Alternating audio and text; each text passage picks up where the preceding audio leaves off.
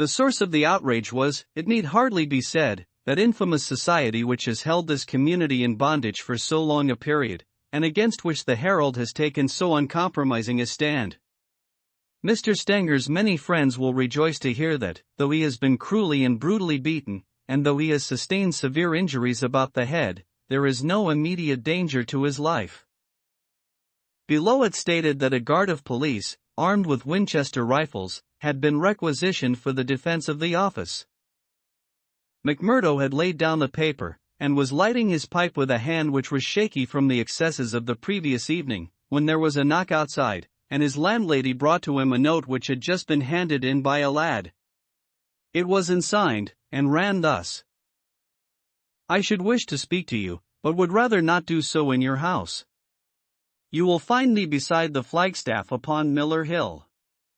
If you will come there now, I have something which it is important for you to hear and for me to say." McMurdo read the note twice with the utmost surprise, for he could not imagine what it meant or who was the author of it.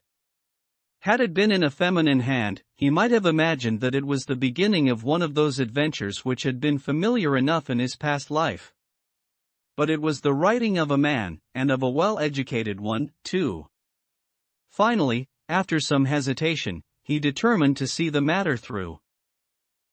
Miller Hill is an ill-kept public park in the very center of the town. In summer it is a favorite resort of the people, but in winter it is desolate enough. From the top of it one has a view not only of the whole straggling, grimy town, but of the winding valley beneath, with its scattered mines and factories blackening the snow on each side of it, and of the wooded and white-capped ranges flanking it. McMurdo strolled up the winding path hedged in with evergreens until he reached the deserted restaurant which forms the center of summer gaiety. Beside it was a bare flagstaff, and underneath it a man, his hat drawn down and the collar of his overcoat turned up.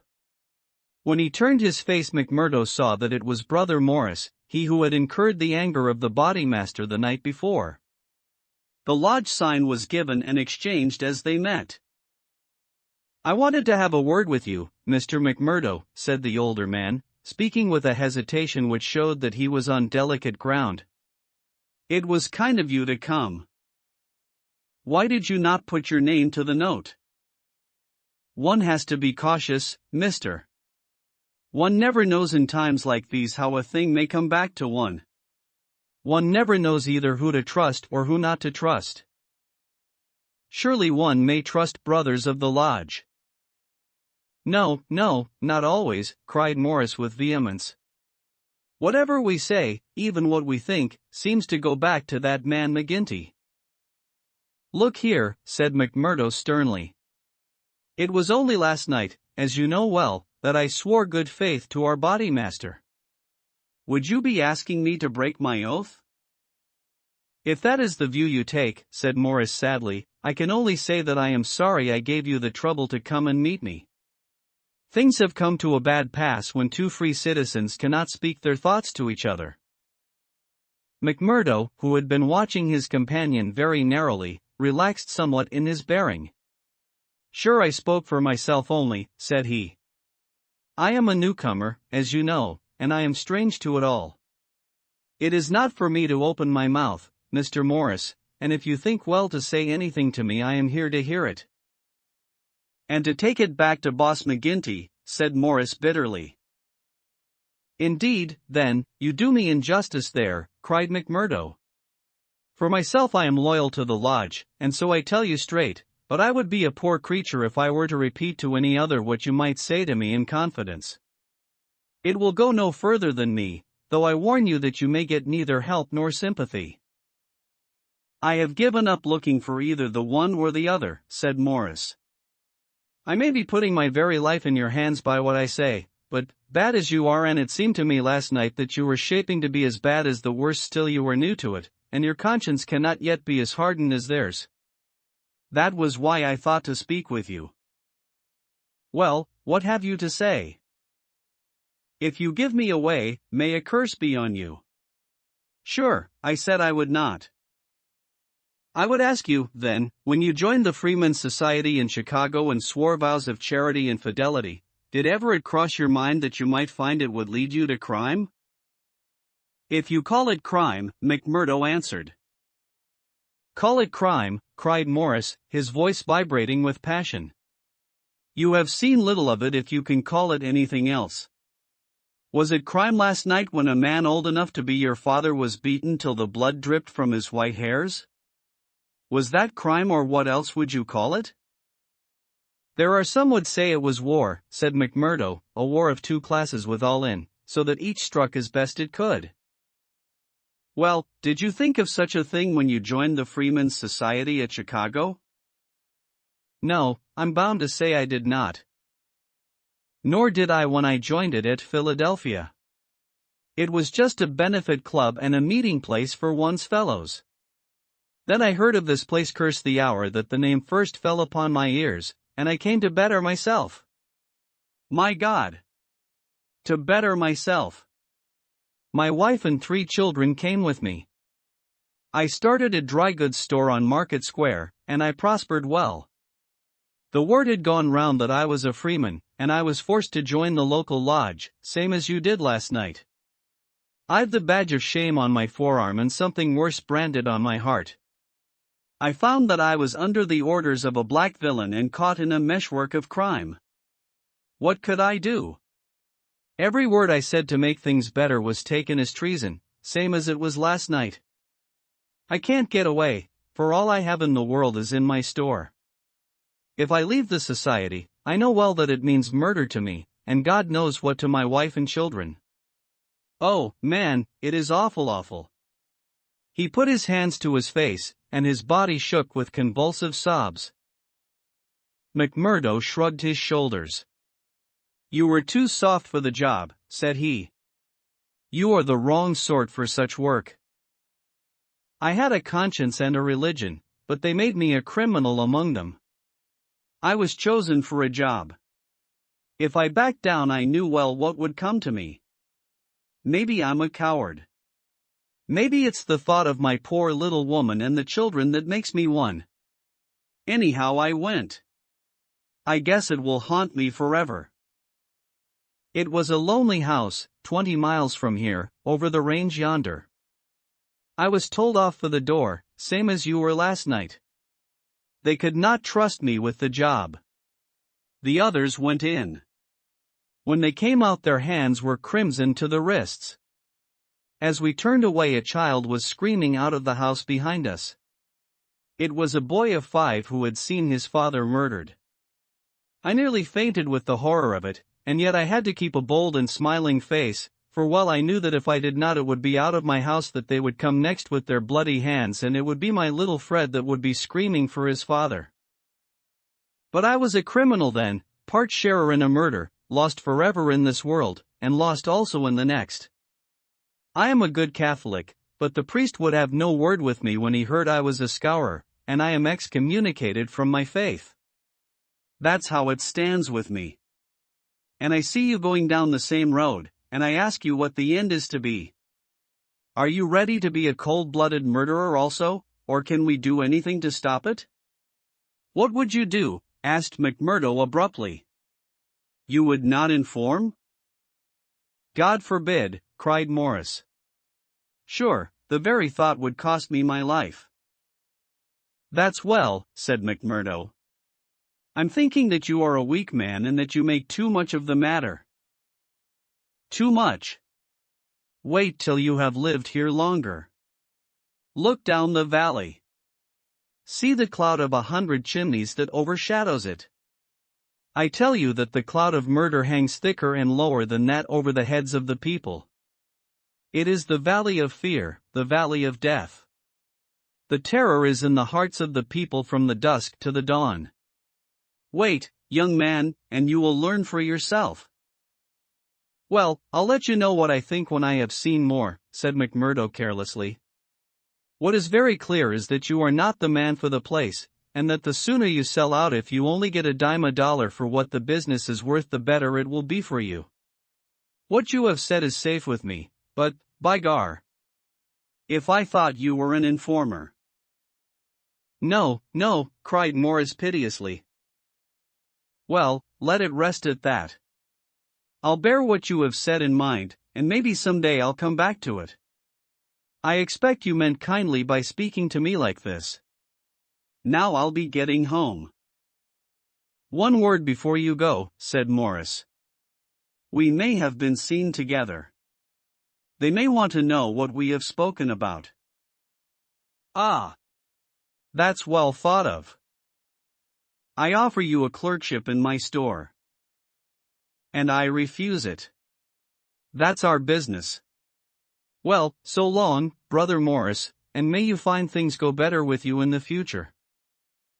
That same afternoon, as McMurdo sat smoking, lost in thought beside the stove of his sitting room, the door swung open and its framework was filled with the huge figure of Boss McGinty. He passed the sign, and then seating himself opposite to the young man he looked at him steadily for some time, a look which was as steadily returned. I'm not much of a visitor, Brother McMurdo, he said at last. I guess I am too busy over the folk that visit me. But I thought I'd stretch a point and drop down to see you in your own house. I'm proud to see you here, Counselor, McMurdo answered heartily, bringing his whiskey bottle out of the cupboard. It's an honor that I had not expected. How's the arm? Asked the boss. McMurdo made a wry face. Well, I'm not forgetting it, he said, but it's worth it. Yes, it's worth it, the other answered, to those that are loyal and go through with it and are a help to the lodge. What were you speaking to Brother Morris about on Miller Hill this morning? The question came so suddenly that it was well that he had his answer prepared. He burst into a hearty laugh. Morris didn't know I could earn a living here at home. He shan't know either, for he has got too much conscience for the likes of me. But he's a good-hearted old chap. It was his idea that I was at a loose end, and that he would do me a good turn by offering me a clerkship in a dry goods store.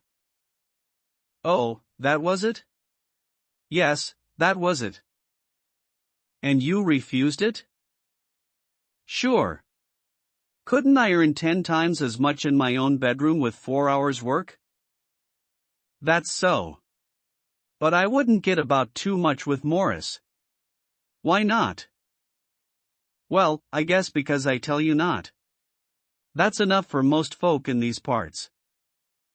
It may be enough for most folk, but it ain't enough for me, Counselor, said McMurdo boldly. If you are a judge of men, you'll know that. The swarthy giant glared at him, and his hairy paw closed for an instant round the glass as though he would hurl it at the head of his companion. Then he laughed in his loud, boisterous, insincere fashion. You're a queer card, for sure, said he. Well, if you want reasons, I'll give them. Did Morris say nothing to you against the lodge? No. Nor against me? No. Well, that's because he daren't trust you. But in his heart he is not a loyal brother. We know that well. So we watch him and we wait for the time to admonish him. I'm thinking that the time is drawing near. There's no room for scabby sheep in our pen. But if you keep company with a disloyal man, we might think that you were disloyal, too. See? There's no chance of my keeping company with him, for I dislike the man, McMurdo answered. As to being disloyal, if it was any man but you he would not use the word to me twice. Well, that's enough, said McGinty, draining off his glass. I came down to give you a word in season, and you've had it. I'd like to know, said McMurdo, how you ever came to learn that I had spoken with Morris at all? McGinty laughed. It's my business to know what goes on in this township, said he. I guess you'd best reckon on my hearing all that passes. Well, time's up, and I'll just say. But his leave-taking was cut short in a very unexpected fashion. With a sudden crash the door flew open, and 3 frowning, intent faces glared in at them from under the peaks of police caps. McMurdo sprang to his feet and half drew his revolver, but his arm stopped midway as he became conscious that 2 Winchester rifles were leveled at his head. A man in uniform advanced into the room, a 6-shooter in his hand. It was Captain Marvin, once of Chicago, and now of the Mine Constabulary. He shook his head with a half-smile at McMurdo. "I thought you'd be getting into trouble, Mr. Crooked McMurdo of Chicago," said he. "Can't keep out of it, can you? Take your hat and come along with us." "I guess you'll pay for this, Captain Marvin," said McGinty. "Who are you, I'd like to know, to break into a house in this fashion and molest honest, law-abiding men?" "You're standing out in this deal, Counselor McGinty," said the police captain. "We are not out after you, but after this man McMurdo. It is for you to help, not to hinder us in our duty." "He is a friend of mine, and I'll answer for his conduct," said the boss. "By all accounts, Mr. McGinty, you may have to answer for your own conduct some of these days," the captain answered. "This man McMurdo was a crook before ever he came here, and he's a crook still. Cover him, patrolman, while I disarm him." "There's my pistol," said McMurdo coolly. "Maybe, Captain Marvin, if you and I were alone and face to face you would not take me so easily." "Where's your warrant?" asked McGinty. "By gar! A man might as well live in Russia as in Vermissa while folk like you are running the police. It's a capitalist outrage, and you'll hear more of it, I reckon." "You do what you think is your duty the best way you can, Counselor. We'll look after ours." "What am I accused of?" asked McMurdo. "Of being concerned in the beating of old editor Stanger at the Herald office. It wasn't your fault that it isn't a murder charge." "Well, if that's all you have against him," cried McGinty with a laugh, "you can save yourself a deal of trouble by dropping it right now. This man was with me in my saloon playing poker up to midnight, and I can bring a dozen to prove it." "That's your affair, and I guess you can settle it in court tomorrow. Meanwhile, come on, McMurdo, and come quietly if you don't want a gun across your head. You stand wide, Mr. McGinty, for I warn you I will stand no resistance when I am on duty." So determined was the appearance of the captain that both McMurdo and his boss were forced to accept the situation. The latter managed to have a few whispered words with the prisoner before they parted. "What about," he jerked his thumb upward to signify the coining plant. "All right," whispered McMurdo, who had devised a safe hiding place under the floor. "I'll bid you goodbye," said the boss, shaking hands. "I'll see Riley the lawyer and take the defense upon myself. Take my word for it that they won't be able to hold you." "I wouldn't bet on that.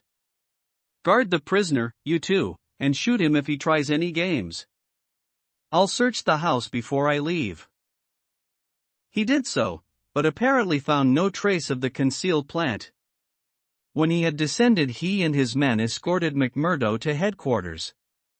Darkness had fallen, and a keen blizzard was blowing so that the streets were nearly deserted, but a few loiterers followed the group, and emboldened by invisibility shouted imprecations at the prisoner.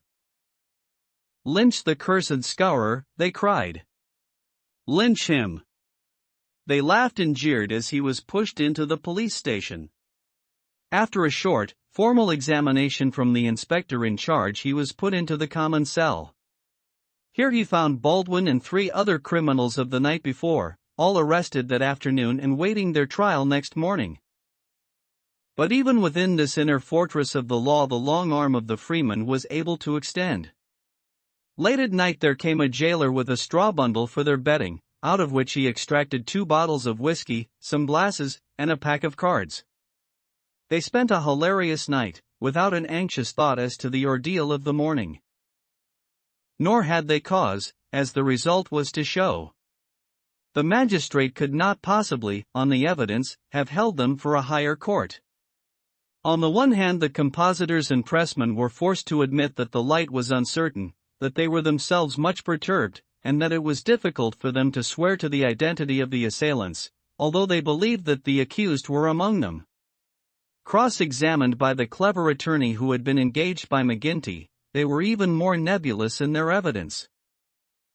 The injured man had already deposed that he was so taken by surprise by the suddenness of the attack that he could state nothing beyond the fact that the first man who struck him wore a mustache.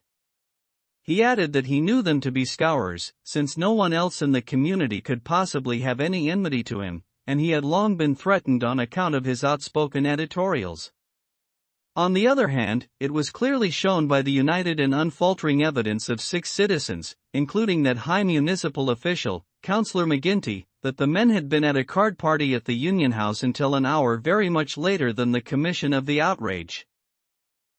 Needless to say that they were discharged with something very near to an apology from the bench for the inconvenience to which they had been put, together with an implied censure of Captain Marvin and the police for their officious zeal. The verdict was greeted with loud applause by a court in which McMurdo saw many familiar faces. Brothers of the lodge smiled and waved. But there were others who sat with compressed lips and brooding eyes as the men filed out of the dock. One of them, a little, dark-bearded, resolute fellow, put the thoughts of himself and comrades into words as the ex-prisoners passed him. "You damned murderers," he said. "We'll fix you yet." Chapter 5: The Darkest Hour. If anything had been needed to give an impetus to Jack McMurdo's popularity among his fellows, it would have been his arrest and acquittal. That a man on the very night of joining the lodge should have done something which brought him before the magistrate was a new record in the annals of the society.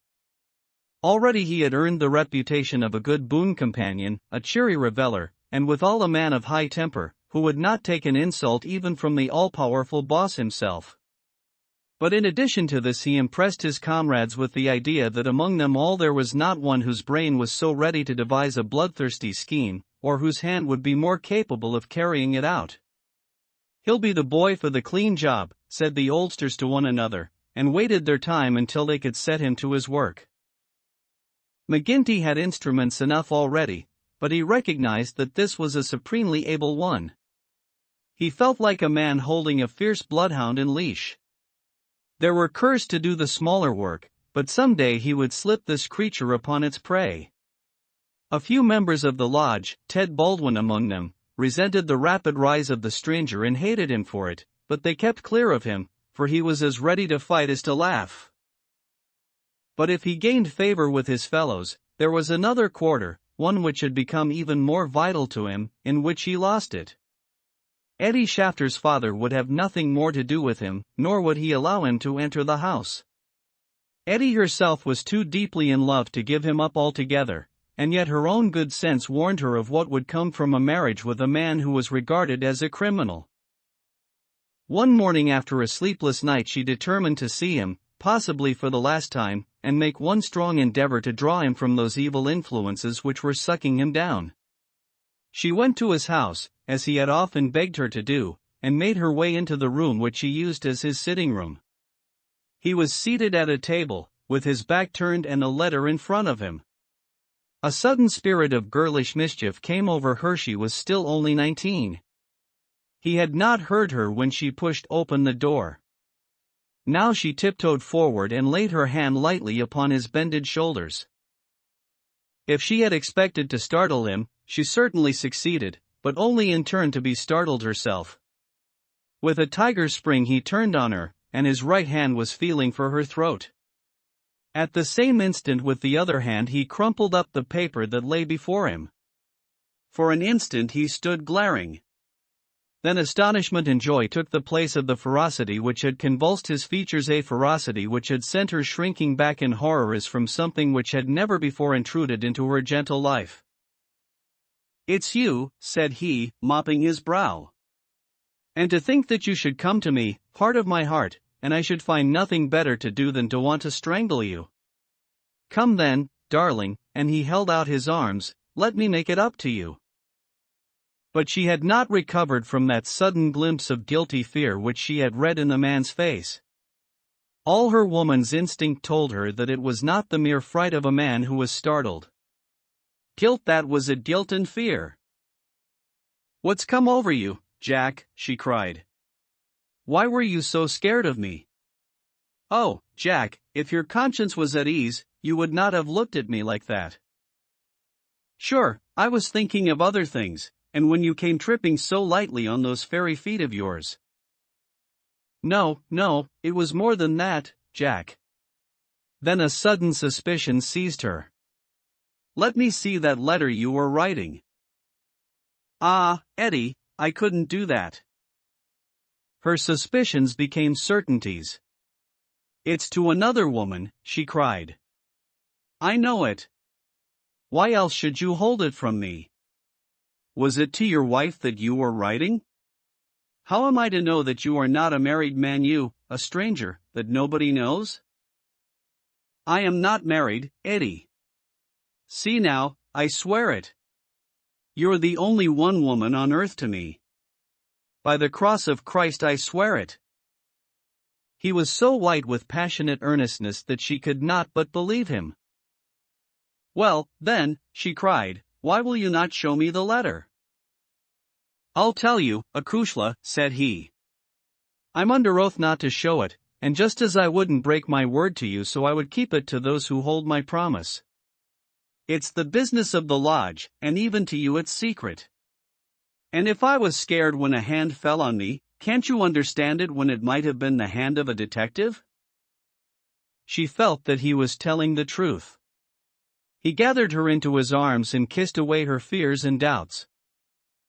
"Sit here by me, then. It's a queer throne for such a queen, but it's the best your poor lover can find. He'll do better for you some of these days, I'm thinking. Now your mind is easy once again, is it not?" "How can it ever be at ease, Jack, when I know that you are a criminal among criminals, when I never know the day that I may hear you are in court for murder? McMurdo the Scourer, that's what one of our boarders called you yesterday. It went through my heart like a knife. Sure, hard words break no bones. But they were true. Well, dear, it's not so bad as you think.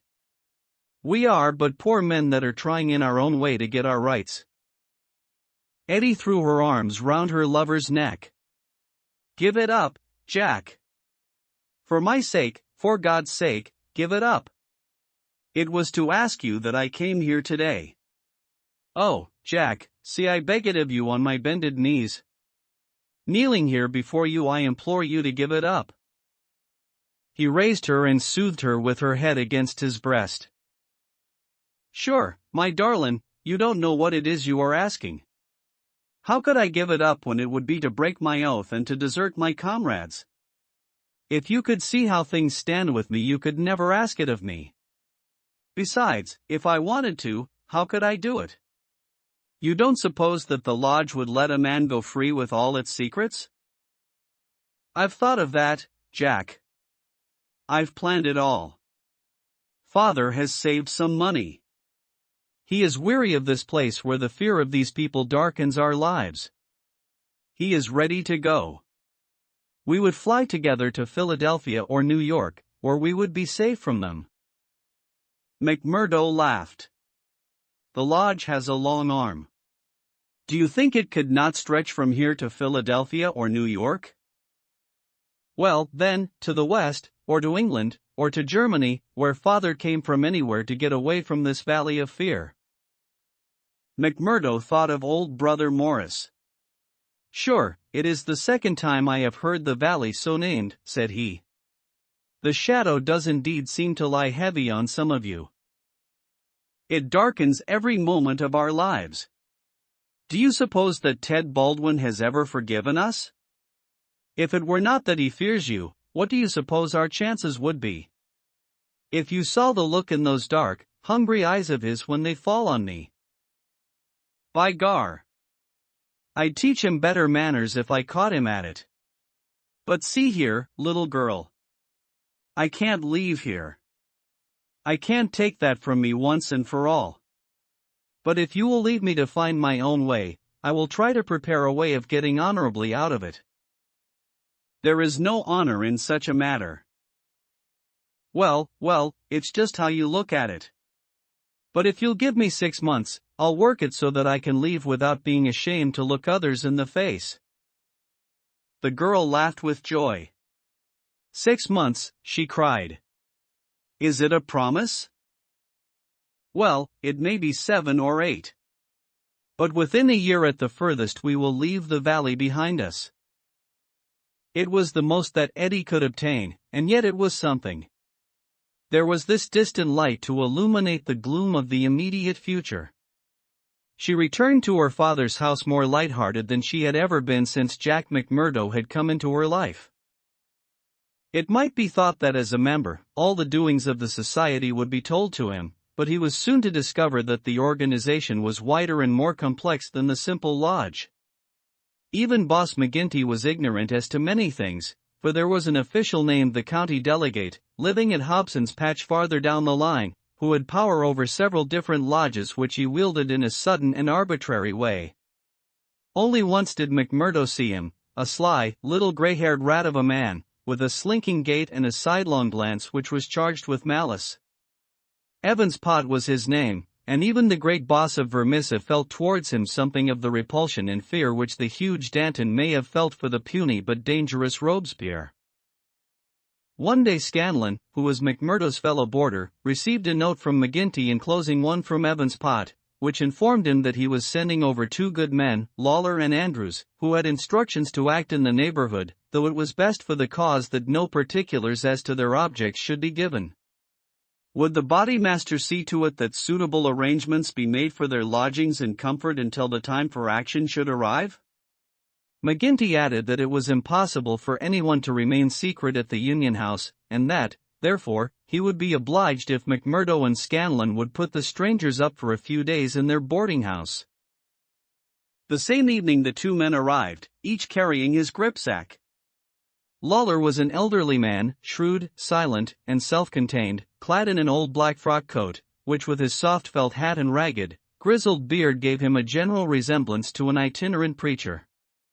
His companion Andrews was little more than a boy, frank-faced and cheerful, with the breezy manner of one who was out for a holiday and means to enjoy every minute of it.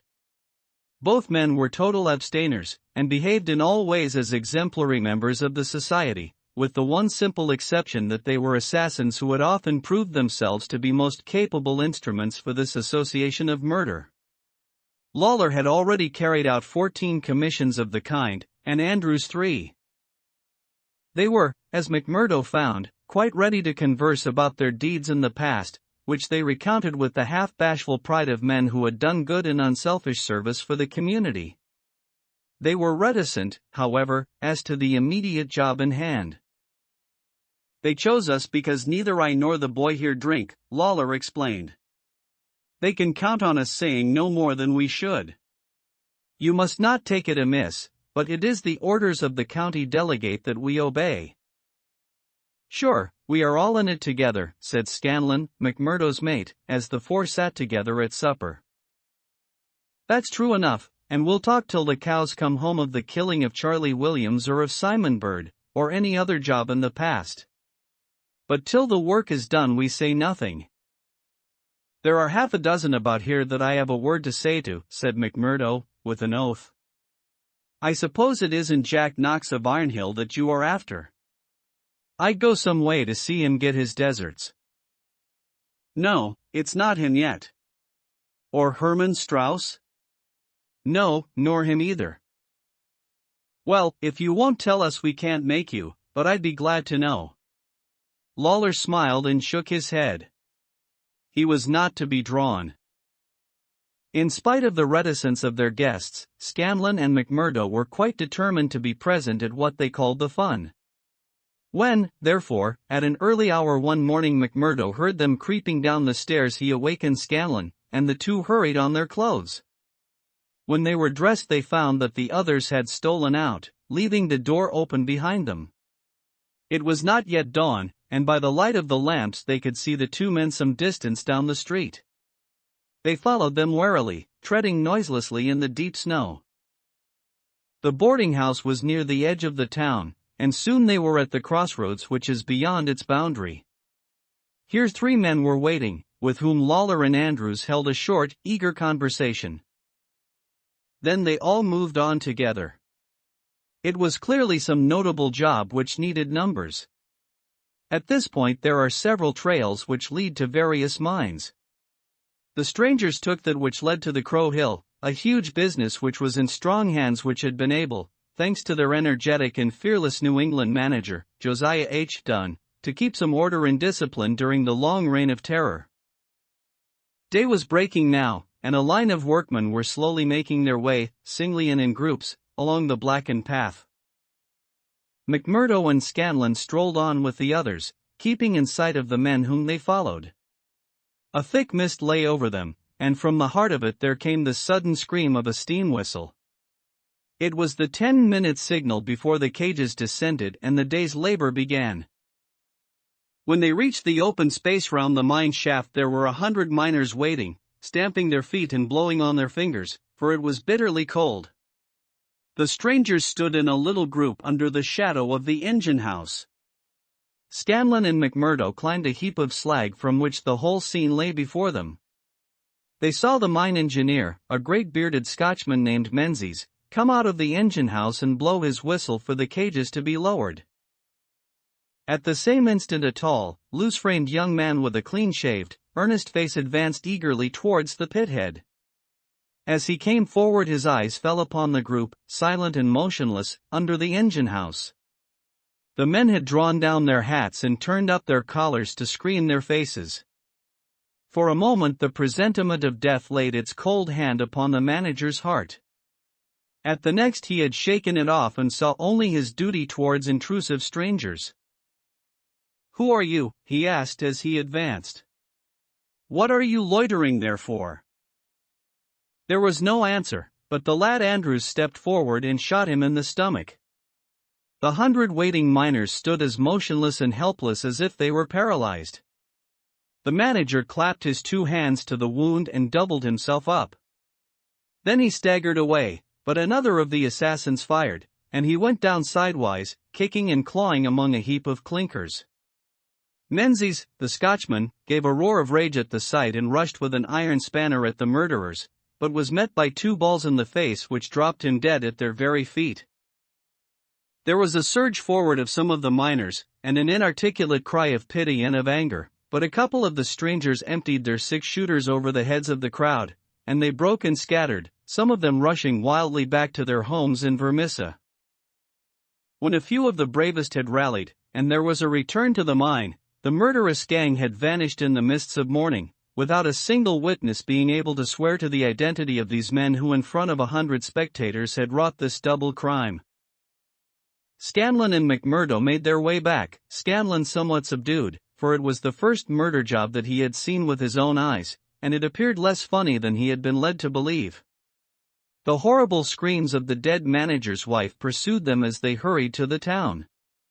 McMurdo was absorbed and silent, but he showed no sympathy for the weakening of his companion. "Sure, it is like a war," he repeated. "What is it but a war between us and them, and we hit back where we best can." There was high revel in the lodge room at the Union House that night, not only over the killing of the manager and engineer of the Crow Hill mine, which would bring this organization into line with the other blackmailed and terror-stricken companies of the district, but also over a distant triumph which had been wrought by the hands of the lodge itself.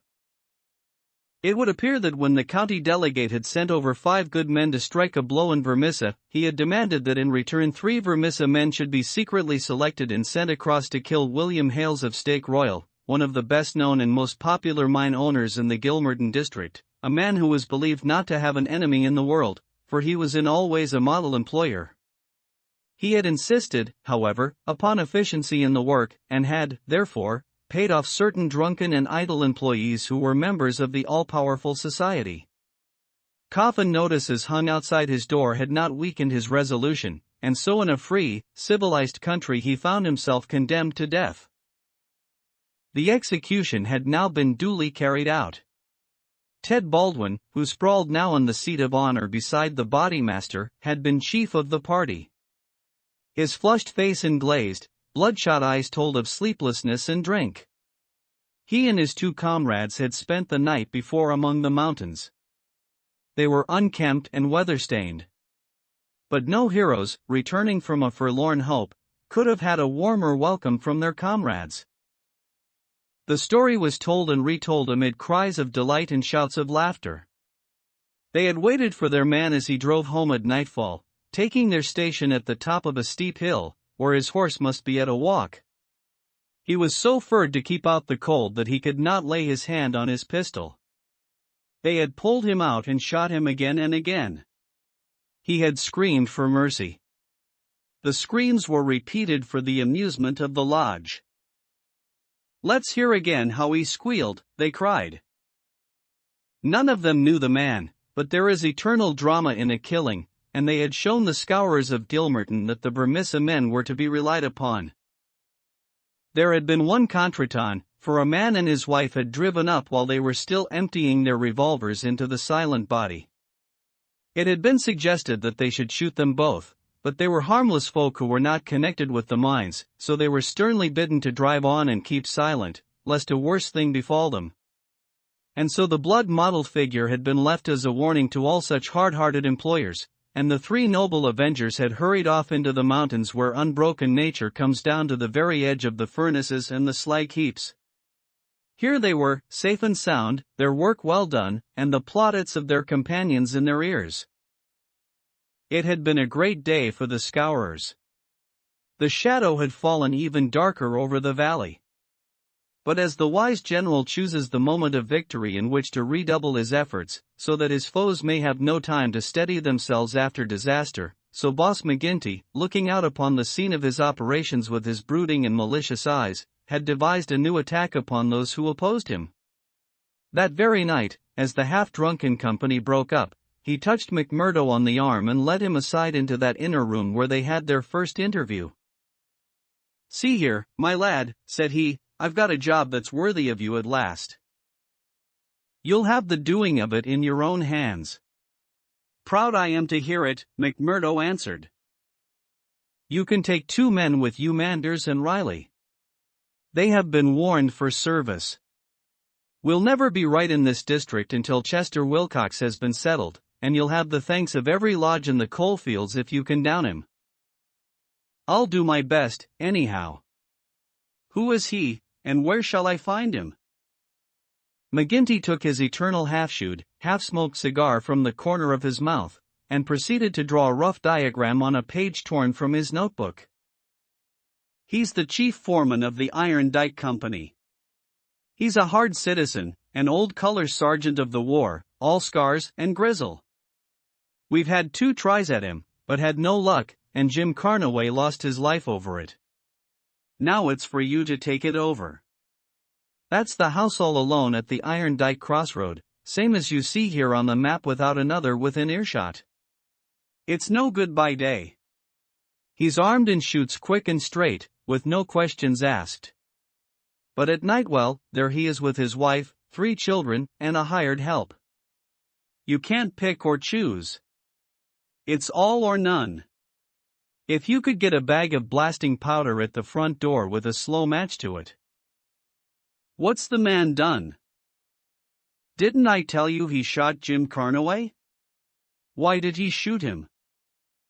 "What in thunder has that to do with you?" "Carnaway was about his house at night, and he shot him." "That's enough for me and you. You've got to settle the thing right. There's these 2 women and the children. Do they go up too?"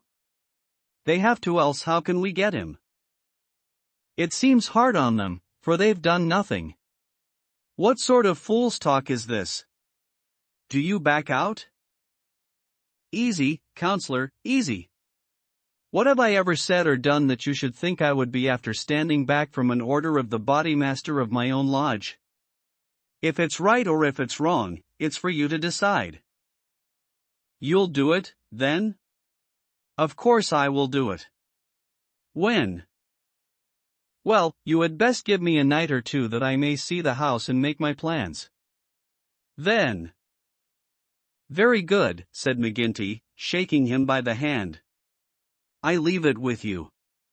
It will be a great day when you bring us the news. It's just the last stroke that will bring them all to their knees." McMurdo thought long and deeply over the commission which had been so suddenly placed in his hands. The isolated house in which Chester Wilcox lived was about 5 miles off in an adjacent valley. That very night he started off all alone to prepare for the attempt. It was daylight before he returned from his reconnaissance.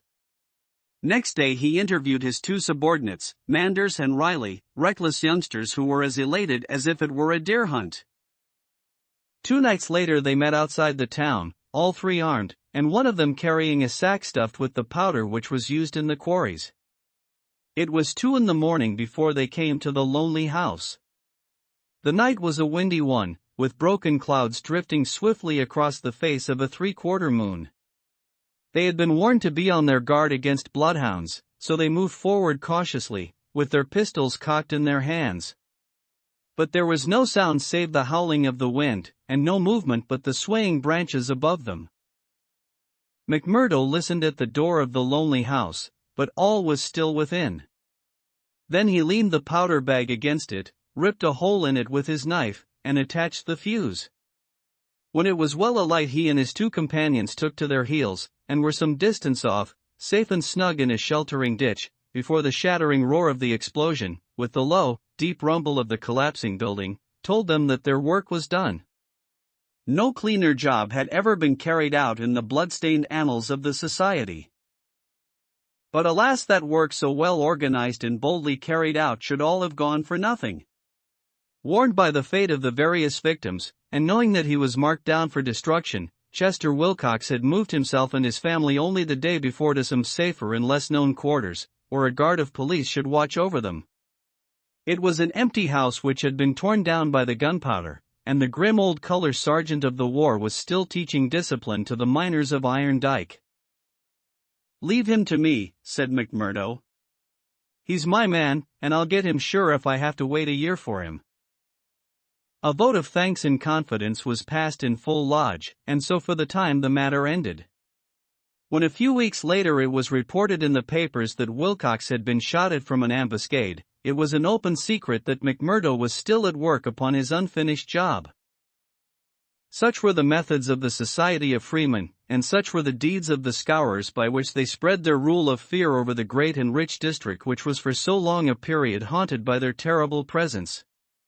Why should these pages be stained by further crimes? Have I not said enough to show the men and their methods?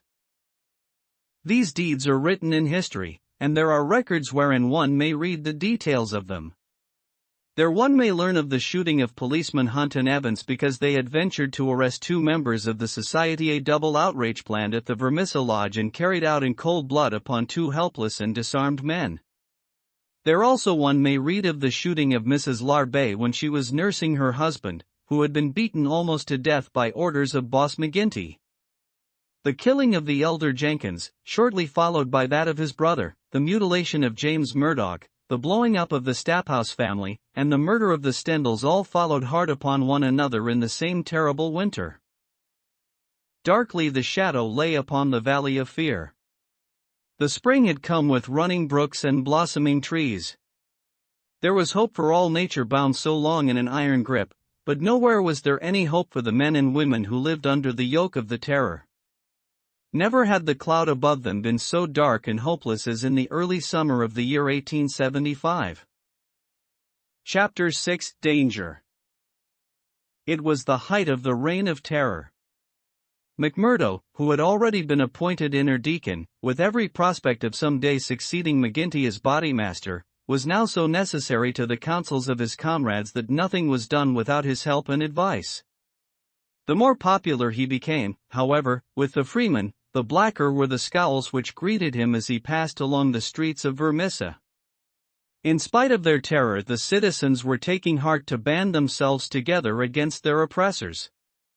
Rumors had reached the lodge of secret gatherings in the Herald office and of distribution of firearms among the law-abiding people.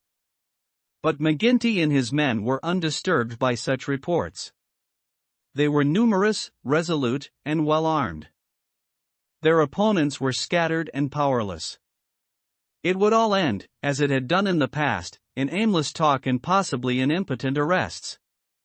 So said McGinty, McMurdo, and all the bolder spirits. It was a Saturday evening in May. Saturday was always the lodge night, and McMurdo was leaving his house to attend it when Morris, the weaker brother of the order, came to see him. His brow was creased with care, and his kindly face was drawn and haggard. Can I speak with you freely, Mr. McMurdo? Sure. I can't forget that I spoke my heart to you once, and that you kept it to yourself, even though the boss himself came to ask you about it. What else could I do if you trusted me? It wasn't that I agreed with what you said. I know that well. But you are the one that I can speak to and be safe. I've a secret here. He put his hand to his breast, and it is just burning the life out of me. I wish it had come to any one of you but me. If I tell it, it will mean murder, for sure. If I don't, it may bring the end of us all. God help me, but I am near out of my wits over it. McMurdo looked at the man earnestly. He was trembling in every limb. He poured some whiskey into a glass and handed it to him. That's the physic for the likes of you, said he. Now let me hear of it. Morris drank, and his white face took a tinge of color. I can tell it to you all in one sentence, said he. There's a detective on our trail. McMurdo stared at him in astonishment. Why, man, you're crazy, he said. Isn't the place full of police and detectives, and what harm did they ever do us? No, it's no man of the district. As you say, we know them, and it is little that they can do. But you've heard of Pinkertons? I've read of some folk of that name. Well, you can take it from me you've no show when they are on your trail. It's not a take it or miss it government concern.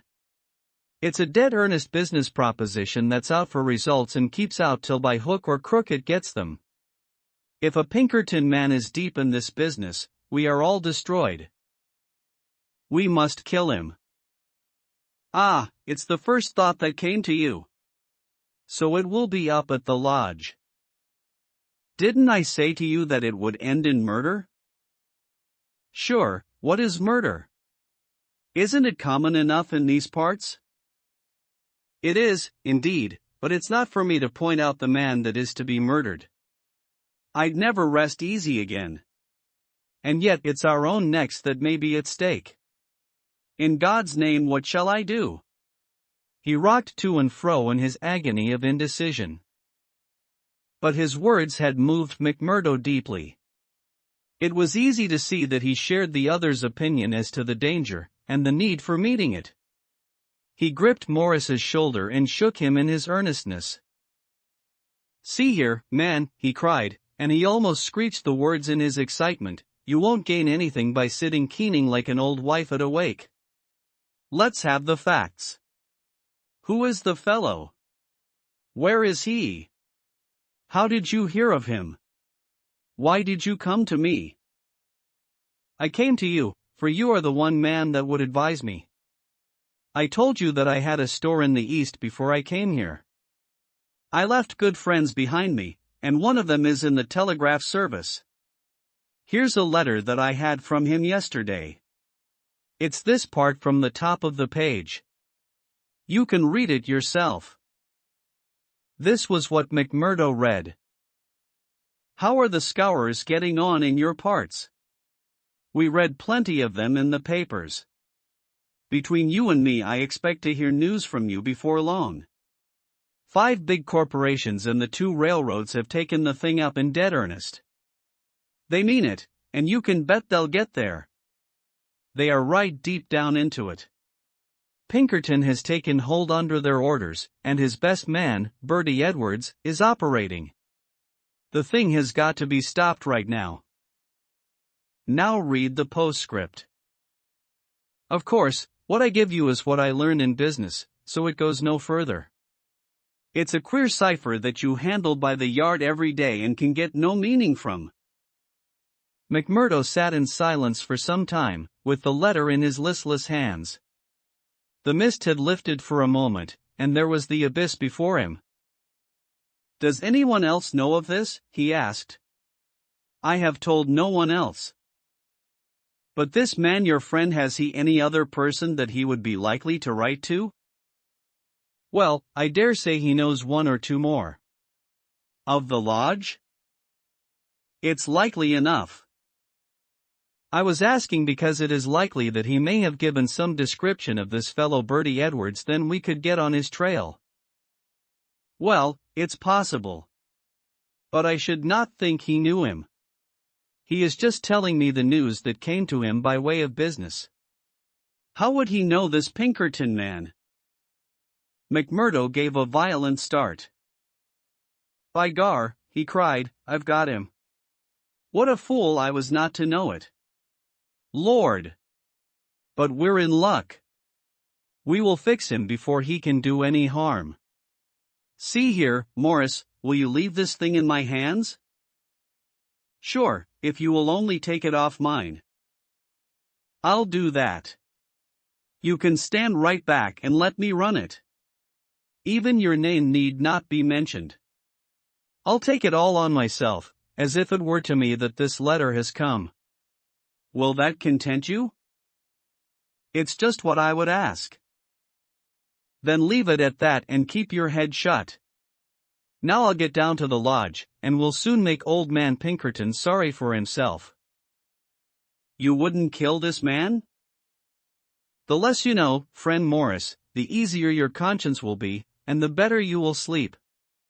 Ask no questions, and let these things settle themselves. I have hold of it now. Morris shook his head sadly as he left. I feel that his blood is on my hands, he groaned. Self-protection is no murder, anyhow, said McMurdo, smiling grimly. It's him or us. I guess this man would destroy us all if we left him long in the valley. Why, brother Morris, we'll have to elect you bodymaster yet, for you've surely saved the lodge. And yet it was clear from his actions that he thought more seriously of this new intrusion than his words would show. It may have been his guilty conscience, it may have been the reputation of the Pinkerton organization, it may have been the knowledge that great, rich corporations had set themselves the task of clearing out the scourers, but, whatever his reason, his actions were those of a man who was preparing for the worst. Every paper which would incriminate him was destroyed before he left the house. After that he gave a long sigh of satisfaction, for it seemed to him that he was safe. And yet the danger must still have pressed somewhat upon him, for on his way to the lodge he stopped at old man Shafter's. The house was forbidden him, but when he tapped at the window Eddie came out to him. The dancing Irish deviltry had gone from her lover's eyes. She read his danger in his earnest face. Something has happened, she cried. Oh, Jack, you are in danger. Sure, it is not very bad, my sweetheart. And yet it may be wise that we make a move before it is worse. Make a move? I promised you once that I would go some day. I think the time is coming. I had news tonight, bad news, and I see trouble coming. The police? Well, a Pinkerton. But, sure, you wouldn't know what that is, acushla, nor what it may mean to the likes of me.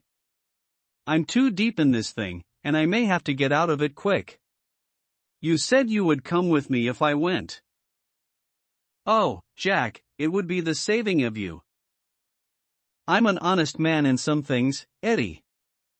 I wouldn't hurt a hair of your bonny head for all that the world can give, nor ever pull you down 1 inch from the golden throne above the clouds where I always see you. Would you trust me? She put her hand in his without a word. Well, then, listen to what I say, and do as I order you, for indeed it's the only way for us. Things are going to happen in this valley. I feel it in my bones.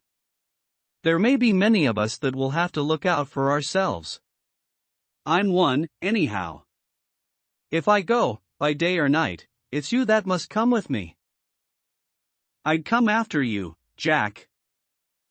No, you shall come with me. If this valley is close to me and I can never come back, how can I leave you behind, and me perhaps in hiding from the police with never a chance of a message?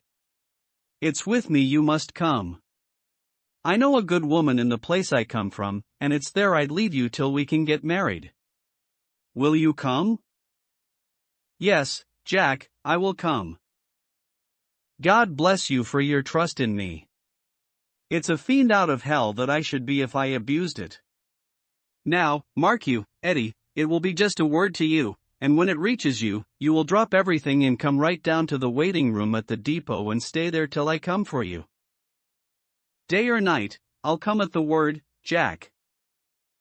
Somewhat eased in mind, now that his own preparations for escape had been begun, McMurdo went on to the lodge. It had already assembled, and only by complicated signs and countersigns could he pass through the outer guard and inner guard who close-tiled it. A buzz of pleasure and welcome greeted him as he entered. The long room was crowded, and through the haze of tobacco smoke he saw the tangled black mane of the bodymaster, the cruel, unfriendly features of Baldwin, the vulture face of Haraway, the secretary, and a dozen more who were among the leaders of the lodge. He rejoiced that they should all be there to take counsel over his news. "Indeed, it's glad we are to see you, brother," cried the chairman. "There's business here that wants a Solomon in judgment to set it right." "It's Lander and Egan," explained his neighbor as he took his seat. "They both claim the head money given by the lodge for the shooting of old Man Crab over at Stylestown, and who's to say which fired the bullet?" McMurdo rose in his place and raised his hand. The expression of his face froze the attention of the audience. There was a dead hush of expectation. "Eminent Bodymaster," he said, in a solemn voice, "I claim urgency." "Brother McMurdo claims urgency," said McGinty. "It's a claim that by the rules of this lodge takes precedence. Now, brother, we attend you." McMurdo took the letter from his pocket.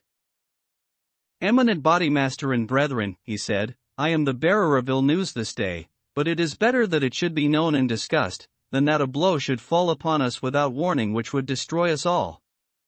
I have information that the most powerful and richest organizations in this state have bound themselves together for our destruction, and that at this very moment there is a Pinkerton detective, one Bertie Edwards, at work in the valley collecting the evidence which may put a rope round the necks of many of us, and send every man in this room into a felon's cell. That is the situation for the discussion of which I have made a claim of urgency." There was a dead silence in the room.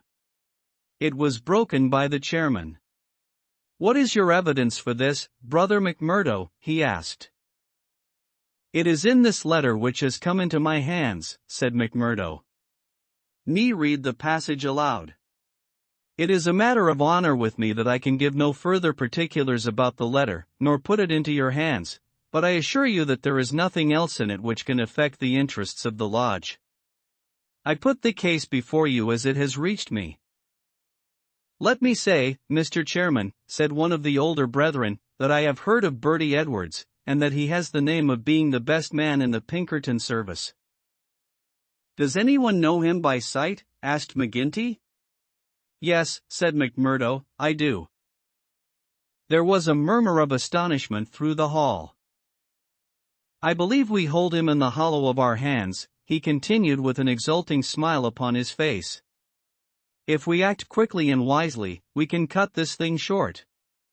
If I have your confidence and your help, it is little that we have to fear." "What have we to fear, anyhow? What can ye know of our affairs?" "You might say so if all were as stanch as you, counselor. But this man has all the millions of the capitalists at his back. Do you think there is no weaker brother among all our lodges that could not be bought? He will get at our secrets, maybe has got them already. There's only one sure cure." "That he never leaves the valley," said Baldwin. McMurdo nodded. "Good for you, Brother Baldwin," he said. "You and I have had our differences, but you have said the true word tonight. Where is he, then? Where shall we know him?" "Eminent Bodymaster," said McMurdo, earnestly, "I would put it to you that this is too vital a thing for us to discuss in open lodge. God forbid that I should throw a doubt on anyone here, but if so much as a word of gossip got to the ears of this man, there would be an end of any chance of our getting him. I would ask the lodge to choose a trustee committee, Mr. Chairman yourself, if I might suggest it, and Brother Baldwin here, and 5 more. Then I can talk freely of what I know and of what I advise should be done. The proposition was at once adopted, and the committee chosen. Besides the chairman and Baldwin, there were the vulture-faced secretary, Haraway, Tiger Cormac, the brutal young assassin, Carter, the treasurer, and the brothers Willoughby, fearless and desperate men who would stick at nothing. The usual revelry of the lodge was short and subdued, for there was a cloud upon the men's spirits, and many there for the first time began to see the cloud of avenging law drifting up in that serene sky under which they had dwelt so long. The horrors they had dealt out to others had been so much a part of their settled lives that the thought of retribution had become a remote one, and so seemed the more startling now that it came so closely upon them. They broke up early and left their leaders to their counsel. "Now, McMurdo," said McGinty when they were alone. The 7 men sat frozen in their seats. "I said just now that I knew Bertie Edwards," McMurdo explained. "I need not tell you that he is not here under that name. He's a brave man, but not a crazy one. He passes under the name of Steve Wilson, and he is lodging at Hobson's Patch." "How do you know this?" "Because I fell into talk with him. I thought little of it at the time, nor would have given it a second thought but for this letter, but now I'm sure it's the man. I met him on the cars when I went down the line on Wednesday, a hard case if ever there was one. He said he was a reporter. I believed it for the moment. Wanted to know all he could about the Scourers and what he called the outrages for a New York paper. Asked me every kind of question so as to get something. You bet I was giving nothing away. I'd pay for it and pay well," said he, "if I could get some stuff that would suit my editor." I said what I thought would please him best, and he handed me a $20 bill for my information. "There's 10 times that for you," said he, "if you can find me all that I want." "What did you tell him, then?" "Any stuff I could make up." "How do you know he wasn't a newspaper man?" "I'll tell you. He got out at Hobson's Patch, and so did I. I chanced into the telegraph bureau, and he was leaving it. "See here," said the operator after he'd gone out, "I guess we should charge double rates for this." "I guess you should," said I. He had filled the form with stuff that might have been Chinese, for all we could make of it. "He fires a sheet of this off every day," said the clerk. "Yes," said I, "it's special news for his paper, and he's scared that the others should tap it." That was what the operator thought and what I thought at the time, but I think differently now. "By gar! I believe you are right," said McGinty. "But what do you allow that we should do about it?" "Why not go right down now and fix him?" someone suggested. "Aye, the sooner the better." "I'd start this next minute if I knew where we could find him," said McMurdo. "He's in Hobson's Patch, but I don't know the house. I've got a plan, though, if you'll only take my advice." "Well, what is it?" "I'll go to the patch tomorrow morning.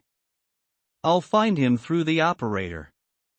He can locate him, I guess. Well, then I'll tell him that I'm a freeman myself. I'll offer him all the secrets of the lodge for a price. You bet he'll tumble to it. I'll tell him the papers are at my house, and that it's as much as my life would be worth to let him come while folk were about. He'll see that that's horse sense. Let him come at 10 o'clock at night, and he shall see everything. That will fetch him sure. Well, you can plan the rest for yourselves. Widow McNamara's is a lonely house. She's as true as steel and as deaf as a post. There's only Scanlon and me in the house. If I get his promise, and I'll let you know if I do, I'd have the whole 7 of you come to me by 9 o'clock. We'll get him in. If ever he gets out alive, well, he can talk of Bertie Edwards's luck for the rest of his days. There's going to be a vacancy at Pinkerton's, or I'm mistaken. Leave it at that, McMurdo. At 9 tomorrow we'll be with you. You once get the door shut behind him, and you can leave the rest with us." Chapter 7: The Trapping of Bertie Edwards. As McMurdo had said, the house in which he lived was a lonely one and very well suited for such a crime as they had planned. It was on the extreme fringe of the town and stood well back from the road. In any other case the conspirators would have simply called out their man, as they had many a time before, and emptied their pistols into his body, but in this instance it was very necessary to find out how much he knew, how he knew it, and what had been passed on to his employers. It was possible that they were already too late and that the work had been done. If that was indeed so, they could at least have their revenge upon the man who had done it. But they were hopeful that nothing of great importance had yet come to the detective's knowledge, as otherwise, they argued, he would not have troubled to write down and forward such trivial information as McMurdo claimed to have given him. However, all this they would learn from his own lips. Once in their power, they would find a way to make him speak. It was not the first time that they had handled an unwilling witness. McMurdo went to Hobson's Patch as agreed. The police seemed to take particular interest in him that morning, and Captain Marvin, who had claimed the old acquaintance with him at Chicago, actually addressed him as he waited at the station. McMurdo turned away and refused to speak with him. He was back from his mission in the afternoon, and saw McGinty at the Union House. "He is coming," he said. "Good," said McGinty. The giant was in his shirt sleeves, with chains and seals gleaming athwart his ample waistcoat and a diamond twinkling through the fringe of his bristling beard. Drink and politics had made the boss a very rich as well as powerful man. The more terrible, therefore, seemed that glimpse of the prison or the gallows which had risen before him the night before. "Do you reckon he knows much?" he asked anxiously. McMurdo shook his head gloomily. "He's been here some time, 6 weeks at the least. I guess he didn't come into these parts to look at the prospect. If he has been working among us all that time with the railroad money at his back, I should expect that he has got results, and that he has passed them on." "There's not a weak man in the lodge," cried McGinty. "True as steel, every man of them. And yet, by the Lord! There is that skunk Morris. What about him? If any man gives us away, it would be he. I've a mind to send a couple of the boys round before evening to give him a beating up and see what they can get from him." "Well, there would be no harm in that," McMurdo answered. "I won't deny that I have a liking for Morris and would be sorry to see him come to harm. He has spoken to me once or twice over lodge matters, and though he may not see them the same as you or I, he never seemed the sort that squeals. But still it is not for me to stand between him and you." "I'll fix the old devil," said McGinty with an oath. "I've had my eye on him this year past." "Well, you know best about that," McMurdo answered. "But whatever you do must be tomorrow, for we must lie low until the Pinkerton affair is settled up. We can't afford to set the police buzzing, today of all days." "True for you," said McGinty.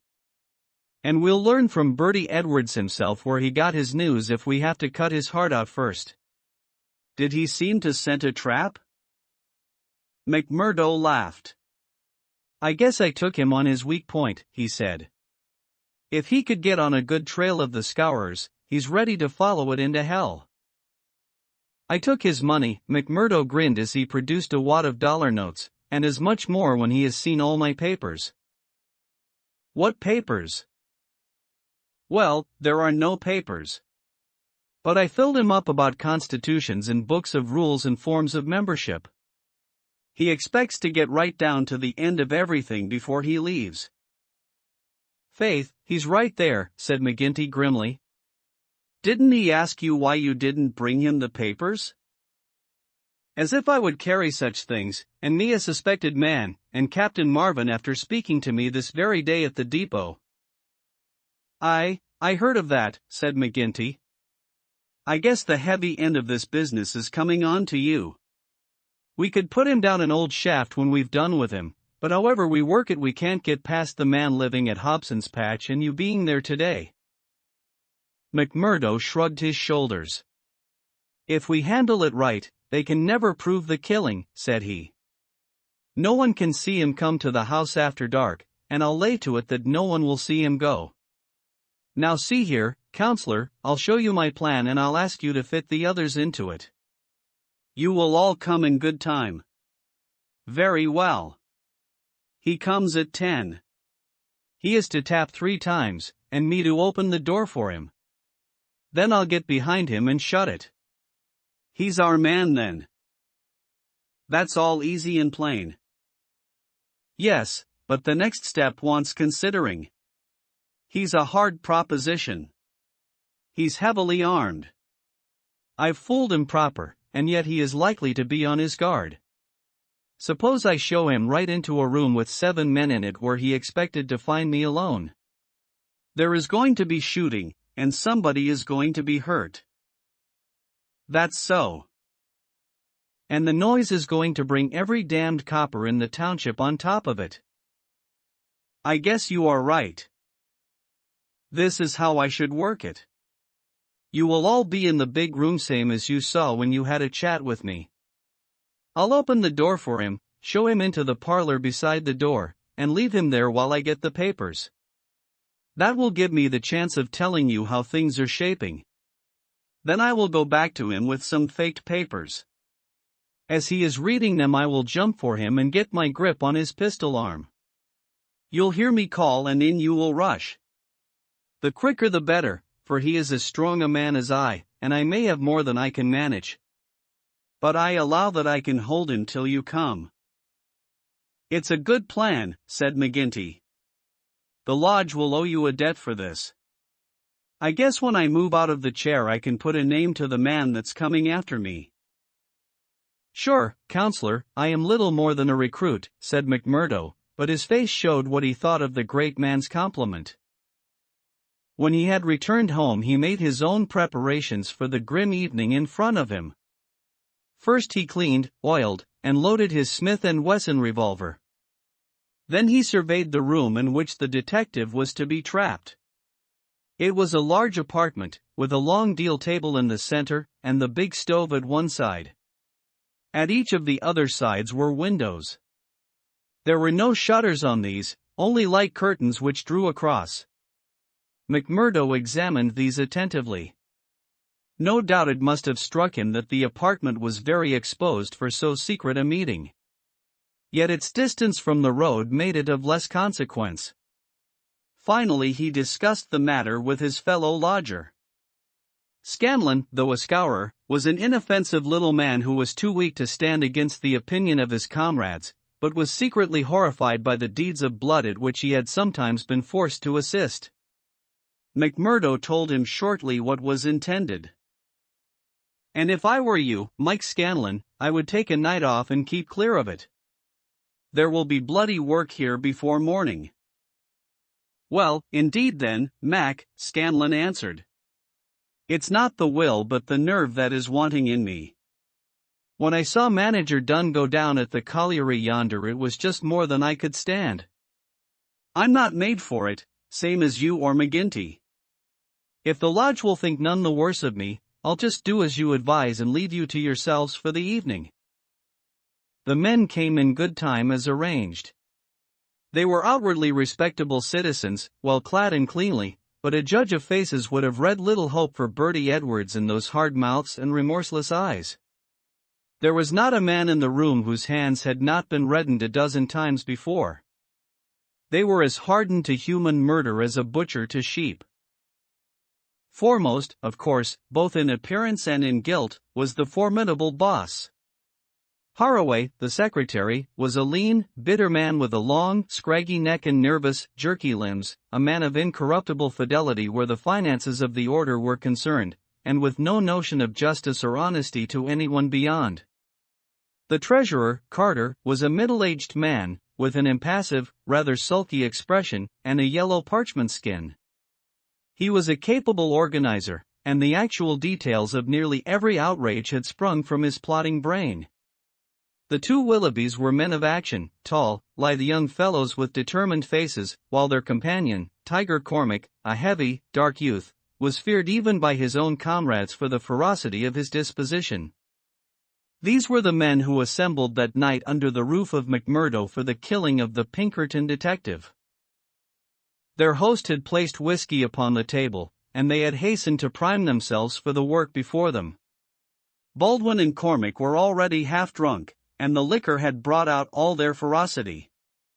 Cormac placed his hands on the stove for an instant. It had been lighted, for the nights were still cold. "That will do," said he, with an oath. "Aye," said Baldwin, catching his meaning. "If he is strapped to that, we will have the truth out of him." "We'll have the truth out of him, never fear," said McMurdo. He had nerves of steel, this man, for though the whole weight of the affair was on him, his manner was as cool and unconcerned as ever. The others marked it and applauded. "You are the one to handle him," said the boss approvingly. "Not a warning will he get till your hand is on his throat. It's a pity there are no shutters to your windows." McMurdo went from one to the other and drew the curtains tighter. "Sure, no one can spy upon us now. It's close upon the hour. Maybe he won't come. Maybe he'll get a sniff of danger," said the secretary. "He'll come, never fear," McMurdo answered. "He is as eager to come as you can be to see him. Hark to that." They all sat like wax figures, some with their glasses arrested halfway to their lips. 3 loud knocks had sounded at the door. "Hush!" McMurdo raised his hand in caution. An exulting glance went round the circle, and hands were laid upon their weapons. "Not a sound, for your lives," McMurdo whispered as he went from the room, closing the door carefully behind him. With strained ears the murderers waited. They counted the steps of their comrade down the passage. Then they heard him open the outer door. There were a few words as of greeting.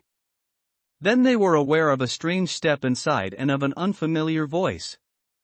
An instant later came the slam of the door and the turning of the key in the lock. Their prey was safe within the trap. Tiger Cormac laughed horribly, and Boss McGinty clapped his great hand across his mouth. "Be quiet, you fool," he whispered. "You'll be the undoing of us yet." There was a mutter of conversation from the next room. It seemed interminable. Then the door opened, and McMurdo appeared, his finger upon his lip. He came to the end of the table and looked round at them. A subtle change had come over him. His manner was as of one who has great work to do. His face had set into granite firmness. His eyes shone with a fierce excitement behind his spectacles.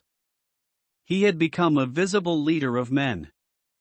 They stared at him with eager interest, but he said nothing. Still with the same singular gaze he looked from man to man. "Well," cried Boss McGinty at last. "Is he here? Is Bertie Edwards here?" "Yes," McMurdo answered slowly. "Bertie Edwards is here. I am Bertie Edwards." There were 10 seconds after that brief speech during which the room might have been empty, so profound was the silence. The hissing of a kettle upon the stove rose sharp and strident to the ear. 7 white faces, all turned upward to this man who dominated them, were set motionless with utter terror. Then, with a sudden shivering of glass, a bristle of glistening rifle barrels broke through each window, while the curtains were torn from their hangings. At the sight Boss McGinty gave the roar of a wounded bear and plunged for the half-open door. A leveled revolver met him there with the stern blue eyes of Captain Marvin of the mine police gleaming behind the sights. The boss recoiled and fell back into his chair. "You're safer there, counselor," said the man whom they had known as McMurdo. "And you, Baldwin, if you don't take your hand off your pistol, you'll cheat the hangman yet. Pull it out, or by the Lord that made me there, that will do. There are 40 armed men round this house, and you can figure it out for yourself what chance you have. Take their pistols, Marvin." There was no possible resistance under the menace of those rifles. The men were disarmed. Sulky, sheepish, and amazed, they still sat round the table. "I'd like to say a word to you before we separate," said the man who had trapped them. "I guess we may not meet again until you see me on the stand in the courthouse. I'll give you something to think over between now and then. You know me now for what I am. At last I can put my cards on the table. I am Bertie Edwards of Pinkerton's. I was chosen to break up your gang. I had a hard and dangerous game to play. Not a soul, not one soul, not my nearest and dearest, knew that I was playing it. Only Captain Marvin here and my employers knew that. But it's over tonight, thank God, and I am the winner." The 7 pale, rigid faces looked up at him. There was unappeasable hatred in their eyes. He read the relentless threat. "Maybe you think that the game is not over yet. Well, I take my chance of that. Anyhow, some of you will take no further hand, and there are 60 more besides yourselves that will see a jail this night. I'll tell you this, that when I was put upon this job I never believed there was such a society as yours. I thought it was paper talk, and that I would prove it so. They told me it was to do with the freemen, so I went to Chicago and was made one. Then I was surer than ever that it was just paper talk, for I found no harm in the society, but a deal of good. Still, I had to carry out my job, and I came to the coal valleys. When I reached this place I learned that I was wrong and that it wasn't a dime novel after all. So I stayed to look after it. I never killed a man in Chicago. I never minted $1 in my life. Those I gave you were as good as any others, but I never spent money better. But I knew the way into your good wishes, and so I pretended to you that the law was after me. It all worked just as I thought. So I joined your infernal lodge, and I took my share in your councils. Maybe they will say that I was as bad as you. They can say what they like, so long as I get you. But what is the truth? The night I joined you beat up old man Stanger. I could not warn him, for there was no time, but I held your hand, Baldwin, when you would have killed him. If ever I have suggested things, so as to keep my place among you, they were things which I knew I could prevent. I could not save Dunn and Menzies, for I did not know enough, but I will see that their murderers are hanged. I gave Chester Wilcox warning, so that when I blew his house and he and his folk were in hiding. There was many a crime that I could not stop, but if you look back and think how often your man came home the other road, or was down in town when you went for him, or stayed indoors when you thought he would come out, you'll see my work." "You blasted traitor," hissed McGinty through his closed teeth. "I, John McGinty, you may call me that if it eases your smart. You and your like have been the enemy of God and man in these parts. It took a man to get between you and the poor devils of men and women that you held under your grip. There was just one way of doing it, and I did it. You call me a traitor, but I guess there's many 1,000 will call me a deliverer that went down into hell to save them. I've had 3 months of it. I wouldn't have 3 such months again if they let me loose in the treasury at Washington for it. I had to stay till I had it all, every man and every secret right here in this hand. I'd have waited a little longer if it hadn't come to my knowledge that my secret was coming out. A letter had come into the town that would have set you wise to it all. Then I had to act, and act quickly. I've nothing more to say to you, except that when my time comes I'll die the easier when I think of the work I have done in this valley. Now, Marvin, I'll keep you no more. Take them in and get it over." There is little more to tell. Scanlon had been given a sealed note to be left at the address of Miss Etty Shafter, a mission which he had accepted with a wink and a knowing smile. In the early hours of the morning a beautiful woman and a much muffled man boarded a special train which had been sent by the railroad company, and made a swift, unbroken journey out of the land of danger. It was the last time that ever either Etty or her lover set foot in the Valley of Fear. 10 days later they were married in Chicago, with old Jacob Shafter as witness of the wedding. The trial of the Scourers was held far from the place where their adherents might have terrified the guardians of the law. In vain they struggled. In vain the money of the lodge money squeezed by blackmail out of the whole countryside was spent like water in the attempt to save them. That cold, clear, unimpassioned statement from one who knew every detail of their lives, their organization, and their crimes was unshaken by all the wiles of their defenders. At last, after so many years, they were broken and scattered. The cloud was lifted forever from the valley. McGinty met his fate upon the scaffold, cringing and whining when the last hour came. 8 of his chief followers shared his fate. 50-odd had various degrees of imprisonment. The work of Bertie Edwards was complete. And yet, as he had guessed, the game was not over yet. There was another hand to be played, and yet another and another. Ted Baldwin, for one, had escaped the scaffold, so had the Willoughbys, so had several others of the fiercest spirits of the gang. For 10 years they were out of the world, and then came a day when they were free once more, a day which Edwards, who knew his men, was very sure would be an end of his life of peace. They had sworn an oath on all that they thought holy to have his blood as a vengeance for their comrades. And well they strove to keep their vow. From Chicago he was chased, after 2 attempts so near success that it was sure that the third would get him.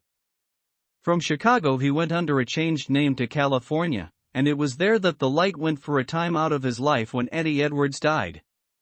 Once again he was nearly killed, and once again under the name of Douglas he worked in a lonely cannon, or with an English partner named Barker he amassed a fortune.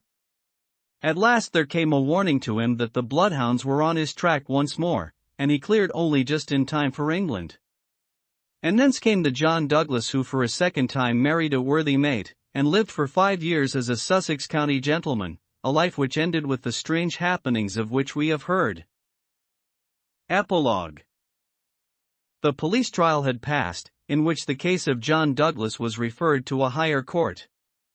So had the quarter sessions, at which he was acquitted as having acted in self-defense. "Get him out of England at any cost," wrote Holmes to the wife.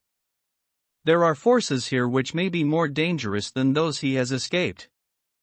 There is no safety for your husband in England." 2 months had gone by, and the case had to some extent passed from our minds. Then one morning there came an enigmatic note slipped into our letter box. "Dear me, Mr. Holmes." "Dear me," said this singular epistle. There was neither superscription nor signature.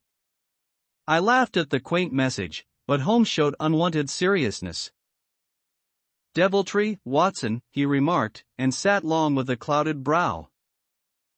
Late last night Mrs. Hudson, our landlady, brought up a message that a gentleman wished to see Mr. Holmes, and that the matter was of the utmost importance.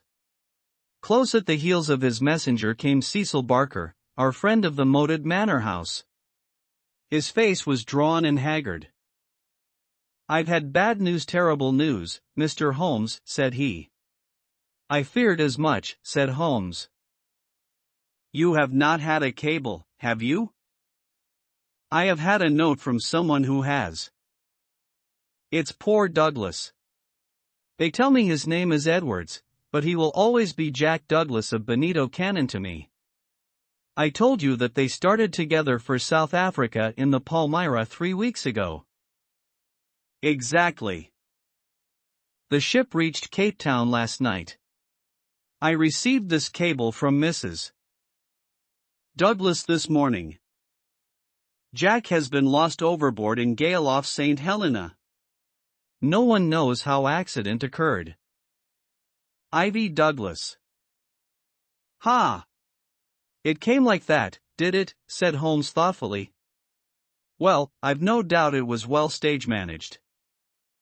"You mean that you think there was no accident?" "None in the world." "He was murdered?" "Surely." "So I think also. These infernal Scourers, this cursed vindictive nest of criminals." "No, no, my good sir," said Holmes. "There is a master hand here. It is no case of sawed-off shotguns and clumsy six-shooters. You can tell an old master by the sweep of his brush. I can tell a Moriarty when I see one. This crime is from London, not from America. But for what motive? Because it is done by a man who cannot afford to fail, one whose whole unique position depends upon the fact that all he does must succeed. A great brain and a huge organization have been turned to the extinction of one man. It is crushing the nut with the trip-hammering absurd extravagance of energy, but the nut is very effectually crushed all the same. How came this man to have anything to do with it? I can only say that the first word that ever came to us of the business was from one of his lieutenants. These Americans were well advised. Having an English job to do, they took into partnership, as any foreign criminal could do, this great consultant in crime. From that moment their man was doomed. At first he would content himself by using his machinery in order to find their victim. Then he would indicate how the matter might be treated. Finally, when he read in the reports of the failure of this agent, he would step in himself with a master touch. You heard me warn this man at Burlstone Manor House that the coming danger was greater than the past. Was I right? Barker beat his head with his clenched fist in his impotent anger. Do not tell me that we have to sit down under this? Do you say that no one can ever get level with this king devil? No, I don't say that, said Holmes, and his eyes seemed to be looking far into the future. I don't say that he can't be beat. But you must give me time, you must give me time. We all sat in silence for some minutes while those fateful eyes still strained to pierce the veil. Go to top, go to TOC. His last bow. The Adventure of Wisteria Lodge I-2. The Adventure of the Cardboard Box. The Adventure of the Red Circle. The Adventure of the Bruce Partington Plans. The Adventure of the Dying Detective. The Disappearance of Lady Frances Carfax. The Adventure of the Devil's Foot. His Last Bow, The War Service of Sherlock Holmes. The Adventure of Wisteria Lodge. The Singular Experience of Mr. John Scott Eccles. I find it recorded in my notebook that it was a bleak and windy day towards the end of March in the year 1892. Holmes had received a telegram while we sat at our lunch, and he had scribbled a reply. He made no remark, but the matter remained in his thoughts, for he stood in front of the fire afterwards with a thoughtful face, smoking his pipe, and casting an occasional glance at the message. Suddenly he turned upon me with a mischievous twinkle in his eyes. I suppose, Watson, we must look upon you as a man of letters, said he. How do you define the word grotesque? Strange remarkable, I suggested. He shook his head at my definition. There is surely something more than that, said he, some underlying suggestion of the tragic and the terrible. If you cast your mind back to some of those narratives with which you have afflicted a long-suffering public, you will recognize how often the grotesque has deepened into the criminal. Think of that little affair of the red-headed men. That was grotesque enough in the outset, and yet it ended in a desperate attempt at robbery. Or, again, there was that most grotesque affair of the 5 orange pips, which led straight to a murderous conspiracy. The word puts me on the alert. Have you it there? I asked. He read the telegram aloud. Have just had most incredible and grotesque experience. May I consult you? Scott Eccles, Post Office, Charing Cross. Man or woman? I asked. Oh, man, of course.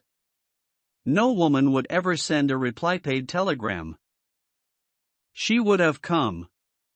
Will you see him?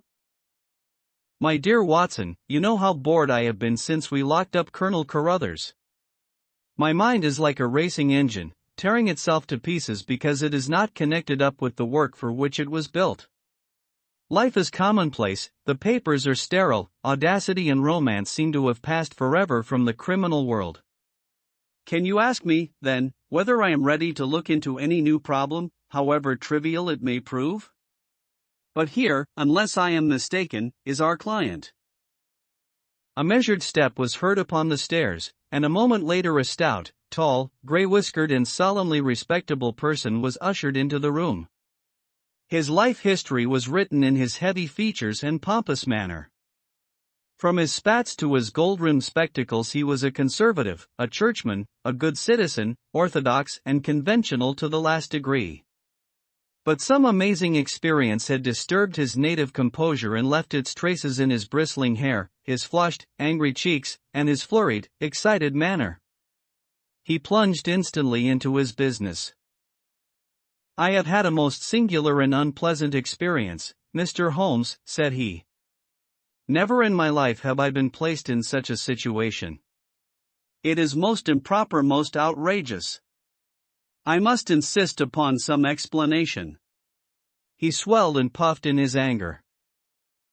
"Pray sit down, Mr. Scott Eccles," said Holmes in a soothing voice.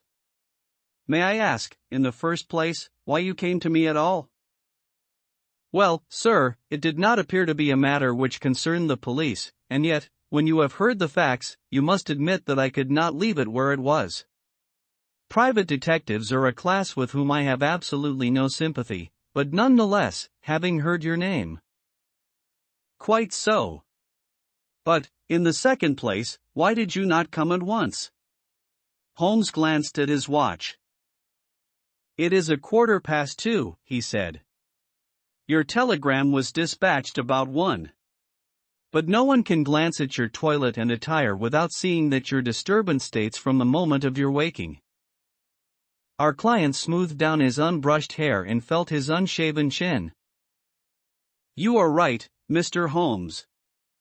I never gave a thought to my toilet. I was only too glad to get out of such a house. But I have been running round making inquiries before I came to you. I went to the house agents, and they said that Mr. Garcia's rent was paid up all right and that everything was in order at Wisteria Lodge." Come, sir," said Holmes, laughing. "You are like my friend, Dr. Watson, who has a bad habit of telling his stories wrong and foremost.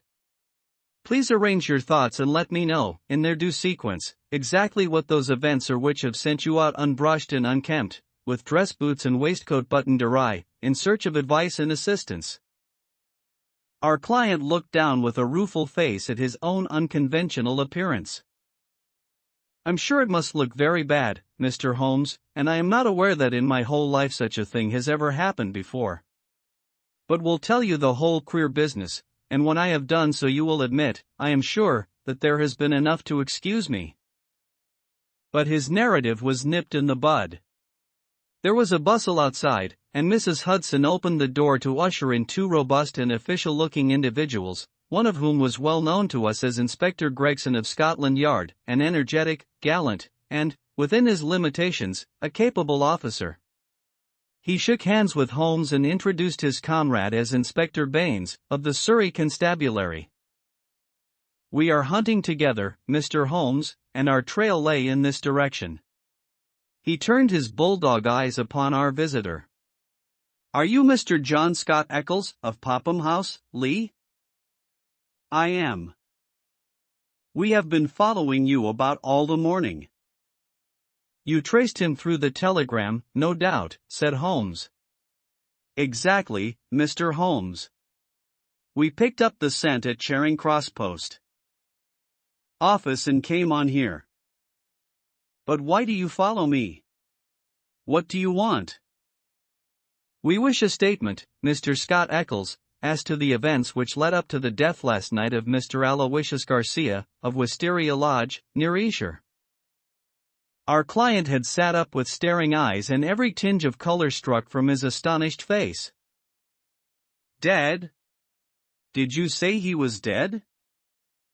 "Yes, sir, he is dead." "But how? An accident?"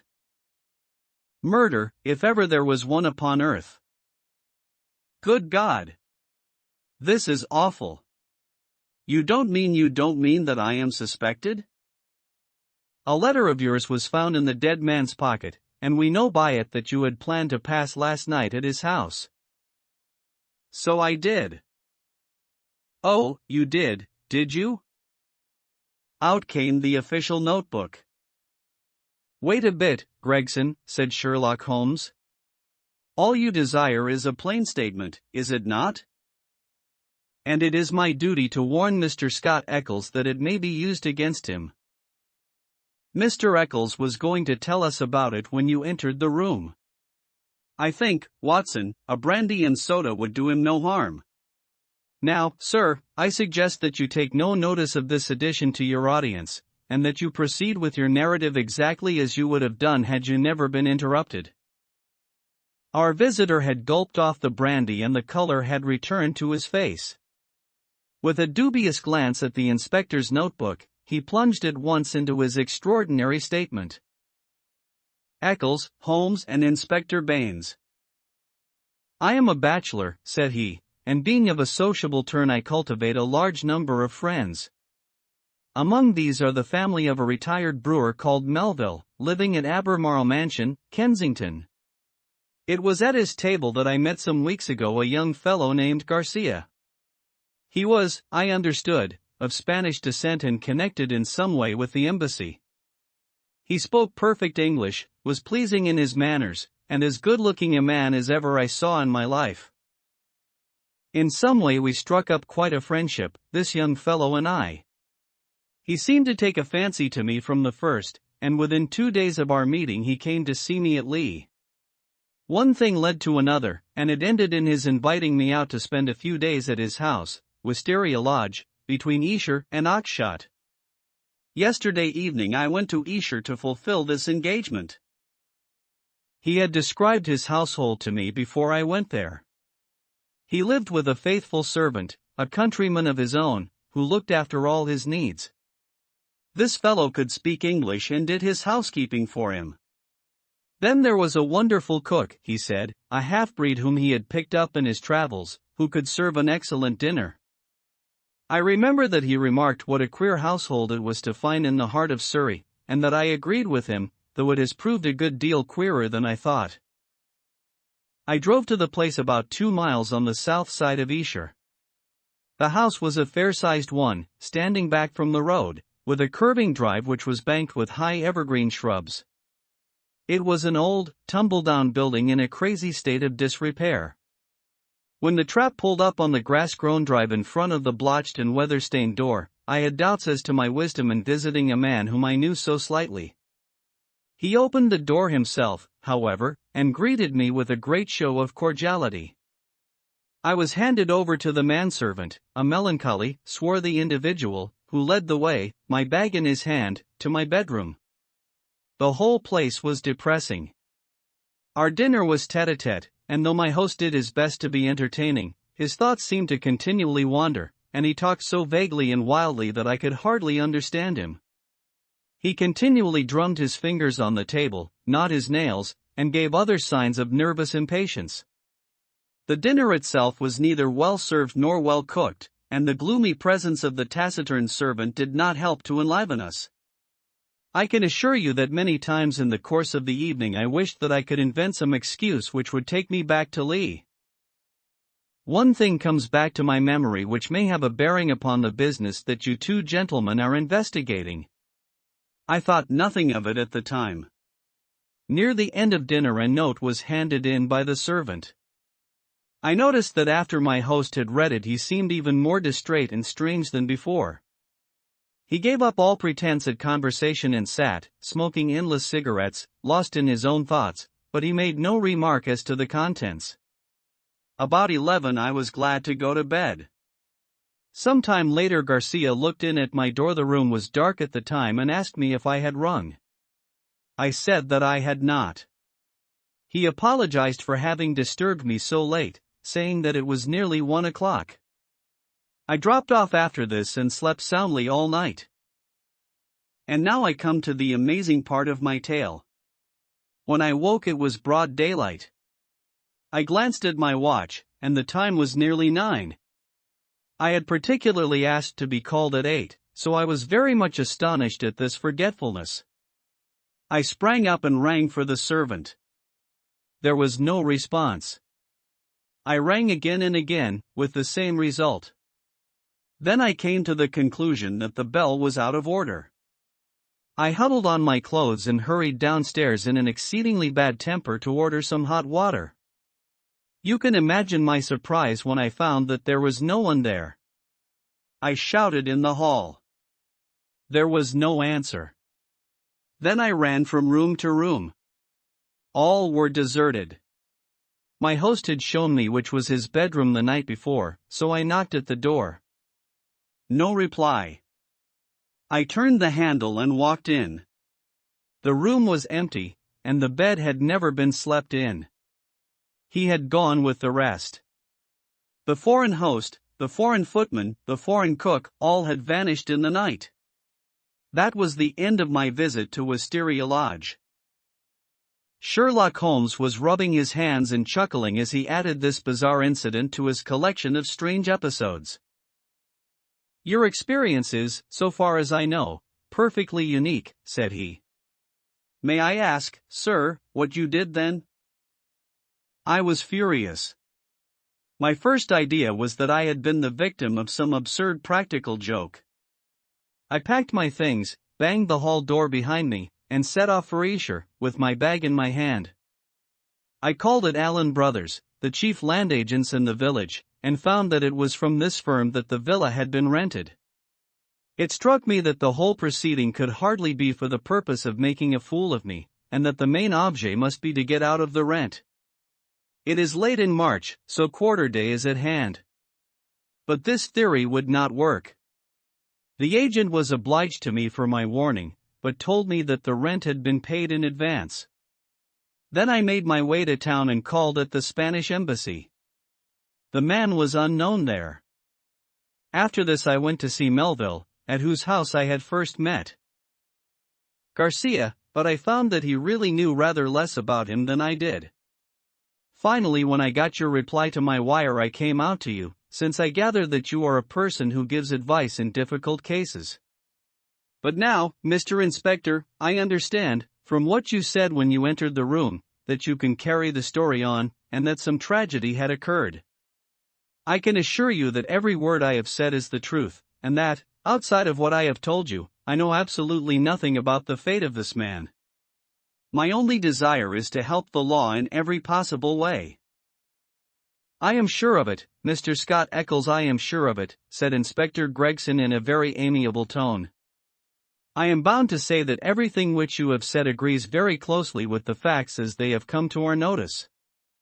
For example, there was that note which arrived during dinner. Did you chance to observe what became of it? Yes, I did. Garcia rolled it up and threw it into the fire. What do you say to that, Mr. Baines? The country detective was a stout, puffy, red man, whose face was only redeemed from grossness by two extraordinarily bright eyes, almost hidden behind the heavy creases of cheek and brow. With a slow smile he drew a folded and discolored scrap of paper from his pocket. It was a dog grate, Mr. Holmes, and he overpitched it. I picked this out unburned from the back of it. Holmes smiled his appreciation.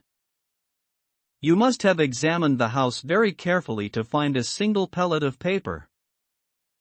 I did, Mr. Holmes. It's my way. Shall I read it, Mr. Gregson? The Londoner nodded. The note is written upon ordinary cream-laid paper without watermark. It is a quarter sheet. The paper is cut off in 2 snips with a short-bladed scissors. It has been folded over 3 times and sealed with purple wax, put on hurriedly and pressed down with some flat oval object. It is addressed to Mr. Garcia, Wisteria Lodge. It says, Our own colors, green and white. Green open, white shut. Main stair, first corridor, 7th right, green baize. Godspeed. D. It is a woman's writing, done with a sharp-pointed pen, but the address is either done with another pen or by someone else. It is thicker and bolder, as you see." "A very remarkable note," said Holmes, glancing it over. "I must compliment you, Mr. Baines, upon your attention to detail in your examination of it. A few trifling points might perhaps be added. The oval seal is undoubtedly a plain sleeve link. What else is of such a shape?" The scissors were bent nail scissors. Short as the two snips are, you can distinctly see the same slight curve in each. The country detective chuckled. "I thought I had squeezed all the juice out of it, but I see there was a little over," he said. "I'm bound to say that I make nothing of the note except that there was something on hand, and that a woman, as usual, was at the bottom of it." Mr. Scott Eccles had fidgeted in his seat during this conversation. "I am glad you found the note, since it corroborates my story," said he. "But I beg to point out that I have not yet heard what has happened to Mr. Garcia, nor what has become of his household." "As to Garcia," said Gregson, "that is easily answered. He was found dead this morning upon Oxshott Common, nearly a mile from his home. His head had been smashed to pulp by heavy blows of a sandbag or some such instrument, which had crushed rather than wounded. It is a lonely corner, and there is no house within a quarter of a mile of the spot. He had apparently been struck down first from behind, but his assailant had gone on beating him long after he was dead. It was a most furious assault. There are no footsteps nor any clue to the criminals." "Robbed?" "No, there was no attempt at robbery." "This is very painful and terrible," said Mr. Scott Eccles in a querulous voice, "but it is really uncommonly hard on me. I had nothing to do with my host going off upon a nocturnal excursion and meeting so sad an end. How do I come to be mixed up with the case?" "Very simply, sir," Inspector Baines answered. "The only document found in the pocket of the deceased was a letter from you saying that you would be with him on the night of his death. It was the envelope of this letter which gave us the dead man's name and address. It was after 9 this morning when we reached his house and found neither you nor anyone else inside it. I wired to Mr. Gregson to run you down in London while I examined Wisteria Lodge. Then I came into town, joined Mr. Gregson, and here we are." "I think now," said Gregson, rising, "we had best put this matter into an official shape. You will come round with us to the station, Mr. Scott Eccles, and let us have your statement in writing." "Certainly, I will come at once. But I retain your services, Mr. Holmes. I desire you to spare no expense and no pains to get at the truth." My friend turned to the country inspector. "I suppose that you have no objection to my collaborating with you, Mr. Baines?" "Highly honored, sir, I am sure. You appear to have been very prompt and businesslike in all that you have done. Was there any clue, may I ask, as to the exact hour that the man met his death?" "He had been there since 1 o'clock. There was rain about that time, and his death had certainly been before the rain." "But that is perfectly impossible, Mr. Baines," cried our client. "His voice is unmistakable. I could swear to it that it was he who addressed me in my bedroom at that very hour." "Remarkable, but by no means impossible," said Holmes, smiling. "You have a clue?" asked Gregson. "On the face of it, the case is not a very complex one, though it certainly presents some novel and interesting features. A further knowledge of facts is necessary before I would venture to give a final and definite opinion. By the way, Mr. Baines, did you find anything remarkable besides this note in your examination of the house?" The detective looked at my friend in a singular way. "There were," said he, "1 or 2 very remarkable things. Perhaps when I have finished at the police station you would care to come out and give me your opinion of them." "I am entirely at your service," said Sherlock Holmes, ringing the bell. "You will show these gentlemen out, Mrs. Hudson, and kindly send the boy with this telegram." He is to pay a 5-shilling reply. We sat for some time in silence after our visitors had left. Holmes smoked hard, with his brows drawn down over his keen eyes, and his head thrust forward in the eager way characteristic of the man. "Well, Watson," he asked, turning suddenly upon me, "what do you make of it?" "I can make nothing of this mystification of Scott Ecclesiastes." "But the crime?" "Well, taken with the disappearance of the man's companions, I should say that they were in some way concerned in the murder and had fled from justice." "That is certainly a possible point of view. On the face of it you must admit, however, that it is very strange that his 2 servants should have been in a conspiracy against him and should have attacked him on the one night when he had a guest. They had him alone at their mercy every other night in the week." "Then why did they fly?" "Quite so. Why did they fly? There is a big fact. Another big fact is the remarkable experience of our client, Scott Ecclesiastes. Now, my dear Watson, is it beyond the limits of human ingenuity to furnish an explanation which would cover both of these big facts? If it were one which would also admit of the mysterious note with its very curious phraseology, why, then it would be worth accepting as a temporary hypothesis. If the fresh facts which come to our knowledge all fit themselves into the scheme, then our hypothesis may gradually become a solution." "But what is our hypothesis?" Holmes leaned back in his chair with half-closed eyes. "You must admit, my dear Watson, that the idea of a joke is impossible. There were grave events afoot, as the sequel showed, and the coaxing of Scott Eccles to Wisteria Lodge had some connection with them." "But what possible connection?" "Let us take it link by link. There is, on the face of it, something unnatural about this strange and sudden friendship between the young Spaniard and Scott Ecclesiastes. It was the former who forced the pace. He called upon Eccles at the other end of London on the very day after he first met him, and he kept in close touch with him until he got him down to Esher. Now, what did he want with Eccles? What could Eccles supply? I see no charm in the man. He is not particularly intelligent, not a man likely to be congenial to a quick-witted Latin. Why, then, was he picked out from all the other people whom Garcia met as particularly suited to his purpose? Has he any one outstanding quality? I say that he has. He is the very type of conventional British respectability, and the very man as a witness to impress another Briton. You saw yourself how neither of the inspectors dreamed of questioning his statement, extraordinary as it was. But what was he to witness? Nothing, as things turned out, but everything had they gone another way. That is how I read the matter. I see, he might have proved an alibi. Exactly, my dear Watson, he might have proved an alibi.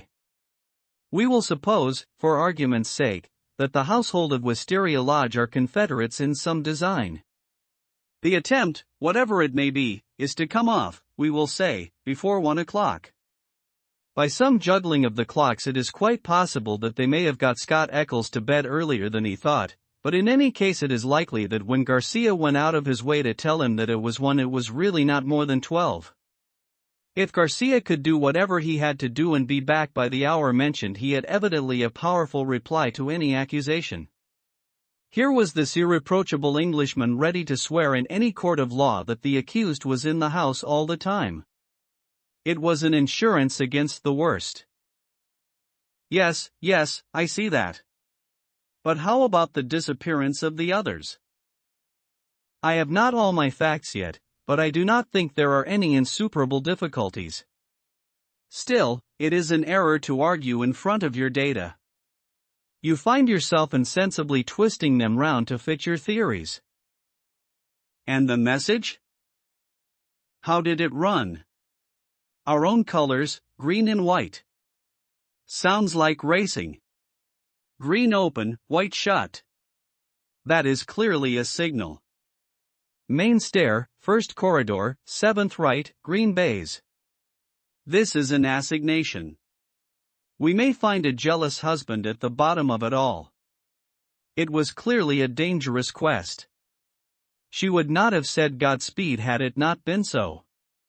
That should be a guide. The man was a Spaniard. I suggest that D stands for Dolores, a common female name in Spain. Good, Watson, very good, but quite inadmissible. A Spaniard would write to a Spaniard in Spanish. The writer of this note is certainly English. Well, we can only possess our soul in patience until this excellent inspector come back for us. Meanwhile we can thank our lucky fate which has rescued us for a few short hours from the insufferable fatigues of idleness. An answer had arrived to Holmes's telegram before our Surrey officer had returned. Holmes read it and was about to place it in his notebook when he caught a glimpse of my expectant face. He tossed it across with a laugh. "We are moving in exalted circles," said he. The telegram was a list of names and addresses. Lord Harringby, The Dingle, Sir George Folliot, Oxshott Towers, Mr. Hines, J.P., Purdley Place, Mr. James Baker Williams, Forton Old Hall, Mr. Henderson, Highgable, Reverend Joshua Stone, Nether Walsling. "This is a very obvious way of limiting our field of operations," said Holmes. No doubt Baines, with his methodical mind, has already adopted some similar plan. I don't quite understand. Well, my dear fellow, we have already arrived at the conclusion that the massage received by Garcia at dinner was an appointment or an assignation. Now, if the obvious reading of it is correct, and in order to keep the tryst one has to ascend a main stair and seek the seventh door in a corridor, it is perfectly clear that the house is a very large one. It is equally certain that this house cannot be more than a mile or two from Oxshott, since Garcia was walking in that direction and hoped, according to my reading of the facts, to be back in Wisteria Lodge in time to avail himself of an alibi, which would only be valid up to 1 o'clock. As the number of large houses close to Oxshott must be limited, I adopted the obvious method of sending to the agents mentioned by Scott Eccles and obtaining a list of them. Here they are in this telegram, and the other end of our tangled skein must lie among them. It was nearly 6 o'clock before we found ourselves in the pretty Surrey village of Esher, with Inspector Baines as our companion. Holmes and I had taken things for the night, and found comfortable quarters at the Bull. Finally we set out in the company of the detective on our visit to Wisteria Lodge. It was a cold, dark March evening, with a sharp wind and a fine rain beating upon our faces, a fit setting for the wild common over which our road passed and the tragic goal to which it led us. The Tiger of San Pedro. A cold and melancholy walk of a couple of miles brought us to a high wooden gate, which opened into a gloomy avenue of chestnuts. The curved-in shadow drive led us to a low, dark house, pitch black against a slate-colored sky. From the front window upon the left of the door there peeped a glimmer of a feeble light. "There's a constable in possession," said Baines. "I'll knock at the window." He stepped across the grass plot and tapped with his hand on the pane. Through the fogged glass I dimly saw a man spring up from a chair beside the fire, and heard a sharp cry from within the room. An instant later a white-faced, hard-breathing policeman had opened the door, the candle wavering in his trembling hand. "What's the matter, Walters?" asked Baines sharply. The man mopped his forehead with his handkerchief and gave a long sigh of relief. "I am glad you have come, sir. It has been a long evening, and I don't think my nerve is as good as it was." "Your nerve, Walters? I should not have thought you had a nerve in your body." "Well, sir, it's this lonely, silent house and the queer thing in the kitchen. Then when you tapped at the window I thought it had come again." "That what had come again?" "The devil, sir, for all I know." "It was at the window." "What was at the window, and when?" "It was just about 2 hours ago. The light was just fading. I was sitting reading in the chair. I don't know what made me look up, but there was a face looking in at me through the lower pane. Lord, sir, what a face it was! I'll see it in my dreams. Tut, tut, Walters. This is not talk for a police constable. I know, sir, I know, but it shook me, sir, and there's no use to deny it. It wasn't black, sir, nor was it white, nor any color that I know, but a kind of queer shade like clay with a splash of milk in it. Then there was the size of it was twice yours, sir. And the look of it, the great staring goggle eyes, and the line of white teeth like a hungry beast. I tell you, sir, I couldn't move a finger, nor get my breath, till it whisked away and was gone. Out I ran and through the shrubbery, but thank God there was no one there. If I didn't know you were a good man, Walters, I should put a black mark against you for this. If it were the devil himself, a constable on duty should never thank God that he could not lay his hands upon him. I suppose the whole thing is not a vision and a touch of nerves? That, at least, is very easily settled, said Holmes, lighting his little pocket lantern. Yes, he reported, after a short examination of the grass bed, a number 12 shoe, I should say. If he was all on the same scale as his foot, he must certainly have been a giant. What became of him? He seems to have broken through the shrubbery and made for the road. Well, said the inspector with a grave and thoughtful face, whoever he may have been, and whatever he may have wanted, he's gone for the present, and we have more immediate things to attend to.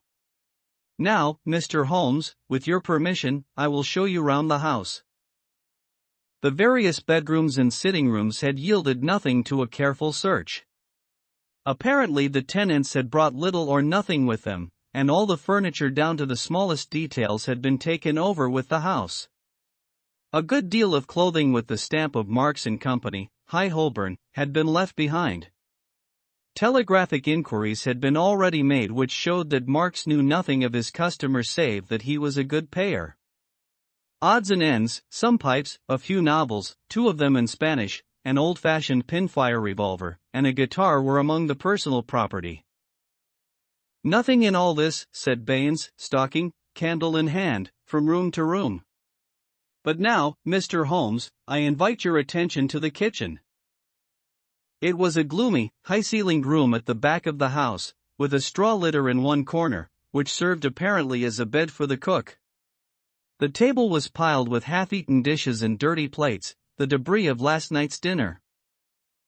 Look at this, said Baines. What do you make of it? He held up his candle before an extraordinary object which stood at the back of the dresser. It was so wrinkled and shrunken and withered that it was difficult to say what it might have been.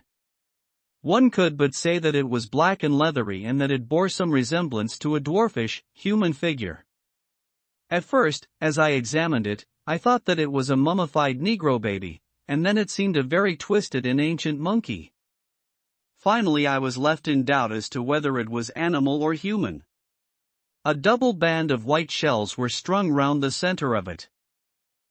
Very interesting, indeed, said Holmes, peering at this sinister relic. Anything more? In silence Baines led the way to the sink and held forward his candle. The limbs and body of some large, white bird, torn savagely to pieces with the feathers still on, were littered all over it. Holmes pointed to the wattles on the severed head. A white cock, said he. Most interesting. It is really a very curious case. But Mr. Baines had kept his most sinister exhibit to the last. From under the sink he drew a zinc pail which contained a quantity of blood. Then from the table he took a platter heaped with small pieces of charred bone. Something has been killed and something has been burned. We raked all these out of the fire. We had a doctor in this morning. He says that they are not human. Holmes smiled and rubbed his hands. I must congratulate you, Inspector, on handling so distinctive and instructive a case. Your powers, if I may say so without offense, seem superior to your opportunities. Inspector Baines's small eyes twinkled with pleasure. You're right, Mr. Holmes. We stagnate in the provinces. A case of this sort gives a man a chance, and I hope that I shall take it. What do you make of these bones? A lamb, I should say, or a kid. And the white cock? Curious, Mr. Baines, very curious. I should say almost unique. Yes, sir, there must have been some very strange people with some very strange ways in this house. One of them is dead. Did his companions follow him and kill him? If they did, we should have them, for every port is watched. But my own views are different. Yes, sir, my own views are very different. You have a theory then? And I'll work it myself, Mr. Holmes. It's only due to my own credit to do so. Your name is made, but I have still to make mine. I should be glad to be able to say afterwards that I had solved it without your help. Holmes laughed good-humoredly. Well, Inspector, said he. Do you follow your path and I will follow mine? My results are always very much at your service if you care to apply to me for them. I think that I have seen all that I wish in this house, and that my time may be more profitably employed elsewhere. Au revoir and good luck. I could tell by numerous subtle signs, which might have been lost upon anyone but myself, that Holmes was on a hot scent. As impassive as ever to the casual observer, there were nonetheless a subdued eagerness and suggestion of tension in his brightened eyes and brisker manner which assured me that the game was afoot. After his habit he said nothing, and after mine I asked no questions. Sufficient for me to share the sport and lend my humble help to the capture without distracting that intent brain with needless interruption. All would come round to me in due time. I waited, therefore, but to my ever-deepening disappointment I waited in vain. Day succeeded day, and my friend took no step forward. One morning he spent in town, and I learned from a casual reference that he had visited the British Museum. Save for this one excursion, he spent his days in long and often solitary walks, or in chatting with a number of village gossips whose acquaintance he had cultivated. I'm sure, Watson, a week in the country will be invaluable to you, he remarked. It is very pleasant to see the first green shoots upon the hedges and the catkins on the hazels once again. With a spud, a tin box, and an elementary book on botany, there are instructive days to be spent. He prowled about with this equipment himself, but it was a poor show of plants which he would bring back of an evening. Occasionally in our rambles we came across Inspector Baines. His fat, red face wreathed itself in smiles and his small eyes glittered as he greeted my companion. He said little about the case, but from that little we gathered that he also was not dissatisfied at the course of events. I must admit, however, that I was somewhat surprised when, some 5 days after the crime, I opened my morning paper to find in large letters: The Oxshott Mystery, a solution, arrest of supposed assassin. Holmes sprang in his chair as if he had been stung when I read the headlines. By Jove, he cried. You don't mean that Baines has got him? Apparently, said I as I read the following report. Great excitement was caused in Esher and the neighboring district when it was learned late last night that an arrest had been effected in connection with the Oxshott murder.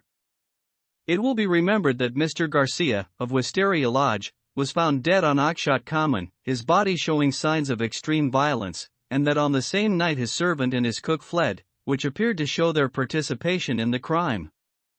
It was suggested, but never proved, that the deceased gentleman may have had valuables in the house, and that their abstraction was the motive of the crime.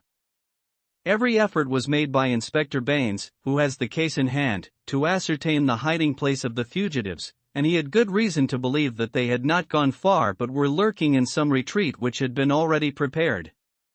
It was certain from the first, however, that they would eventually be detected, as the cook, from the evidence of 1 or 2 tradespeople who have caught a glimpse of him through the window, was a man of most remarkable appearance, being a huge and hideous mulatto, with yellowish features of a pronounced negroid type.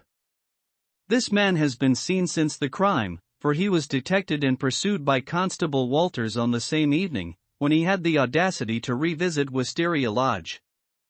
Inspector Baines, considering that such a visit must have some purpose in view and was likely, therefore, to be repeated, abandoned the house but left an ambuscade in the shrubbery. The man walked into the trap and was captured last night after a struggle in which Constable Downing was badly bitten by the savage. We understand that when the prison is brought before the magistrates a remand will be applied for by the police, and that great developments are hoped from his capture. Really, we must see Baines at once, cried Holmes, picking up his hat. We will just catch him before he starts. We hurried down the village street and found, as we had expected, that the inspector was just leaving his lodgings. "You've seen the paper, Mr. Holmes?" he asked, holding one out to us. "Yes, Baines, I've seen it. Pray don't think it a liberty if I give you a word of friendly warning." "Of warning, Mr. Holmes?" "I have looked into this case with some care, and I am not convinced that you are on the right lines. I don't want you to commit yourself too far unless you are sure." "You're very kind, Mr. Holmes. I assure you I speak for your good." It seemed to me that something like a wink quivered for an instant over one of Mr. Baines's tiny eyes. "We agreed to work on our own lines, Mr. Holmes." "That's what I am doing." "Oh, very good," said Holmes. "Don't blame me." "No, sir, I believe you mean well by me. But we all have our own systems, Mr. Holmes. You have yours, and maybe I have mine. Let us say no more about it. You're welcome always to my news. This fellow is a perfect savage, as strong as a cart horse and as fierce as the devil. He chewed Downing's thumb nearly off before they could master him. He hardly speaks a word of English, and we can get nothing out of him but grunts." "And you think you have evidence that he murdered his late master?" "I didn't say so, Mr. Holmes, I didn't say so." "We all have our little ways. You try yours and I will try mine." "That's the agreement." Holmes shrugged his shoulders as we walked away together. "I can't make the man out. He seems to be writing for a fall." "Well, as he says, we must each try our own way and see what comes of it." "But there's something in Inspector Baines which I can't quite understand." "Just sit down in that chair, Watson," said Sherlock Holmes when we had returned to our apartment at the Bull. "I want to put you in touch with the situation, as I may need your help tonight. Let me show you the evolution of this case so far as I have been able to follow it. Simple as it has been in its leading features, it has none the less presented surprising difficulties in the way of an arrest. There are gaps in that direction which we have still to fill. We will go back to the note which was handed in to Garcia upon the evening of his death. We may put aside this idea of Baines's that Garcia's servants were concerned in the matter. The proof of this lies in the fact that it was he who had arranged for the presence of Scott Eccles, which could only have been done for the purpose of an alibi. It was Garcia, then, who had an enterprise, and apparently a criminal enterprise, in hand that night in the course of which he met his death. I say criminal because only a man with a criminal enterprise desires to establish an alibi. Who, then, is most likely to have taken his life? Surely the person against whom the criminal enterprise was directed. So far it seems to me that we are on safe ground. We can now see a reason for the disappearance of Garcia's household. They were all confederates in the same unknown crime. If it came off when Garcia returned, any possible suspicion would be warded off by the Englishman's evidence, and all would be well. But the attempt was a dangerous one, and if Garcia did not return by a certain hour it was probable that his own life had been sacrificed. It had been arranged, therefore, that in such a case his two subordinates were to make for some pre-arranged spot where they could escape investigation and be in a position afterwards to renew their attempt. That would fully explain the facts, would it not? The whole inexplicable tangle seemed to straighten out before me. I wondered, as I always did, how it had not been obvious to me before. But why should one servant return? We can imagine that in the confusion of flight something precious, something which he could not bear to part with, had been left behind. That would explain his persistence, would it not? Well, what is the next step? The next step is the note received by Garcia at the dinner. It indicates a confederate at the other end. Now, where was the other end? I have already shown you that it could only lie in some large house, and that the number of large houses is limited. My first days in this village were devoted to a series of walks in which in the intervals of my botanical researches I made a reconnaissance of all the large houses and an examination of the family history of the occupants. One house, and only one, riveted my attention. It is the famous old Jacobean Grange of High Gable, 1 mile on the farther side of Oxshott, and less than half a mile from the scene of the tragedy. The other mansions belong to prosaic and respectable people who live far aloof from romance. But Mr. Henderson, of High Gable, was by all accounts a curious man to whom curious adventures might befall. I concentrated my attention, therefore, upon him and his household. A singular set of people, Watson the man himself the most singular of them all. I managed to see him on a plausible pretext, but I seemed to read in his dark, deep-set, brooding eyes that he was perfectly aware of my true business. He is a man of 50, strong, active, with iron-gray hair, great bunched black eyebrows, the step of a deer and the air of an emperor, a fierce, masterful man, with a red-hot spirit behind his parchment face. He is either a foreigner or has lived long in the tropics, for he is yellow and sapless, but tough as whipcord. His friend and secretary, Mr. Lucas, is undoubtedly a foreigner, chocolate brown, wily, suave, and cat-like, with a poisonous gentleness of speech. You see, Watson, we have come already upon 2 sets of foreigners, one at Wisteria Lodge and one at High Gable, so our gaps are beginning to close. These 2 men, close and confidential friends, are the center of the household, but there is one other person who for our immediate purpose may be even more important. Henderson has 2 children, girls of 11 and 13. Their governess is a Miss Burnett, an Englishwoman of 40 or thereabouts. There is also one confidential manservant. This little group forms the real family, for they travel about together, and Henderson is a great traveler, always on the move. It is only within the last weeks that he has returned, after a year's absence, to High Gable. I may add that he is enormously rich, and whatever his whims may be he can very easily satisfy them. For the rest, his house is full of butlers, footmen, maidservants, and the usual overfed, underworked staff of a large English country house. So much I learned partly from village gossip and partly from my own observation. There are no better instruments than discharged servants with a grievance, and I was lucky enough to find one. I call it luck, but it would not have come my way had I not been looking out for it. As Baines remarks, we all have our systems. It was my system which enabled me to find John Warner, late gardener of High Gable, sacked in a moment of temper by his imperious employer. He in turn had friends among the indoor servants who unite in their fear and dislike of their master. So I had my key to the secrets of the establishment. Curious people, Watson. I don't pretend to understand it all yet, but very curious people anyway. It's a double-winged house, and the servants live on one side, the family on the other. There's no link between the 2 save for Henderson's own servant, who serves the family's meals. Everything is carried to a certain door, which forms the one connection. Governess and children hardly go out at all, except into the garden. Henderson never by any chance walks alone. His dark secretary is like his shadow. The gossip among the servants is that their master is terribly afraid of something.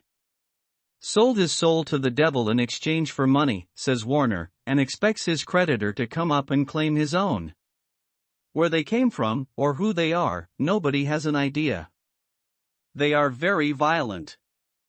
Twice Henderson has lashed at folk with his dog whip, and only his long purse and heavy compensation have kept him out of the courts. Well, now, Watson, let us judge the situation by this new information. We may take it that the letter came out of this strange household and was an invitation to Garcia to carry out some attempt which had already been planned. Who wrote the note? It was someone within the citadel, and it was a woman. Who then but Miss Burnett, the governess? All our reasoning seems to point that way.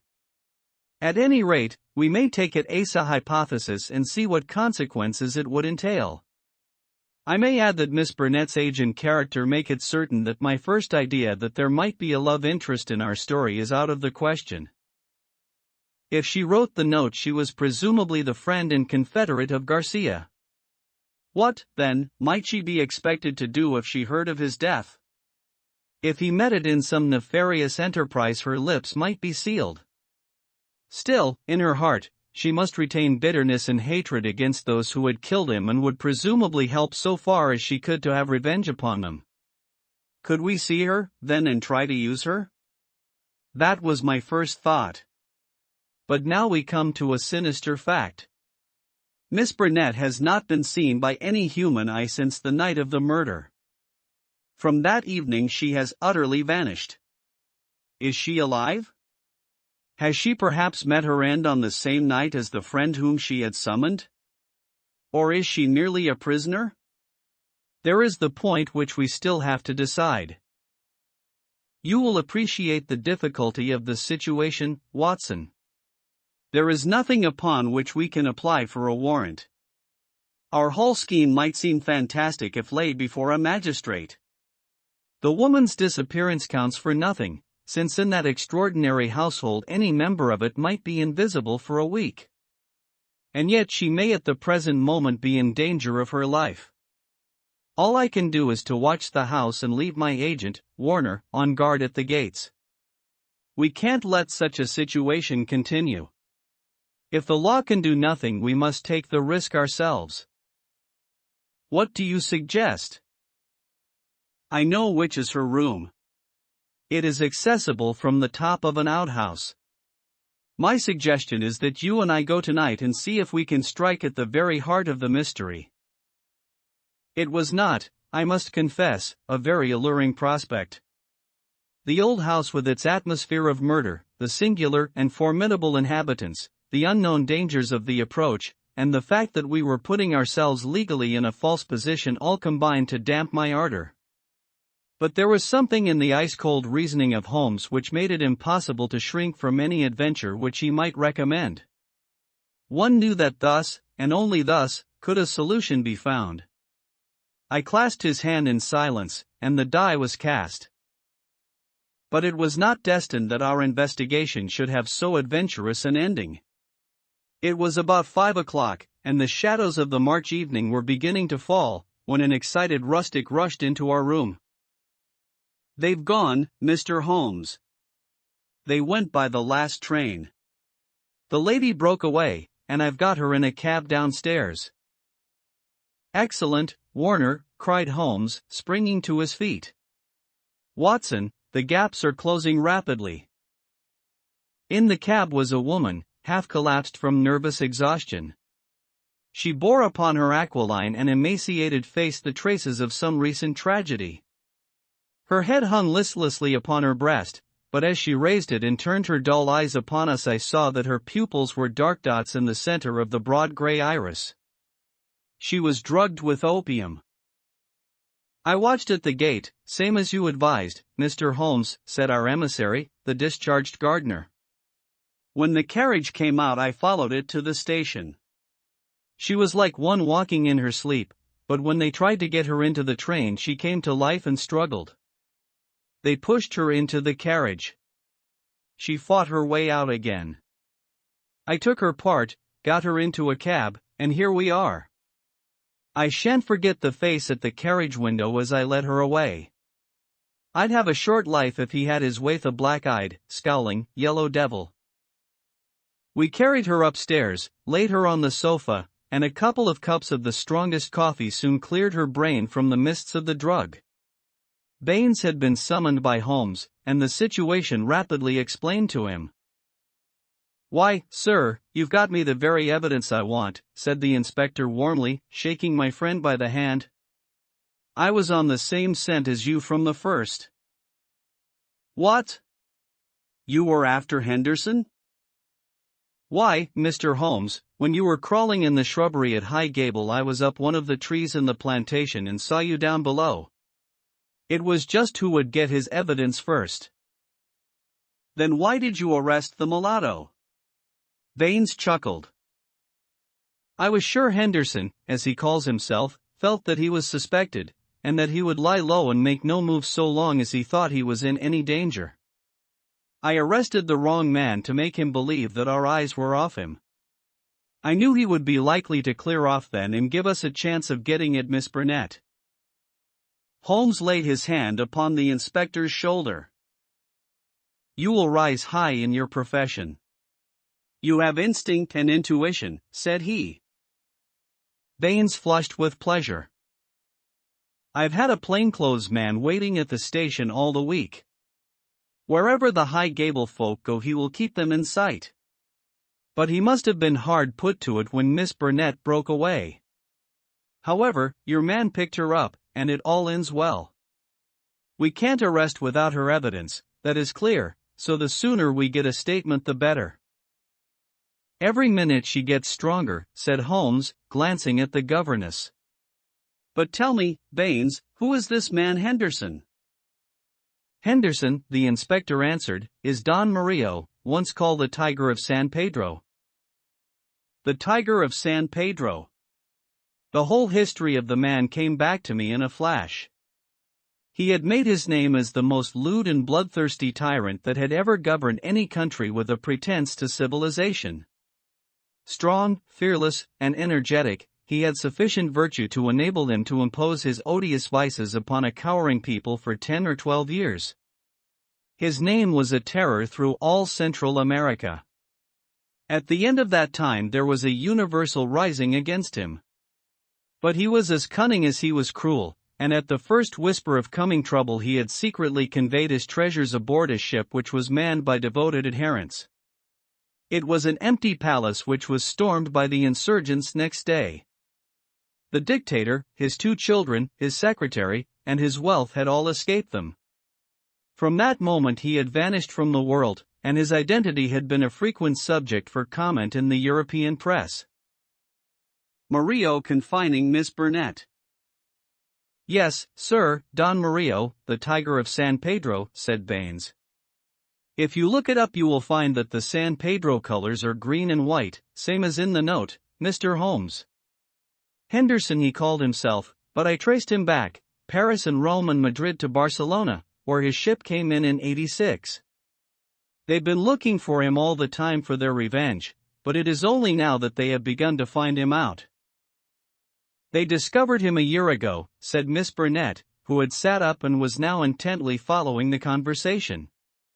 "Once already his life has been attempted, but some evil spirit shielded him. Now, again, it is the noble, chivalrous Garcia who has fallen, while the monster goes safe. But another will come, and yet another, until someday justice will be done, that is as certain as the rise of tomorrow's sun." Her thin hands clenched, and her worn face blanched with the passion of her hatred. "But how come you into this matter, Miss Burnett?" asked Holmes. "How can an English lady join in such a murderous affair?" "I join in it because there is no other way in the world by which justice can be gained. What does the law of England care for the rivers of blood shed years ago in San Pedro, or for the shipload of treasure which this man has stolen? To you they are like crimes committed in some other planet. But we know. We have learned the truth in sorrow and in suffering. To us there is no fiend in hell like Juan Murillo, and no peace in life while his victims still cry for vengeance." "No doubt," said Holmes, "he was as you say." "I have heard that he was atrocious." "But how are you affected?" "I will tell you it all. This villain's policy was to murder, on one pretext or another, every man who showed such promise that he might in time come to be a dangerous rival. My husband, yes, my real name is Signora Victor Durando, was the San Pedro minister in London. He met me and married me there. A nobler man never lived upon earth. Unhappily, Murillo heard of his excellence, recalled him on some pretext, and had him shot. With a premonition of his fate, he had refused to take me with him. His estates were confiscated, and I was left with a pittance and a broken heart. Then came the downfall of the tyrant. He escaped as you have just described. But the many whose lives he had ruined, whose nearest and dearest had suffered torture and death at his hands, would not let the matter rest. They banded themselves into a society which should never be dissolved until the work was done. It was my part, after we had discovered in the transformed Henderson the fallen despot, to attach myself to his household and keep the others in touch with his movements. This I was able to do by securing the position of governess in his family. He little knew that the woman who faced him at every meal was the woman whose husband he had hurried at an hour's notice into eternity. I smiled on him, did my duty to his children, and bided my time. An attempt was made in Paris and failed. We zigzagged swiftly here and there over Europe to throw off the pursuers and finally returned to this house, which he had taken upon his first arrival in England. But here also the ministers of justice were waiting. Knowing that he would return there, Garcia, who was the son of the former highest dignitary in San Pedro, was waiting with two trusty companions of humble station, all three fired with the same reasons for revenge. He could do little during the day, for Murillo took every precaution and never went out save with his satellite Lucas, or Lopez as he was known in the days of his greatness. At night, however, he slept alone, and the avenger might find him. On a certain evening, which had been prearranged, I sent my friend final instructions, for the man was forever on the alert and continually changed his room. I was to see that the doors were open and the signal of a green or white light in a window which faced the drive was to give notice if all was safe or if the attempt had better be postponed. But everything went wrong with us. In some way I had excited the suspicion of Lopez, the secretary. He crept up behind me and sprang upon me just as I had finished the note. He and his master dragged me to my room and held judgment upon me as a convicted traitress. Then and there they would have plunged their knives into me could they have seen how to escape the consequences of the deed. Finally, after much debate, they concluded that my murder was too dangerous. But they determined to get rid forever of Garcia. They had gagged me, and Murillo twisted my arm round until I gave him the address. I swear that he might have twisted it off had I understood what it would mean to Garcia. Lopez addressed the note which I had written, sealed it with his sleeve link, and sent it by the hand of the servant, Jose. How they murdered him I do not know, save that it was Murillo's hand who struck him down, for Lopez had remained to guard me. I believe he must have waited among the gorse bushes through which the path winds and struck him down as he passed. At first they were of a mind to let him enter the house and to kill him as a detected burglar, but they argued that if they were mixed up in an inquiry their own identity would at once be publicly disclosed and they would be open to further attacks. With the death of Garcia, the pursuit might cease, since such a death might frighten others from the task. All would now have been well for them had it not been for my knowledge of what they had done. I have no doubt that there were times when my life hung in the balance. I was confined to my room, terrorized by the most horrible threats, cruelly ill-used to break my spirit. See the stab on my shoulder and the bruises from end to end of my arms, and a gag was thrust into my mouth on the one occasion when I tried to call from the window. For 5 days this cruel imprisonment continued, with hardly enough food to hold body and soul together. This afternoon a good lunch was brought me, but the moment after I took it I knew that I had been drugged. In a sort of dream I remember being half led, half carried to the carriage. In the same state I was conveyed to the train. Only then, when the wheels were almost moving, did I suddenly realize that my liberty lay in my own hands. I sprang out, they tried to drag me back, and had it not been for the help of this good man, who led me to the cab, I should never have broken away. Now, thank God, I am beyond their power forever. We had all listened intently to this remarkable statement. It was Holmes who broke the silence. "Our difficulties are not over," he remarked, shaking his head. "Our police work ends, but our legal work begins." "Exactly," said I. "A plausible lawyer could make it out as an act of self-defense. There may be 100 crimes in the background, but it is only on this one that they can be tried." Come, said Baines cheerily, "I think better of the law than that. Self-defense is one thing. To entice a man in cold blood with the object of murdering him is another, whatever danger you may fear from him. No, we shall all be justified when we see the tenants of High Gable at the next Guildford Assizes. It is a matter of history, however, that a little time was still to elapse before the Tiger of San Pedro should meet with his deserts." Wily and bold, he and his companion threw their pursuer off their track by entering a lodging-house in Edmonton Street and leaving by the back gate into Curzon Square. From that day they were seen no more in England. Some 6 months afterwards the Marquis of Montalva and Senior Rully, his secretary, were both murdered in their rooms at the Hotel Escurial at Madrid. The crime was ascribed to nihilism, and the murderers were never arrested. Inspector Baines visited us at Baker Street with a printed description of the dark face of the secretary, and of the masterful features, the magnetic black eyes, and the tufted brows of his master. We could not doubt that justice, if belated, had come at last. "A chaotic case, my dear Watson," said Holmes over an evening pipe. "It will not be possible for you to present in that compact form which is dear to your heart. It covers 2 continents, concerns 2 groups of mysterious persons, and is further complicated by the highly respectable presence of our friend, Scott Eccles, whose inclusion shows me that the deceased Garcia had a scheming mind and a well-developed instinct of self-preservation. It is remarkable only for the fact that amid a perfect jungle of possibilities we, with our worthy collaborator, the inspector, have kept our close hold on the essentials and so been guided along the crooked and winding path." "Is there any point which is not quite clear to you? The object of the mulatto cook's return?"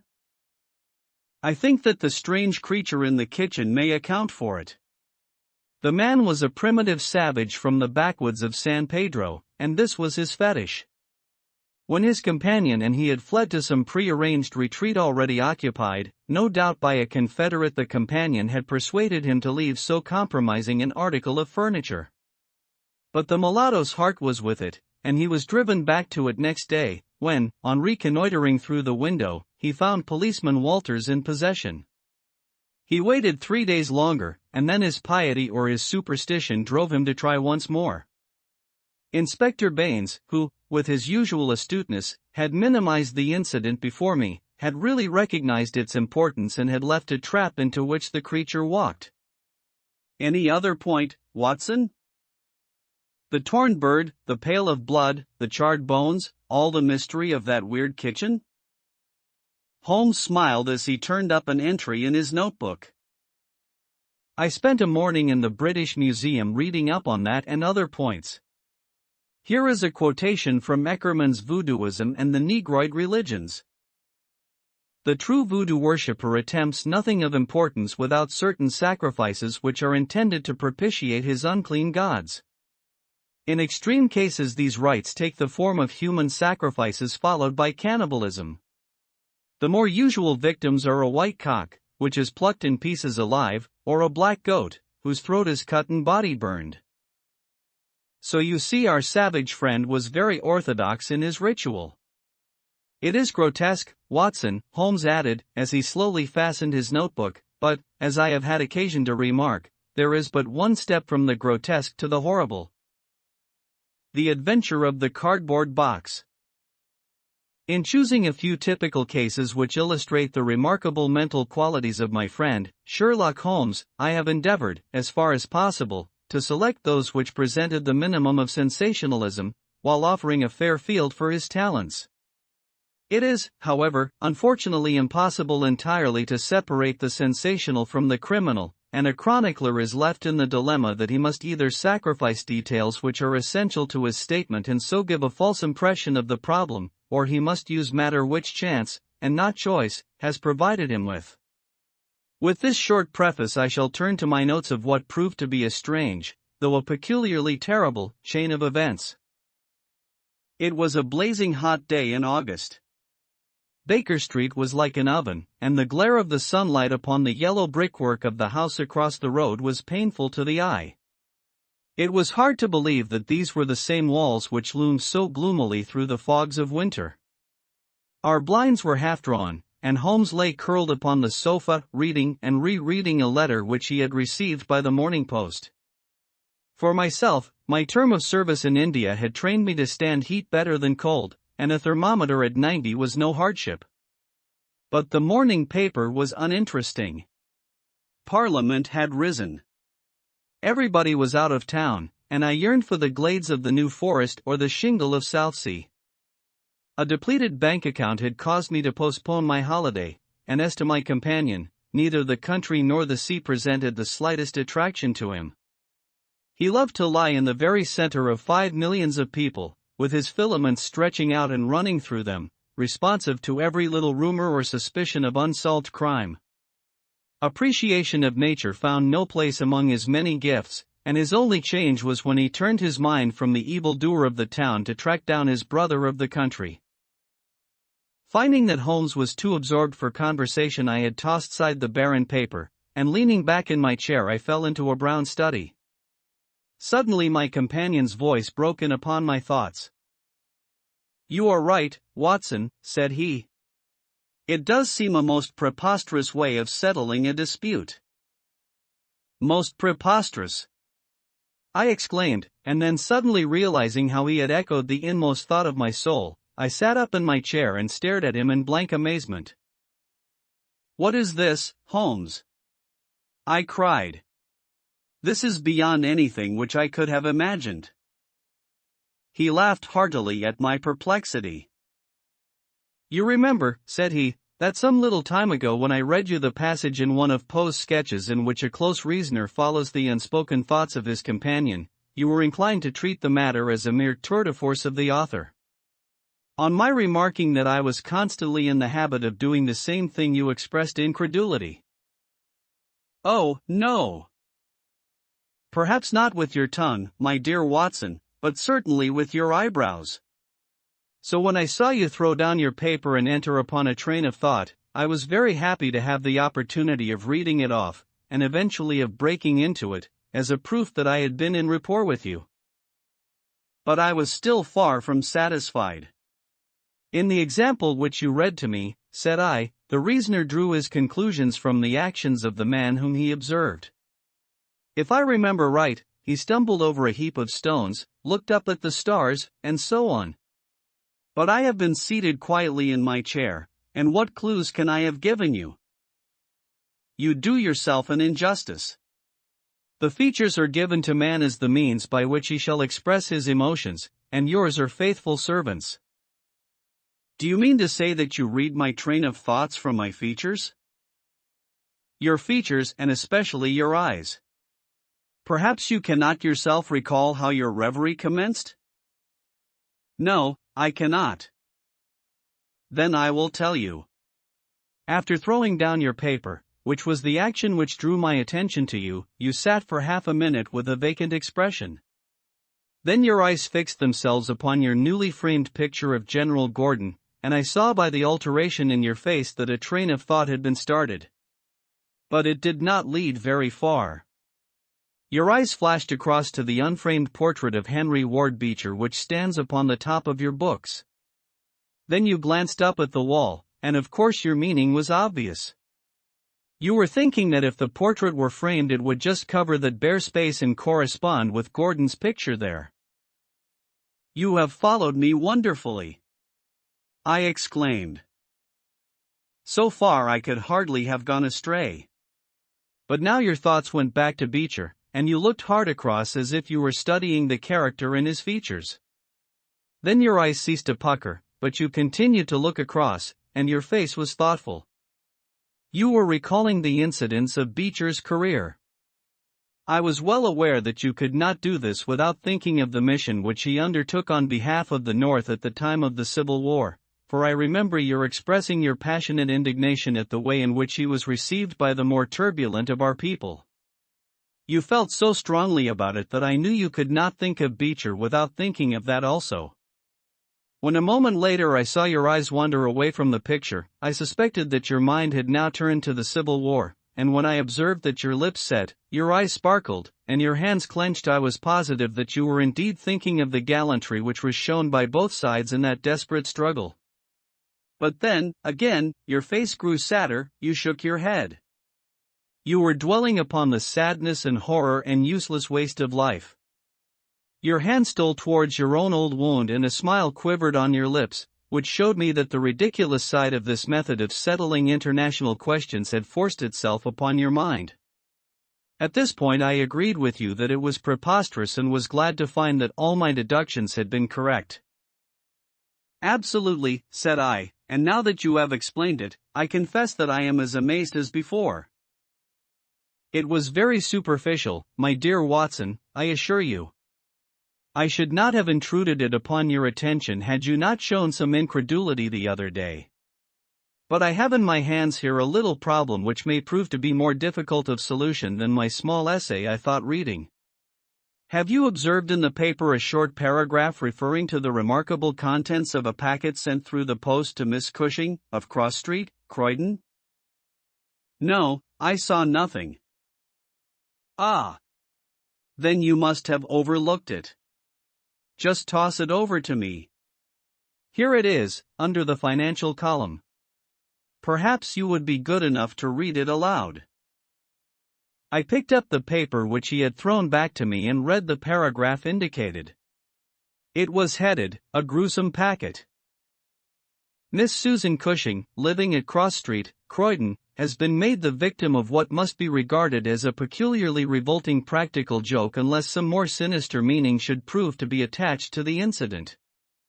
At 2 o'clock yesterday afternoon a small packet, wrapped in brown paper, was handed in by the postman.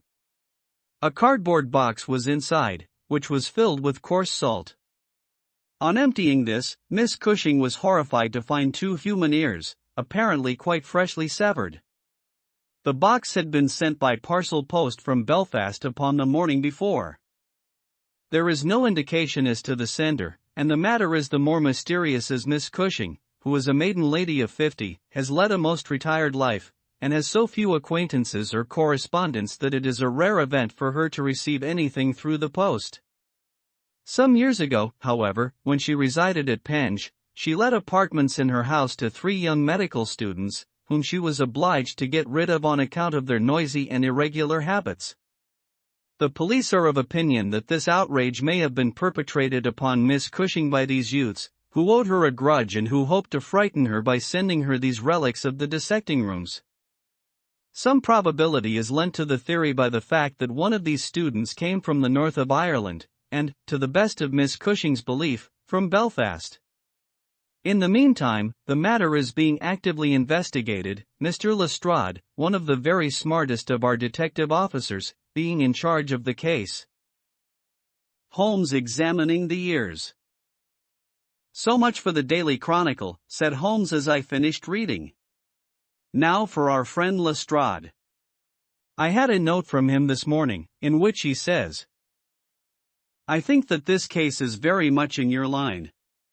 We have every hope of clearing the matter up, but we find a little difficulty in getting anything to work upon. We have, of course, wired to the Belfast post office, but a large number of parcels were handed in upon that day, and they have no means of identifying this particular one, or of remembering the sender. The box is a half-pound box of honey-dew tobacco and does not help us in any way. The medical student theory still appears to me to be the most feasible, but if you should have a few hours to spare I should be very happy to see you out here. I shall be either at the house or in the police station all day. What say you, Watson? Can you rise superior to the heat and run down to Croydon with me on the off chance of a case for your annals? I was longing for something to do. You shall have it then. Ring for our boots and tell them to order a cab. I'll be back in a moment when I have changed my dressing gown and filled my cigar case. A shower of rain fell while we were in the train, and the heat was far less oppressive in Croydon than in town. Holmes had sent on a wire, so that Lestrade, as wiry, as dapper, and as ferret-like as ever, was waiting for us at the station. A walk of 5 minutes took us to Cross Street, where Miss Cushing resided. It was a very long street of 2-story brick houses, neat and prim, with whitened stone steps and little groups of aproned women gossiping at the doors. Halfway down, Lestrade stopped and tapped at a door, which was opened by a small servant girl. Miss Cushing was sitting in the front room, into which we were ushered. She was a placid-faced woman, with large, gentle eyes, and grizzled hair curving down over her temples on each side. A worked antimacassar lay upon her lap and a basket of colored silks stood upon a stool beside her. "They are in the outhouse, those dreadful things," said she as Lestrade entered. "I wish that you would take them away altogether." "So I shall, Miss Cushing. I only kept them here until my friend, Mr. Holmes, should have seen them in your presence." "Why in my presence, sir?" "In case he wished to ask any questions." "What is the use of asking me questions when I tell you I know nothing whatever about it?" "Quite so, madam," said Holmes in his soothing way. "I have no doubt that you have been annoyed more than enough already over this business." "Indeed I have, sir. I am a quiet woman and live a retired life. It is something new for me to see my name in the papers and to find the police in my house. I won't have those things, I hear, Mr. Lestrade. If you wish to see them you must go to the outhouse." It was a small shed in the narrow garden which ran behind the house. Lestrade went in and brought out a yellow cardboard box, with a piece of brown paper and some string. There was a bench at the end of the path, and we all sat down while Holmes examined one by one the articles which Lestrade had handed to him. "The string is exceedingly interesting," he remarked, holding it up to the light and sniffing at it. "What do you make of this string, Lestrade?" "It has been tarred." "Precisely. It is a piece of tarred twine. You have also, no doubt, remarked that Miss Cushing has cut the cord with a scissors, as can be seen by the double fray on each side. This is of importance." "I cannot see the importance," said Lestrade. "The importance lies in the fact that the knot is left intact, and that this knot is of a peculiar character. It is very neatly tied." "I had already made a note of that effect," said Lestrade complacently. "So much for the string, then," said Holmes, smiling. "Now for the box wrapper. Brown paper, with a distinct smell of coffee. What, did you not observe it? I think there can be no doubt of it. Address printed in rather straggling characters, Miss S. Cushing, Cross Street, Croydon. Done with a broad-pointed pen, probably a J, and with very inferior ink. The word Croydon has been originally spelled with an I, which has been changed to Y. The parcel was directed, then, by a man the printing is distinctly masculine of limited education and unacquainted with the town of Croydon. So far, so good. The box is a yellow, half-pound honey-dew box, with nothing distinctive save 2 thumb marks at the left bottom corner. It is filled with rough salt of the quality used for preserving hides and other of the coarser commercial purposes. And embedded in it are these very singular enclosures." He took out the 2 ears as he spoke, and laying a board across his knee he examined them minutely, while Lestrade and I, bending forward on each side of him, glanced alternately at these dreadful relics and at the thoughtful, eager face of our companion. Finally he returned them to the box once more and sat for a while in deep meditation. "You have observed, of course," said he at last, "that the ears are not a pair." "Yes, I have noticed that. But if this were the practical joke of some students from the dissecting rooms, it would be as easy for them to send 2 odd ears as a pair." "Precisely. But this is not a practical joke." "You are sure of it?" "The presumption is strongly against it. Bodies in the dissecting rooms are injected with preservative fluid. These ears bear no signs of this. They are fresh, too. They have been cut off with a blunt instrument, which would hardly happen if a student had done it. Again, carbolic or rectified spirits would be the preservatives which would suggest themselves to the medical mind, certainly not rough salt. I repeat that there is no practical joke here, but that we are investigating a serious crime. A vague thrill ran through me as I listened to my companion's words and saw the stern gravity which had hardened his features. This brutal preliminary seemed to shadow forth some strange and inexplicable horror in the background. Lestrade, however, shook his head like a man who was only half convinced. "There are objections to the joke theory, no doubt," said he, "but there are much stronger reasons against the other. We know that this woman has led a most quiet and respectable life at Pigeon here for the last 20 years. She has hardly been away from her home for a day during that time. Why on earth, then, should any criminal send her the proofs of his guilt, especially as, unless she is a most consummate actress, she understands quite as little of the matter as we do?" "That is the problem which we have to solve," Holmes answered, "and for my part one shall set about it by presuming that my reasoning is correct, and that a double murder has been committed. One of these ears is a woman's, small, finely formed, and pierced for an earring. The other is a man's, sunburned, discolored, and also pierced for an earring. These two people are presumably dead, or we should have heard their story before now. Today is Friday.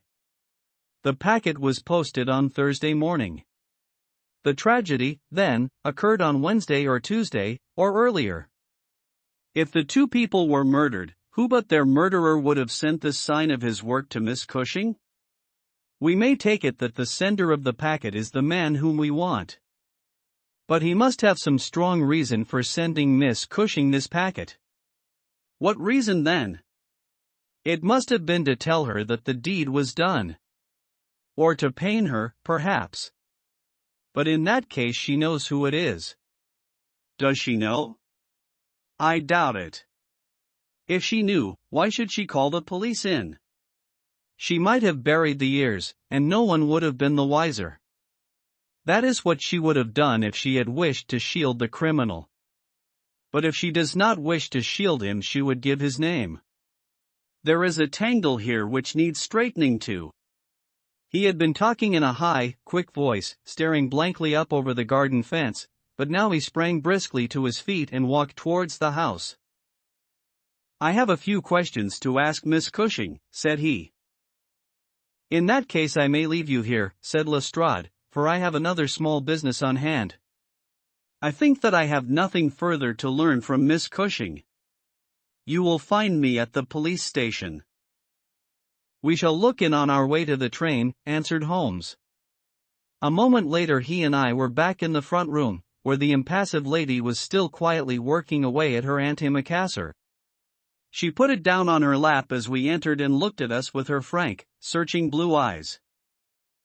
"I am convinced, sir," she said, "that this matter is a mistake, and that the parcel was never meant for me at all. I have said this several times to the gentleman from Scotland Yard, but he simply laughs at me. I have not an enemy in the world, as far as I know, so why should anyone play me such a trick?" "I am coming to be of the same opinion, Miss Cushing," said Holmes, taking his seat beside her. "I think that it is more than probable." He paused, and I was surprised, on glancing round, to see that he was staring with singular intentness at the lady's profile. Surprise and satisfaction were both for an instant to be read upon his eager face, though when she glanced round to find out the cause of his silence he had become as demure as ever.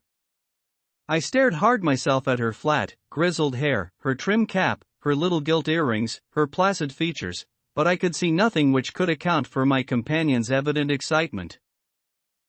There were one or two questions. "Oh, I am weary of questions," cried Miss Cushing impatiently. "You have two sisters, I believe." "How could you know that?" "I observed the very instant that I entered the room that you have a portrait group of three ladies upon the mantelpiece, one of whom is undoubtedly yourself, while the others are so exceedingly like you that there could be no doubt of the relationship. Yes, you are quite right. Those are my sisters, Sarah and Mary. And here at my elbow is another portrait, taken at Liverpool, of your younger sister, in the company of a man who appears to be a steward by his uniform. I observed that she was unmarried at the time. You are very quick at observing. That is my trade. Well, you are quite right. But she was married to Mr. Browner a few days afterwards. He was on the South American line when that was taken, but he was so fond of her that he couldn't abide to leave her for so long, and he got into the Liverpool and London boats. Ah, the Conqueror, perhaps? No, the May Day, when last I heard. Jim came down here to see me once. That was before he broke the pledge, but afterwards he would always take drink when he was ashore, and a little drink would send him stark, staring mad. Ah! It was a bad day that ever he took a glass in his hand again. First he dropped me, then he quarreled with Sarah, and now that Mary has stopped writing we don't know how things are going with them. It was evident that Miss Cushing had come upon a subject on which she felt very deeply. Like most people who lead a lonely life, she was shy at first, but ended by becoming extremely communicative. She told us many details about her brother-in-law the steward, and then wandering off on the subject of her former lodgers, the medical students, she gave us a long account of their delinquencies, with their names and those of their hospitals. Holmes listened attentively to everything, throwing in a question from time to time. "About your second sister, Sarah," said he. "I wonder, since you are both maiden ladies, that you do not keep house together." "Ah! You don't know Sarah's temper, or you would wonder no more." "I tried it when I came to Croydon, and we kept on until about 2 months ago, when we had to part. I don't want to say a word against my own sister, but she was always meddlesome and hard to please, was Sarah." "You say that she quarreled with your Liverpool relations?" "Yes, and they were the best of friends at one time. Why, she went up there to live in order to be near them. And now she has no word hard enough for Jim Browner." "The last 6 months that she was here she would speak of nothing but his drinking and his ways. He had caught her meddling, I suspect, and given her a bit of his mind, and that was the start of it." "Thank you, Miss Cushing," said Holmes, rising and bowing. "Your sister Sarah lives, I think you said, at New Street, Wallington? Goodbye, and I am very sorry that you should have been troubled over a case with which, as you say, you have nothing whatever to do." There was a cab passing as we came out, and Holmes hailed it. "How far to Wallington?" he asked. "Only about a mile, sir." "Very good. Jump in, Watson. We must strike while the iron is hot." Simple as the case is, there have been 1 or 2 very instructive details in connection with it. Just pull up at a telegraph office as you pass, cabby." Holmes sent off a short wire and for the rest of the drive lay back in the cab, with his hat tilted over his nose to keep the sun from his face. Our drive pulled up at a house which was not unlike the one which we had just quitted. My companion ordered him to wait, and had his hand upon the knocker, when the door opened and a grave young gentleman in black, with a very shiny hat, appeared on the step. "Is Miss Cushing at home?" asked Holmes. "Miss Sarah Cushing is extremely ill," said he. "She has been suffering since yesterday from brain symptoms of great severity.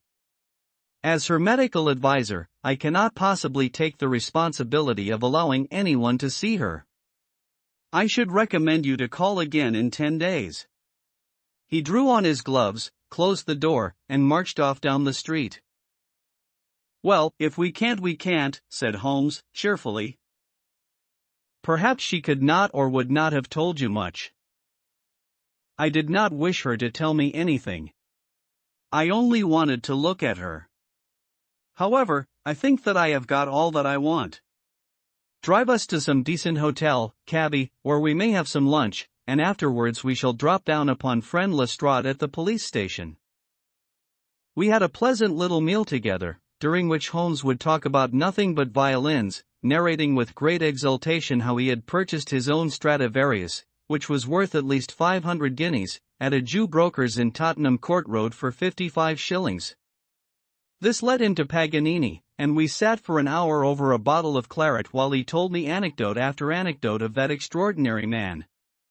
The afternoon was far advanced and the hot glare had softened into a mellow glow before we found ourselves at the police station. Lestrade was waiting for us at the door.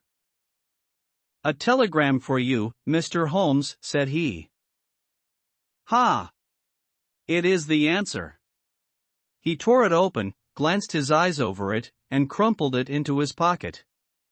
"That's all right," said he. "Have you found out anything?"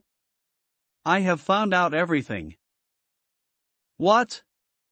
Lestrade stared at him in amazement. "You are joking." "I was never more serious in my life. A shocking crime has been committed, and I think I have now laid bare every detail of it." "And the criminal?" Holmes scribbled a few words upon the back of one of his visiting cards and threw it over to Lestrade. "That is the name," he said. "You cannot effect an arrest until tomorrow night at the earliest. I should prefer that you do not mention my name at all in connection with the case, as I choose to be only associated with those crimes which present some difficulty in their solution. Come on, Watson." We strode off together to the station, leaving Lestrade still staring with a delighted face at the card which Holmes had thrown him. "The case," said Sherlock Holmes as we chatted over our cigars that night in our rooms at Baker Street, "is one where, as in the investigations which you have chronicled under the names of A Study in Scarlet and of The Sign of Four, we have been compelled to reason backward from effects to causes. I have written to Lestrade asking him to supply us with the details which are now wanting, and which he will only get after he had secured his man. That he may be safely trusted to do, for although he is absolutely devoid of reason, he is as tenacious as a bulldog when he once understands what he has to do, and indeed, it is just this tenacity which has brought him to the top at Scotland Yard." "Your case is not complete, then?" I asked. "It is fairly complete in essentials. We know who the author of the revolting business is, although one of the victims still escapes us. Of course, you have formed your own conclusions. I presume that this Jim Browner, the steward of a Liverpool boat, is the man whom you suspect?" "Oh. It is more than a suspicion. And yet I cannot see anything save very vague indications." "On the contrary, to my mind nothing could be more clear. Let me run over the principal steps. We approached the case, you remember, with an absolutely blank mind, which is always an advantage. We had formed no theories. We were simply there to observe and to draw inferences from our observations. What did we see first? A very placid and respectable lady, who seemed quite innocent of any secret, and a portrait which showed me that she had two younger sisters. It instantly flashed across my mind that the box might have been meant for one of these. I set the idea aside as one which could be disproved or confirmed at our leisure. Then we went to the garden, as you remember, and we saw the very singular contents of the little yellow box. The string was of the quality which is used by sailmakers aboard ship, and at once a whiff of the sea was perceptible in our investigation. When I observed that the knot was one which is popular with sailors, that the parcel had been posted at a port, and that the male ear was pierced for an earring which is so much more common among sailors than landsmen, I was quite certain that all the actors in the tragedy were to be found among our seafaring classes. When I came to examine the address of the packet, I observed that it was to Miss S. Cushing. Now, the oldest sister would, of course, be Miss Cushing, and although her initial was S, it might belong to one of the others as well. In that case we should have to commence our investigation from a fresh basis altogether. I therefore went into the house with the intention of clearing up this point.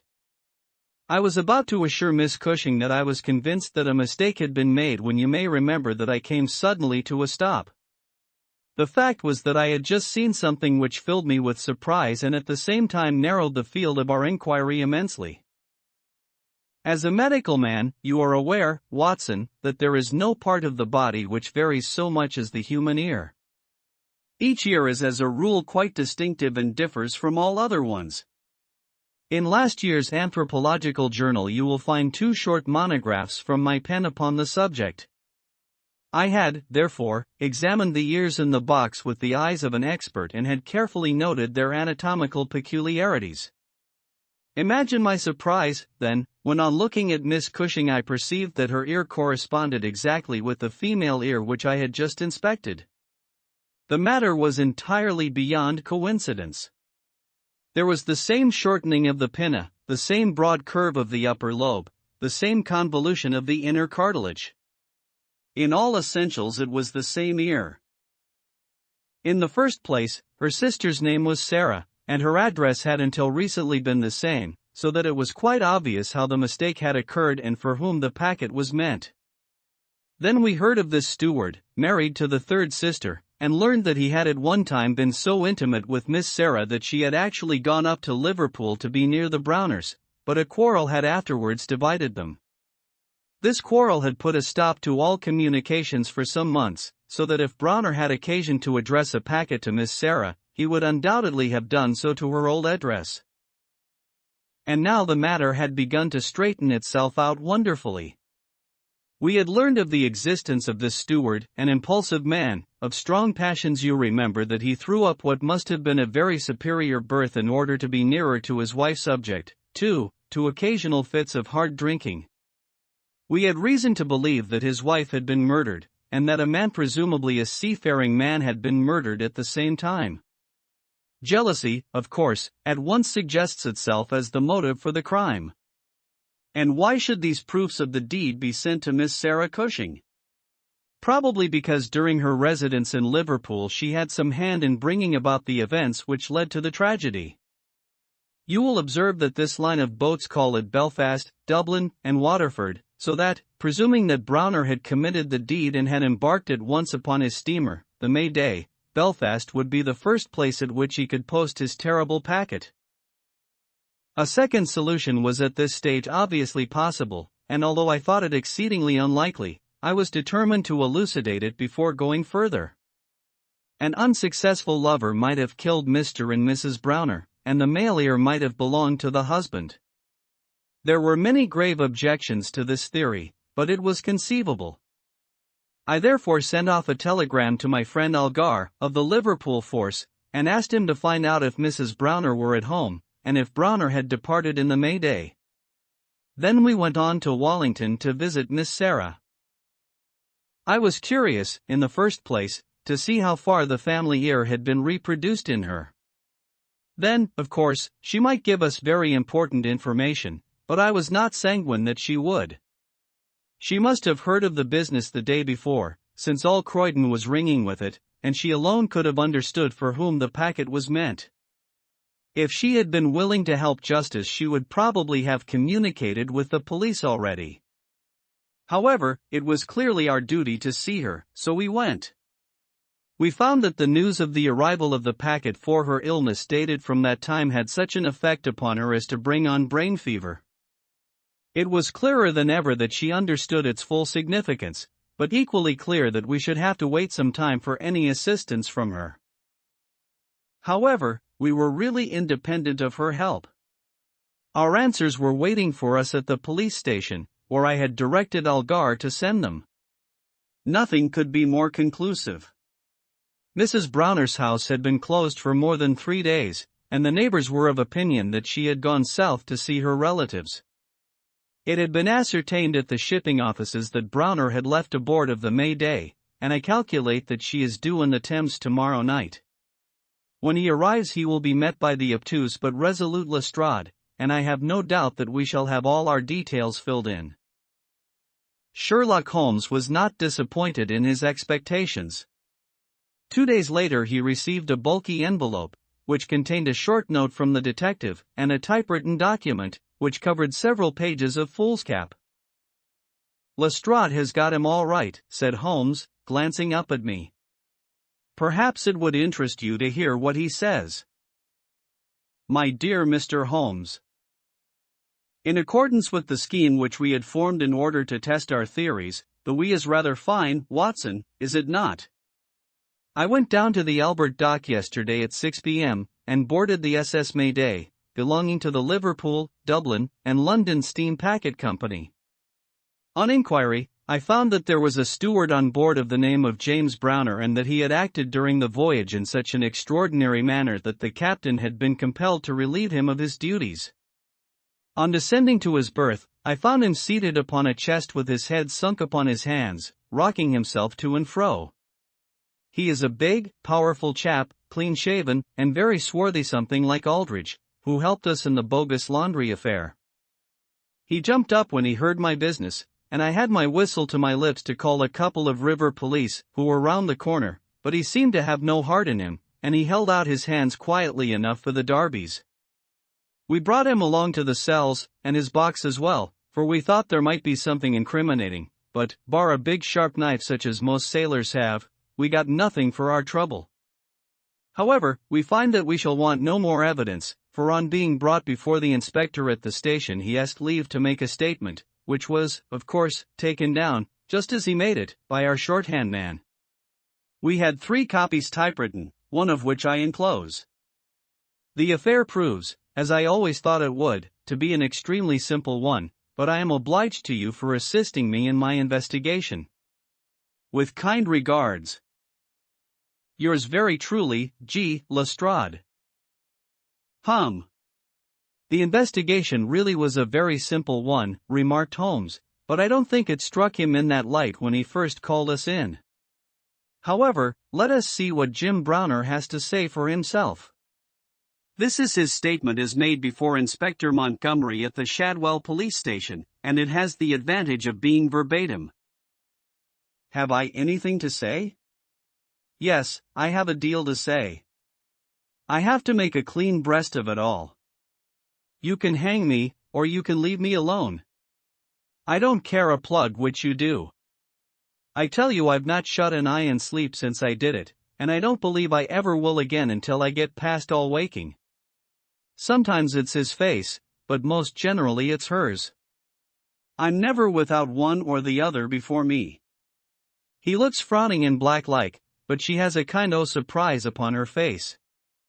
Aye, the white lamb, she might well be surprised when she read death on a face that had seldom looked anything but love upon her before. But it was Sarah's fault, and may the curse of a broken man put a blight on her and set the blood rotting in her veins. It's not that I want to clear myself. I know that I went back to drink, like the beast that I was.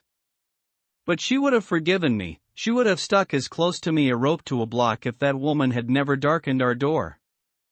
For Sarah Cushing loved me, that's the root of the business, she loved me until all her love turned to poisonous hate when she knew that I thought more of my wife's footmark in the mud than I did of her whole body and soul.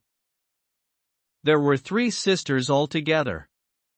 The old one was just a good woman, the second was a devil, and the third was an angel. Sarah was 33, and Mary was 29 when I married.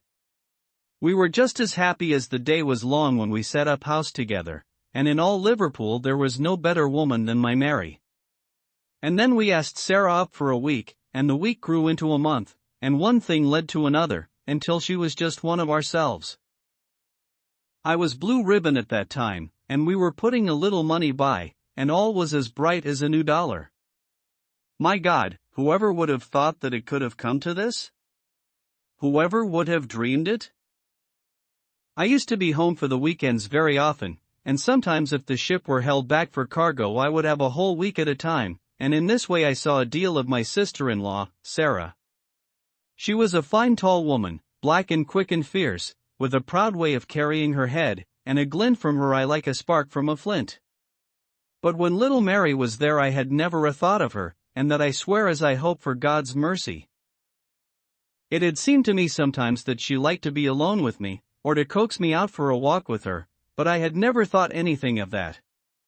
But one evening my eyes were opened. I had come up from the ship and found my wife out, but Sarah at home. "Where's Mary?" I asked. "Oh, she has gone to pay some accounts." I was impatient and paced up and down the room. "Can't you be happy for 5 minutes without Mary, Jim?" says she. "It's a bad compliment to me that you can't be contented with my society for so short a time." "That's all right, my lass," said I, putting out my hand towards her in a kindly way, but she had it in both hers in an instant, and they burned as if they were in a fever. I looked into her eyes and I read it all there.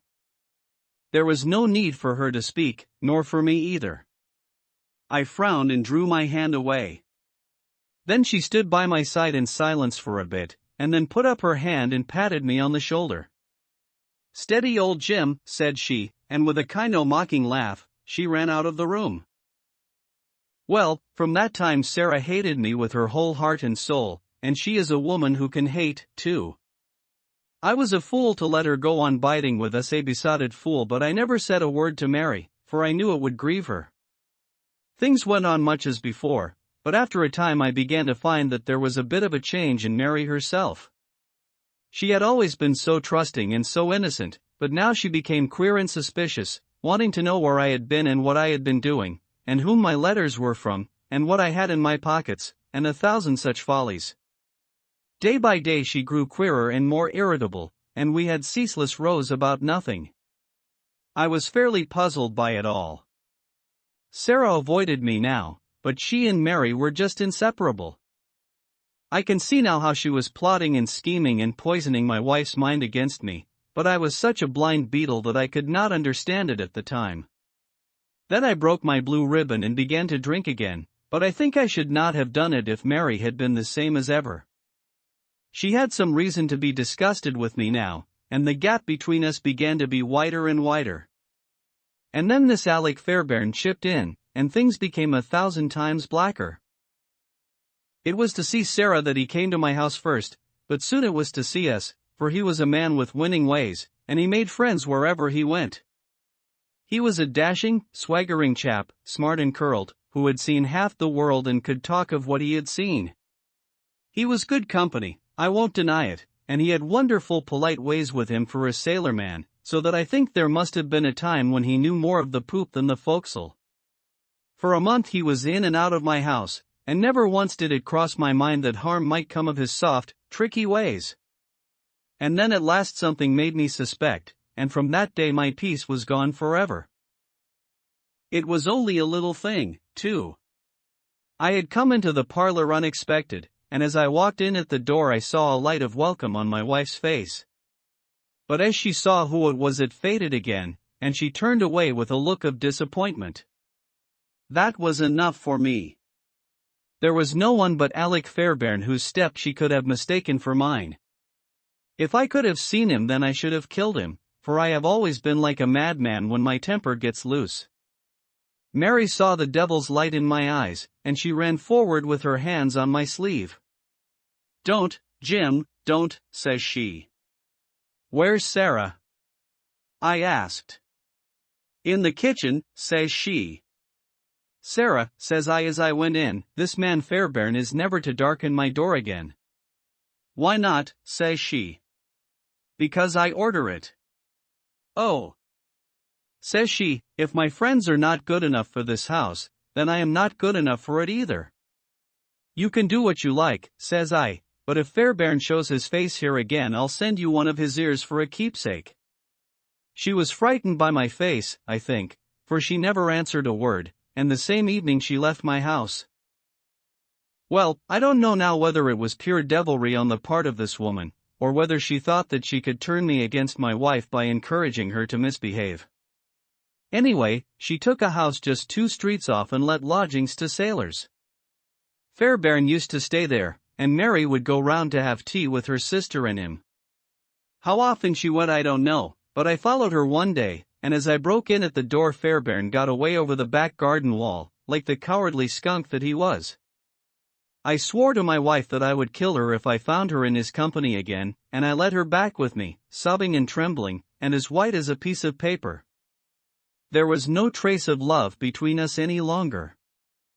I could see that she hated me and feared me, and when the thought of it drove me to drink, then she despised me as well. Well, Sarah found that she could not make a living in Liverpool, so she went back, as I understand, to live with her sister in Croydon, and things jogged on much the same as ever at home. And then came this week and all the misery and ruin. It was in this way. We had gone on the May Day for a round voyage of 7 days, but a hogshead got loose and started one of our plates, so that we had to put back into port for 12 hours. I left the ship and came home, thinking what a surprise it would be for my wife, and hoping that maybe she would be glad to see me so soon. The thought was in my head as I turned into my own street, and at that moment a cab passed me, and there she was, sitting by the side of Fairbairn, the two chatting and laughing, with never a thought for me as I stood watching them from the footpath. I tell you, and I give you my word for it, that from that moment I was not my own master, and it is all like a dim dream when I look back on it. I had been drinking hard of late, and the two things together fairly turned my brain. There's something throbbing in my head now, like a docker's hammer, but that morning I seemed to have all Niagara whizzing and buzzing in my ears. Well, I took to my heels, and I ran after the cab. I had a heavy oak stick in my hand, and I tell you I saw red from the first, but as I ran I got cunning, too, and hung back a little to see them without being seen. They pulled up soon at the railway station. There was a good crowd round the booking office, so I got quite close to them without being seen. They took tickets for New Brighton. So did I, but I got in 3 carriages behind them. When we reached it they walked along the parade, and I was never more than 100 yards from them. At last I saw them hire a boat and start for a row, for it was a very hot day, and they thought, no doubt, that it would be cooler on the water. It was just as if they had been given into my hands. There was a bit of a haze, and you could not see more than a few hundred yards. I hired a boat for myself, and I pulled after them. I could see the blur of their craft, but they were going nearly as fast as I, and they must have been a long mile from the shore before I caught them up. The haze was like a curtain all round us, and there were we 3 in the middle of it. My God, shall I ever forget their faces when they saw who was in the boat that was closing in upon them? She screamed out. He swore like a madman and jabbed at me with an oar, for he must have seen death in my eyes. I got past it and got one in with my stick that crushed his head like an egg. I would have spared her, perhaps, for all my madness, but she threw her arms round him, crying out to him, and calling him Alec. I struck again, and she lay stretched beside him. I was like a wild beast then that had tasted blood. If Sarah had been there, by the Lord, she should have joined them. I pulled out my knife, and well, there. I've said enough. It gave me a kind of savage joy when I thought how Sarah would feel when she had such signs as these of what her meddling had brought about. Then I tied the bodies into the boat, stove a plank, and stood by until they had sunk. I knew very well that the owner would think that they had lost their bearings in the haze, and had drifted off out to sea. I cleaned myself up, got back to land, and joined my ship without a soul having a suspicion of what had passed. That night I made up the packet for Sarah Cushing, and next day I sent it from Belfast. There you have the whole truth of it. You can hang me, or do what you like with me, but you cannot punish me as I have been punished already. I cannot shut my eyes, but I see those 2 faces staring at me as they stared when my boat broke through the haze. I killed them quick, but they are killing me slow, and if I have another night of it I shall be either mad or dead before morning. You won't put me alone into a cell, sir? For pity's sake don't, and may you be treated in your day of agony as you treat me now. What is the meaning of it, Watson? Said Holmes solemnly as he laid down the paper. What object is served by this circle of misery and violence and fear? It must tend to some end, or else our universe is ruled by chance, which is unthinkable. But what end? There is the great standing perennial problem to which human reason is as far from an answer as ever. The adventure of the red circle.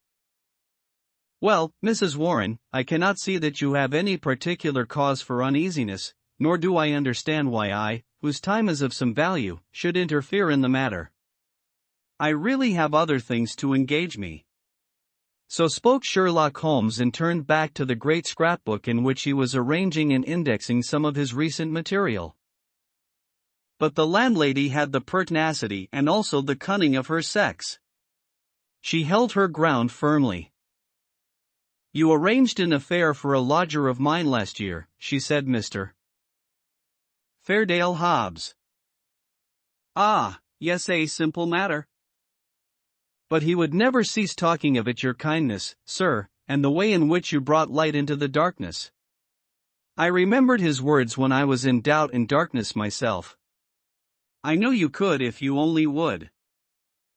Holmes was accessible upon the side of flattery, and also, to do him justice, upon the side of kindliness.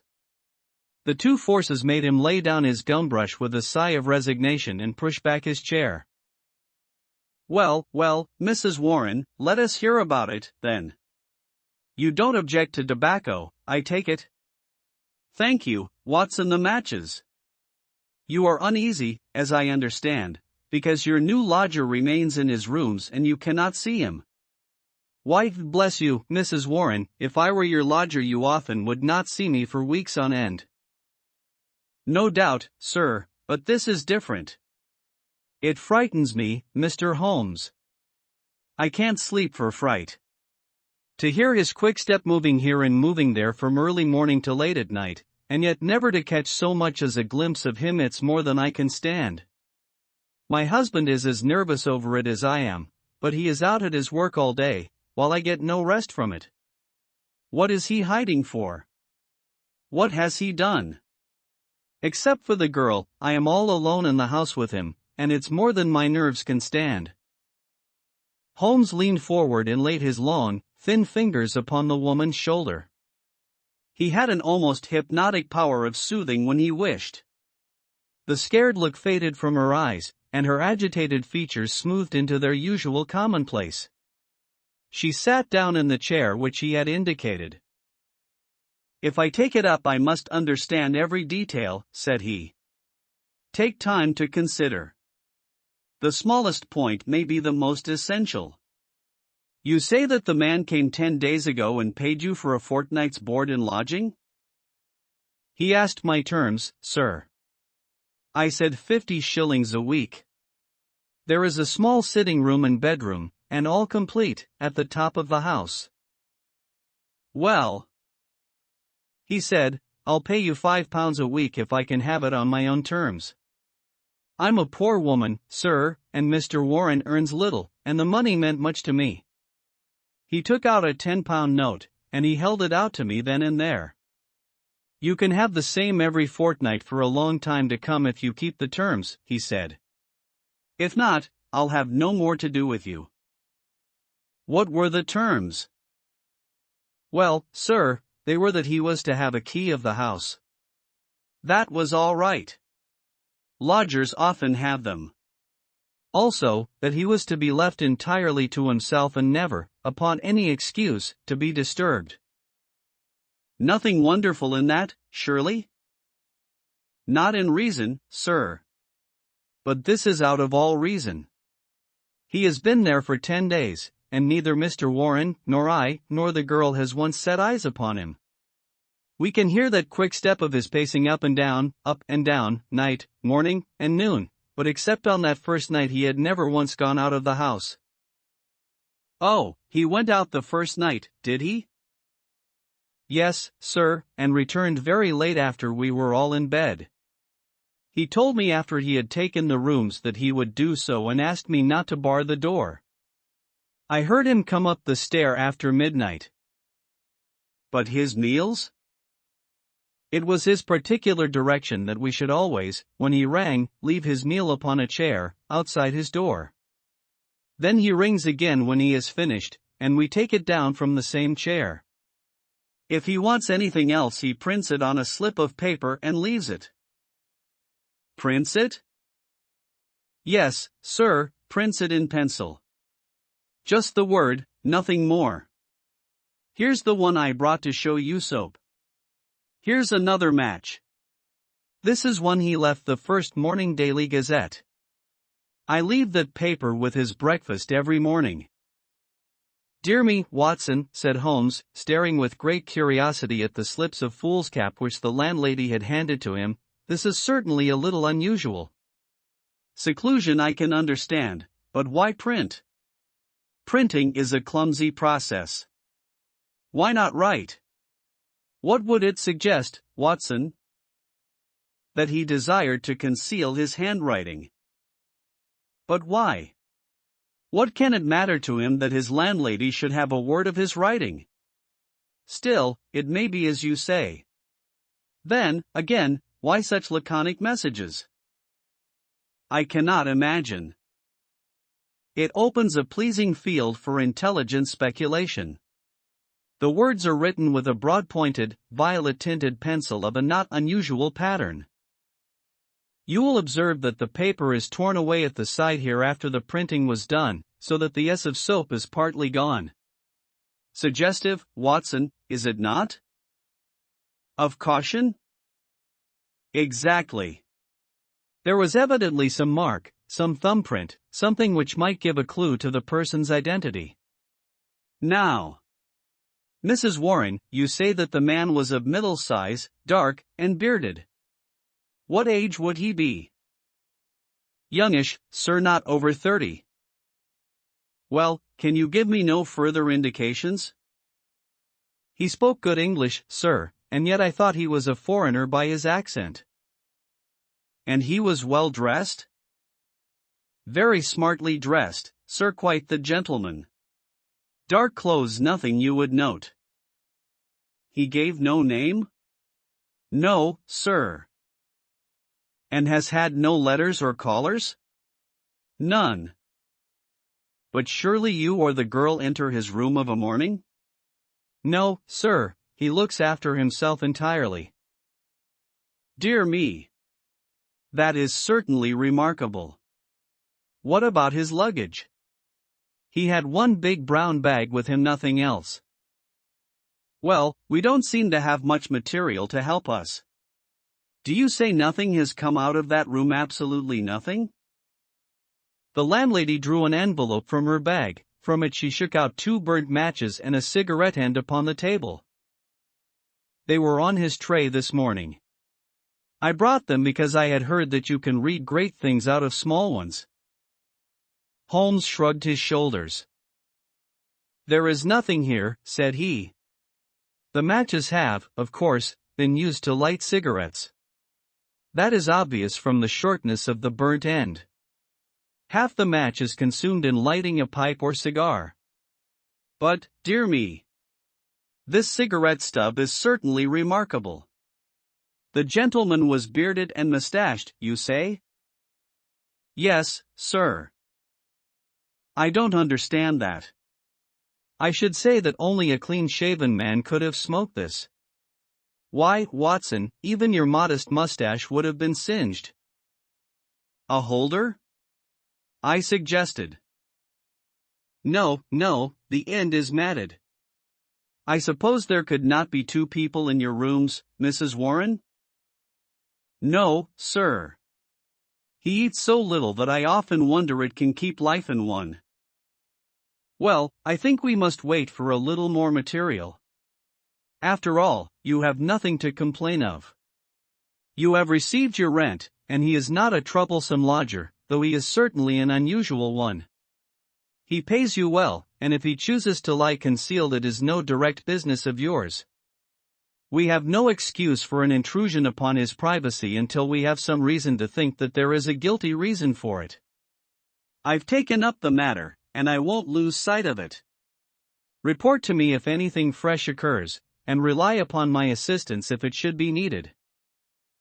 There are certainly some points of interest in this case, Watson, he remarked when the landlady had left us. It may, of course, be trivial individual eccentricity, or it may be very much deeper than appears on the surface. The first thing that strikes one is the obvious possibility that the person now in the rooms may be entirely different from the one who engaged them. Why should you think so? Well, apart from this cigarette end, was it not suggestive that the only time the lodger went out was immediately after his taking the rooms? He came back or someone came back when all witnesses were out of the way. We have no proof that the person who came back was the person who went out. Then, again, the man who took the rooms spoke English well. This other, however, prints match when it should have been matches. I can imagine that the word was taken out of a dictionary, which would give the noun but not the plural. The laconic style may be to conceal the absence of knowledge of English. Yes, Watson, there are good reasons to suspect that there has been a substitution of lodgers. But for what possible end? Ah! There lies our problem. There is one rather obvious line of investigation. He took down the great book in which, day by day, he filed the agony columns of the various London journals. "Dear me," said he, turning over the pages, "what a chorus of groans, cries, and bleatings! What a ragbag of singular happenings! But surely the most valuable hunting ground that ever was given to a student of the unusual. This person is alone and cannot be approached by letter without a breach of that absolute secrecy which is desired. How is any news or any message to reach him from without? Obviously by advertisement through a newspaper. There seems no other way, and fortunately we need concern ourselves with the one paper only. Here are the Daily Gazette extracts of the last fortnight. Lady with a black boa at Prince's skating club that we may pass. Surely Jimmy will not break his mother's heart that appears to be irrelevant. If the lady who fainted on Brixton bus she does not interest me. Every day my heart longs bleat, Watson unmitigated bleat. Ah, this is a little more possible. Listen to this, be patient. We'll find some sure means of communications. Meanwhile, this column. Gee, that is 2 days after Mrs. Warren's lodger arrived. It sounds plausible, does it not? The mysterious one could understand English, even if he could not print it. Let us see if we can pick up the trace again. Yes, here we are 3 days later. A.M. making successful arrangements. Patience and prudence. The clouds will pass. Gee, nothing for a week after that. Then comes something much more definite, the path is clearing. If I find chance signal message remember code agreed 1A, 2B, and so on. You will hear soon. Gee, that was in yesterday's paper, and there is nothing in today's. It's all very appropriate to Mrs. Warren's lodger. If we wait a little, Watson, I don't doubt that the affair will grow more intelligible.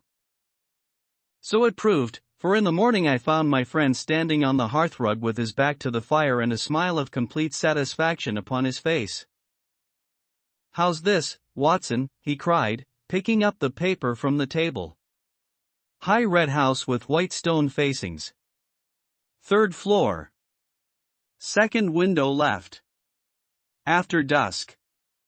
Gee, that is definite enough. I think after breakfast we must make a little reconnaissance of Mrs. Warren's neighborhood. Ah, Mrs. Warren. What news do you bring us this morning?" Our client had suddenly burst into the room with an explosive energy which told of some new and momentous development. "It's a police matter, Mr. Holmes," she cried. "I'll have no more of it. He shall pack out of there with his baggage. I would have gone straight up and told him so, only I thought it was but fair to you to take your opinion first. But I'm at the end of my patience, and when it comes to knocking my old man about." "Knocking Mr. Warren about?" "Using him roughly, anyway." "But who used him roughly?" "Ah! That's what we want to know." "It was this morning, sir. Mr. Warren is a timekeeper at Morton and Waylight's, in Tottenham Court Road. He has to be out of the house before 7. Well, this morning he had not gone 10 paces down the road when 2 men came up behind him, threw a coat over his head, and bundled him into a cab that was beside the curb. They drove him an hour, and then opened the door and shot him out. He lay in the roadway so shaken in his wits that he never saw what became of the cab. When he picked himself up he found he was on Hampstead Heath, so he took a bus home, and there he lies now on his sofa, while I came straight round to tell you what had happened." "Most interesting," said Holmes. "Did he observe the appearance of these men? Did he hear them talk?" "No, he is clean dazed. He just knows that he was lifted up as if by magic and dropped as if by magic. 2 at least were in it, and maybe 3. "And you connect this attack with your lodger?" "Well, we've lived there 15 years and no such happenings ever came before. I've had enough of him. Money's not everything. I'll have him out of my house before the day is done." "Wait a bit, Mrs. Warren. Do nothing rash. I begin to think that this affair may be very much more important than appeared at first sight. It is clear now that some danger is threatening your lodger. It is equally clear that his enemies, lying in wait for him near your door, mistook your husband for him in the foggy morning light. On discovering their mistake, they released him. What they would have done had it not been a mistake, we can only conjecture." "Well, what am I to do, Mr. Holmes?" "I have a great fancy to see this lodger of yours, Mrs. Warren. I don't see how that is to be managed, unless you break in the door. I always hear him unlock it as I go down the stair after I leave the tray. He has to take the tray in. Surely we could conceal ourselves and see him do it." The landlady thought for a moment. "Well, sir, there's the box room opposite. I could arrange a looking glass, maybe, and if you were behind the door." "Excellent," said Holmes. "When does he lunch?" "About 1, sir." "Then Dr. Watson and I will come round in time. For the present, Mrs. Warren, goodbye." At 12:30 we found ourselves upon the steps of Mrs. Warren's house, a high, thin, yellow brick edifice in Great Orme Street, a narrow thoroughfare at the northeast side of the British Museum. Standing as it does near the corner of the street, it commands a view down House Street, with its pretentious houses. Holmes pointed with a chuckle to one of these, a row of residential flats, which projected so that they could not fail to catch the eye. "See, Watson," said he. "High red house with stone facings. There is the signal station all right. We know the place, and we know the code, so surely our task should be simple. There's a to let card in that window. It is evidently an empty flat to which the Confederate has access. Well, Mrs. Warren, what now?" "I have it all ready for you. If you will both come up and leave your boots below on the landing, I'll put you there now." It was an excellent hiding place which she had arranged. The mirror was so placed that, seated in the dark, we could very plainly see the door opposite. We had hardly settled down in it, and Mrs. Warren left us, when a distant tinkle announced that our mysterious neighbor had rung. Presently the landlady appeared with the tray, laid it down upon a chair beside the closed door, and then, treading heavily, departed. Crouching together in the angle of the door, we kept our eyes fixed upon the mirror. Suddenly, as the landlady's footsteps died away, there was the creak of a turning key, the handle revolved, and 2 thin hands darted out and lifted the tray from the chair. An instant later it was hurriedly replaced, and I caught a glimpse of a dark, beautiful, horrified face glaring at the narrow opening of the box room. Then the door crashed to, the key turned once more, and all was silence. Holmes twitched my sleeve, and together we stole down the stair. "I will call again in the evening," said he to the expectant landlady.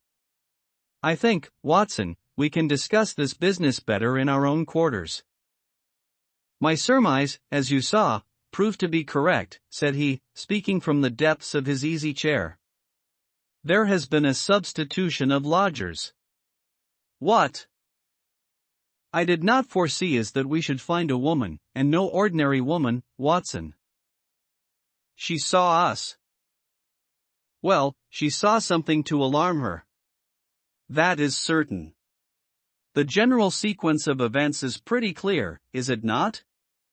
A couple seek refuge in London from a very terrible and instant danger. The measure of that danger is the rigor of their precautions. The man, who has some work which he must do, desires to leave the woman in absolute safety while he does it. It is not an easy problem, but he solved it in an original fashion, and so effectively that her presence was not even known to the landlady who supplies her with food. The printed messages, as is now evident, were to prevent her sex being discovered by her writing. The man cannot come near the woman, or he will guide their enemies to her. Since he cannot communicate with her direct, he has recourse to the agony column of a paper. So far all is clear. But what is at the root of it? Ah, yes, Watson severely practical, as usual. What is at the root of it all? Mrs. Warren's whimsical problem enlarges somewhat and assumes a more sinister aspect as we proceed. This much we can say, that it is no ordinary love escapade. You saw the woman's face at the sign of danger.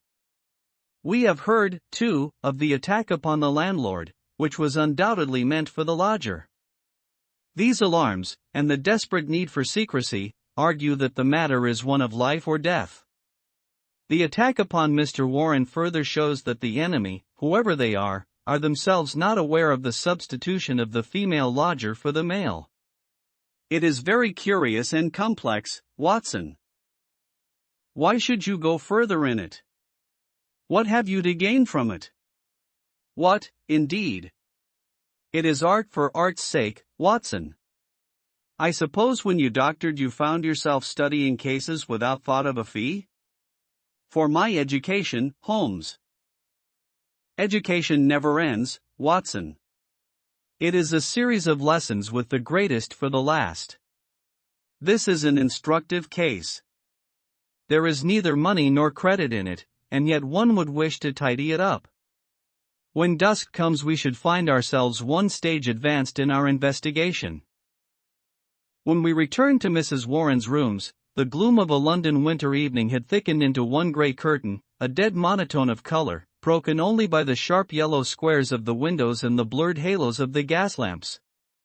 As we peered from the darkened sitting room of the lodging-house, one more dim light glimmered high up through the obscurity. "Someone is moving in that room," said Holmes in a whisper, his gaunt and eager face thrust forward to the window-pane. "Yes, I can see his shadow. There he is again. He has a candle in his hand. Now he is peering across. He wants to be sure that she is on the lookout. Now he begins to flash. Take the message also, Watson, that we may check each other. A single flash, that is surely. Now, then. How many did you make it? 20. Do did in. That should mean T, that's intelligible enough. Another T, surely this is the beginning of a second word. Now, then tenta. Dead stop. That can't be all, Watson. A tenta gives no sense. Nor is it any better as three words at 10 ta, unless ta are a person's initials.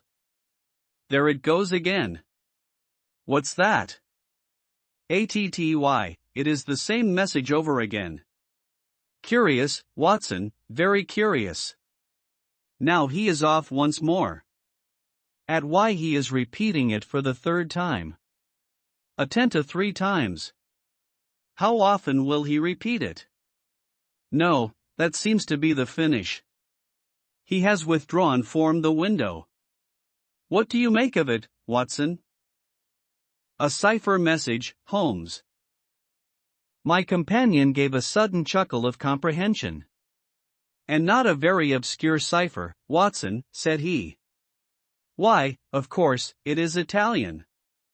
The A means that it is addressed to a woman. Beware. Beware. Beware. How's that, Watson? I believe you have hit it. Not a doubt of it. It is a very urgent message, thrice repeated to make it more so. But beware of what? Wait a bit, he is coming to the window once more. Again we saw the dim silhouette of a crouching man and the whisk of the small flame across the window as the signals were renewed. They came more rapidly than before, so rapid that it was hard to follow them. Pericolo, what's that, Watson? Danger, isn't it? Yes, by Jove, it's a danger signal. There he goes again. Parry! Hello, what on earth? The light had suddenly gone out, the glimmering square of window had disappeared, and the third floor formed a dark band round the lofty building, with its tiers of shining casements. That last warning cry had been suddenly cut short. How, and by whom? The same thought occurred on the instant to us both. Holmes sprang up from where he crouched by the window. "This is serious, Watson," he cried. "There is some devilry going forward. Why should such a message stop in such a way? I should put Scotland Yard in touch with this business, and yet, it is too pressing for us to leave." "Shall I go for the police?" "We must define the situation a little more clearly. It may bear some more innocent interpretation. Come, Watson, let us go across ourselves and see what we can make of it." As we walked rapidly down Howe Street, I glanced back at the building which we had left. There, dimly outlined at the top window, I could see the shadow of a head, a woman's head, gazing tensely, rigidly, out into the night, waiting with breathless suspense for the renewal of that interrupted message. At the doorway of the Howe Street flats a man, muffled in a cravat and greatcoat, was leaning against the railing. He started as the hall light fell upon our faces. "Holmes," he cried. "Why, Gregson," said my companion as he shook hands with the Scotland Yard detective. "Journeys end with lovers' meetings. What brings you here?" "The same reasons that bring you, I expect," said Gregson. "How you got onto it I can't imagine." "Different threads, but leading up to the same tangle." "I've been taking the signals." "Signals?" "Yes, from that window. They broke off in the middle. We came over to see the reason. But since it is safe in your hands, I see no object in continuing this business." "Wait a bit," cried Gregson eagerly. "I'll do you this justice, Mr. Holmes, that I was never in a case yet that I didn't feel stronger for having you on my side. There's only the one exit to these flats, so we have him safe." "Who is he?" Well, we score over you for once, Mr. Holmes. You must give us best this time." He struck his stick sharply upon the ground, on which a cabman, his whip in his hand, sauntered over from a four-wheeler which stood on the far side of the street. "May I introduce you to Mr. Sherlock Holmes?" he said to the cabman. "This is Mr. Leverton, of Pinkerton's American Agency." "The hero of the Long Island Cave mystery," said Holmes. "Sir, I am pleased to meet you." The American, a quiet, businesslike young man, with a clean-shaven, hatchet face, flushed up at the words of commendation. "I am on the trail of my life now, Mr. Holmes," said he. "If I can get Gorgiano." "What? Gorgiano of the Red Circle?" "Oh, he has a European fame, has he?" "Well, we've learned all about him in America. We know he is at the bottom of 50 murders, and yet we have nothing positive we can take him on. I tracked him over from New York, and I've been close to him for a week in London, waiting some excuse to get my hand on his collar. Mr. Gregson and I ran him to ground in that big tenement house, and there's only one door, so he can't slip us. There's 3 folk come out since he went in, but I'll swear he wasn't one of them." "Mr. Holmes talks of signals," said Gregson. "I expect, as usual, he knows a good deal that we don't." In a few clear words Holmes explained the situation as it had appeared to us. The American struck his hands together with vexation. "He's on to us," he cried. Why do you think so? Well, it figures out that way, does it not?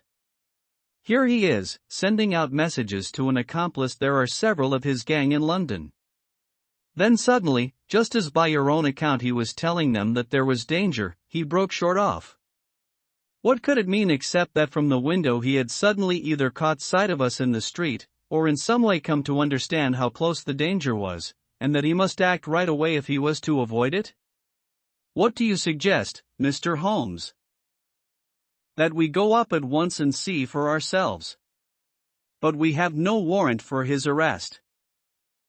He is in unoccupied premises under suspicious circumstances, said Gregson. That is good enough for the moment. When we have him by the heels we can see if New York can't help us to keep him. I'll take the responsibility of arresting him now. Our official detectives may blunder in the matter of intelligence, but never in that of courage. Gregson climbed the stair to arrest this desperate murderer with the same absolutely quiet and businesslike bearing with which he would have ascended the official staircase of Scotland Yard. The Pinkerton man had tried to push past him, but Gregson had firmly elbowed him back. London dangers were the privilege of the London force. The door of the left-hand flat upon the third landing was standing ajar. Gregson pushed it open. Within all was absolute silence and darkness. I struck a match and lit the detective's lantern. As I did so, and as the flicker steadied into a flame, we all gave a gasp of surprise. On the deal boards of the carpetless floor there was outlined a fresh track of blood. The red steps pointed towards us and led away from an inner room, the door of which was closed. Gregson flung it open and held his light full blaze in front of him, while we all peered eagerly over his shoulders. In the middle of the floor of the empty room was huddled the figure of an enormous man, his clean-shaven, swarthy face grotesquely horrible in its contortion and his head encircled by a ghastly crimson halo of blood, lying in a broad wet circle upon the white woodwork. His knees were drawn up, his hands thrown out in agony, and from the center of his broad, brown, upturned throat there projected the white haft of a knife-driven blade deep into his body. Giant as he was, the man must have gone down like a poleaxed ox before that terrific blow. Beside his right hand a most formidable horn-handled, two-edged dagger lay upon the floor, and near it a black kid glove. By George! It's Black Gorgiano himself, cried the American detective. Someone has got ahead of us this time. Here is the candle in the window, Mr. Holmes, said Gregson. Why, whatever are you doing? Holmes had stepped across, had lit the candle, and was passing it backward and forward across the window panes.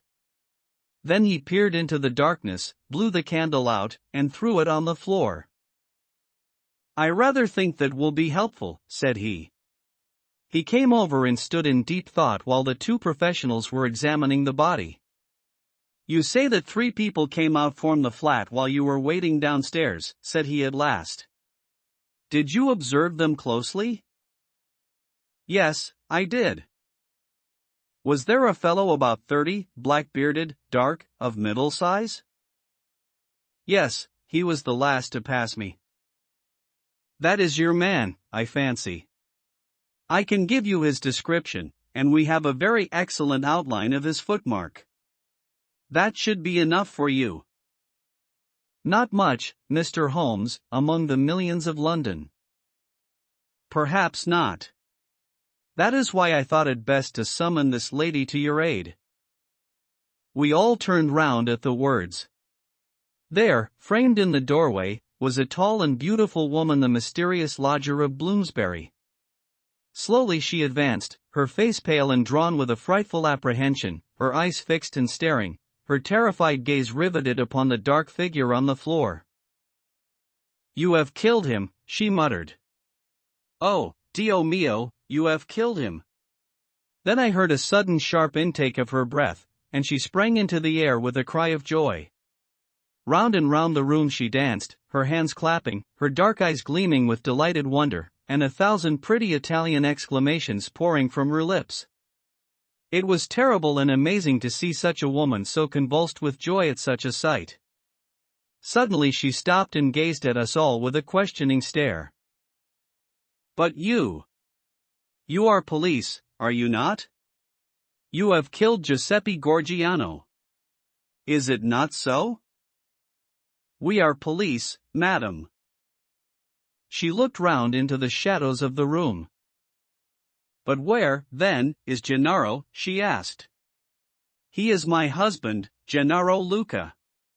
I am Emilia Luca, and we are both from New York. Where is Gennaro?" "He called me this moment from this window, and I ran with all my speed." "It was I who called," said Holmes. "You? How could you call?" "Your cipher was not difficult, madam. Your presence here was desirable. I knew that I had only to flash Vieni and you would surely come." The beautiful Italian looked with awe at my companion. "I do not understand how you know these things," she said. "Giuseppe Gorgiano, how did he?" She paused, and then suddenly her face lit up with pride and delight. "Now I see it. My Gennaro. My splendid, beautiful Gennaro, who has guarded me safe from all harm. He did it, with his own strong hand he killed the monster. Oh, Gennaro, how wonderful you are! What woman could ever be worthy of such a man?"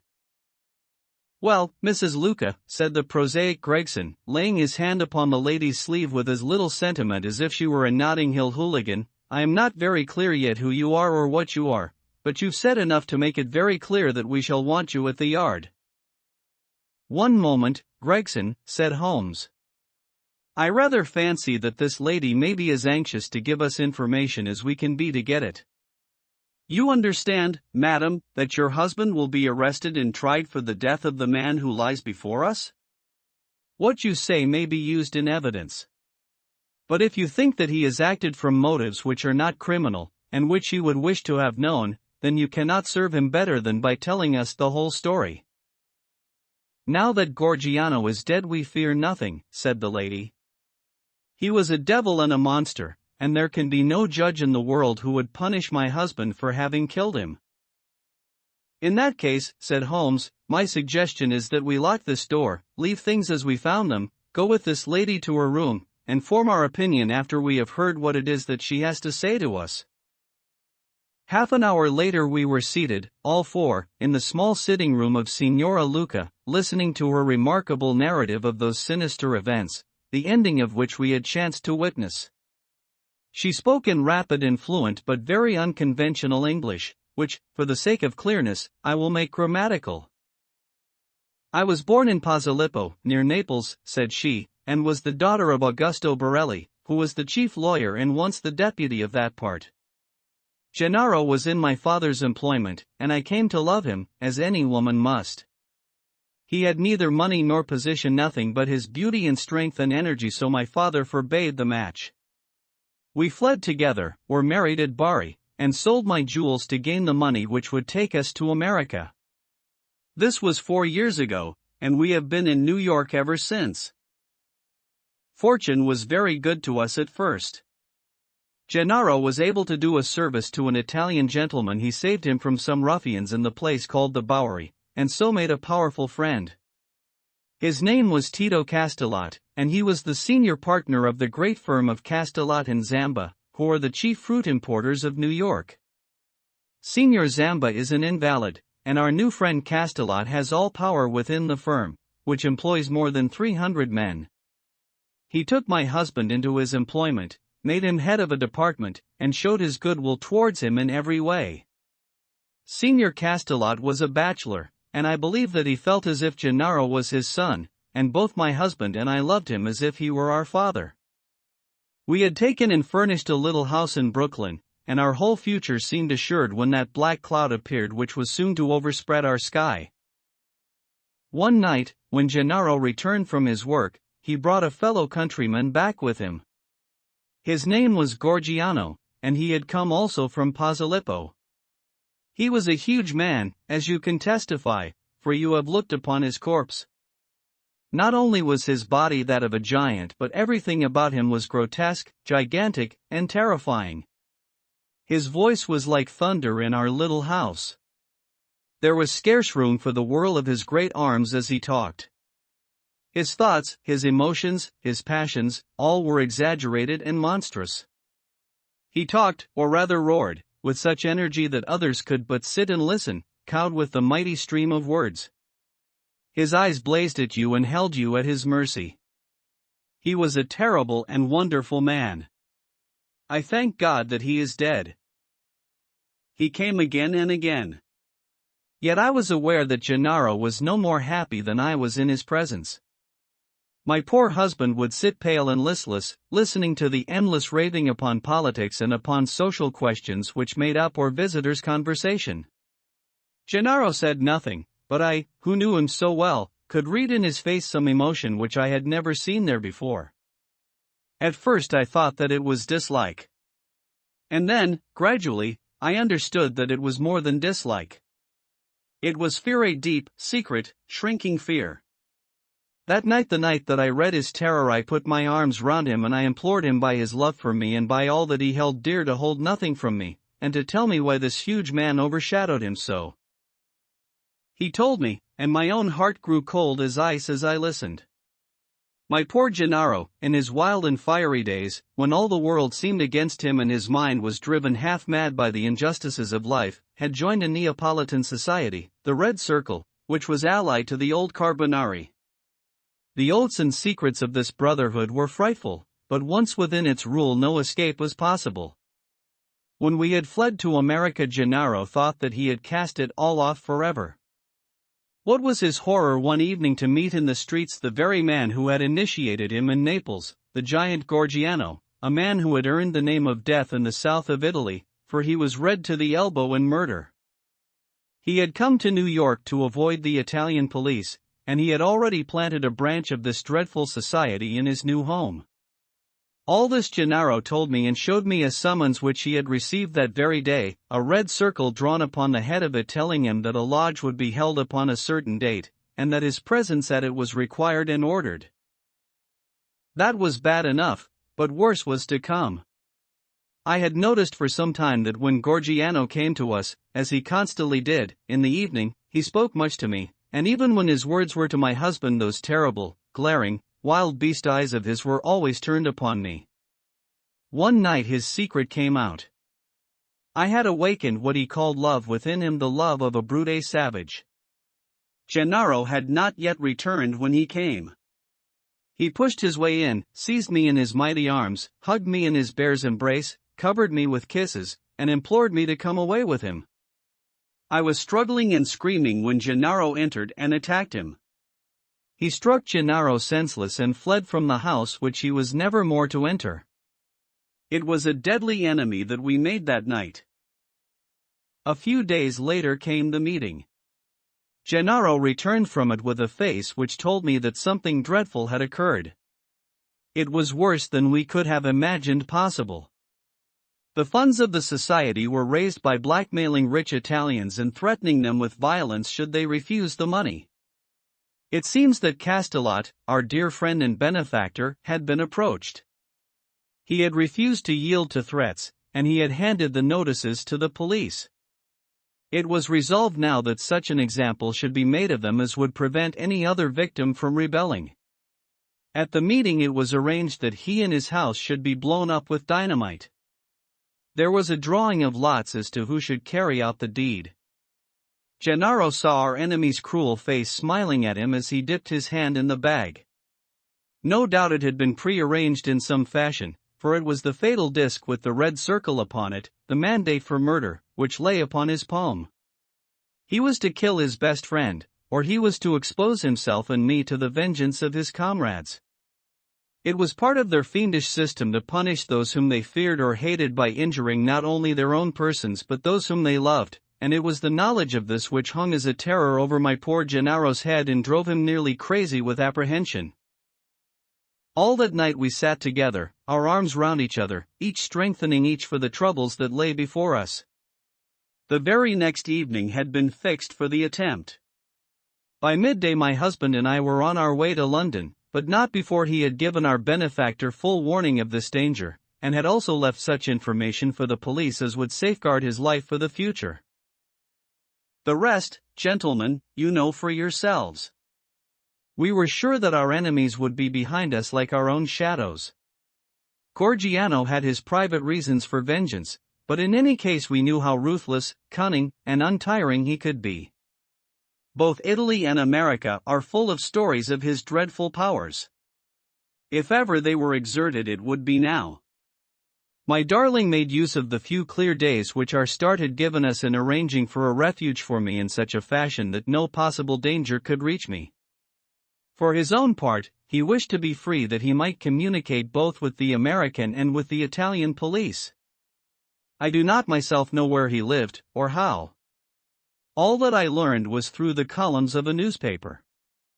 But once as I looked through my window, I saw two Italians watching the house, and I understood that in some way Gorgiano had found our retreat. Finally Gennaro told me, through the paper, that he would signal to me from a certain window, but when the signals came they were nothing but warnings, which were suddenly interrupted. It is very clear to me now that he knew Gorgiano to be close upon him, and that, thank God, he was ready for him when he came. And now, gentlemen, I would ask you whether we have anything to fear from the law, or whether any judge upon earth would condemn my Gennaro for what he has done? Well, Mr. Gregson, said the American, looking across at the official, I don't know what your British point of view may be, but I guess that in New York this lady's husband will receive a pretty general vote of thanks. She will have to come with me and see the chief, Gregson answered. If what she says is corroborated, I do not think she or her husband has much to fear. But what I can't make head or tail of, Mr. Holmes, is how on earth you got yourself mixed up in the matter. Education, Gregson, education. Still seeking knowledge at the old university. Well, Watson, you have one more specimen of the tragic and grotesque to add to your collection. By the way, it is not 8 o'clock, N.A. Wagner Night at Covent Garden. If we hurry, we might be in time for the second act. The Adventure of the Bruce Partington Plans. Mycroft Holmes visiting his brother. In the third week of November, in the year 1895, a dense yellow fog settled down upon London. From the Monday to the Thursday I doubt whether it was ever possible from our windows in Baker Street to see the loom of the opposite houses. The first day Holmes had spent in cross-indexing his huge book of references. The second and third had been patiently occupied upon a subject which he had recently made his hobby, the music of the Middle Ages. But when, for the fourth time, after pushing back our chairs from breakfast we saw the greasy, heavy brown swirl still drifting past us and condensing in oily drops upon the window panes, my comrade's impatient and active nature could endure this drab existence no longer. He paced restlessly about our sitting room in a fever of suppressed energy, biting his nails, tapping the furniture, and chafing against inaction. Nothing of interest in the paper, Watson, he said. I was aware that by anything of interest, Holmes meant anything of criminal interest. There was the news of a revolution, of a possible war, and of an impending change of government, but these did not come within the horizon of my companion. I could see nothing recorded in the shape of crime which was not commonplace and futile. Holmes groaned and resumed his restless meanderings. The London criminal is certainly a dull fellow, said he in the querulous voice of the sportsman whose game has failed him. Look out this window, Watson. See how the figures loom up, are dimly seen, and then blend once more into the cloudbank.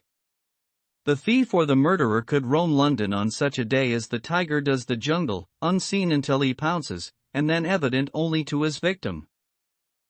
There have, said I, been numerous petty thefts. Holmes snorted his contempt. This great and somber stage is set for something more worthy than that, said he.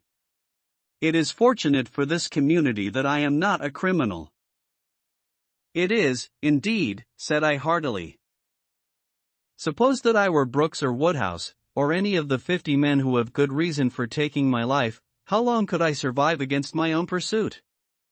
A summons, a bogus appointment, and all would be over. It is well they don't have days of fog in the Latin countries, the countries of assassination. By Jove! Here comes something at last to break our dead monotony. It was the maid with a telegram. Holmes tore it open and burst out laughing. "Well, well. What next?" said he. "Brother Mycroft is coming round." "Why not?" I asked. "Why not? It is as if you met a tramcar coming down a country lane. Mycroft has his rails and he runs on them. His Pall Mall lodgings, the Diogenes Club, Whitehall, that is his cycle. Once, and only once, he has been here. What upheaval can possibly have derailed him? Does he not explain?" Holmes handed me his brother's telegram. "Must see you over Cattage and West. Coming at once. Mycroft." Cattage and West? I have heard the name. It recalls nothing to my mind. But that Mycroft should break out in this erratic fashion. A planet might as well leave its orbit. By the way, do you know what Mycroft is?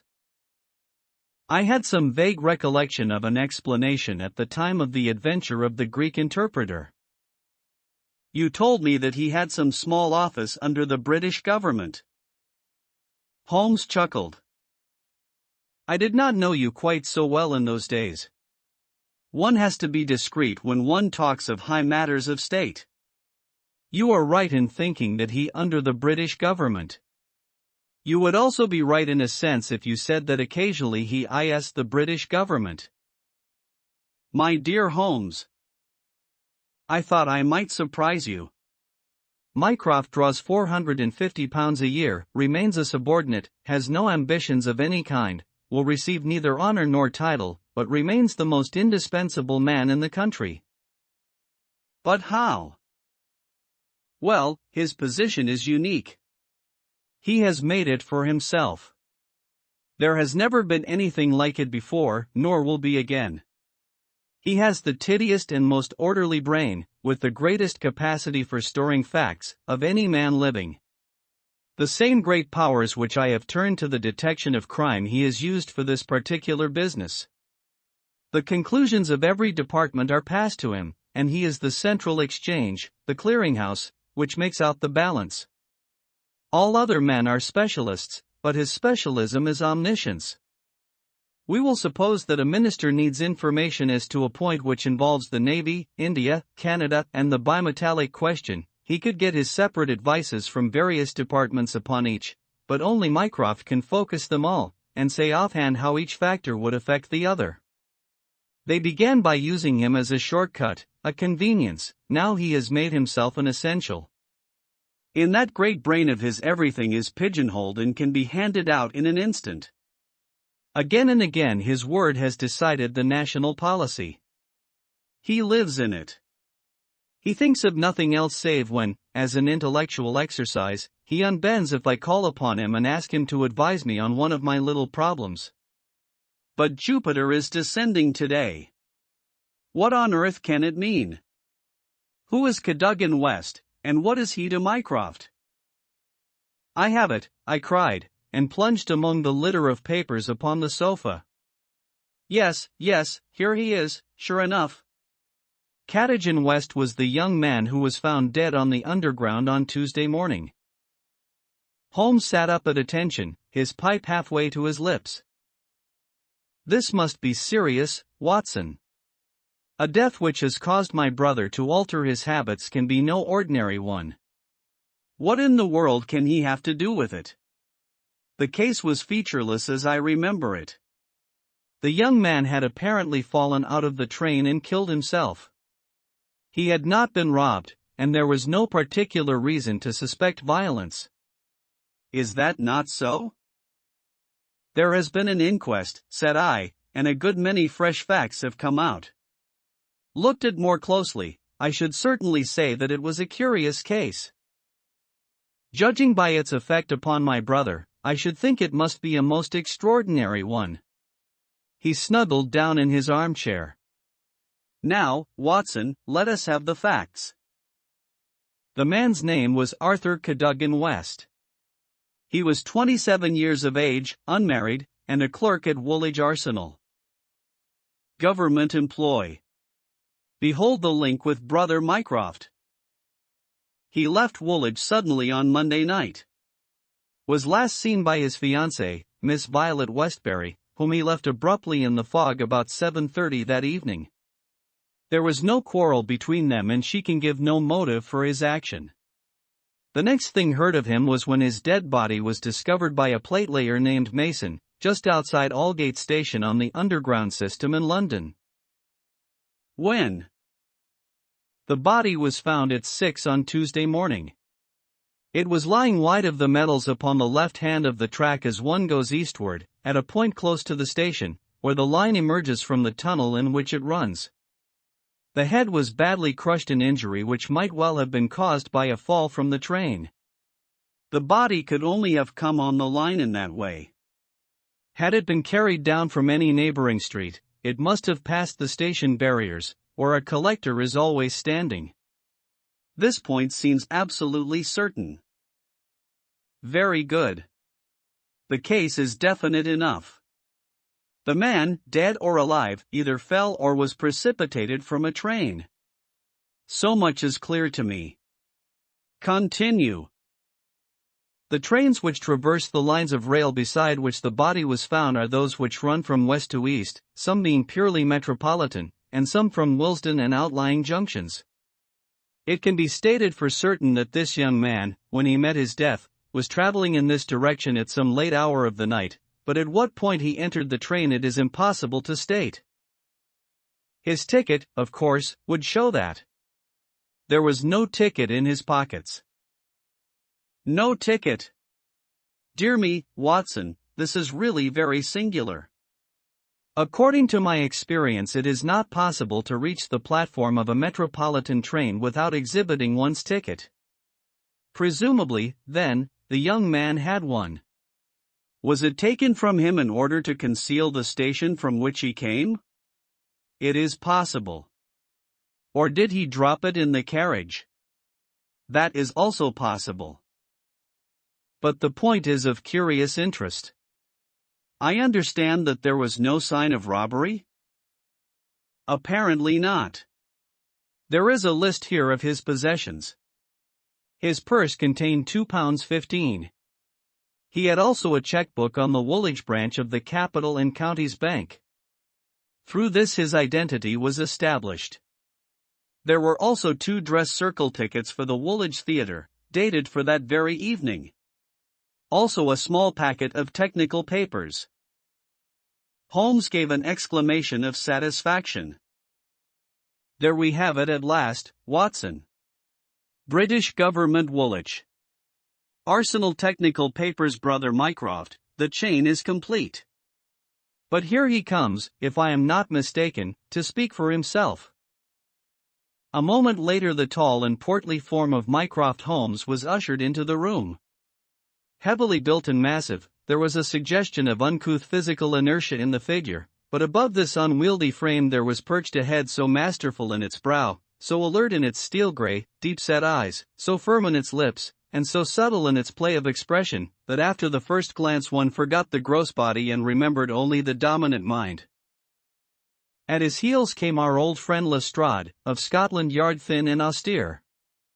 The gravity of both their faces foretold some weighty quest. The detective shook hands without a word. Mycroft Holmes struggled out of his overcoat and subsided into an armchair. "A most annoying business, Sherlock," said he. "I extremely dislike altering my habits, but the powers that be would take no denial. In the present state of Siam it is most awkward that I should be away from the office. But it is a real crisis. I have never seen the Prime Minister so upset. As to the Admiralty, it is buzzing like an overturned beehive. Have you read up the case?" "We have just done so."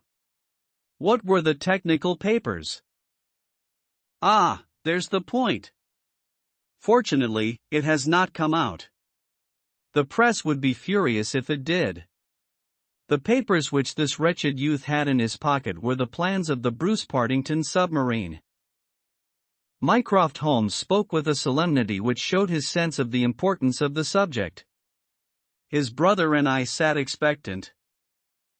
"Surely you have heard of it?" "I thought everyone had heard of it. Only as a name. Its importance can hardly be exaggerated. It has been the most jealously guarded of all government secrets. You may take it from me that naval warfare becomes impossible within the radius of a Bruce Partington's operation. 2 years ago a very large sum was smuggled through the estimates and was expended in acquiring a monopoly of the invention. Every effort has been made to keep the secret. The plans, which are exceedingly intricate, comprising some 30 separate patents, each essential to the working of the whole, are kept in an elaborate safe in a confidential office adjoining the arsenal, with burglar-proof doors and windows. Under no conceivable circumstances were the plans to be taken from the office. If the chief constructor of the Navy desired to consult them, even he was forced to go to the Woolwich office for the purpose. And yet here we find them in the pocket of a dead junior clerk in the heart of London. From an official point of view it's simply awful. But you have recovered them? No, Sherlock, no. That's the pinch. We have not. 10 papers were taken from Woolwich. There were 7 in the pocket of Cadogan West. The 3 most essential are gone, stolen, vanished. You must drop everything, Sherlock. Never mind your usual petty puzzles of the police court. It's a vital international problem that you have to solve. Why did Cadogan West take the papers? Where are the missing ones? How did he die? How came his body where it was found? How can the evil be set right? Find an answer to all these questions, and you will have done good service for your country. Why do you not solve it yourself, Mycroft? You can see as far as I. Possibly, Sherlock. But it is a question of getting details. Give me your details, and from an armchair I will return you an excellent expert opinion. But to run here and run there, to cross-question railway guards, and lie on my face with a lens to my eye, it is not my métier. No, you are the one man who can clear the matter up. If you have a fancy to see your name in the next honors list. Sidney Johnson talking to Holmes. My friend smiled and shook his head. I play the game for the game's own sake, said he. But the problem certainly presents some points of interest, and I shall be very pleased to look into it. Some more facts, please. I have jotted down the more essential ones upon this sheet of paper, together with a few addresses which you will find of service. The actual official guardian of the papers is the famous government expert, Sir James Walter, whose decorations and subtitles fill 2 lines of a book of reference. He has grown grey in the service, is a gentleman, a favored guest in the most exalted houses, and, above all, a man whose patriotism is beyond suspicion. He is one of 2 who have a key of the safe. I may add that the papers were undoubtedly in the office during working hours on Monday, and that Sir James left for London about 3 o'clock taking his key with him. He was at the house of Admiral Sinclair at Berkeley Square during the whole of the evening when this incident occurred. Has the fact been verified? Yes, his brother, Colonel Valentine Walter, has testified to his departure from Woolwich, and Admiral Sinclair to his arrival in London, so Sir James is no longer a direct factor in the problem. Who was the other man with the key? The senior clerk and draftsman, Mr. Sidney Johnson. He is a man of 40, married, with 5 children. He is a silent, morose man, but he has, on the whole, an excellent record in the public service. He is unpopular with his colleagues, but a hard worker. According to his own account, corroborated only by the word of his wife, he was at home the whole of Monday evening after office hours, and his key has never left the watch chain upon which it hangs. Tell us about Cadogan West. He has been 10 years in the service and has done good work. He has the reputation of being hot-headed and imperious, but a straight, honest man. We have nothing against him. He was next Sidney Johnson in the office. His duties brought him into daily, personal contact with the plans. No one else had the handling of them. Who locked up the plans that night? Mr. Sidney Johnson, the senior clerk. Well, it is surely perfectly clear who took them away. They are actually found upon the person of this junior clerk, Cadogan West. That seems final, does it not? It does, Sherlock, and yet it leaves so much unexplained. In the first place, why did he take them? I presume they were of value? He could have got several thousands for them very easily. Can you suggest any possible motive for taking the papers to London except to sell them? No, I cannot. Then we must take that as our working hypothesis. Young West took the papers. Now this could only be done by having a false key. Several false keys. He had to open the building and the room. He had, then, several false keys. He took the papers to London to sell the secret, intending, no doubt, to have the plans themselves back in the safe next morning before they were missed. While in London on this treasonable mission he met his end. How? We will suppose that he was traveling back to Woolwich when he was killed and thrown out of the compartment. Aldgate, where the body was found, is considerably past the station London Bridge, which would be his route to Woolwich. Many circumstances could be imagined under which he would pass London Bridge. There was someone in the carriage, for example, with whom he was having an absorbing interview. This interview led to a violent scene in which he lost his life. Possibly he tried to leave the carriage, fell out on the line, and so met his end. The other closed the door. There was a thick fog, and nothing could be seen. No better explanation can be given with our present knowledge, and yet consider, Sherlock, how much you leave untouched. We will suppose, for argument's sake, that young Cadogan West had determined to convey these papers to London. He would naturally have made an appointment with the foreign agent and kept his evening clear. Instead of that he took 2 tickets for the theater, escorted his fiancée halfway there, and then suddenly disappeared. A blind, said Lestrade, who had sat listening with some impatience to the conversation. A very singular one. That is objection number 1. Objection number 2, we will suppose that he reaches London and sees the foreign agent. He must bring back the papers before morning or the loss will be discovered. He took away 10. Only 7 were in his pocket. What had become of the other 3? He certainly would not leave them of his own free will. Then, again, where is the price of his treason? Once would have expected to find a large sum of money in his pocket. It seems to me perfectly clear, said Lestrade. I have no doubt at all as to what occurred. He took the papers to sell them. He saw the agent. They could not agree as to price. He started home again, but the agent went with him.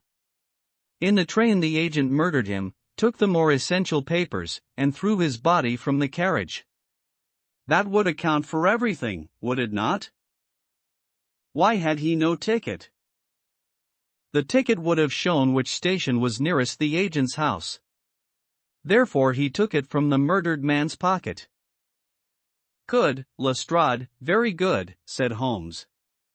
Your theory holds together. But if this is true, then the case is at an end. On the one hand, the traitor is dead. On the other, the plans of the Bruce Partington submarine are presumably already on the continent. What is there for us to do? To act, Sherlock, to act, cried Mycroft, springing to his feet. All my instincts are against this explanation. Use your powers. Go to the scene of the crime. See the people concerned. Leave no stone unturned. In all your career you have never had so great a chance of serving your country. Well, well, said Holmes, shrugging his shoulders. Come, Watson. And you, Lestrade, could you favor us with your company for an hour or two? We will begin our investigation by a visit to Aldgate Station. Goodbye, Mycroft. I shall let you have a report before evening, but I warn you in advance that you have little to expect.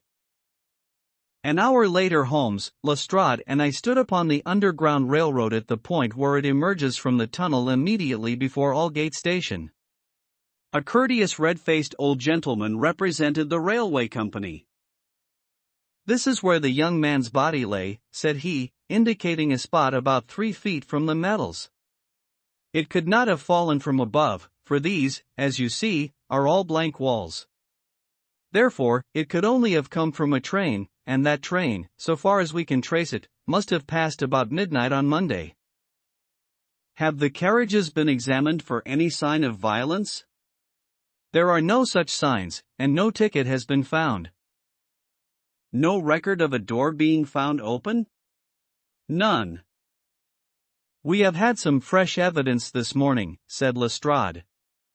A passenger who passed Aldgate in an ordinary metropolitan train about 11:40 on Monday night declares that he heard a heavy thud, as of a body striking the line, just before the train reached the station.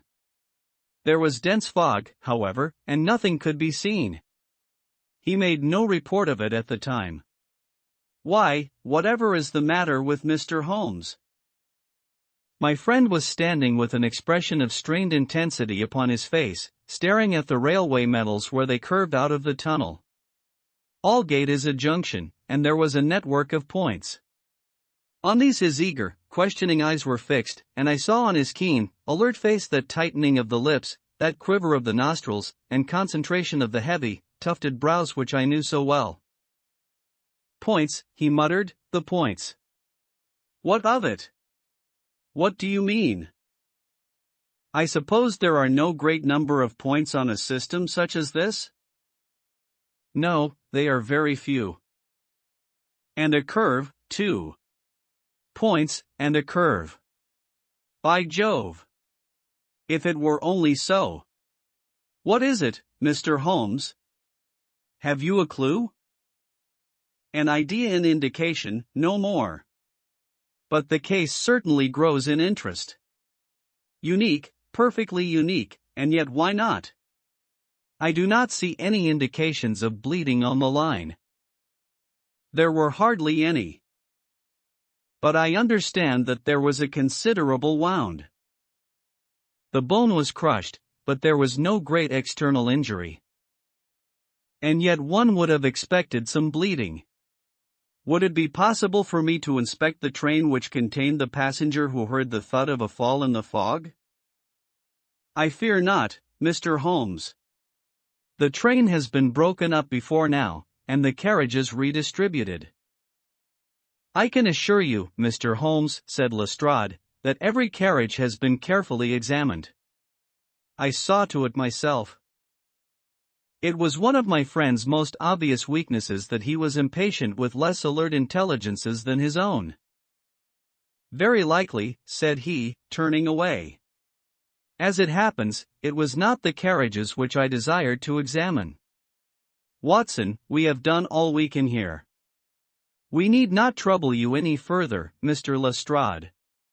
I think our investigations must now carry us to Woolwich. At London Bridge, Holmes wrote a telegram to his brother, which he handed to me before dispatching it. It ran thus. See some light in the darkness, but it may possibly flicker out. Meanwhile, please send by messenger, to await return at Baker Street, a complete list of all foreign spies or international agents known to be in England, with full address. Sherlock. That should be helpful, Watson, he remarked as we took our seats in the Woolwich train. We certainly owe Brother Mycroft a debt for having introduced us to what promises to be a really very remarkable case.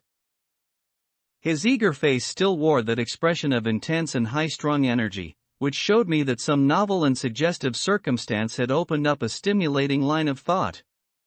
See the foxhound with hanging ears and drooping tail as it lolls about the kennels, and compare it with the same hound as, with gleaming eyes and straining muscles, it runs upon a breast-high scent. Such was the change in Holmes since the morning. He was a different man from the limp and lounging figure in the mouse-colored dressing gown who had prowled so restlessly only a few hours before round the fog-girt room. "There is material here. There is scope," said he.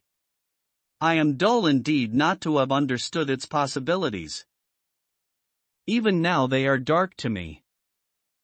The end is dark to me also, but I have hold of one idea which may lead us far. The man met his death elsewhere, and his body was on the roof of a carriage." "On the roof? Remarkable, is it not? But consider the facts.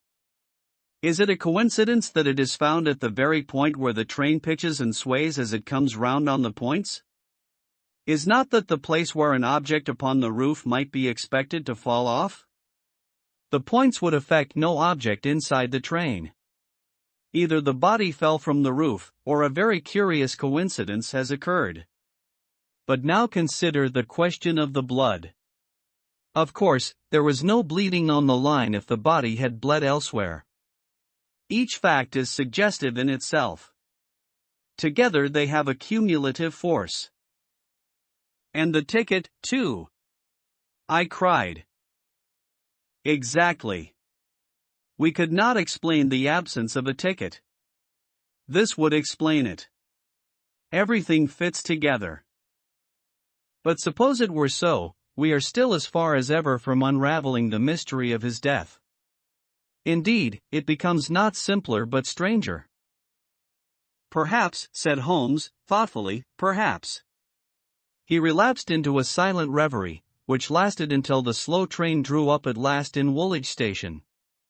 There he called a cab and drew Mycroft's paper from his pocket. "We have quite a little round of afternoon calls to make," said he.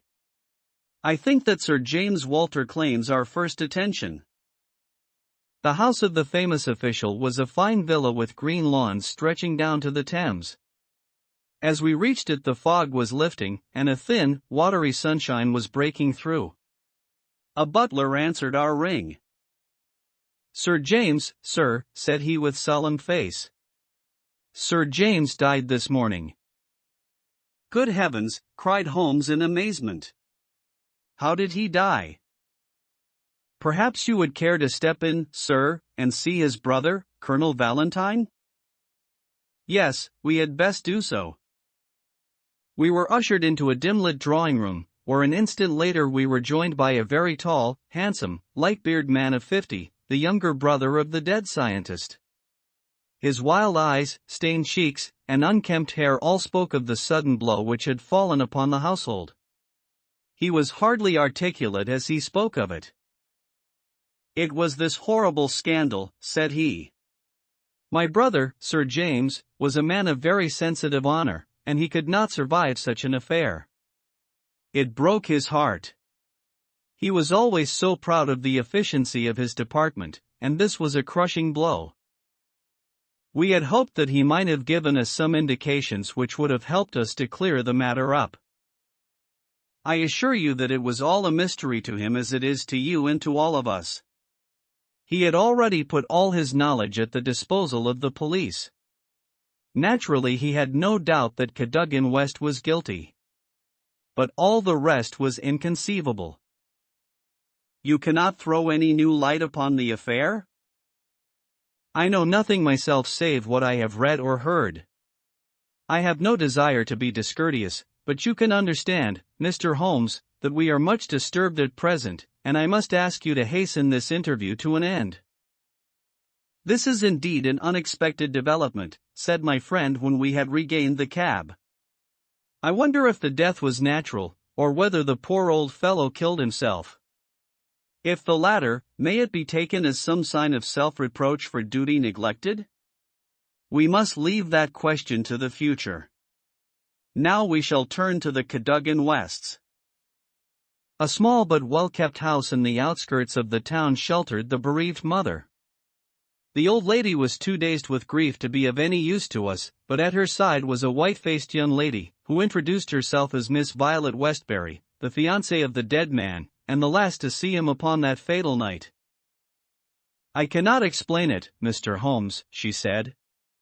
"I have not shut an eye since the tragedy, thinking, night and day, what the true meaning of it can be. Arthur was the most single-minded, chivalrous, patriotic man upon earth. He would have cut his right hand off before he would sell a state secret confided to his keeping.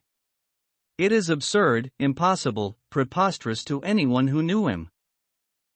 "But the facts, Miss Westbury?" Yes, I admit I cannot explain them." "Was he in any want of money?"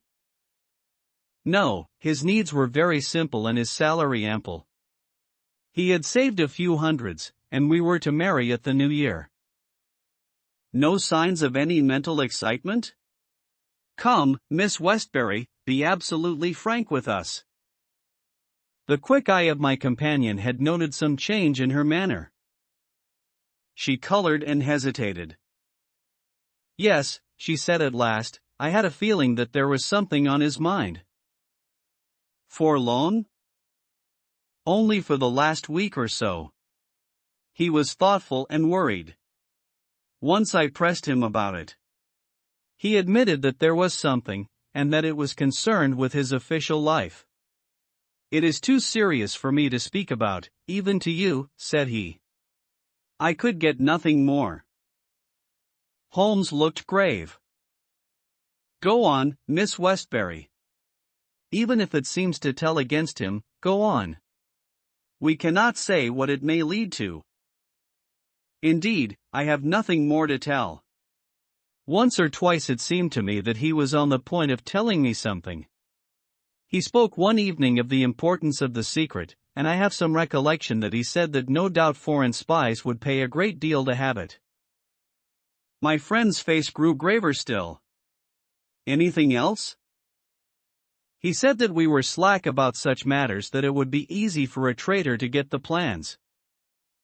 "Was it only recently that he made such remarks?" "Yes, quite recently." "Now tell us of that last evening." "We were to go to the theater. The fog was so thick that a cab was useless. We walked, and our way took us close to the office. Suddenly he darted away into the fog. Without a word, he gave an exclamation, that was all. I waited, but he never returned. Then I walked home. Next morning, after the office opened, they came to inquire. About 12 o'clock we heard the terrible news. Oh, Mr. Holmes, if you could only save his honor. It was so much to him." Holmes shook his head sadly. "Come, Watson," said he, "our ways lie elsewhere. Our next station must be the office from which the papers were taken." It was black enough before against this young man, but our inquiries make it blacker, he remarked as the cab lumbered off. "His coming marriage gives a motive for the crime. He naturally wanted money. The idea was in his head, since he spoke about it.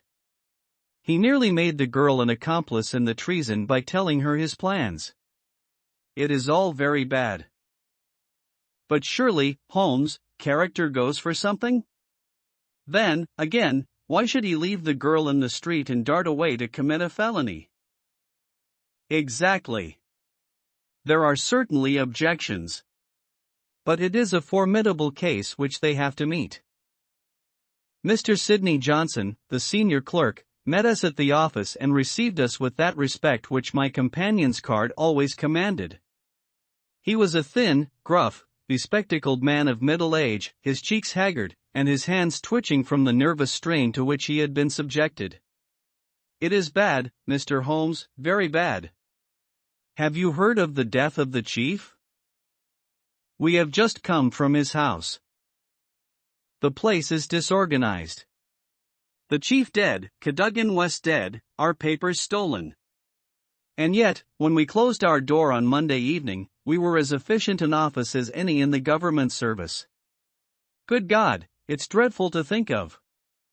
That West, of all men, should have done such a thing. You are sure of his guilt, then?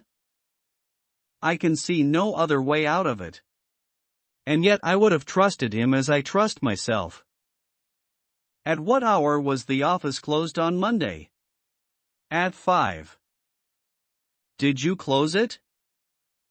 I am always the last man out. Where were the plans? In that safe. I put them there myself. Is there no watchman to the building? There is, but he has other departments to look after as well. He is an old soldier and a most trustworthy man. He saw nothing that evening. Of course the fog was very thick. Suppose that Cadogan West wished to make his way into the building after hours, he would need 3 keys, would he not, before he could reach the papers? Yes, he would. The key of the outer door, the key of the office, and the key of the safe. Only Sir James Walter and you had those keys? I had no keys of the doors, only of the safe. Was Sir James a man who was orderly in his habits? Yes, I think he was. I know that so far as those 3 keys are concerned he kept them on the same ring. I have often seen them there. And that ring went with him to London? He said so. And your key never left your possession? Never. Then West, if he is the culprit, must have had a duplicate. And yet none was found upon his body. One other point, if a clerk in this office desired to sell the plans, would it not be simply to copy the plans for himself and to take the originals, as was actually done? It would take considerable technical knowledge to copy the plans in an effective way. But I suppose either Sir James, or you, or West has that technical knowledge? No doubt we had, but I beg you won't try to drag me into the matter, Mr. Holmes. What is the use of our speculating in this way when the original plans were actually found on West? Well, it is certainly singular that he should run the risk of taking originals if he could safely have taken copies, which would have equally served his turn. Singular, no doubt, and yet he did so. Every inquiry in this case reveals something inexplicable. Now there are 3 papers still missing. They are, as I understand, the vital ones. Yes, that is so. Do you mean to say that anyone holding these 3 papers, and without the 7 others, could construct a Bruce Partington submarine? I reported to that effect to the Admiralty. But today I have been over the drawings again, and I am not so sure of it. The double valves with the automatic self-adjusting slots are drawn in one of the papers which have been returned. Until the foreigners had invented that for themselves, they could not make the boat. Of course they might soon get over the difficulty. But the 3 missing drawings are the most important? Undoubtedly. I think, with your permission, I will now take a stroll round the premises. I do not recall any other question which I desired to ask. He examined the lock of the safe, the door of the room, and finally the iron shutters of the window. It was only when we were on the lawn outside that his interest was strongly excited. There was a laurel bush outside the window, and several of the branches bore signs of having been twisted or snapped. He examined them carefully with his lens, and then some dim and vague marks upon the earth beneath. Finally he asked the chief clerk to close the iron shutters, and he pointed out to me that they hardly met in the center, and that it would be possible for anyone outside to see what was going on within the room. The indications are ruined by 3 days' delay. They may mean something or nothing. Well, Watson, I do not think that Woolwich can help us further. It is a small crop which we have gathered. Let us see if we can do better in London. Yet we added 1 more sheaf to our harvest before we left Woolwich station. The clerk in the ticket office was able to say with confidence that he saw Cadogan West, whom he knew well by sight, upon the Monday night, and that he went to London by the 8:15 to London Bridge. He was alone and took a single third-class ticket. The clerk was struck at the time by his excited and nervous manner. So shaky was he that he could hardly pick up his change, and the clerk had helped him with it. A reference to the timetable showed that the 8:15 was the first train which it was possible for West to take after he had left the lady about 7:30. "Let us reconstruct, Watson," said Holmes after half an hour of silence. "I am not aware that in all our joint researches we have ever had a case which was more difficult to get at. Every fresh advance which we make only reveals a fresh ridge beyond. And yet we have surely made some appreciable progress. The effect of our inquiries at Woolwich has in the main been against young Cadogan West, but the indications at the window would lend themselves to a more favorable hypothesis. Let us suppose, for example, that he had been approached by some foreign agent. It might have been done under such pledges as would have prevented him from speaking of it, and yet would have affected his thoughts in the direction indicated by his remarks to his fiancée. Very good. We will now suppose that as he went to the theater with the young lady he suddenly, in the fog, caught a glimpse of this same agent going in the direction of the office. He was an impetuous man, quick in his decisions.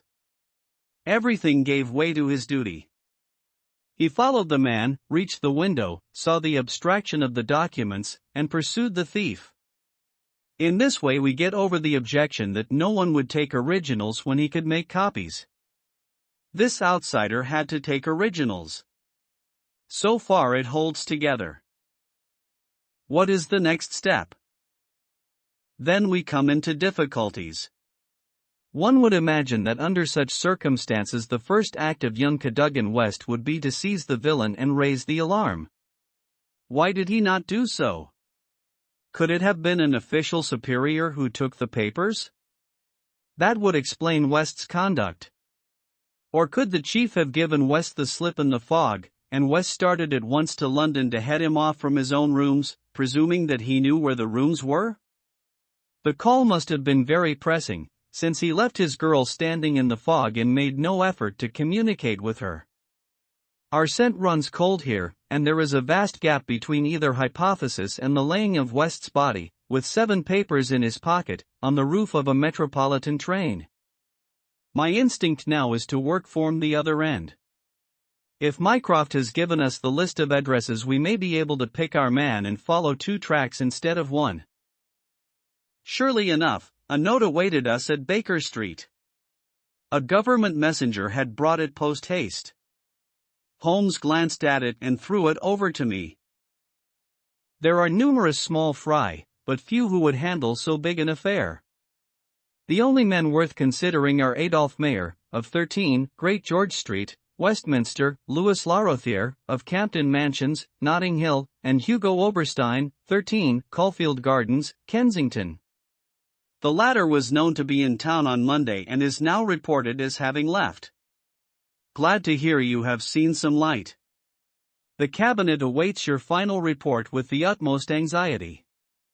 Urgent representations have arrived from the very highest quarter. The whole force of the state is at your back if you should need it. Mycroft. I'm afraid, said Holmes, smiling, that all the Queen's horses and all the Queen's men cannot avail in this matter. He had spread out his big map of London and leaned eagerly over it. Well, said he presently with an exclamation of satisfaction, things are turning a little in our direction at last. Why, Watson, I do honestly believe that we are going to pull it off, after all. He slapped me on the shoulder with a sudden burst of hilarity. I am going out now. It is only a reconnaissance. I will do nothing serious without my trusted comrade and biographer at my elbow. Do you stay here, and the odds are that you will see me again in an hour or 2? If time hangs heavy, get foolscap and a pen, and begin your narrative of how we saved the state. I felt some reflection of his elation in my own mind, for I knew well that he would not depart so far from his usual austerity of demeanor unless there was good cause for exultation. All the long November evening I waited, filled with impatience for his return. At last, shortly after 9 o'clock, there arrived a messenger with a note. AM dining at Goldini's Restaurant, Gloucester Road, Kensington. Please come at once and join me there. Bring with you a jemmy, a dark lantern, a chisel, and a revolver. S.H. It was a nice equipment for a respectable citizen to carry through the dim, fog-draped streets. I stowed them all discreetly away in my overcoat and drove straight to the address given. There sat my friend at a little round table near the door of the garish Italian restaurant. Have you had something to eat? Then join me in a coffee and curacao. Try one of the proprietor's cigars. They are less poisonous than one would expect. Have you the tools? They are here, in my overcoat. Excellent. Let me give you a short sketch of what I have done, with some indication of what we are about to do. Now it must be evident to you, Watson, that this young man's body was placed on the roof of the train. That was clear from the instant that I determined the fact that it was from the roof, and not from a carriage, that he had fallen. Could it not have been dropped from a bridge? I should say it was impossible. If you examine the roofs you will find that they are slightly rounded, and there is no railing round them. Therefore, we can say for certain that young Cadogan West was placed on it. How could he be placed there? That was the question which we had to answer. There is only one possible way. You are aware that the underground runs clear of tunnels at some points in the West End. I had a vague memory that as I have traveled by it I have occasionally seen windows just above my head.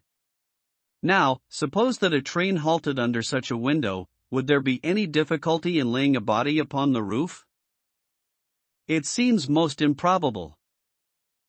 We must fall back upon the old axiom that when all other contingencies fail, whatever remains, however improbable, must be the truth.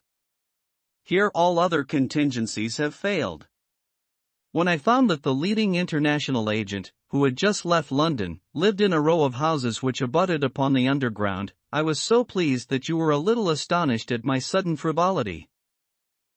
Oh, that was it, was it? Yes, that was it. Mr. Hugo Oberstein, of 13, Caulfield Gardens, had become my objective.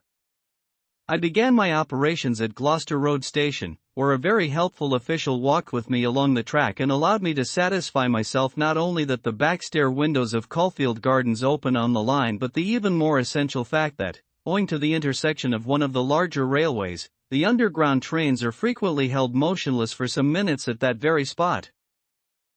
Splendid, Holmes. You have got it. So far, Watson. We advance, but the goal is afar. Well, having seen the back of Caulfield Gardens, I visited the front and satisfied myself that the bird was indeed flown. It is a considerable house, unfurnished, so far as I could judge, in the upper rooms.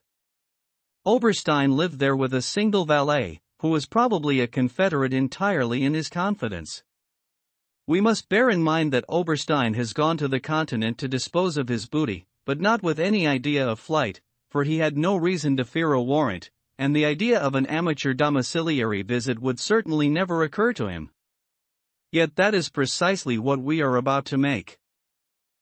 Could we not get a warrant and legalize it? Hardly on the evidence. What can we hope to do? We cannot tell what correspondence may be there. I don't like it, Holmes. My dear fellow, you shall keep watch in the street. I'll do the criminal part. It's not a time to stick at trifles. Think of Mycroft's note, of the Admiralty, the Cabinet, the exalted person who waits for news. We are bound to go. My answer was to rise from the table. You are right, Holmes. We are bound to go. He sprang up and shook me by the hand. I knew you would not shrink at the last, said he, and for a moment I saw something in his eyes which was nearer to tenderness than I had ever seen. The next instant he was his masterful, practical self once more. It is nearly half a mile, but there is no hurry. "Let us walk," said he. "Don't drop the instruments, I beg. Your arrest as a suspicious character would be a most unfortunate complication." Caulfield Gardens was one of those lines of flat-faced pillared and porticoed houses which are so prominent, a product of the Middle Victorian epoch in the West End of London. Next door there appeared to be a children's party, for the merry buzz of young voices and the clatter of a piano resounded through the night. The fog still hung about and screened us with its friendly shade. Holmes had lit his lantern and flashed it upon the massive door. "This is a serious proposition," said he. "It is certainly bolted as well as locked. We would do better in the area. There is an excellent archway down yonder in case a too zealous policeman should intrude. Give me a hand, Watson, and I'll do the same for you." A minute later we were both in the area. Hardly had we reached the dark shadows before the step of the policeman was heard in the fog above. As its soft rhythm died away, Holmes set to work upon the lower door. I saw him stoop and strain until with a sharp crash it flew open. We sprang through into the dark passage, closing the area door behind us. Holmes led the way up the curving, uncarpeted stair. His little fan of yellow light shone upon a low window. "Here we are, Watson, this must be the one." He threw it open, and as he did so there was a low, harsh murmur, growing steadily into a loud roar as a train dashed past us in the darkness. Holmes swept his light along the windowsill. It was thickly coated with soot from the passing engines, but the black surface was blurred and rubbed in places. "You can see where they rested the body. Hullo, Watson. What is this? There can be no doubt that it is a blood mark." He was pointing to faint discolorations along the woodwork of the window. "Here it is on the stone of the stair also. The demonstration is complete. Let us stay here until a train stops." We had not long to wait. The very next train roared from the tunnel as before, but slowed in the open, and then, with a creaking of brakes, pulled up immediately beneath us. It was not 4 feet from the window ledge to the roof of the carriages. Holmes softly closed the window. "So far we are justified," said he. "What do you think of it, Watson?" "A masterpiece. You have never risen to a greater height." "I cannot agree with you there. From the moment that I conceived the idea of the body being upon the roof, which surely was not a very abstruse one, all the rest was inevitable. If it were not for the grave interests involved, the affair up to this point would be insignificant. Our difficulties are still before us. But perhaps we may find something here which may help us."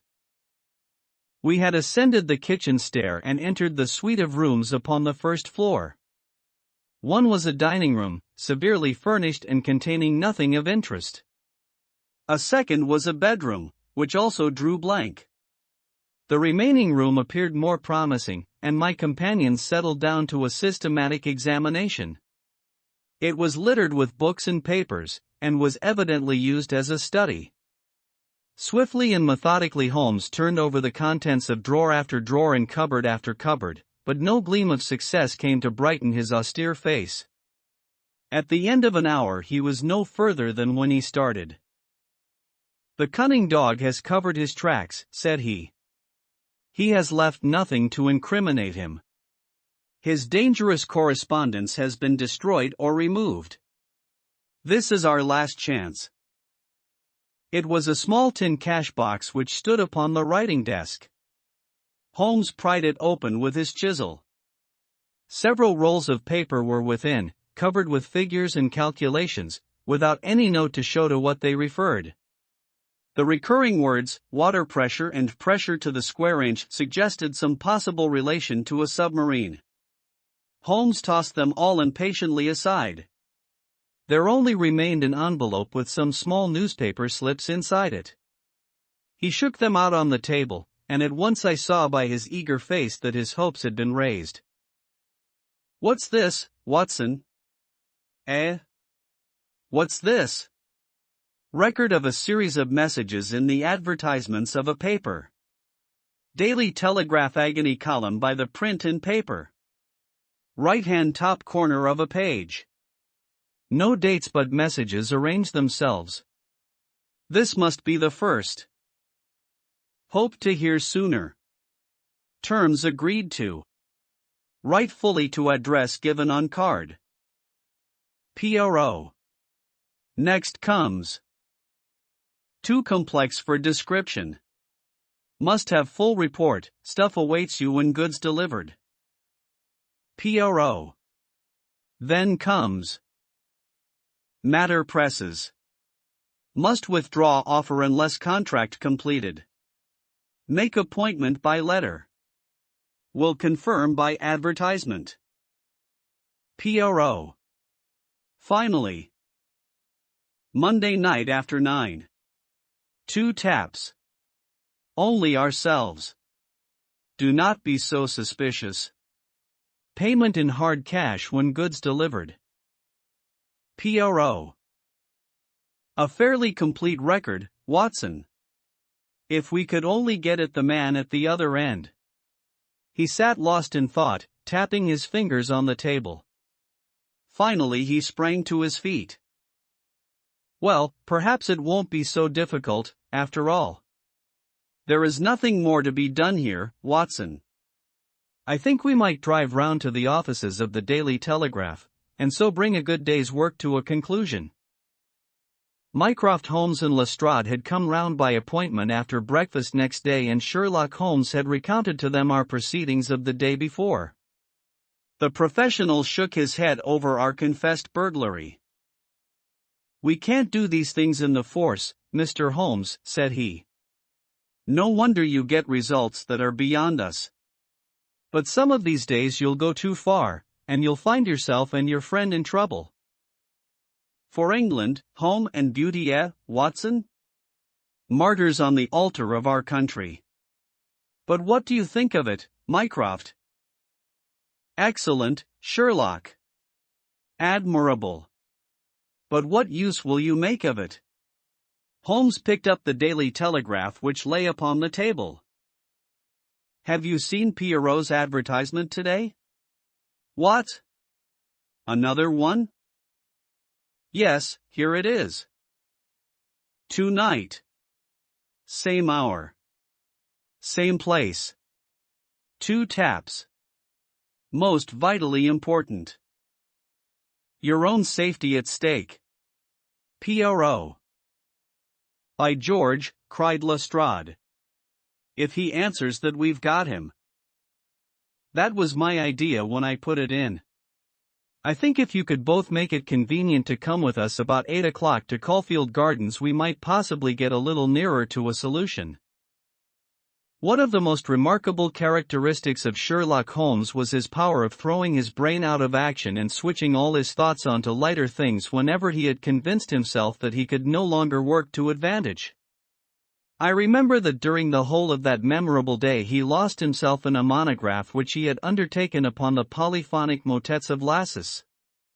For my own part, one had none of this power of detachment, and the day, in consequence, appeared to be interminable.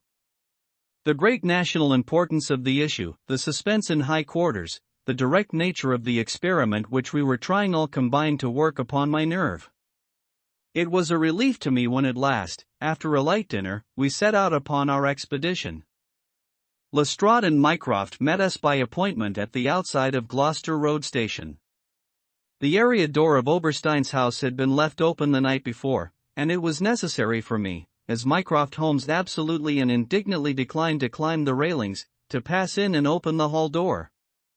By 9 o'clock we were all seated in the study, waiting patently for our man. An hour passed and yet another. When 11 struck, the measured beat of the great church clock seemed to sound the dirge of our hopes. Lestrade and Mycroft were fidgeting in their seats and looking twice a minute at their watches. Holmes sat silent and composed, his eyelids half shut, but every sense on the alert. He raised his head with a sudden jerk. "He is coming," said he. There had been a furtive step past the door. Now it returned.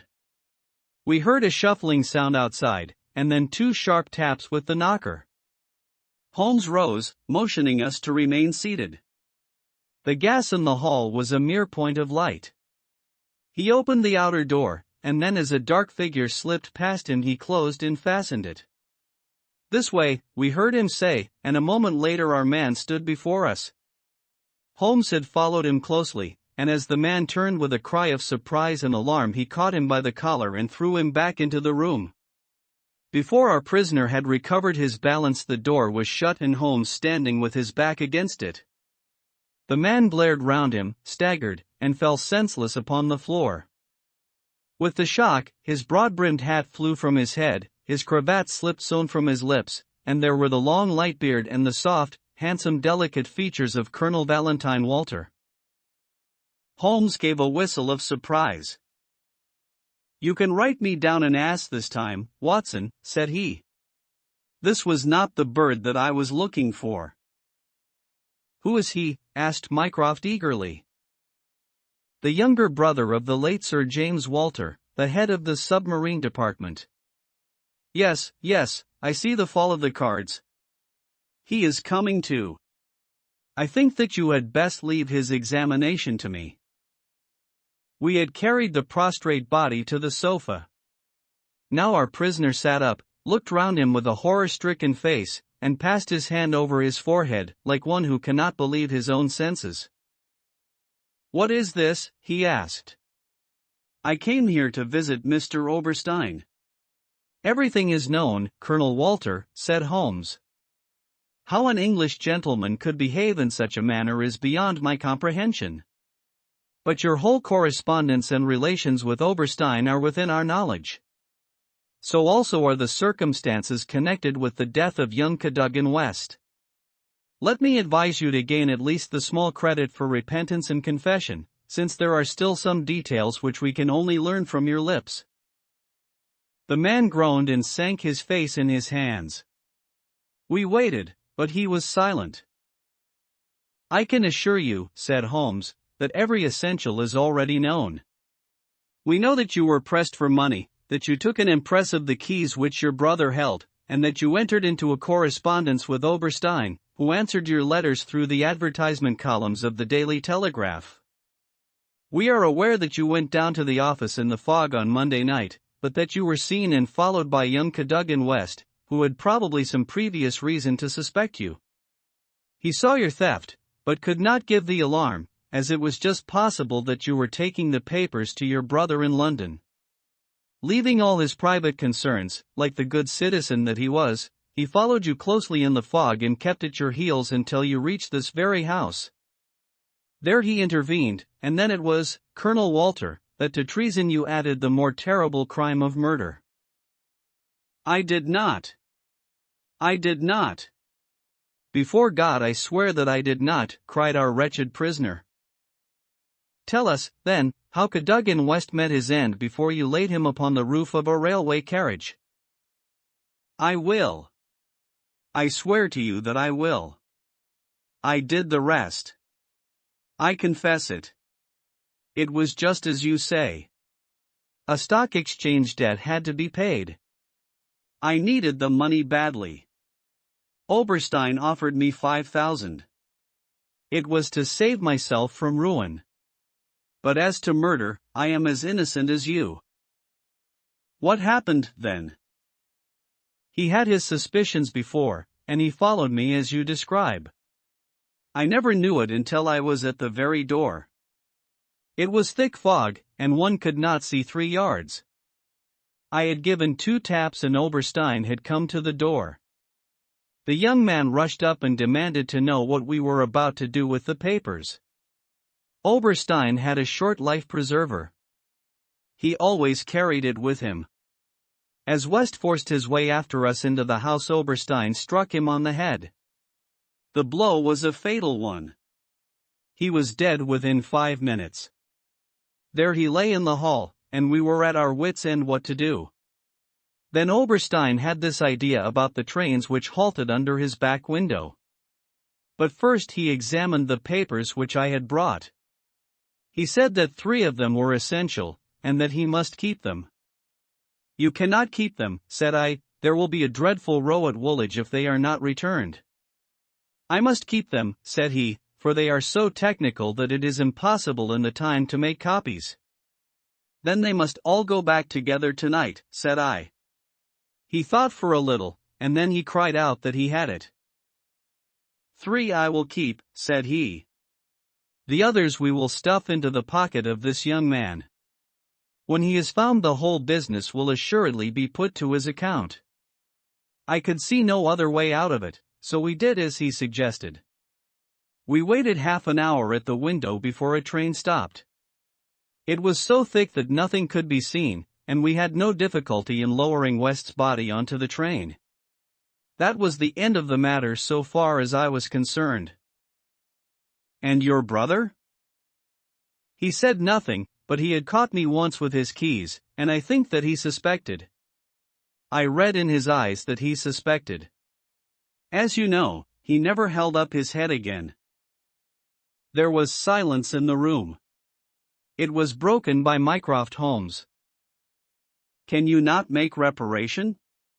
It would ease your conscience, and possibly your punishment." "What reparation can I make?" "Where is Oberstein with the papers?" "I do not know." "Did he give you no address?" "He said that letters to the Hôtel du Louvre, Paris, would eventually reach him." "Then reparation is still within your power," said Sherlock Holmes. "I will do anything I can. I owe this fellow no particular goodwill. He has been my ruin and my downfall. Here are paper and pen. Sit at this desk and write to my dictation. Direct the envelope to the address given."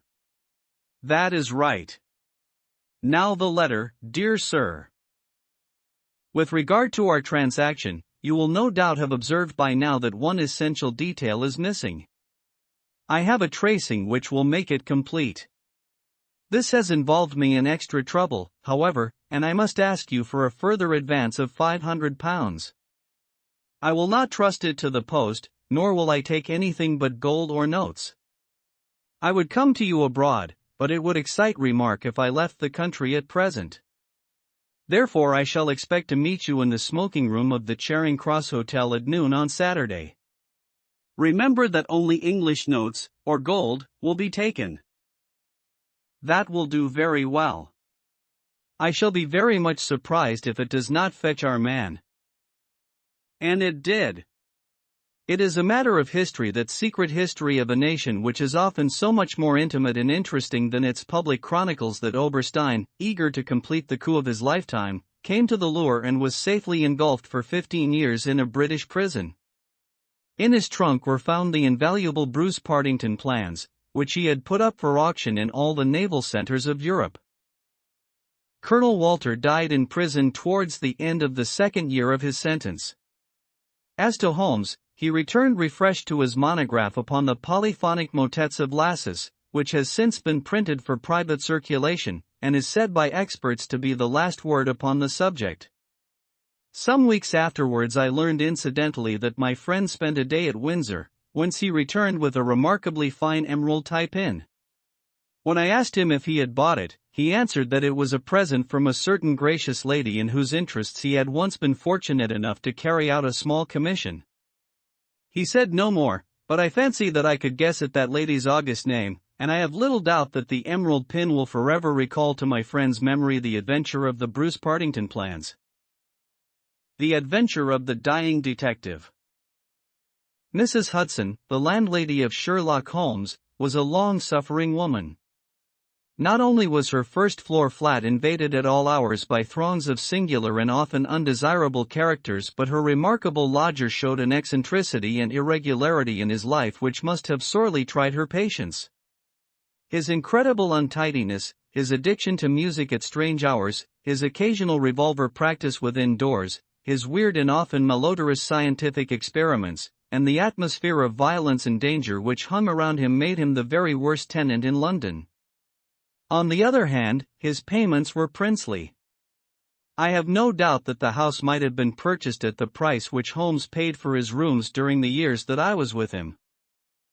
The landlady stood in the deepest awe of him and never dared to interfere with him, however outrageous his proceedings might seem. She was fond of him, too, for he had a remarkable gentleness and courtesy in his dealings with women. He disliked and distrusted the sex, but he was always a chivalrous opponent. Knowing how genuine was her regard for him, I listened earnestly to her story when she came to my rooms in the second year of my married life and told me of the sad condition to which my poor friend was reduced. "He's dying, Dr. Watson," said she. "For 3 days he has been sinking, and I doubt if he will last the day. He would not let me get a doctor. This morning when I saw his bones sticking out of his face and his great bright eyes looking at me, I could stand no more of it.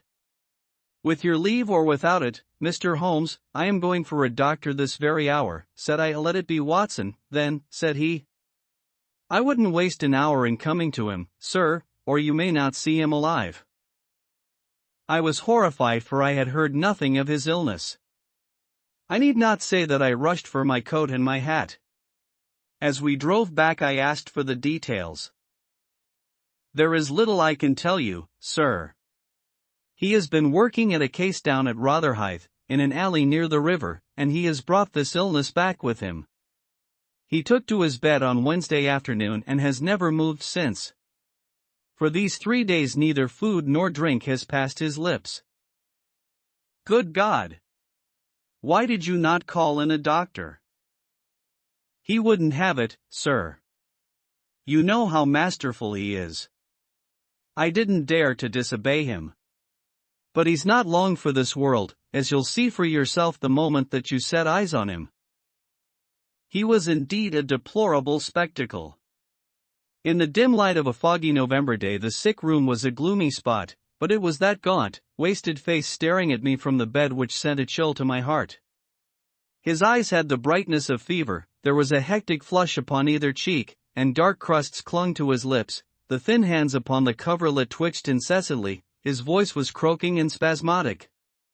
He lay listlessly as I entered the room, but the sight of me brought a gleam of recognition to his eyes. "Well, Watson, we seem to have fallen upon evil days," said he in a feeble voice, but with something of his old carelessness of manner. "My dear fellow," I cried, approaching him. "Stand back."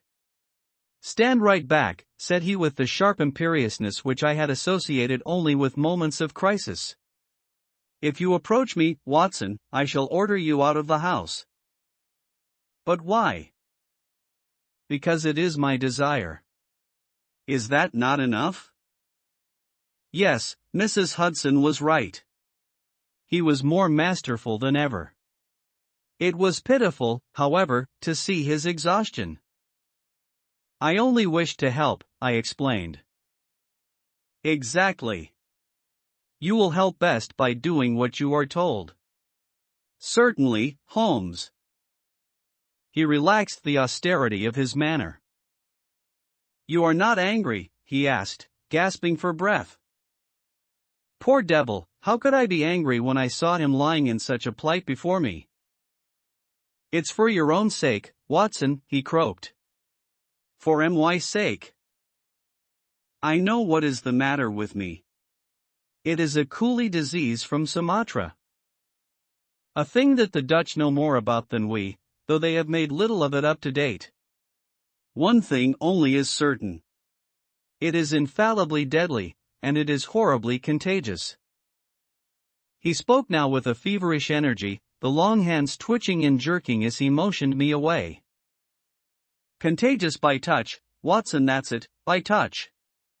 Keep your distance and all is well." Good heavens, Holmes! Do you suppose that such a consideration weighs with me of an instant?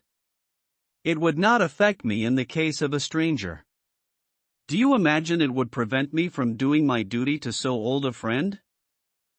Again I advanced, but he repulsed me with a look of furious anger. "If you will stand there I will talk. If you do not you must leave the room." I have so deep a respect for the extraordinary qualities of Holmes that I have always deferred to his wishes, even when I least understood them. But now all my professional instincts were aroused. Let him be my master elsewhere, I at least was his in a sick room. "Holmes," said I, "you are not yourself. A sick man is but a child, and so I will treat you. Whether you like it or not, I will examine your symptoms and treat you for them." He looked at me with venomous eyes. "If I am to have a doctor whether I will or not, let me at least have someone in whom I have confidence," said he. "Then you have none in me?" "In your friendship, certainly. But facts are facts, Watson, and, after all, you are only a general practitioner with very limited experience and mediocre qualifications. It is painful to have to say these things, but you leave me no choice." I was bitterly hurt. "Such a remark is unworthy of you, Holmes. It shows me very clearly the state of your own nerves. But if you have no confidence in me, I would not intrude my services. Let me bring Sir Jasper Meek or Penrose Fisher, or any of the best men in London. But someone you must have, and that is final. If you think that I am going to stand here and see you die without either helping you myself or bringing anyone else to help you, then you have mistaken your man." "You mean well, Watson," said the sick man with something between a sob and a groan. "Shall I demonstrate your own ignorance? What do you know, pray, of Tapanuli fever? What do you know of the Black Formosa corruption?" "I have never heard of either." "There are many problems of disease, many strange pathological possibilities, in the East, Watson." He paused after each sentence to collect his failing strength. "I have learned so much during some recent researches which have a medico-criminal aspect. It was in the course of them that I contracted this complaint." "You can do nothing." "Possibly not. But I happen to know that Dr. Ainstree, the greatest living authority upon tropical disease, is now in London. All remonstrance is useless, Holmes, I am going this instant to fetch him." I turned resolutely to the door. Never have I had such a shock. In an instant, with a tiger spring, the dying man had intercepted me. I heard the sharp snap of a twisted key. The next moment he had staggered back to his bed, exhausted and panting after his one tremendous outflame of energy. "You won't take the key from me by force, Watson, I've got you, my friend. Here you are, and here you will stay until I will otherwise. But I'll humor you." All this in little gasps, with terrible struggles for breath between. "You've only my own good at heart. Of course I know that very well. You shall have your way, but give me time to get my strength." "Not now, Watson, not now. It's 4 o'clock. At 6 you can go." "This is insanity, Holmes." "Only 2 hours, Watson. I promise you will go at 6. Are you content to wait?" "I seem to have no choice." "None in the world, Watson. Thank you, I need no help in arranging the clothes. You will please keep your distance. Now, Watson, there is one other condition that I would make. You will seek help, not from the man you mention, but from the one that I choose." "By all means." "The first 3 sensible words that you have uttered since you entered this room, Watson. You will find some books over there." I am somewhat exhausted. I wonder how a battery feels when it pours electricity into a non-conductor. At 6, Watson, we resume our conversation. But it was destined to be resumed long before that hour, and in circumstances which gave me a shock hardly second to that caused by his spring to the door. I had stood for some minutes looking at the silent figure in the bed. His face was almost covered by the clothes and he appeared to be asleep. Then, unable to settle down to reading, I walked slowly round the room, examining the pictures of celebrated criminals with which every wall was adorned. Finally, in my aimless perambulation, I came to the mantelpiece. A litter of pipes, tobacco pouches, syringes, penknives, revolver cartridges, and other debris was scattered over it.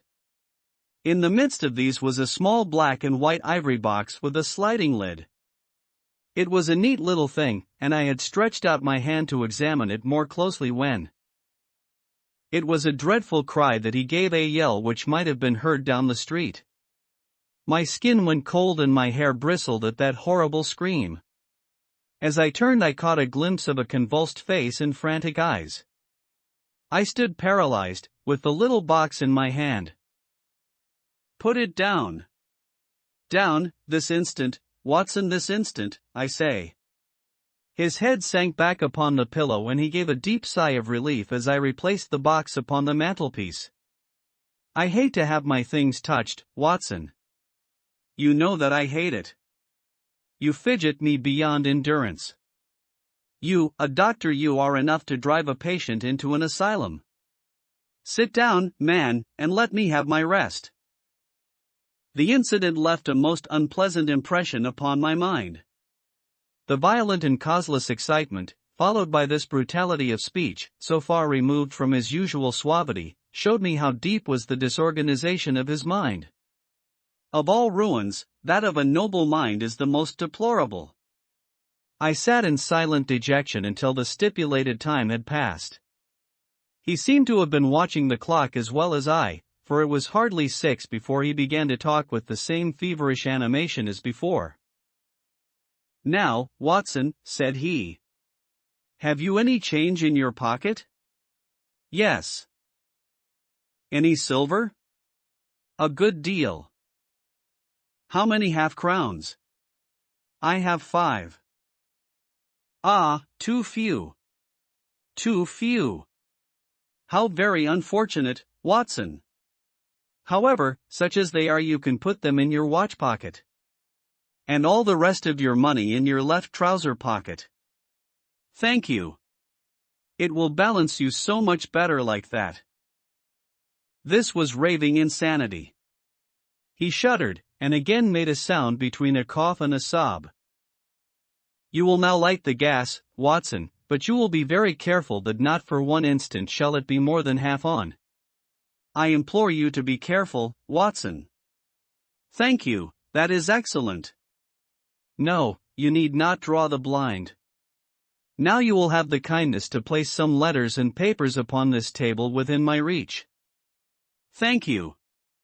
"Now some of that litter from the mantelpiece." "Excellent, Watson." "There is a sugar tongs there. Kindly raise that small ivory box with its assistance. Place it here among the papers. Good. You can now go and fetch Mr. Culverton Smith, of 13, Lower Burke Street." To tell the truth, my desire to fetch a doctor had somewhat weakened, for poor Holmes was so obviously delirious that it seemed dangerous to leave him. However, he was as eager now to consult the person named as he had been obstinate in refusing. "I never heard the name," said I. "Possibly not, my good Watson. It may surprise you to know that the man upon earth who is best versed in this disease is not a medical man, but a planter. Mr. Culverton Smith is a well-known resident of Sumatra, now visiting London.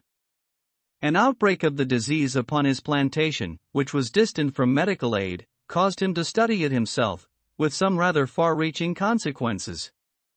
He is a very methodical person, and I did not desire you to start before 6, because I was well aware that you would not find him in his study.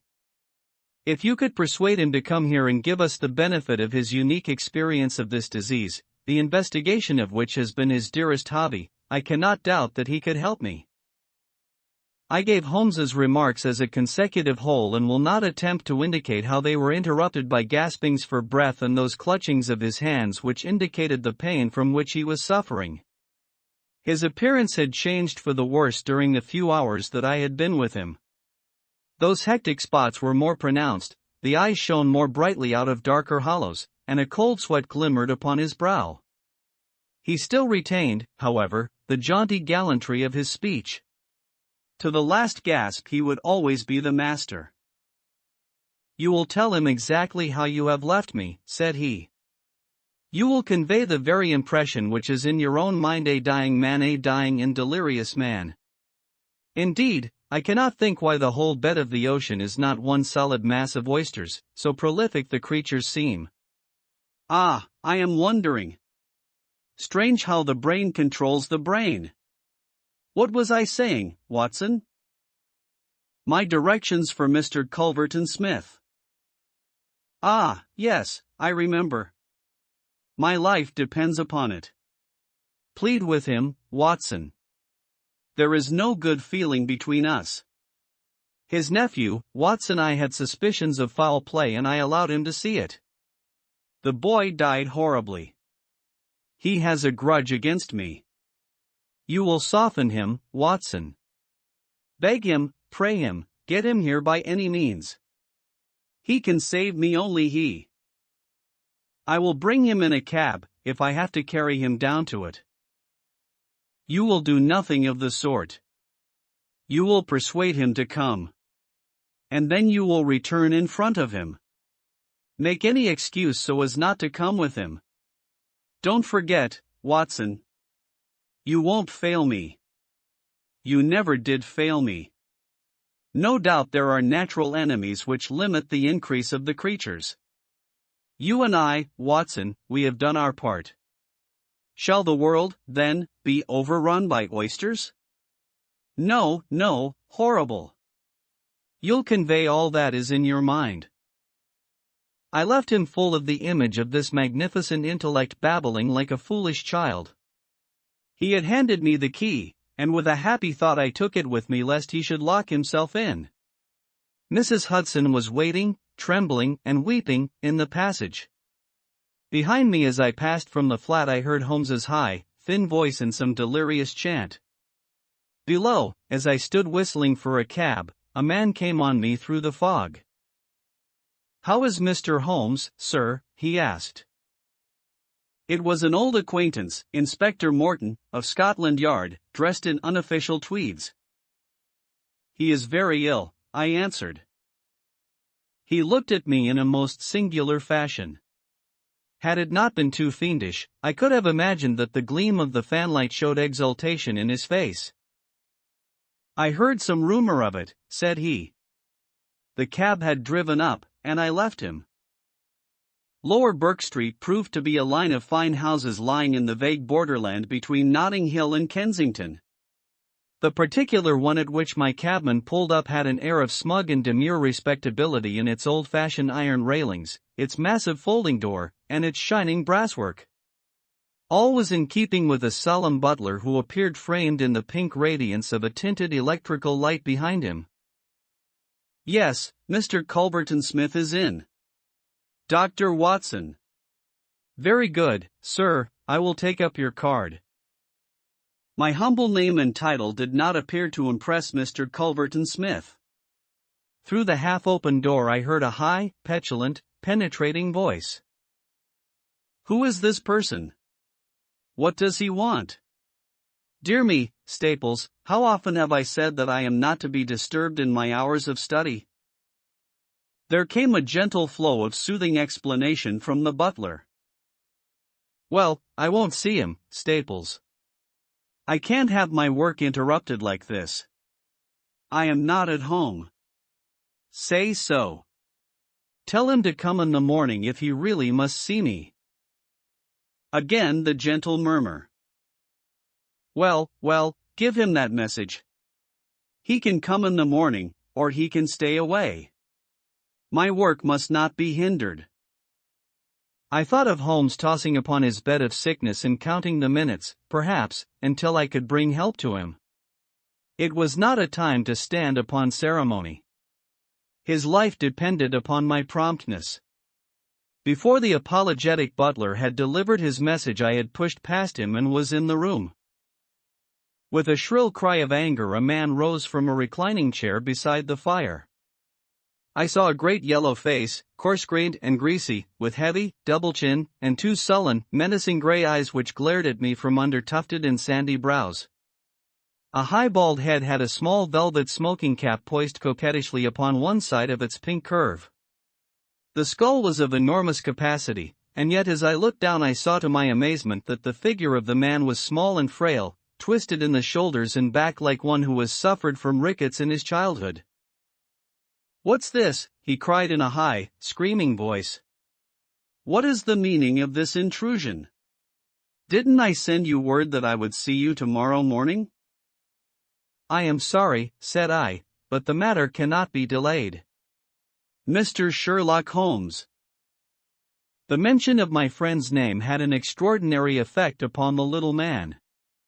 The look of anger passed in an instant from his face. His features became tense and alert. "Have you come from Holmes?" he asked. "I have just left him." "What about Holmes? How is he?" "He is desperately ill. That is why I have come." The man motioned me to a chair, and turned to resume his own. As he did so I caught a glimpse of his face in the mirror over the mantelpiece. I could have sworn that it was set in a malicious and abominable smile. Yet I persuaded myself that it must have been some nervous contraction which I had surprised, for he turned to me an instant later with genuine concern upon his features. "I am sorry to hear this," said he. "I only know Mr. Holmes through some business dealings which we have had, but I have every respect for his talents and his character. He is an amateur of crime, as I am of disease. For him the villain, for me the microbe. There are my prisons," he continued, pointing to a row of bottles and jars which stood upon a side table. "Among those gelatin cultivations some of the very worst offenders in the world are now doing time. It was on account of your special knowledge that Mr. Holmes desired to see you. He has a high opinion of you and thought that you were the one man in London who could help him." The little man started, and the jaunty smoking cap slid to the floor.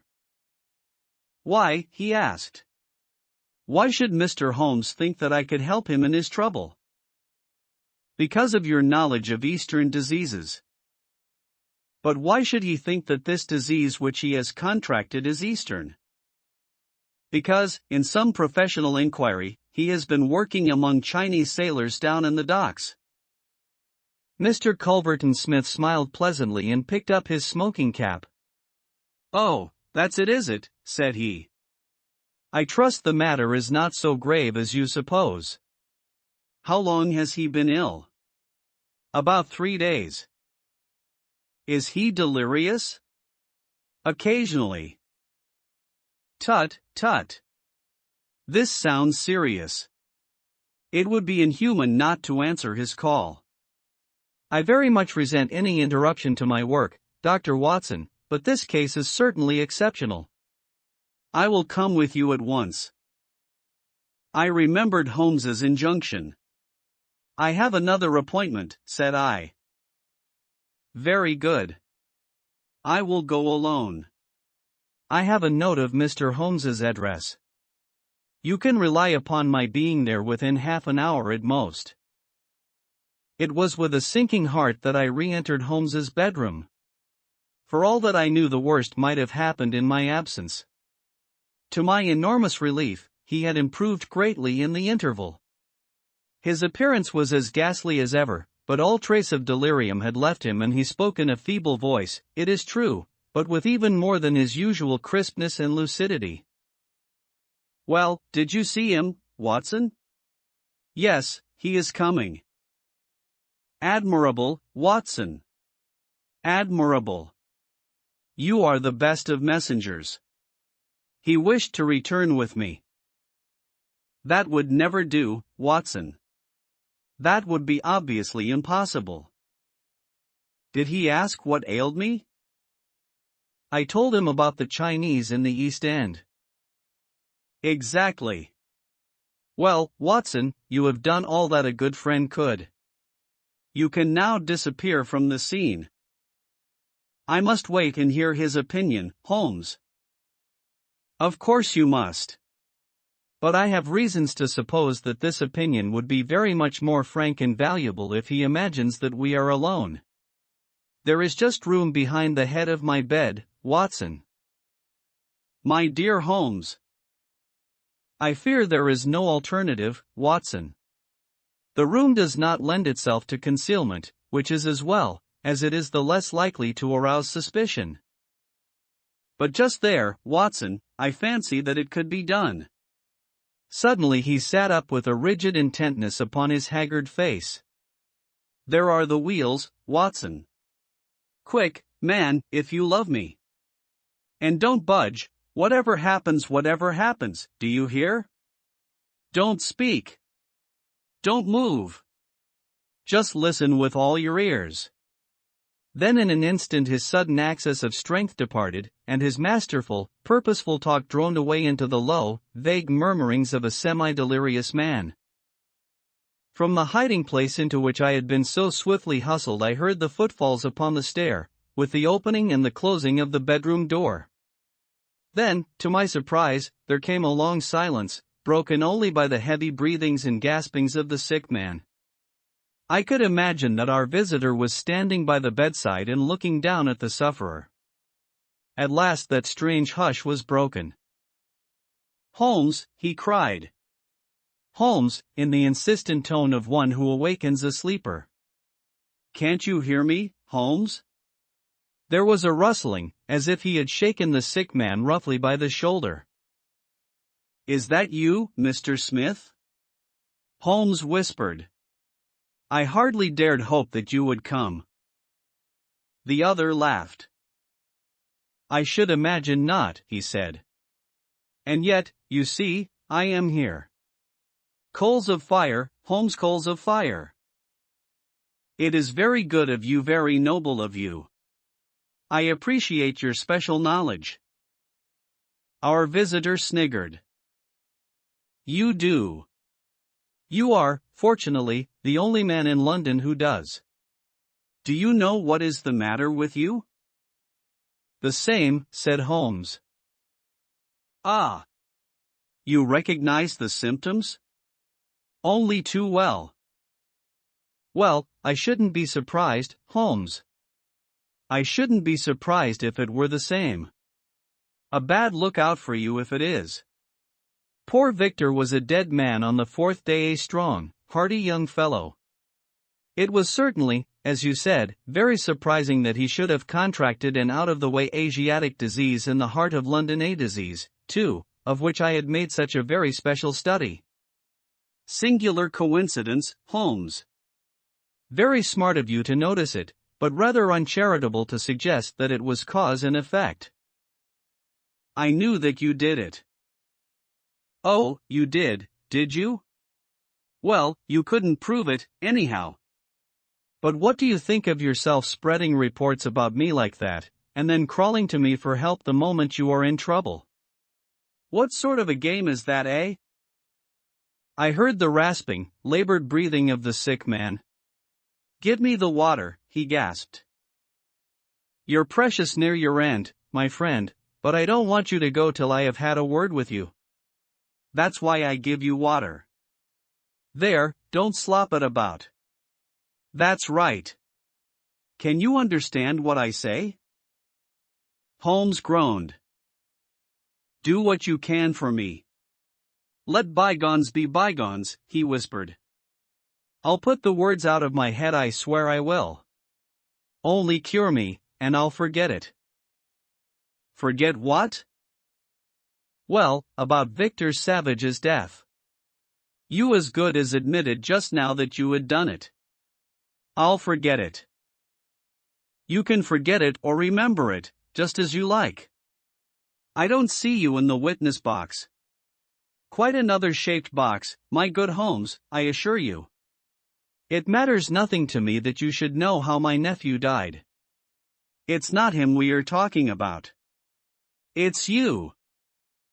Yes. "The fellow who came for me, I've forgotten his name, said that you contracted it down in the East End among the sailors. I could only account for it so." "You are proud of your brains, Holmes, are you not? Think yourself smart, don't you? You came across someone who was smarter this time.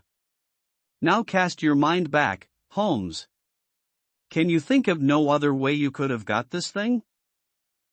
I can't think. My mind is gone. For heaven's sake, help me. Yes, I will help you. I'll help you to understand just where you are and how you got there. I'd like you to know before you die. Give me something to ease my pain. Painful, is it? Yes, the coolies used to do some squealing towards the end. Takes you as cramp, I fancy. Yes, it is cramp. Well, you can hear what I say, anyhow. Listen now. Can you remember any unusual incident in your life just about the time your symptoms began? No, nothing. Think again. I'm too ill to think. Well, then, I'll help you. Did anything come by post? By post? A box by chance? I'm fainting, I'm gone. Listen, Holmes. There was a sound as if he was shaking the dying man, and it was all that I could do to hold myself quiet in my hiding place. You must hear me. You shall hear me. Do you remember a box, an ivory box? It came on Wednesday.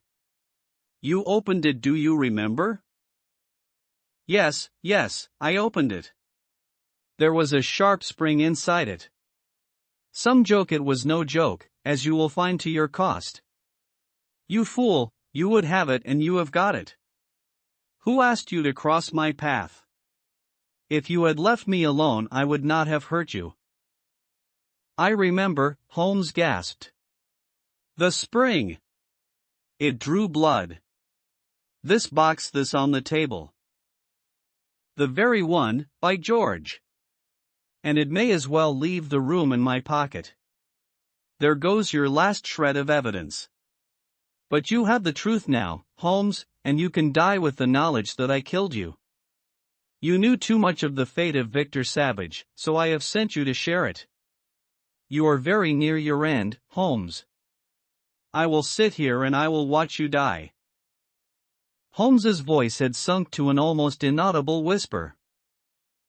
What is that? Said Smith. Turn up the gas? Ah, the shadows begin to fall, do they? Yes, I will turn it up, that I may see you the better. He crossed the room and the light suddenly brightened. Is there any other little service that I can do you, my friend? A match and a cigarette. I nearly called out in my joy and my amazement. He was speaking in his natural voice, a little weak, perhaps, but the very voice I knew. There was a long pause, and I felt that Culverton Smith was standing in silent amazement looking down at his companion. What's the meaning of this? I heard him say at last in a dry, rasping tone. The best way of successfully acting a part is to be it, said Holmes.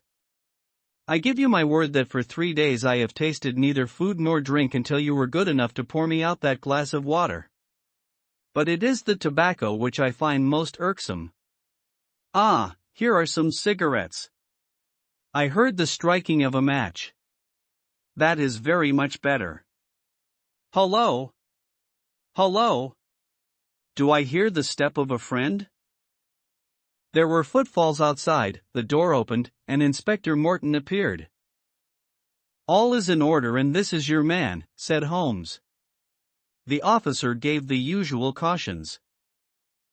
I arrest you on the charge of the murder of one Victor Savage, he concluded. And you might add of the attempted murder of one Sherlock Holmes, remarked my friend with a chuckle. To save an invalid trouble, Inspector, Mr. Culverton Smith was good enough to give our signal by turning up the gas. By the way, the prisoner has a small box in the right-hand pocket of his coat which it would be as well to remove. Thank you. I would handle it gingerly if I were you. Put it down here. It may play its part in the trial. There was a sudden rush and a scuffle, followed by the clash of iron and a cry of pain. You'll only get yourself hurt, said the inspector. Stand still, will you? There was the click of the closing handcuffs. A nice trap, cried the high, snarling voice. "It will bring you into the dock, Holmes, not me. He asked me to come here to cure him. I was sorry for him and I came. Now he will pretend, no doubt, that I have said anything which he may invent which will corroborate his insane suspicions. You can lie as you like, Holmes. My word is always as good as yours." "Good heavens," cried Holmes. "I had totally forgotten him. My dear Watson, I owe you 1,000 apologies. To think that I should have overlooked you. I need not introduce you to Mr. Culverton Smith, since I understand that you met somewhat earlier in the evening. Have you the cab below?" I will follow you when I am dressed, for I may be of some use at the station." "I never needed it more," said Holmes as he refreshed himself with a glass of claret and some biscuits in the intervals of his toilet. "However, as you know, my habits are irregular, and such a feat means less to me than to most men. It was very essential that I should impress Mrs. Hudson with the reality of my condition, since she was to convey it to you, and you in turn to him. You won't be offended, Watson?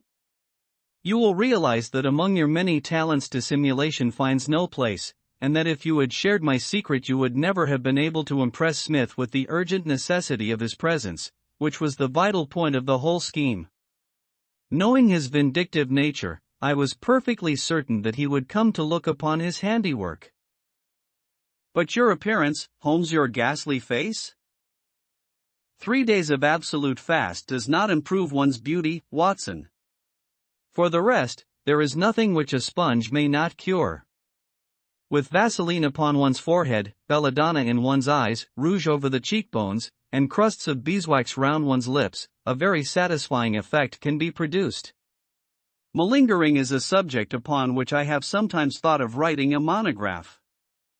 A little occasional talk about half-crowns, oysters, or any other extraneous subject produces a pleasing effect of delirium." "But why would you not let me near you, since there was in truth no infection? Can you ask, my dear Watson? Do you imagine that I have no respect for your medical talents? Could I fancy that your astute judgment would pass a dying man who, however weak, had no rise of pulse or temperature? At 4 yards, I could deceive you. If I failed to do so, who would bring my Smith within my grasp? No, Watson, I would not touch that box.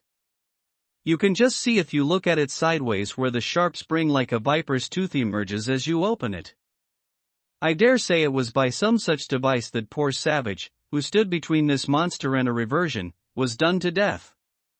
My correspondence, however, is, as you know, a varied one, and I am somewhat upon my guard against any packages which reach me. It was clear to me, however, that by pretending that he had really succeeded in his design I might surprise a confession. That pretense I have carried out with the thoroughness of the true artist. Thank you, Watson, you must help me on with my coat. When we have finished at the police station I think that something nutritious at Simpson's would not be out of place." The disappearance of Lady Frances Carfax. "But why Turkish?" asked Mr. Sherlock Holmes, gazing fixedly at my boots. I was reclining in a cane-backed chair at the moment, and my protruded feet had attracted his ever-active attention.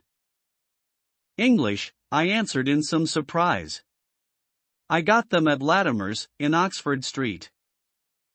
Holmes smiled with an expression of weary patience. "The bath," he said, "the bath. Why the relaxing and expensive Turkish rather than the invigorating homemade article?" "Because for the last few days I have been feeling rheumatic and old. A Turkish bath is what we call an alterative in medicine, a fresh starting point, a cleanser of the system. By the way, Holmes," I added, "I have no doubt the connection between my boots and a Turkish bath is a perfectly self-evident one to a logical mind, and yet I should be obliged to you if you would indicate it." "The train of reasoning is not very obscure, Watson," said Holmes with a mischievous twinkle. "It belongs to the same elementary class of deduction which I should illustrate if I were to ask you who shared your cab in your drive this morning." I don't admit that a fresh illustration is an explanation, said I with some asperity. Bravo, Watson. A very dignified and logical remonstrance. Let me see, what were the points? Take the last one first, the cab. You observe that you have some splashes on the left sleeve and shoulder of your coat. Had you sat in the center of a hansom you would probably have had no splashes, and if you had they would certainly have been symmetrical. Therefore it is clear that you sat at the side. Therefore it is equally clear that you had a companion. That is very evident. Absurdly commonplace, is it not? But the boots and the bath? Equally childish. You are in the habit of doing up your boots in a certain way. I see them on this occasion fastened with an elaborate double bow, which is not your usual method of tying them. You have, therefore, had them off. Who has tied them? A bootmaker or the boy at the bath. It is unlikely that it is the bootmaker, since your boots are nearly new. Well, what remains? The bath. Absurd, is it not? But, for all that, the Turkish bath has served a purpose. What is that? You say that you have had it because you need a change. Let me suggest that you take one. How would Lausanne do, my dear Watson? First-class tickets and all expenses paid on a princely scale. Splendid. But why? Holmes leaned back in his armchair and took his notebook from his pocket. One of the most dangerous classes in the world, said he, is the drifting and friendless woman. She is the most harmless and often the most useful of mortals, but she is the inevitable inciter of crime in others. She is helpless. She is migratory. She has sufficient means to take her from country to country and from hotel to hotel. She is lost, as often as not, in a maze of obscure pensions and boarding houses. She is a stray chicken in a world of foxes. When she is gobbled up she is hardly missed. I much fear that some evil has come to the Lady Frances Carfax. I was relieved at this sudden descent from the general to the particular. Holmes consulted his notes. Lady Frances, he continued, is the sole survivor of the direct family of the late Earl of Roughton. The estates went, as you may remember, in the male line. She was left with limited means, but with some very remarkable old Spanish jewelry of silver and curiously cut diamonds to which she was fondly attached, for she refused to leave them with her banker and always carried them about with her. A rather pathetic figure, the Lady Frances, a beautiful woman, still in fresh middle age, and yet, by a strange change, the last derelict of what only 20 years ago was a goodly fleet. What has happened to her, then? Ah, what has happened to the Lady Frances? Is she alive or dead? There is our problem. She is a lady of precise habits, and for 4 years it has been her invariable custom to write every second week to Miss Daubeny, her old governess, who has long retired and lives in Camberwell. It is this Miss Daubeny who has consulted me. Nearly 5 weeks have passed without a word. The last letter was from the Hotel National at Lausanne. Lady Frances seems to have left there and given no address. The family are anxious, and as they are exceedingly wealthy no sum will be spared if we can clear the matter up. Is Miss Daubeny the only source of information? Surely she had other correspondents? There is one correspondent who is a sure draw, Watson. That is the bank. Single ladies must live, and their passbooks are compressed diaries. She banks at Sylvester's. I have glanced over her account. The last check but one paid her bill at Lausanne, but it was a large one and probably left her with cash in hand. Only one check has been drawn since. To whom, and where? To Miss Marie Devine. There is nothing to show where the check was drawn. It was cashed at the Credit Lyonnais at Montpellier less than 3 weeks ago. The sum was £50. And who is Miss Marie Devine? That also I have been able to discover. Miss Marie Devine was the maid of Lady Frances Carfax. Why she should have paid her this check we have not yet determined. I have no doubt, however, that your researches will soon clear the matter up. My researches. Hence the health-giving expedition to Lausanne. You know that I cannot possibly leave London while old Abrahams is in such mortal terror of his life. Besides, on general principles it is best that I should not leave the country. Scotland Yard feels lonely without me, and it causes an unhealthy excitement among the criminal classes. Go, then, my dear Watson, and if my humble counsel can ever be valued at so extravagant a rate as 2d a word, it waits your disposal night and day at the end of the Continental wire. 2 days later found me at the Hotel National at Lausanne, where I received every courtesy at the hands of M. Moser, the well-known manager. Lady Frances, as he informed me, had stayed there for several weeks. She had been much liked by all who met her. Her age was not more than 40. She was still handsome and bore every sign of having in her youth been a very lovely woman. M. Moser knew nothing of any valuable jewelry, but it had been remarked by the servants that the heavy trunk in the lady's bedroom was always scrupulously locked. Marie Devine, the maid, was as popular as her mistress. She was actually engaged to one of the head waiters in the hotel, and there was no difficulty in getting her address. It was 11 Rue de Trajan, Montpellier. All this I jotted down and felt that Holmes himself could not have been more adroit in collecting his facts.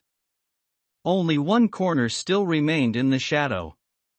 No light which I possessed could clear up the cause for the lady's sudden departure. She was very happy at Lausanne. There was every reason to believe that she intended to remain for the season in her luxurious rooms overlooking the lake. And yet she had left at a single day's notice, which involved her in the useless payment of a week's rent. Only Jules Vibart, the lover of the maid, had any suggestion to offer. He connected the sudden departure with the visit to the hotel a day or two before of a tall, dark, bearded man. "Unsavage, unveritable savage," cried Jules Vibart. The man had rooms somewhere in the town. He had been seen talking earnestly to Madame on the promenade by the lake. Then he had called. She had refused to see him. He was English, but of his name there was no record. Madame had left the place immediately afterwards. Jules Vibart, and, what was of more importance, Jules Vibart's sweetheart, thought that this call and the departure were cause and effect. Only one thing Jules would not discuss. That was the reason why Marie had left her mistress. Of that he could or would say nothing. If I wished to know, I must go to Montpellier and ask her. So ended the first chapter of my inquiry.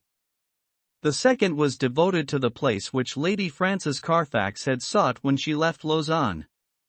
Concerning this there had been some secrecy, which confirmed the idea that she had gone with the intention of throwing someone off her track. Otherwise, why should not her luggage have been openly labeled for Baden? Both she and it reached the Rhenish Spa by some circuitous route. This much I gathered from the manager of Cook's local office. So to Baden I went, after dispatching to Holmes an account of all my proceedings and receiving in reply a telegram of half-humorous commendation. At Baden the track was not difficult to follow. Lady Frances had stayed at the Englischer Hof for a fortnight. While there she had made the acquaintance of a Dr. Schlesinger and his wife, a missionary from South America. Like most lonely ladies, Lady Frances found her comfort and occupation in religion. Dr. Schlesinger's remarkable personality, his wholehearted devotion, and the fact that he was recovering from a disease contracted in the exercise of his apostolic duties affected her deeply. She had helped Mrs. Schlesinger in the nursing of the convalescent saint. He spent his day, as the manager described it to me, upon a lounge chair on the veranda, with an attendant lady upon either side of him. He was preparing a map of the Holy Land, with special reference to the kingdom of the Midianites, upon which he was writing a monograph. Finally, having improved much in health, he and his wife had returned to London, and Lady Frances had started thither in their company. This was just 3 weeks before, and the manager had heard nothing since. As to the maid, Marie, she had gone off some days beforehand in floods of tears, after informing the other maids that she was leaving service forever. Dr. Schlesinger had paid the bill of the whole party before his departure. "By the way," said the landlord in conclusion, "you are not the only friend of Lady Frances Carfax who was inquiring after her just now. Only a week or so ago we had a man here upon the same errand." "Did he give a name?" I asked. "None, but he was an Englishman, though of an unusual type." "A savage," said I, linking my facts after the fashion of my illustrious friend. "Exactly. That describes him very well. He is a bulky, bearded, sunburned fellow, who looks as if he would be more at home in a farmer's inn than in a fashionable hotel. A hard, fierce man, I should think, and one whom I should be sorry to offend." Already the mystery began to define itself, as figures grow clearer with the lifting of a fog. Here was this good and pious lady pursued from place to place by a sinister and unrelenting figure. She feared him, or she would not have fled from Lausanne. He had still followed.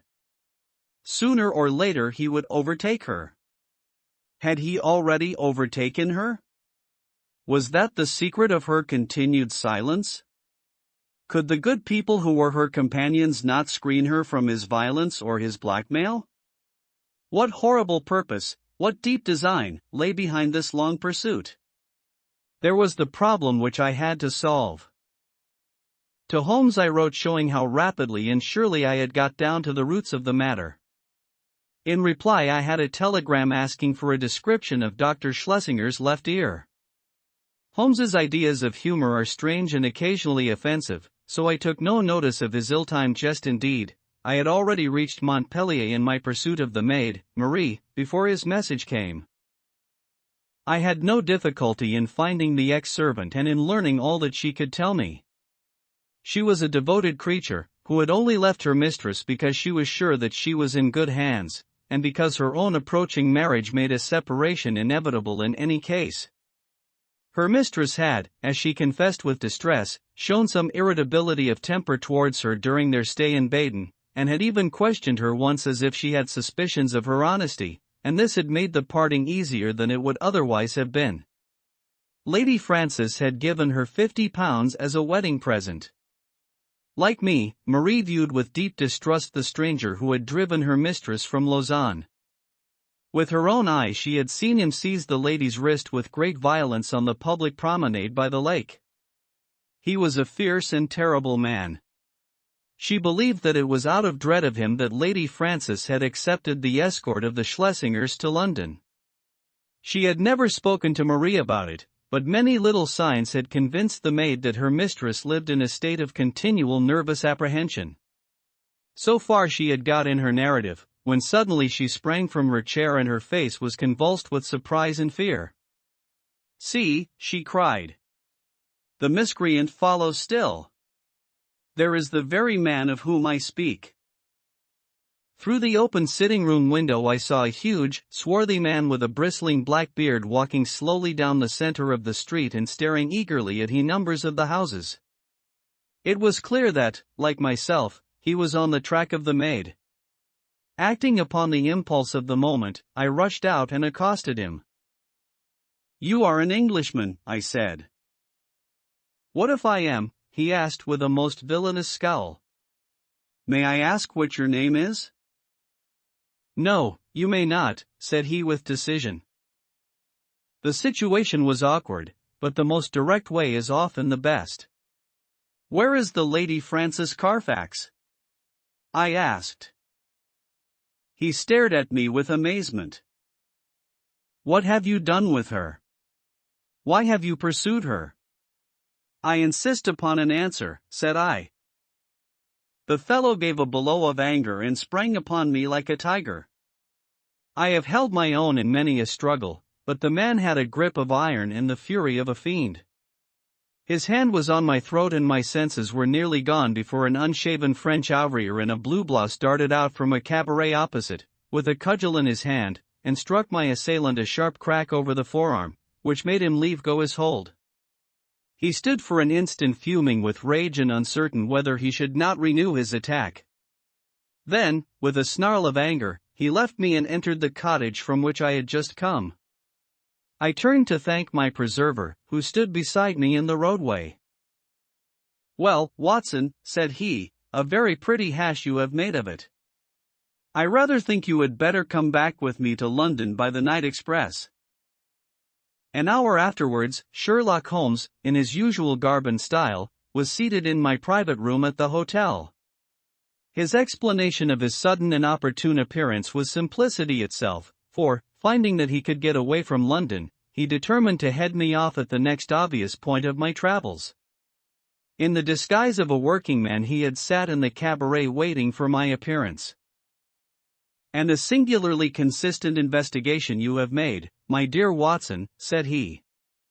"I cannot at the moment recall any possible blunder which you have omitted. The total effect of your proceeding has been to give the alarm everywhere and yet to discover nothing." "Perhaps you would have done no better," I answered bitterly. "There is no perhaps about it. I have done better.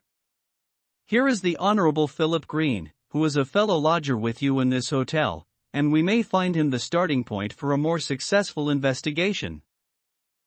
A card had come up on a salver, and it was followed by the same bearded ruffian who had attacked me in the street. He started when he saw me. "What is this, Mr. Holmes?" he asked. "I had your note and I have come. But what has this man to do with the matter?" "This is my old friend and associate, Dr. Watson, who is helping us in this affair." The stranger held out a huge, sunburned hand, with a few words of apology. "I hope I didn't harm you. When you accused me of hurting her, I lost my grip of myself. Indeed, I'm not responsible in these days. My nerves are like live wires. But this situation is beyond me. What I want to know, in the first place, Mr. Holmes, is how in the world you came to hear of my existence at all." "I am in touch with Miss Daubney, Lady Frances's governess. Old Susan Daubney with the mob cap." "I remember her well." "And she remembers you. It was in the days before you found it better to go to South Africa." "Ah, I see you know my whole story. I need hide nothing from you. I swear to you, Mr. Holmes, that there never was in this world a man who loved a woman with a more wholehearted love than I had for Frances. I was a wild youngster, I know not worse than others of my class. But her mind was pure as snow. She could not bear a shadow of coarseness.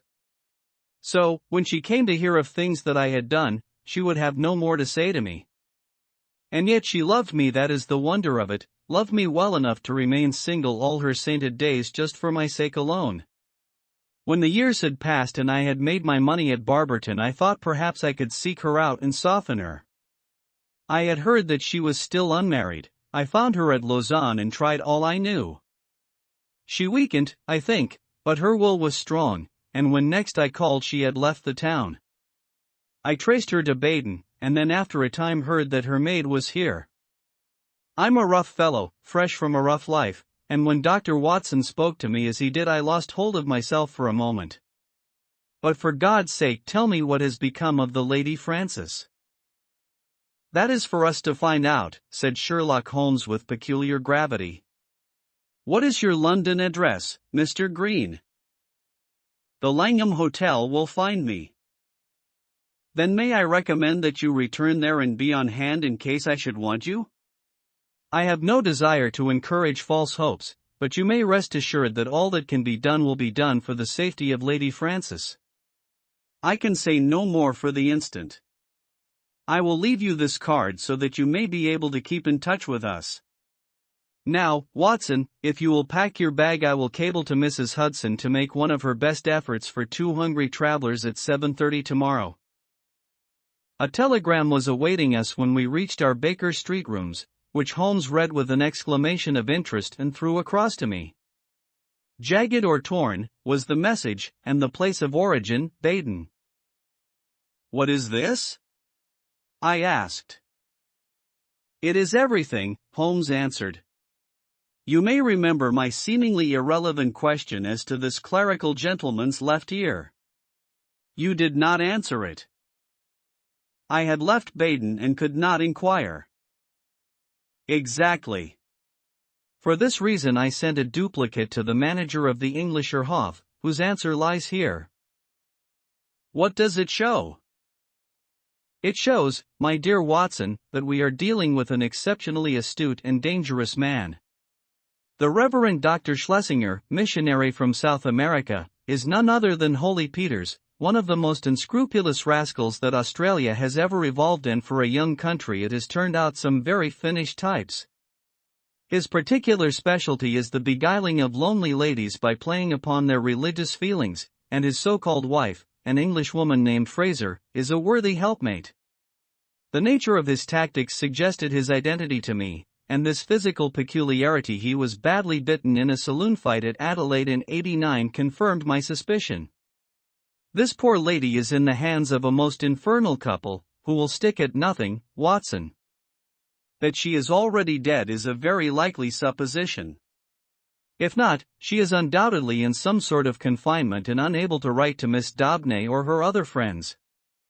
It is always possible that she never reached London, or that she has passed through it, but the former is improbable, as, with their system of registration, it is not easy for foreigners to play tricks with the continental police, and the latter is also unlikely, as these rouges could not hope to find any other place where it would be as easy to keep a person under restraint. All my instincts tell me that she is in London, but as we have at present no possible means of telling where, we can only take the obvious steps, eat our dinner, and possess our souls in patience. Later in the evening I will stroll down and have a word with friend Lestrade at Scotland Yard." But neither the official police nor Holmes's own small but very efficient organization sufficed to clear away the mystery. Amid the crowded millions of London, the three persons we sought were as completely obliterated as if they had never lived. Advertisements were tried, and failed. Clues were followed, and led to nothing. Every criminal resort which Schlesinger might frequent was drawn in vain. His old associates were watched, but they kept clear of him. And then suddenly, after a week of helpless suspense, there came a flash of light. A silver and brilliant pendant of old Spanish design had been pawned at Bovington's, in Westminster Road. The pawner was a large, clean-shaven man of clerical appearance. His name and address were demonstrably false. The ear had escaped notice, but the description was surely that of Schlesinger. 3 times had our bearded friend from the Langham called for news, the third time within an hour of this fresh development. His clothes were getting looser on his great body. He seemed to be wilting away in his anxiety. "If you will only give me something to do," was his constant wail. At last Holmes could oblige him. "He has begun to pawn the jewels. We should get him now." "But does this mean that any harm has befallen the Lady Frances?" Holmes shook his head very gravely. "Supposing that they have held her prisoner up to now, it is clear that they cannot let her loose without their own destruction. We must prepare for the worst." "What can I do?" "These people do not know you by sight?" "No." "It is possible that he will go to some other pawnbroker in the future. In that case, we must begin again. On the other hand, he has had a fair price and no questions asked, so if he is in need of ready money he will probably come back to Bovington's. I will give you a note to them, and they will let you wait in the shop. If the fellow comes you will follow him home. But no indiscretion, and, above all, no violence. I put you on your honor that you will take no step without my knowledge and consent." For 2 days the Honorable Philip Green, he was, I may mention, the son of the famous admiral of that name who commanded the Sea of Azov fleet in the Crimean War, brought us no news. On the evening of the 3rd he rushed into our sitting room, pale, trembling, with every muscle of his powerful frame quivering with excitement. "We have him! We have him!" he cried. He was incoherent in his agitation. Holmes soothed him with a few words and thrust him into an armchair. "Come, now, give us the order of events," said he. "She came only an hour ago." It was the wife, this time, but the pendant she brought was the fellow of the other. She is a tall, pale woman, with ferret eyes. "That is the lady," said Holmes. She left the office and I followed her. She walked up the Kennington Road, and I kept behind her. Presently she went into a shop. "Mr. Holmes, it was an undertaker's." My companion started. "Well?" he asked in that vibrant voice which told of the fiery soul behind the cold gray face. She was talking to the woman behind the counter. I entered as well. "It is late," I heard her say, or words to that effect. The woman was excusing herself. "It should be there before now," she answered. It took longer, being out of the ordinary. They both stopped and looked at me, so I asked some questions and then left the shop. "You did excellently well. What happened next?" "The woman came out, but I had hid myself in a doorway.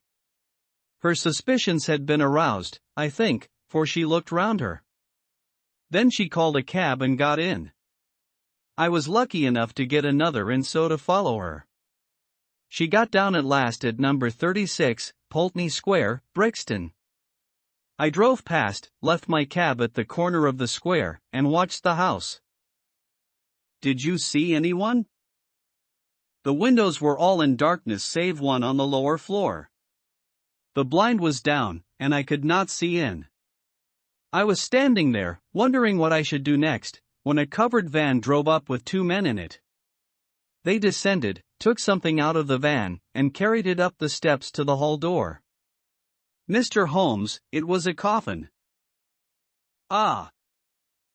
For an instant I was on the point of rushing in. The door had been opened to admit the men and their burden. It was the woman who had opened it. But as I stood there she caught a glimpse of me, and I think that she recognized me. I saw her start, and she hastily closed the door. "I remembered my promise to you, and here I am." "You have done excellent work," said Holmes, scribbling a few words upon a half-sheet of paper. "We can do nothing legal without a warrant, and you can serve the cause best by taking this note down to the authorities and getting one. There may be some difficulty, but I should think that the sale of the jewelry should be sufficient. Lestrade will see to all details." "But they may murder her in the meanwhile." "What could the coffin mean, and for whom could it be but for her?" "We will do all that can be done, Mr. Green. Not a moment will be lost. Leave it in our hands. Now Watson," he added as our client hurried away, "he will set the regular forces on the move. We are, as usual, the irregulars, and we must take our own line of action. The situation strikes me as so desperate that the most extreme measures are justified. Not a moment is to be lost in getting to Pulteney Square." "Let us try to reconstruct the situation," said he as we drove swiftly past the Houses of Parliament and over Westminster Bridge. "These villains have coaxed this unhappy lady to London, after first alienating her from her faithful maid. If she has written any letters they have been intercepted. Through some confederate they have engaged a furnished house. Once inside it, they have made her a prisoner, and they have become possessed of the valuable jewelry which has been their object from the first. Already they have begun to sell part of it, which seems safe enough to them, since they have no reason to think that anyone is interested in the lady's fate. When she is released she will, of course, denounce them. Therefore, she must not be released. But they cannot keep her under lock and key forever. So murder is their only solution." "That seems very clear." Now we will take another line of reasoning. When you follow two separate chains of thought, Watson, you will find some point of intersection which should approximate to the truth.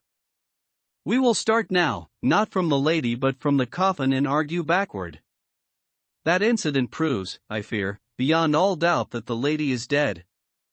It points also to an orthodox burial with proper accompaniment of medical certificate and official sanction. Had the lady been obviously murdered, they would have buried her in a hole in the back garden. But here all is open and regular. What does this mean? Surely that they have done her to death in some way which has deceived the doctor and simulated a natural end poisoning, perhaps. And yet how strange that they should ever let a doctor approach her unless he were a confederate, which is hardly a credible proposition. Could they have forged a medical certificate? Dangerous, Watson, very dangerous. No, I hardly see them doing that. Pull up, cabby. This is evidently the undertaker's, for we have just passed the pawnbroker's. Would go in, Watson? Your appearance inspires confidence. Ask what hour the Pulteney Square funeral takes place tomorrow. The woman in the shop answered me without hesitation that it was to be at 8 o'clock in the morning.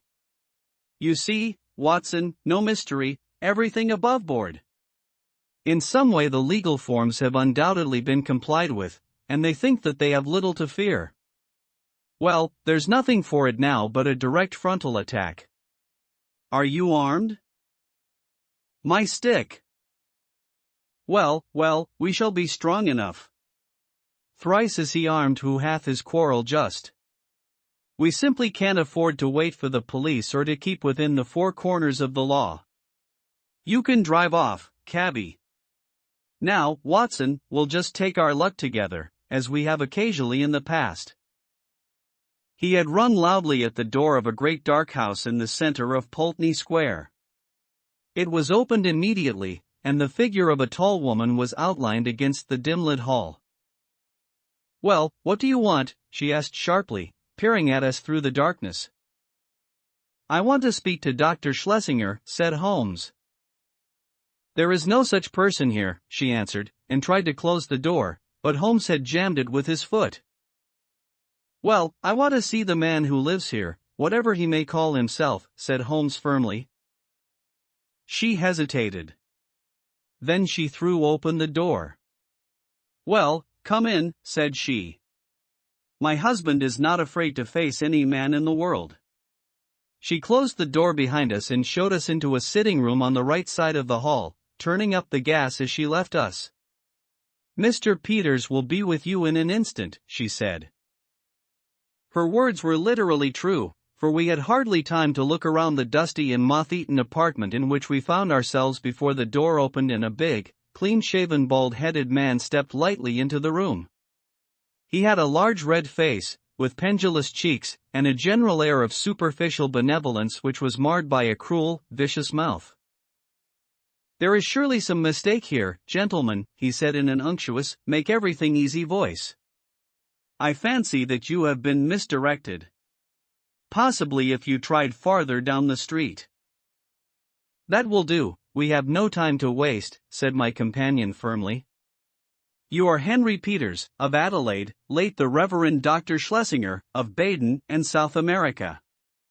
I am as sure of that as that my own name is Sherlock Holmes. Peters, as I will now call him, started and stared hard at his formidable pursuer. I guess your name does not frighten me, Mr. Holmes, said he coolly. When a man's conscience is easy you can't rattle him.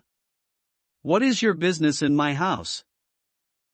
I want to know what you have done with the Lady Frances Carfax, whom you brought away with you from Baden. I'd be very glad if you could tell me where that lady may be, Peters answered coolly. I've a bill against her for nearly £100, and nothing to show for it but a couple of trumpery pendants that the dealer would hardly look at. She attached herself to Mrs. Peters and me at Baden. It is a fact that I was using another name at the time and she stuck on to us until we came to London. I paid her bill and her ticket. Once in London, she gave us the slip, and, as I say, left these out-of-date jewels to pay her bills. You find her, Mr. Holmes, and I'm your debtor. I mean to find her, said Sherlock Holmes. I'm going through this house till I do find her. Where is your warrant? Holmes half drew a revolver from his pocket. This will have to serve till a better one comes. Why, you're a common burglar. So you might describe me, said Holmes cheerfully. My companion is also a dangerous ruffian. And together we are going through your house. Our opponent opened the door. Fetch a policeman, Annie, said he.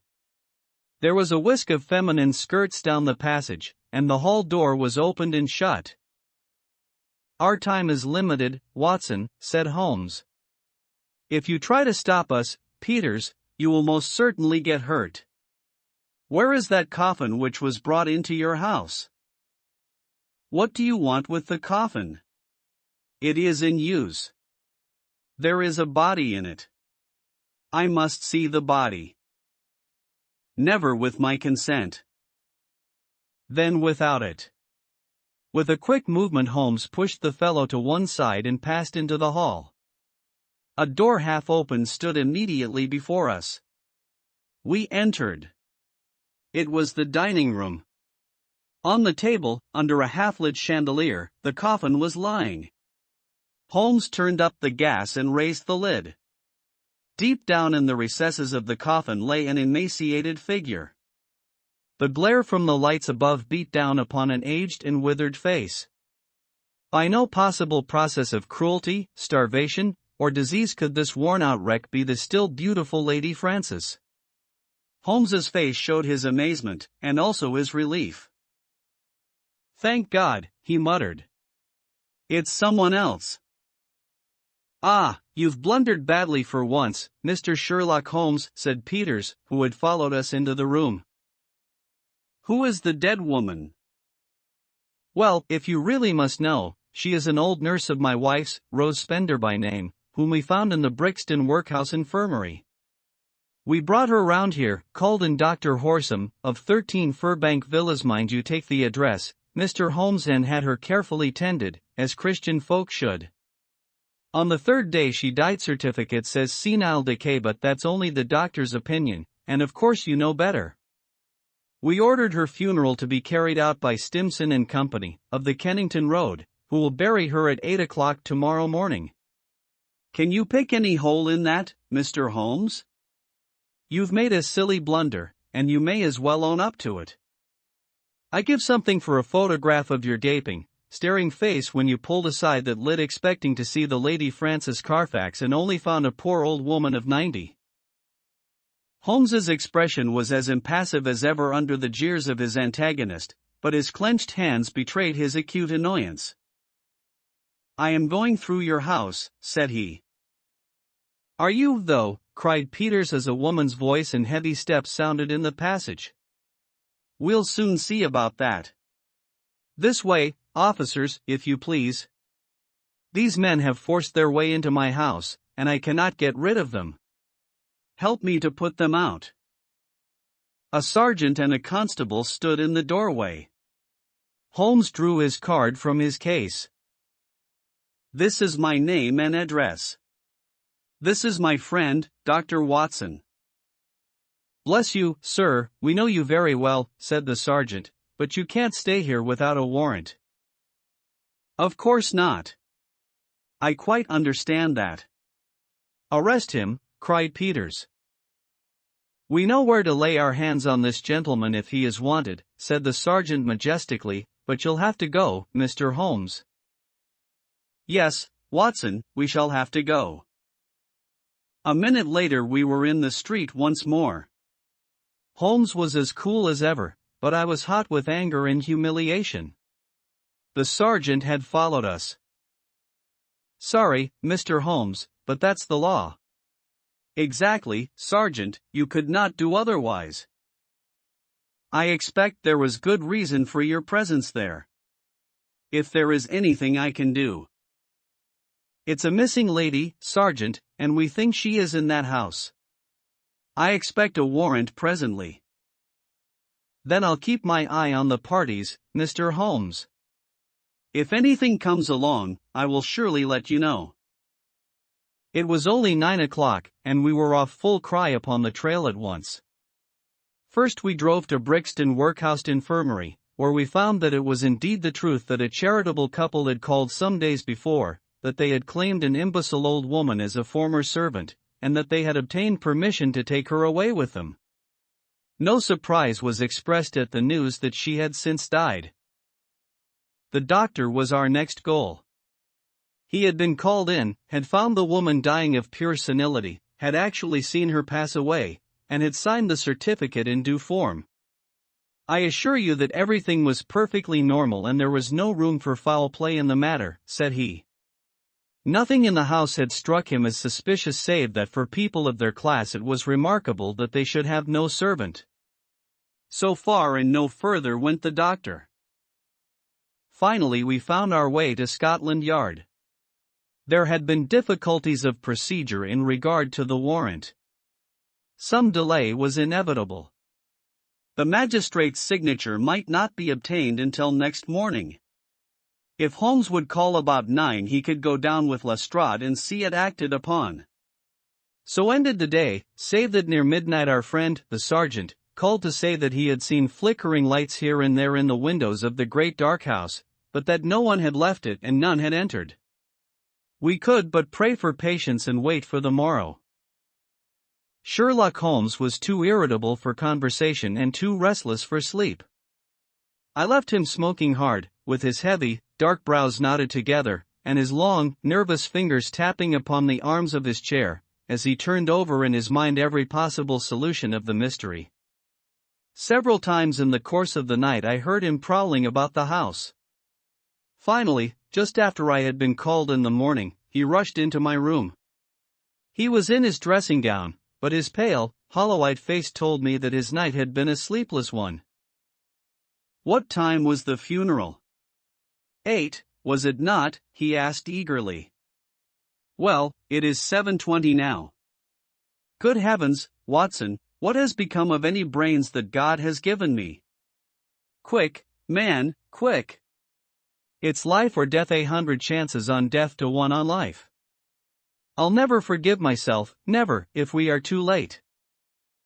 5 minutes had not passed before we were flying in a hansom down Baker Street. But even so it was 25 to 8 as we passed Big Ben, and 8 struck as we tore down the Brixton Road. But others were late as well as we. 10 minutes after the hour the hearse was still standing at the door of the house, and even as our foaming horse came to a halt the coffin, supported by 3 men, appeared on the threshold. Holmes darted forward and barred their way. Take it back, he cried, laying his hand on the breast of the foremost. Take it back this instant. What the devil do you mean? Once again I ask you, where is your warrant? Shouted the furious Peters, his big red face glaring over the farther end of the coffin. The warrant is on its way. The coffin shall remain in the house until it comes. The authority in Holmes's voice had its effect upon the bearers. Peters had suddenly vanished into the house, and they obeyed these new orders. Quick, Watson, quick! Here is a screwdriver, he shouted as the coffin was replaced upon the table. Here's one for you, my man. A sovereign if the lid comes off in a minute. Ask no questions, work away. That's good. Another. And another. Now pull all together. It's giving. It's giving. Ah, that does it at last. With a united effort we tore off the coffin lid. As we did so there came from the inside a stupefying and overpowering smell of chloroform. A body lay within, its head all wreathed in cotton wool, which had been soaked in the narcotic. Holmes plucked it off and disclosed the statuesque face of a handsome and spiritual woman of middle age. In an instant he had passed his arm round the figure and raised her to a sitting position. Is she gone, Watson? Is there a spark left? Surely we are not too late. For half an hour it seemed that we were. What with actual suffocation, and what with the poisonous fumes of the chloroform, the Lady Frances seemed to have passed the last point of recall. And then, at last, with artificial respiration, with injected ether, and with every device that science could suggest, some flutter of life, some quiver of the eyelids, some dimming of a mirror, spoke of the slowly returning life. A cab had driven up, and Holmes, parting the blind, looked out at it. "Here is Lestrade with his warrant," said he. "He will find that his birds have flown. And here," he added as a heavy step hurried along the passage, "is someone who has a better right to nurse this lady than we have. Good morning, Mr. Green. I think that the sooner we can move the Lady Frances the better. Meanwhile, the funeral may proceed, and the poor old woman who still lies in that coffin may go to her last resting place alone." "Should you care to add the case to your annals, my dear Watson," said Holmes that evening, "it can only be as an example of that temporary eclipse to which even the best balanced mind may be exposed. Such slips are common to all mortals, and the greatest is he who can recognize and repair them. To this modified credit I may, perhaps, make some claim. My night was haunted by the thought that somewhere a clue, a strange sentence, a curious observation, had come under my notice and had been too easily dismissed. Then, suddenly, in the grey of the morning, the words came back to me. It was the remark of the undertaker's wife, as reported by Philip Green. She had said, "It should be there before now." It took longer, being out of the ordinary. It was the coffin of which she spoke. It had been out of the ordinary. That could only mean that it had been made to some special measurement. But why? Why? Then in an instant I remembered the deep sides, and the little wasted figure at the bottom. Why so large a coffin for so small a body? To leave room for another body. Both would be buried under the one certificate. It had all been so clear, if only my own sight had not been dimmed. At 8 the Lady Frances would be buried. Our one chance was to stop the coffin before it left the house. It was a desperate chance that we might find her alive, but it was a chance, as the result showed. These people had never, to my knowledge, done a murder. They might shrink from actual violence at the last. They could bury her with no sign of how she met her end, and even if she were exhumed there was a chance for them. I hoped that such considerations might prevail with them. You can reconstruct the scene well enough. You saw the horrible den upstairs, where the poor lady had been kept so long. They rushed in and overpowered her with their chloroform, carried her down, poured more into the coffin to ensure against her waking, and then screwed down the lid. A clever device, Watson. It is new to me in the annals of crime. If our ex-missionary friends escape the clutches of Lestrade, I shall expect to hear of some brilliant incidents in their future career. The Adventure of the Devil's Foot. In recording from time to time some of the curious experiences and interesting recollections which I associate with my long and intimate friendship with Mr. Sherlock Holmes, I have continually been faced by difficulties caused by his own aversion to publicity. To his somber and cynical spirit all popular applause was always abhorrent, and nothing amused him more at the end of a successful case than to hand over the actual exposure to some orthodox official, and to listen with a mocking smile to the general chorus of misplaced congratulation. It was indeed this attitude upon the part of my friend, and certainly not any lack of interesting material, which has caused me of late years to lay very few of my records before the public. My participation in some of his adventures was always a privilege which entailed discretion and reticence upon me. It was, then, with considerable surprise that I received a telegram from Holmes last Tuesday. He has never been known to write where a telegram would serve in the following terms. Why not tell them of the Cornish horror strangest case I have handled? I have no idea what backward sweep of memory had brought the matter fresh to his mind, or what freak had caused him to desire that I should recount it, but I hasten, before another cancelling telegram may arrive, to hunt out the notes which give me the exact details of the case and to lay the narrative before my readers. It was, then, in the spring of the year 1897 that Holmes's iron constitution showed some symptoms of giving way in the face of constant hard work of a most exacting kind, aggravated, perhaps, by occasional indiscretions of his own. In March of that year Dr. Moore Agar, of Harley Street, whose dramatic introduction to Holmes I may some day recount, gave positive injunctions that the famous private agent lay aside all his cases and surrender himself to complete rest if he wished to avert an absolute breakdown. The state of his health was not a matter in which he himself took the faintest interest, for his mental detachment was absolute, but he was induced at last, on the threat of being permanently disqualified from work, to give himself a complete change of scene and air. Thus it was that in the early spring of that year we found ourselves together in a small cottage near Poldhu Bay, at the further extremity of the Cornish peninsula. It was a singular spot, and one peculiarly well suited to the grim humor of my patient. From the windows of our little whitewashed house, which stood high upon a grassy headland, we looked down upon the whole sinister semicircle of Mounts Bay, that old death-trap of sailing vessels, with its fringe of black cliffs and surge-swept reefs on which innumerable seamen have met their end. With a northerly breeze it lies placid and sheltered, inviting the storm-tossed craft to tack into it for rest and protection. Then come the sudden swirl round of the wind, the blistering gale from the southwest, the dragging anchor, the lee shore, and the last battle and the creaming breakers. The wise mariner stands far out from that evil place. On the land side our surroundings were as somber as on the sea. It was a country of rolling moors, lonely and dun-colored, with an occasional church tower to mark the site of some old-world village. In every direction upon these moors there were traces of some vanished race which had passed utterly away, and left as its sole record strange monuments of stone, irregular mounds which contained the burned ashes of the dead, and curious earthworks which hinted at prehistoric strife.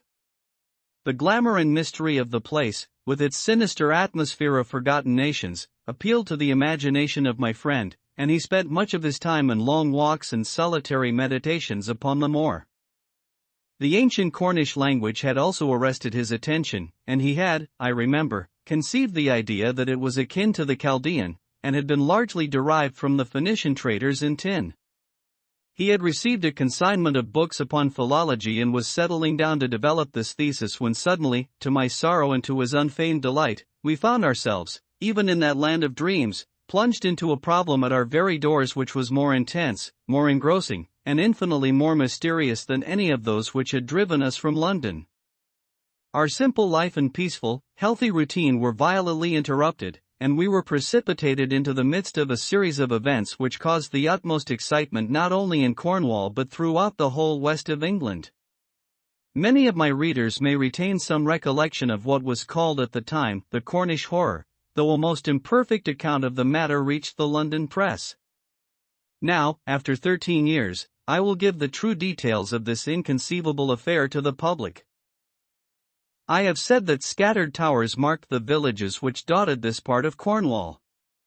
The nearest of these was the hamlet of Tredannick Wallace, where the cottages of a couple of hundred inhabitants clustered round an ancient, moss-grown church. The vicar of the parish, Mr. Roundhay, was something of an archaeologist, and as such Holmes had made his acquaintance. He was a middle-aged man, portly and affable, with a considerable fund of local lore.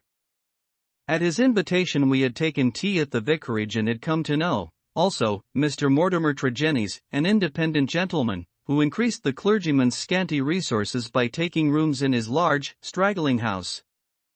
The vicar, being a bachelor, was glad to come to such an arrangement, though he had little in common with his lodger, who was a thin, dark, spectacled man, with a stoop which gave the impression of actual, physical deformity. I remember that during our short visit we found the vicar garrulous, but his lodger strangely reticent, a sad-faced, introspective man, sitting with averted eyes, brooding apparently upon his own affairs. These were the two men who entered abruptly into our little sitting-room on Tuesday, March the 16th, shortly after our breakfast hour, as we were smoking together, preparatory to our daily excursion upon the moors. "Mr. Holmes," said the vicar in an agitated voice, the most extraordinary and tragic affair has occurred during the night. It is the most unheard of business. We can only regard it as a special providence that you should chance to be here at the time, for in all England you are the one man we need." I glared at the intrusive vicar with no very friendly eyes, but Holmes took his pipe from his lips and sat up in his chair like an old hound who hears the view hello. He waved his hand to the sofa, and our palpitating visitor with his agitated companion sat side by side upon it. Mr. Mortimer Tregennies was more self-contained than the clergyman, but the twitching of his thin hands and the brightness of his dark eyes showed that they shared a common emotion. "Shall I speak or you?" he asked of the vicar. "Well, as you seem to have made the discovery, whatever it may be, and the vicar to have had it second-hand, perhaps you had better do the speaking," said Holmes. I glanced at the hastily clad clergyman, with the formally dressed lodger seated beside him, and was amused at the surprise which Holmes's simple deduction had brought to their faces. "Perhaps I had best say a few words first," said the vicar, "and then you can judge if you will listen to the details from Mr. Tregennies, or whether we should not hasten at once to the scene of this mysterious affair. I may explain, then, that our friend here spent last evening in the company of his two brothers, Owen and George, and of his sister Brenda, at their house of Tredannick Wortha, which is near the old stone cross upon the moor. He left them shortly after 10 o'clock, playing cards round the dining-room table, in excellent health and spirits. This morning, being an early riser, he walked in that direction before breakfast and was overtaken by the carriage of Dr. Richards, who explained that he had just been sent for on a most urgent call to Tredannick Wortha. Mr. Mortimer Tregennies naturally went with him. When he arrived at Tredannick Wortha he found an extraordinary state of things. His two brothers and his sister were seated round the table exactly as he had left them, the cards still spread in front of them and the candles burned down to their sockets. The sister lay back stone dead in her chair, while the two brothers sat on each side of her laughing, shouting, and singing, the senses stricken clean out of them. All three of them, the dead woman and the two demented men, retained upon their faces an expression of the utmost horror, a convulsion of terror which was dreadful to look upon. There was no sign of the presence of anyone in the house, except Mrs. Porter, the old cook and housekeeper, who declared that she had slept deeply and heard no sound during the night. Nothing had been stolen or disarranged, and there is absolutely no explanation of what the horror can be which has frightened a woman to death and two strong men out of their senses. There is the situation, Mr. Holmes, in a nutshell, and if you can help us to clear it up you will have done a great work." I had hoped that in some way I could coax my companion back into the quiet which had been the object of our journey, but one glance at his intense face and contracted eyebrows told me how vain was now the expectation. He sat for some little time in silence, absorbed in the strange drama which had broken in upon our peace. "I will look into this matter," he said at last. "On the face of it, it would appear to be a case of a very exceptional nature. Have you been there yourself, Mr. Roundhay?" "No, Mr. Holmes. Mr. Tregennies brought back the account to the vicarage, and I at once hurried over with him to consult you." "How far is it to the house where this singular tragedy occurred?" "About a mile inland." "Then we shall walk over together. But before we start I must ask you a few questions, Mr. Mortimer Tregennies." The other had been silent all this time, but I had observed that his more controlled excitement was even greater than the obtrusive emotion of the clergyman. He sat with a pale, drawn face, his anxious gaze fixed upon Holmes, and his thin hands clasped convulsively together. His pale lips quivered as he listened to the dreadful experience which had befallen his family, and his dark eyes seemed to reflect something of the horror of the scene. "Ask what you like, Mr. Holmes," said he eagerly. "It is a bad thing to speak of, but I will answer you the truth. Tell me about last night." "Well, Mr. Holmes, I supped there, as the vicar has said, and my elder brother George proposed a game of whist afterwards. We sat down about 9 o'clock. It was 10:15 when I moved to go. I left them all round the table, as merry as could be. Who let you out? Mrs. Porter had gone to bed, so I let myself out. I shut the hall door behind me. The window of the room in which they sat was closed, but the blind was not drawn down. There was no change in door or window this morning, or any reason to think that any stranger had been to the house. Yet there they sat, driven clean mad with terror, and Brenda lying dead of fright, with her head hanging over the arm of the chair. I'll never get the sight of that room out of my mind so long as I live. The facts, as you state them, are certainly most remarkable, said Holmes. I take it that you have no theory yourself which can in any way account for them? It's devilish, Mr. Holmes, devilish, cried Mortimer Tregennies. It is not of this world. Something has come into that room which has dashed the light of reason from their minds. What human contrivance could do that?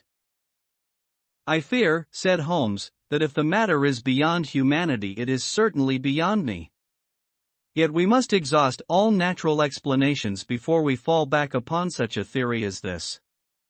As to yourself, Mr. Tregennies, I take it you were divided in some way from your family, since they lived together and you had rooms apart? That is so, Mr. Holmes, though the matter is past and done with.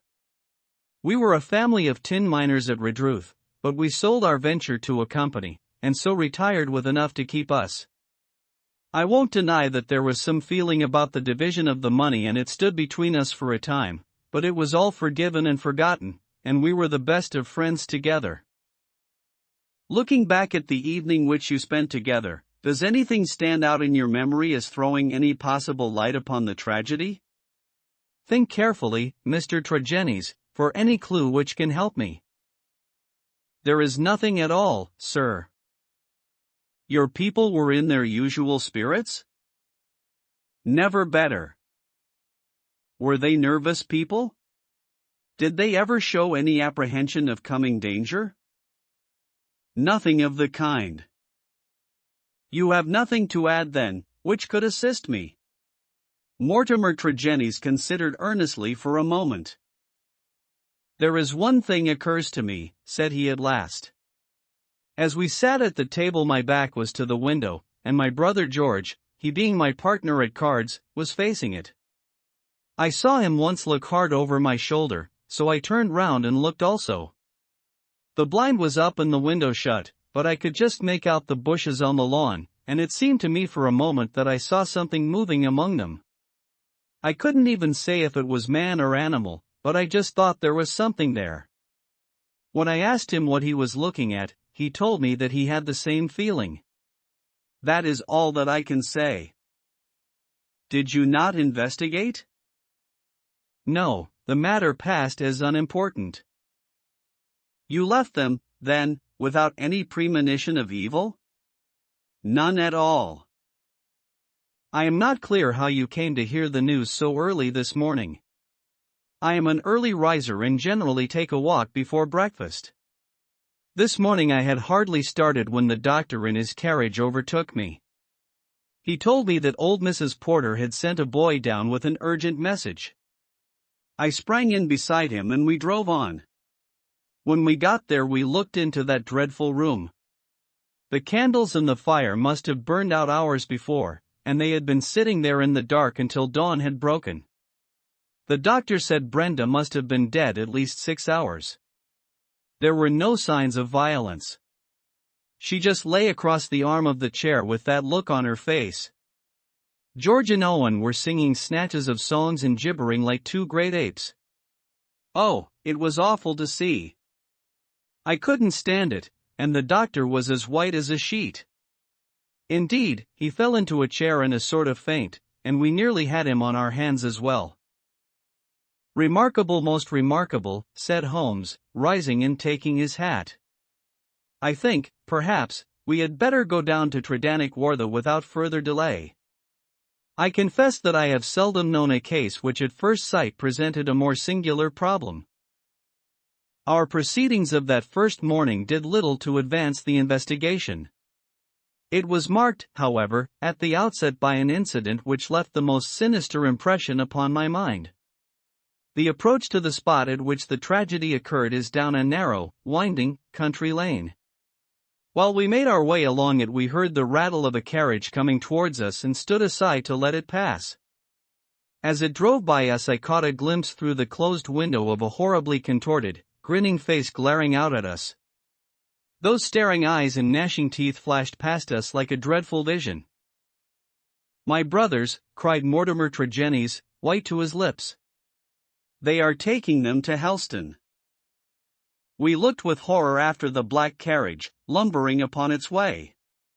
Then we turned our steps towards this ill-omened house in which they had met their strange fate. It was a large and bright dwelling, rather a villa than a cottage, with a considerable garden which was already, in that Cornish air, well filled with spring flowers. Towards this garden the window of the sitting-room fronted, and from it, according to Mortimer Tregennies, must have come that thing of evil which had by sheer horror in a single instant blasted their minds. Holmes walked slowly and thoughtfully among the flower plots and along the path before we entered the porch. So absorbed was he in his thoughts, I remember, that he stumbled over the watering pot, upset its contents, and deluged both our feet and the garden path. Inside the house we were met by the elderly Cornish housekeeper, Mrs. Porter, who, with the aid of a young girl, looked after the wants of the family. She readily answered all Holmes's questions. She had heard nothing in the night. Her employers had all been in excellent spirits lately, and she had never known them more cheerful and prosperous. She had fainted with horror upon entering the room in the morning and seeing that dreadful company round the table. She had, when she recovered, thrown open the window to let the morning air in, and had run down to the lane, whence she sent a farm lad for the doctor. The lady was on her bed upstairs if we cared to see her. It took 4 strong men to get the brothers into the asylum carriage. She would not herself stay in the house another day and was starting that very afternoon to rejoin her family at St. Ives. We ascended the stairs and viewed the body. Miss Brenda Tregennies had been a very beautiful girl, though now verging upon middle age. Her dark, clear-cut face was handsome, even in death, but there still lingered upon it something of that convulsion of horror which had been her last human emotion. From her bedroom we descended to the sitting-room, where this strange tragedy had actually occurred. The charred ashes of the overnight fire lay in the grate. On the table were the 4 guttered and burned-out candles, with the cards scattered over its surface. The chairs had been moved back against the walls, but all else was as it had been the night before. Holmes paced with light, swift steps about the room. He sat in the various chairs, drawing them up and reconstructing their positions.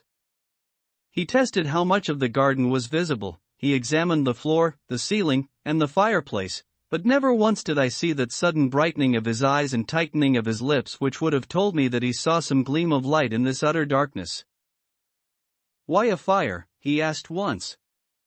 Had they always a fire in this small room on a spring evening? Mortimer Tregennies explained that the night was cold and damp.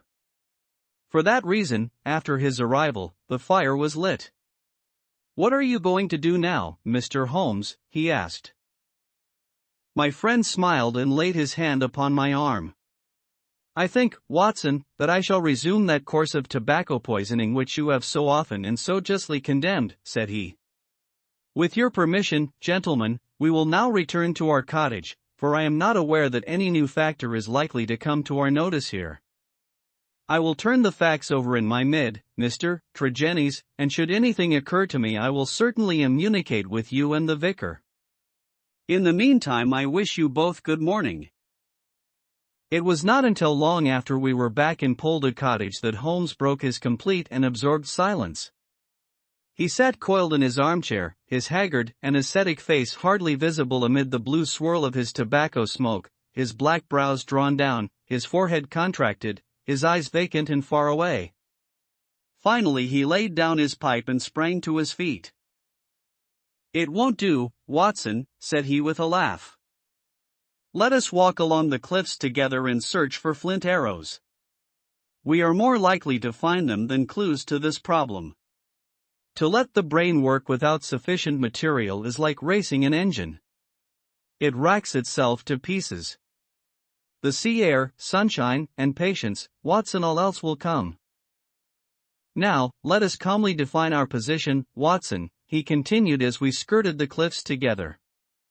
Let us get a firm grip of the very little which we do know, so that when fresh facts arise we may be ready to fit them into their places.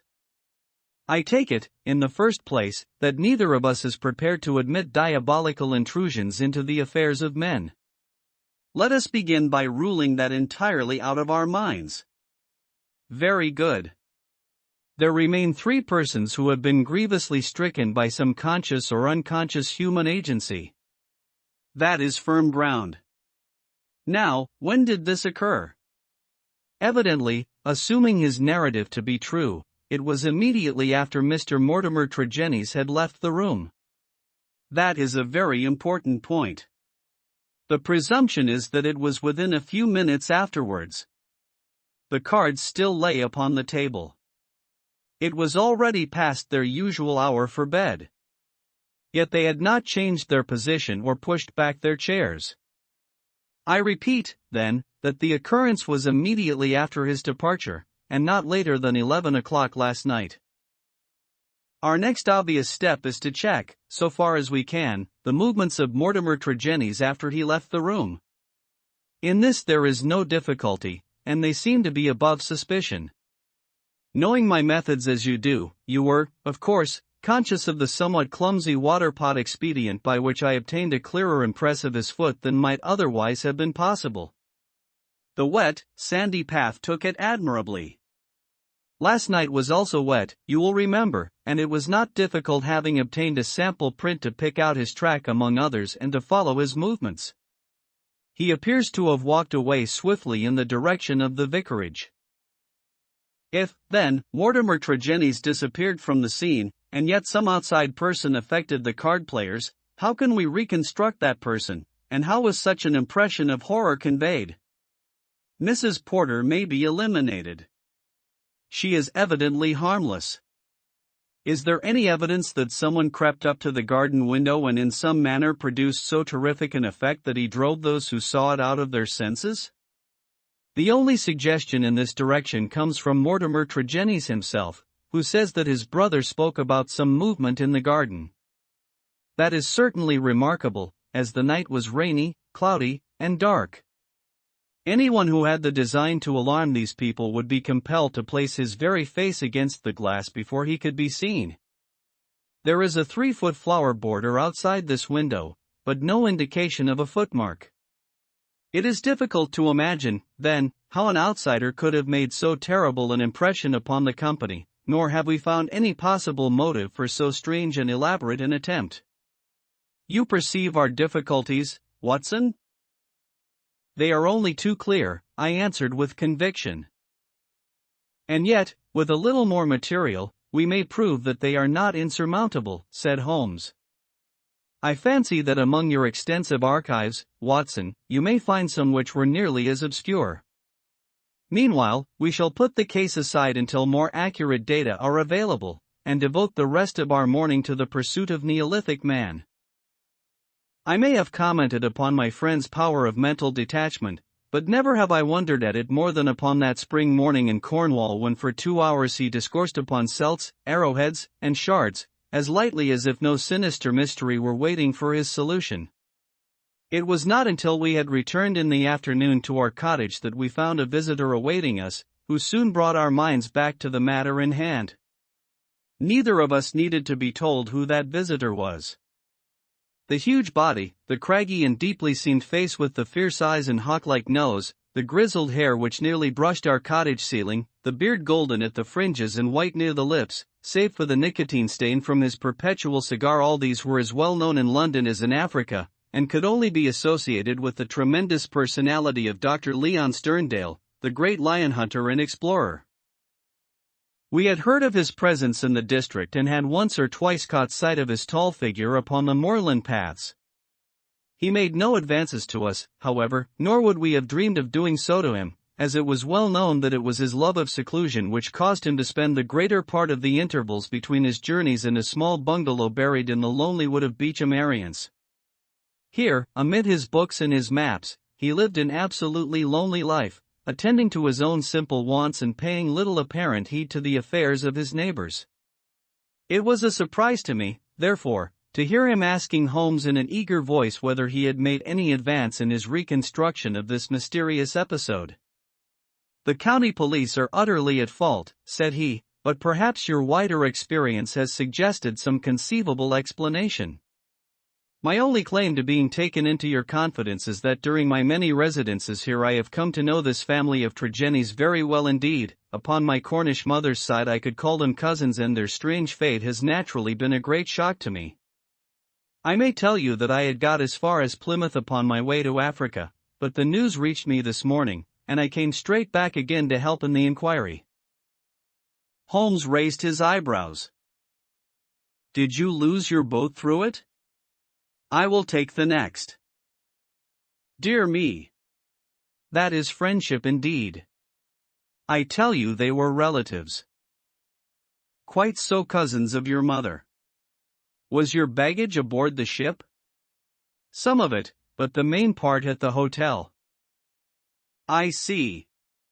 But surely this event could not have found its way into the Plymouth morning papers." "No, sir, I had a telegram." "Might I ask from whom?" A shadow passed over the gaunt face of the explorer. "You are very inquisitive, Mr. Holmes." "It is my business." With an effort Dr. Sterndale recovered his ruffled composure.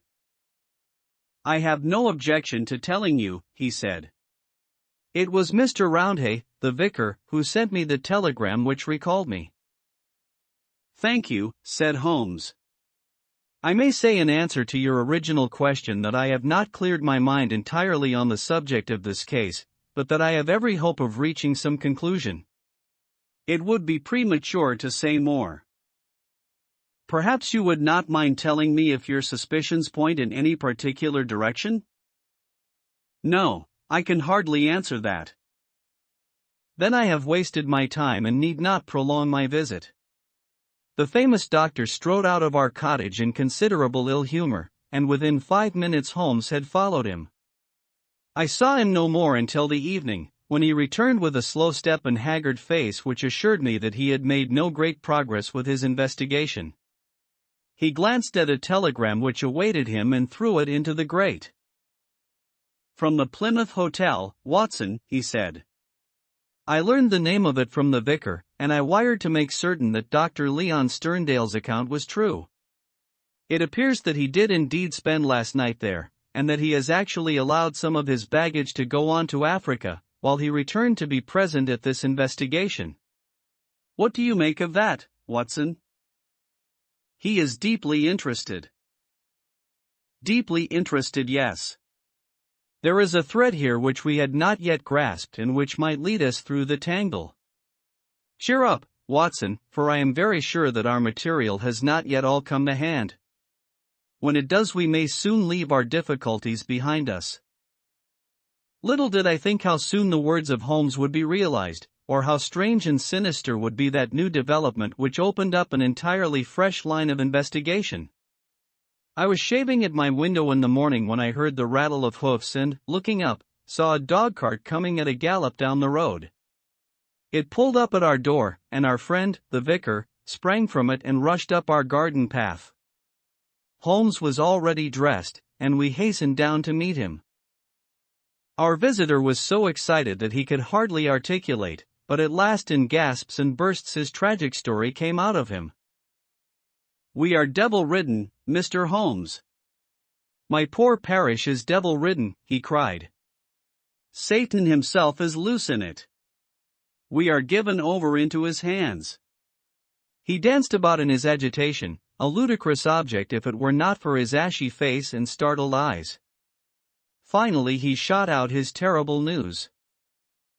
Mr. Mortimer Tregennies died during the night, and with exactly the same symptoms as the rest of his family. Holmes sprang to his feet, all energy in an instant. "Can you fit us both into your dog-cart?" "Yes, I can."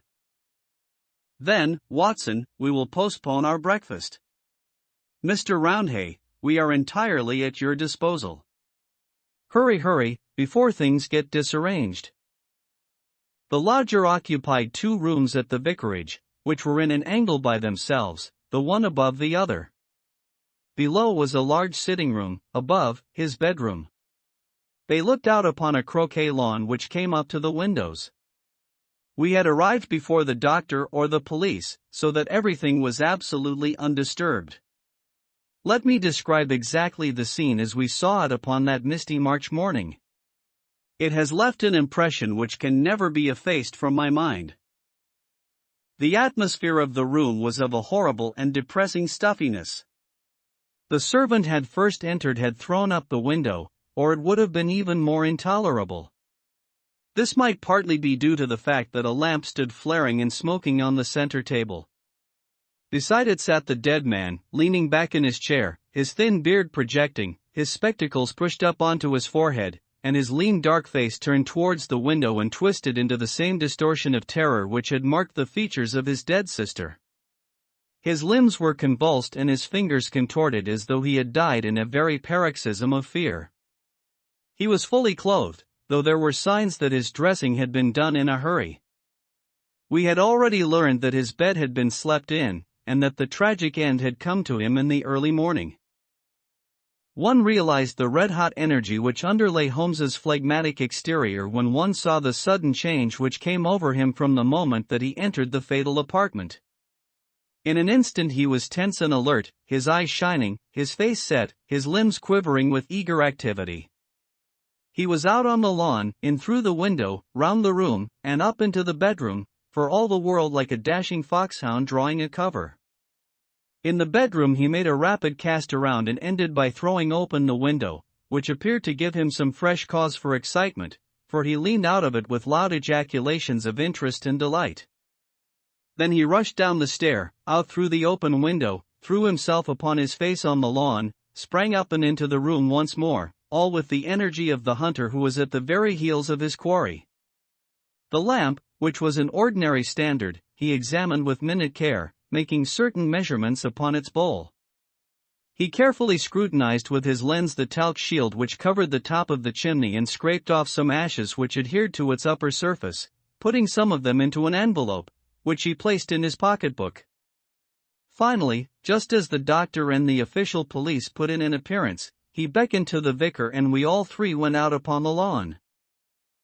I am glad to say that my investigation has not been entirely barren, he remarked. I cannot remain to discuss the matter with the police, but I should be exceedingly obliged, Mr. Roundhay, if you would give the inspector my compliments and direct his attention to the bedroom window and to the sitting-room lamp. Each is suggestive, and together they are almost conclusive. If the police would desire further information, I shall be happy to see any of them at the cottage. And now, Watson, I think that, perhaps, we shall be better employed elsewhere. It may be that the police resented the intrusion of an amateur, or that they imagined themselves to be upon some hopeful line of investigation, but it is certain that we heard nothing from them for the next 2 days. During this time Holmes spent some of his time smoking and dreaming in the cottage, but a greater portion in country walks which he undertook alone, returning after many hours without remark as to where he had been. One experiment served to show me the line of his investigation. He had bought a lamp which was the duplicate of the one which had burned in the room of Mortimer Tregennies on the morning of the tragedy. This he filled with the same oil as that used at the vicarage, and he carefully timed the period which it would take to be exhausted. Another experiment which he made was of a more unpleasant nature, and one which I am not likely ever to forget. You will remember, Watson, he remarked one afternoon, that there is a single common point of resemblance in the varying reports which have reached us. This concerns the effect of the atmosphere of the room in each case upon those who had first entered it. You will recollect that Mortimer Tregennies, in describing the episode of his last visit to his brother's house, remarked that the doctor on entering the room fell into a chair? You had forgotten? Well, I can answer for it that it was so. Now, you will remember also that Mrs. Porter, the housekeeper, told us that she herself fainted upon entering the room and had afterwards opened the window. In the second case, that of Mortimer Tregennies himself, you cannot have forgotten the horrible stuffiness of the room when we arrived, though the servant had thrown open the window. That servant, I found upon inquiry, was so ill that she had gone to her bed. You will admit, Watson, that these facts are very suggestive. In each case there is evidence of a poisonous atmosphere. In each case, also, there is combustion going on in the room, in the one case a fire, in the other a lamp. The fire was needed, but the lamp was lit, as a comparison of the oil consumed will show, long after it was broad daylight. Why? Surely because there is some connection between three things: the burning, the stuffy atmosphere, and, finally, the madness or death of those unfortunate people. That is clear, is it not? It would appear so. At least we may accept it as a working hypothesis. We will suppose, then, that something was burned in each case which produced an atmosphere causing strange toxic effects.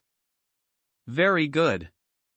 In the first instance, that of the Tregennies family, this substance was placed in the fire. Now the window was shut, but the fire would naturally carry fumes to some extent up the chimney.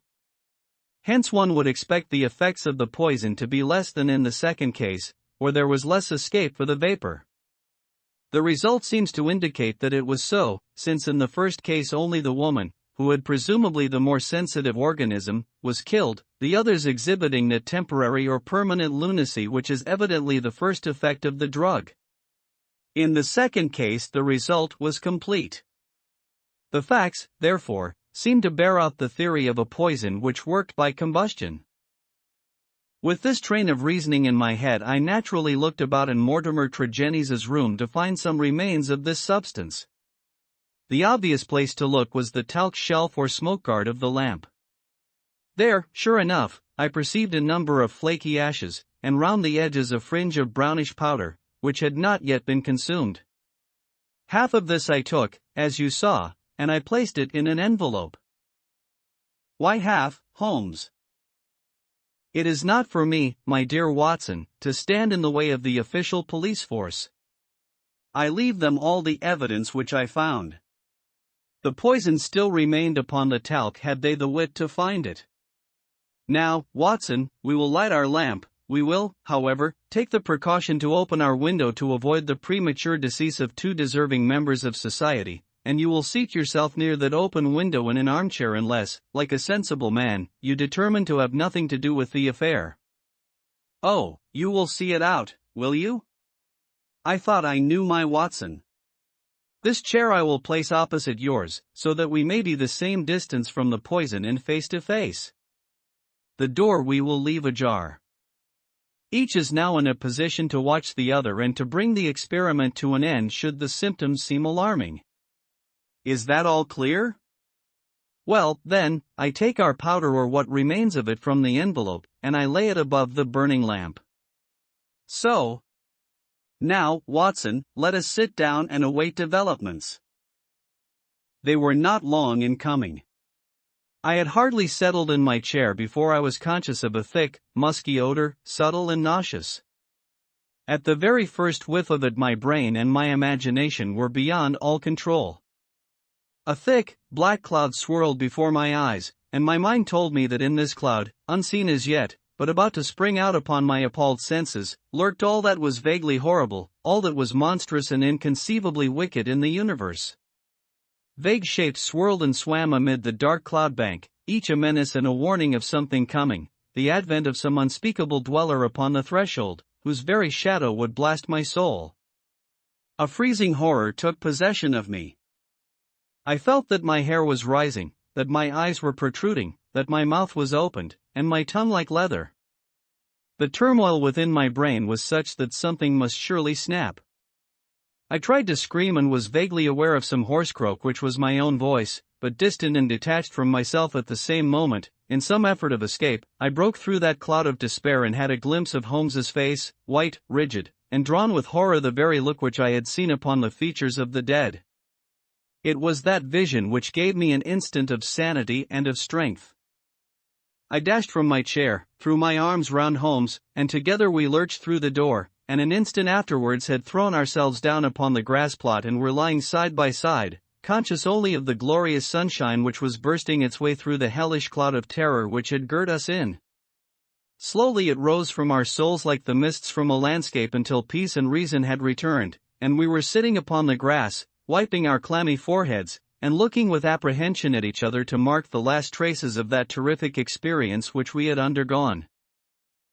"Upon my word, Watson," said Holmes at last with an unsteady voice, "I owe you both my thanks and an apology. It was an unjustifiable experiment even for oneself, and doubly so for a friend. I am really very sorry." "You know," I answered with some emotion, for I have never seen so much of Holmes's heart before, "that it is my greatest joy and privilege to help you." He relapsed at once into the half-humorous, half-cynical vein which was his habitual attitude to those about him. "It would be superfluous to drive us mad, my dear Watson," said he. "A candid observer would certainly declare that we were so already before we embarked upon so wild an experiment. I confess that I never imagined that the effect could be so sudden and so severe." He dashed into the cottage, and, reappearing with the burning lamp held at full arm's length, he threw it among a bank of brambles. "We must give the room a little time to clear. I take it, Watson, that you have no longer a shadow of a doubt as to how these tragedies were produced?" "None whatever. But the cause remains as obscure as before. Come into the arbor here and let us discuss it together. That villainous stuff seems still to linger round my throat. I think we must admit that all the evidence points to this man, Mortimer Tregennies, having been the criminal in the first tragedy, though he was the victim in the second one. We must remember, in the first place, that there is some story of a family quarrel, followed by a reconciliation. How bitter that quarrel may have been, or how hollow the reconciliation, we cannot tell. When I think of Mortimer Tregennies, with the foxy face and the small shrewd, beady eyes behind the spectacles, he is not a man whom I should judge to be of a particularly forgiving disposition. Well, in the next place, you will remember that this idea of someone moving in the garden, which took our attention for a moment from the real cause of the tragedy, emanated from him. He had a motive in misleading us. Finally, if he did not throw the substance into the fire at the moment of leaving the room, who did do so? The affair happened immediately after his departure. Had anyone else come in, the family would certainly have risen from the table. Besides, in peaceful Cornwall, visitors did not arrive after 10 o'clock at night. We may take it, then, that all the evidence points to Mortimer Tregennies as the culprit. Then his own death was suicide. Well, Watson, it is on the face of it a not impossible supposition.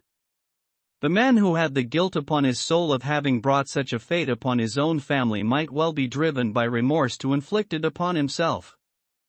There are, however, some cogent reasons against it. Fortunately, there is one man in England who knows all about it, and I have made arrangements by which we shall hear the facts this afternoon from his own lips. Ah! He is a little before his time. Perhaps you would kindly step this way, Dr. Leon Sterndale. We have been conducting a chemical experiment indoors which has left our little room hardly fit for the reception of so distinguished a visitor." I had heard the click of the garden gate, and now the majestic figure of the great African explorer appeared upon the path. He turned in some surprise towards the rustic arbor in which we sat. "You sent for me, Mr. Holmes.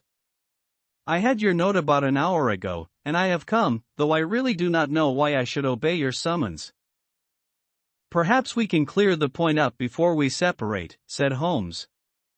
"Meanwhile, I am much obliged to you for your courteous acquiescence. You will excuse this informal reception in the open air, but my friend Watson and I have nearly furnished an additional chapter to what the papers call the Cornish horror, and we prefer a clear atmosphere for the present. Perhaps, since the matters which we have to discuss will affect you personally in a very intimate fashion, it is as well that we should talk where there can be no eavesdropping." The explorer took his cigar from his lips and gazed sternly at my companion. I am at a loss to know, sir, he said, what you can have to speak about which affects me personally in a very intimate fashion. The killing of Mortimer Tregennies, said Holmes. For a moment I wished that I were armed. Sterndale's fierce face turned to a dusky red, his eyes glared, and the knotted, passionate veins started out in his forehead, while he sprang forward with clenched hands towards my companion. Then he stopped, and with a violent effort he resumed a cold, rigid calmness, which was, perhaps, more suggestive of danger than his hot-headed outburst. I have lived so long among savages and beyond the law, said he, that I have got into the way of being a law to myself. You would do well, Mr. Holmes, not to forget it, for I have no desire to do you an injury. Nor have I any desire to do you an injury, Dr. Sterndale. Surely the clearest proof of it is that, knowing what I know, I have sent for you and not for the police. Sterndale sat down with a gasp, overawed for, perhaps, the first time in his adventurous life. There was a calm assurance of power in Holmes's manner which could not be withstood. Our visitor stammered for a moment, his great hands opening and shutting in his agitation. What do you mean? He asked at last. If this is bluff upon your part, Mr. Holmes, you have chosen a bad man for your experiment. Let us have no more beating about the bush. What do you mean? I will tell you, said Holmes, and the reason why I tell you is that I hope frankness may beget frankness. What my next step may be will depend entirely upon the nature of your own defense. My defense? Yes, sir. My defense against what? Against the charge of killing Mortimer Tregennies. Sterndale mopped his forehead with his handkerchief. Upon my word, you are getting on, said he. Do all your successes depend upon this prodigious power of bluff?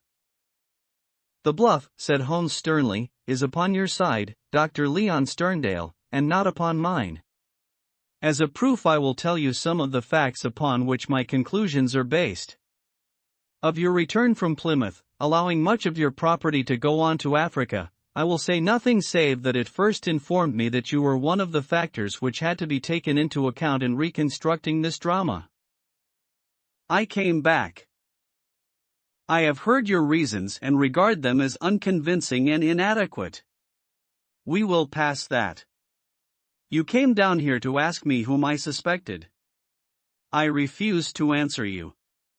You then went to the vicarage, waited outside it for some time, and finally returned to your cottage. How do you know that? I followed you. I saw no one. That is what you may expect to see when I follow you. You spent a restless night at your cottage, and you formed certain plans, which in the early morning you proceeded to put into execution. Leaving your door just as day was breaking, you filled your pocket with some reddish gravel that was lying heaped beside your gate. Sterndale gave a violent start and looked at Holmes in amazement. You then walked swiftly for the mile which separated you from the vicarage. You were wearing, I may remark, the same pair of ribbed tennis shoes which are at the present moment upon your feet. At the vicarage you passed through the orchard and the side hedge, coming out under the window of the lodger Tregennies. It was now daylight, but the household was not yet stirring. You drew some of the gravel from your pocket, and you threw it up at the window above you. Sterndale sprang to his feet. I believe that you are the devil himself, he cried. Holmes smiled at the compliment. It took 2, or possibly 3, handfuls before the lodger came to the window. You beckoned him to come down. He dressed hurriedly and descended to his sitting room. You entered by the window. There was an interview, a short one, during which you walked up and down the room. Then you passed out and closed the window, standing on the lawn outside smoking a cigar and watching what occurred. Finally, after the death of Tregennies, you withdrew as you had come. Now, Dr. Sterndale, how do you justify such conduct, and what were the motives for your actions? If you prevaricate or trifle with me, I give you my assurance that the matter will pass out of my hands forever." Our visitor's face had turned ashen gray as he listened to the words of his accuser. Now he sat for some time and thought with his face sunk in his hands. Then with a sudden impulsive gesture he plucked a photograph from his breast pocket and threw it on the rustic table before us. "That is why I have done it," said he. It showed the bust and face of a very beautiful woman. Holmes stooped over it. "Brenda Tregennies," said he. "Yes, Brenda Tregennies," repeated our visitor. "For years I have loved her. For years she has loved me. There is the secret of that Cornish seclusion which people have marveled at. It has brought me close to the one thing on earth that was dear to me. I could not marry her, for I have a wife who has left me for years and yet whom, by the deplorable laws of England, I could not divorce. 4 years Brenda waited. 4 years I waited. And this is what we have waited for." A terrible sob shook his great frame, and he clutched his throat under his brindled beard. Then with an effort he mastered himself and spoke on.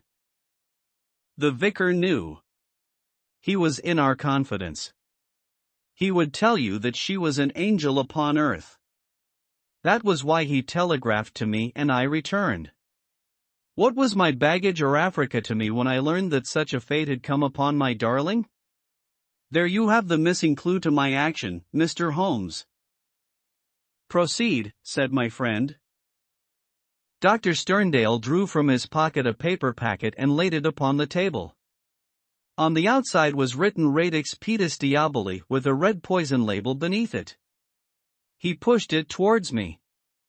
"I understand that you are a doctor, sir. Have you ever heard of this preparation? Devil's foot root." "No, I have never heard of it." "It is no reflection upon your professional knowledge," said he, "for I believe that, save for one sample in a laboratory at Buda, there is no other specimen in Europe. It has not yet found its way either into the pharmacopoeia or into the literature of toxicology. The root is shaped like a foot, half human, half goat-like, hence the fanciful name given by a botanical missionary. It is used as an ordeal poison by the medicine men in certain districts of West Africa and is kept as a secret among them. This particular specimen I obtained under very extraordinary circumstances in the Ubangi country." He opened the paper as he spoke and disclosed a heap of reddish-brown, snuff-like powder. "Well, sir?" asked Holmes sternly. "I am about to tell you, Mr. Holmes, all that actually occurred, for you already know so much that it is clearly to my interest that you should know all. I have already explained the relationship in which I stood to the Tregennies family. For the sake of the sister I was friendly with the brothers. There was a family quarrel about money which estranged this man Mortimer, but it was supposed to be made up, and I afterwards met him as I did the others. He was a sly, subtle, scheming man, and several things arose which gave me a suspicion of him, but I had no cause for any positive quarrel. One day, only a couple of weeks ago, he came down to my cottage and I showed him some of my African curiosities. Among other things I exhibited this powder, and I told him of its strange properties, how it stimulates those brain centers which control the emotion of fear, and how either madness or death is the fate of the unhappy native who was subjected to the ordeal by the priest of his tribe. I told him also how powerless European science would be to detect it. How he took it I cannot say, for I never left the room, but there is no doubt that it was then, while I was opening cabinets and stooping to boxes, that he managed to abstract some of the devil's foot root. I well remember how he plied me with questions as to the amount and the time that was needed for its effect, but I little dreamed that he could have a personal reason for asking. I thought no more of the matter until the vicar's telegram reached me at Plymouth. This villain had thought that I would be at sea before the news could reach me, and that I should be lost for years in Africa. But I returned at once. Of course, I could not listen to the details without feeling assured that my poison had been used. I came round to see you on the chance that some other explanation had suggested itself to you. But there could be none. I was convinced that Mortimer Tregennies was the murderer, that for the sake of money, and with the idea, perhaps, that if the other members of his family were all insane he would be the sole guardian of their joint property, he had used the devil's foot powder upon them, driven 2 of them out of their senses, and killed his sister Brenda, the one human being whom I have ever loved or who has ever loved me. There was his crime. What was to be his punishment? Should I appeal to the law? Where were my proofs? I knew that the facts were true, but could I help to make a jury of countrymen believe so fantastic a story? I might or I might not. But I could not afford to fail. My soul cried out for revenge. I have said to you once before, Mr. Holmes, that I have spent much of my life outside the law, and that I have come at last to be a law to myself. So it was even now. I determined that the fate which he had given to others should be shared by himself. Either that or I would do justice upon him with my own hand. In all England there can be no man who sets less value upon his own life than I do at the present moment. Now I have told you all. You have yourself supplied the rest. I did, as you say, after a restless night, set off early from my cottage. I foresaw the difficulty of arousing him, so I gathered some gravel from the pile which you have mentioned, and I used it to throw up to his window. He came down and admitted me through the window of the sitting room. I laid his offense before him. I told him that I had come both as judge and executioner. The wretch sank into a chair, paralyzed at the sight of my revolver. I lit the lamp, put the powder above it, and stood outside the window, ready to carry out my threat to shoot him should he try to leave the room. In 5 minutes he died. My God! How he died! But my heart was flint, for he endured nothing which my innocent darling had not felt before him. There is my story, Mr. Holmes. Perhaps, if you loved a woman, you would have done as much yourself. At any rate, I am in your hands. You can take what steps you like. As I have already said, there is no man living who can fear death less than I do. Holmes sat for some little time in silence. What were your plans? He asked at last. I had intended to bury myself in Central Africa. My work there is but half finished. Go and do the other half, said Holmes. I, at least, am not prepared to prevent you. Dr. Sterndale raised his giant figure, bowed gravely, and walked from the arbor. Holmes lit his pipe and handed me his pouch. Some fumes which are not poisonous would be a welcome change, said he. I think you must agree, Watson, that it is not a case in which we are called upon to interfere. Our investigation has been independent, and our action shall be so also. You would not denounce the man? Certainly not, I answered. I have never loved, Watson, but if I did and if the woman I loved had met such an end, I might act even as our lawless lion hunter has done. Who knows? Well, Watson, I will not offend your intelligence by explaining what is obvious. The gravel upon the windowsill was, of course, the starting point of my research. It was unlike anything in the vicarage garden. Only when my attention had been drawn to Dr. Sterndale and his cottage did I find its counterpart. The lamp shining in broad daylight and the remains of powder upon the shield were successive links in a fairly obvious chain. And now, my dear Watson, I think we may dismiss the matter from our mind and go back with a clear conscience to the study of those Chaldean roots which are surely to be traced in the Cornish branch of the great Celtic speech. His last bow, the war service of Sherlock Holmes. It was 9 o'clock at night upon the 2nd of August, the most terrible August in the history of the world.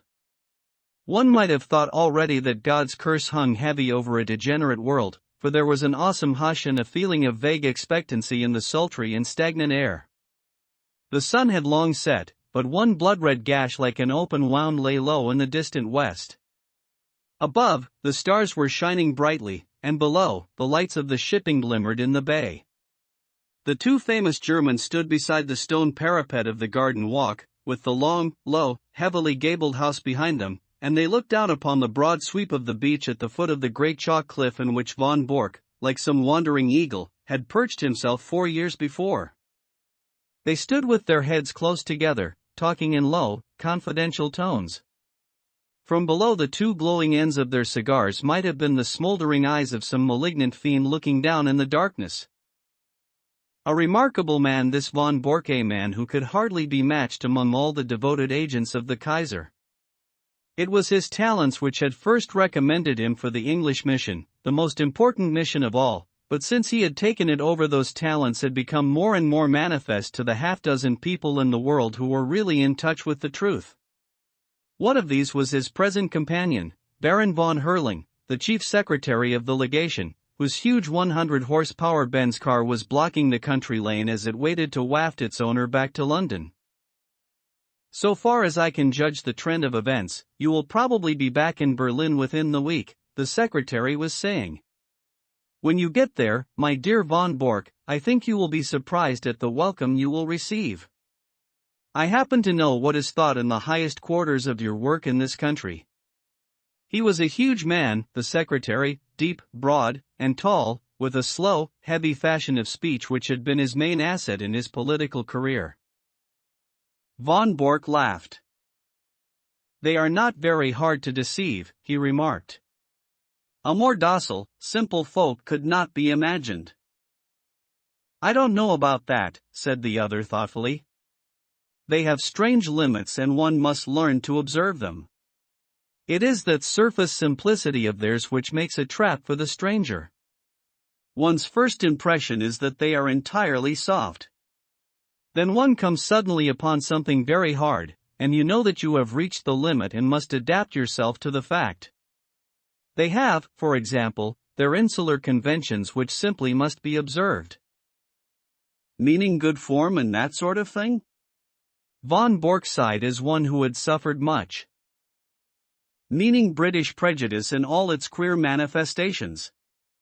As an example, I may quote one of my own worst blunders. I can afford to talk of my blunders, for you know my work well enough to be aware of my successes.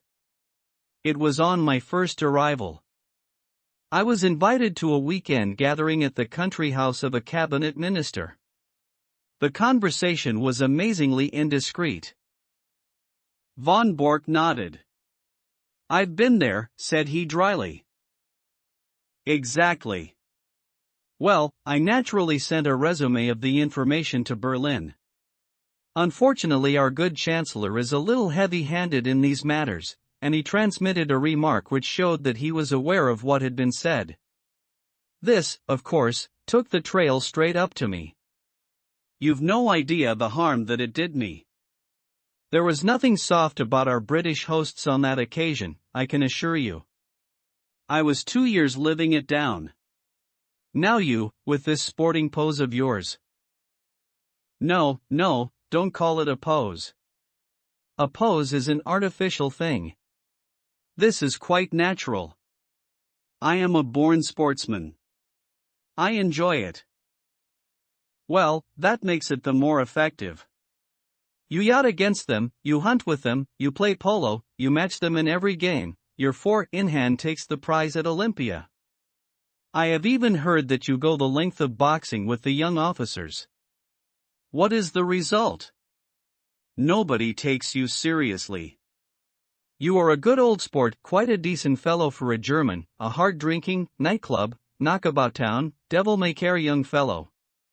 And all the time this quiet country house of yours is the center of half the mischief in England, and the sporting squire the most astute Secret Service man in Europe.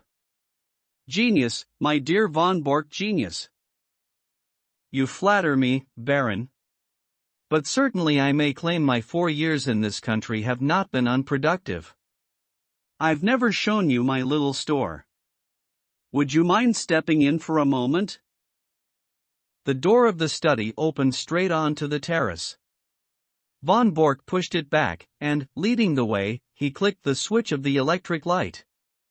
He then closed the door behind the bulky form which followed him and carefully adjusted the heavy curtain over the latticed window.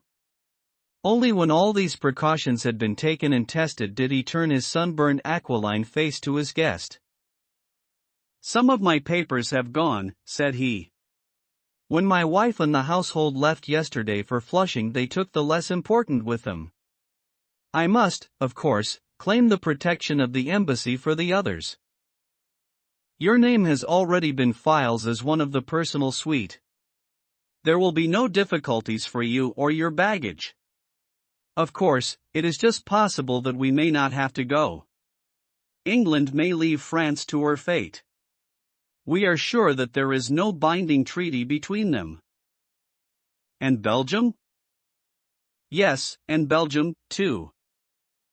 Von Bork shook his head. I don't see how that could be. There is a definite treaty there. She could never recover from such a humiliation. She would at least have peace for the moment. But her honor? Tut, my dear sir, we live in a utilitarian age. Honor is a medieval conception. Besides, England is not ready. It is an inconceivable thing, but even our special war tax of 50 million, which one would think made our purpose as clear as if we had advertised it on the front page of the Times, has not roused these people from their slumbers. Here and there one hears a question. It is my business to find an answer. Here and there also there is an irritation. It is my business to soothe it. But I can assure you that so far as the essentials go, the storage of munitions, the preparation for submarine attack, the arrangements for making high explosives, nothing is prepared. How, then, can England come in, especially when we have stirred up such a devil's brew of Irish civil war, window-breaking furies, and God knows what to keep her thoughts at home? She must think of her future. Ah, that is another matter. I fancy that in the future we have our own very definite plans about England, and that your information will be very vital to us. It is today or tomorrow with Mr. John Bull. If he prefers today, we are perfectly ready. If it is tomorrow, we shall be more ready still. I should think they would be wiser to fight with allies than without them, but that is their own affair. This week is their week of destiny. But you were speaking of your papers. He sat in the armchair with the light shining upon his broad bald head, while he puffed sedately at his cigar. The large oak-paneled, book-lined room had a curtain hung in the future corner. When this was drawn, it disclosed a large, brass-bound safe.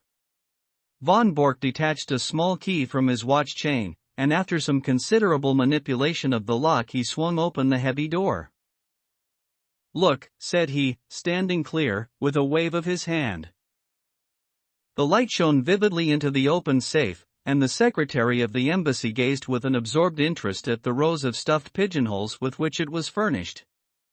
Each pigeonhole had its label, and his eyes as he glanced along them read a long series of such titles as Fords, Harbor Defenses, Aeroplanes, Ireland, Egypt, Portsmouth Forts, the Channel, Rosita, and a score of others. Each compartment was bristling with papers and plans. Colossal, said the secretary. Putting down his cigar, he softly clapped his fat hands. And all in 4 years, Baron.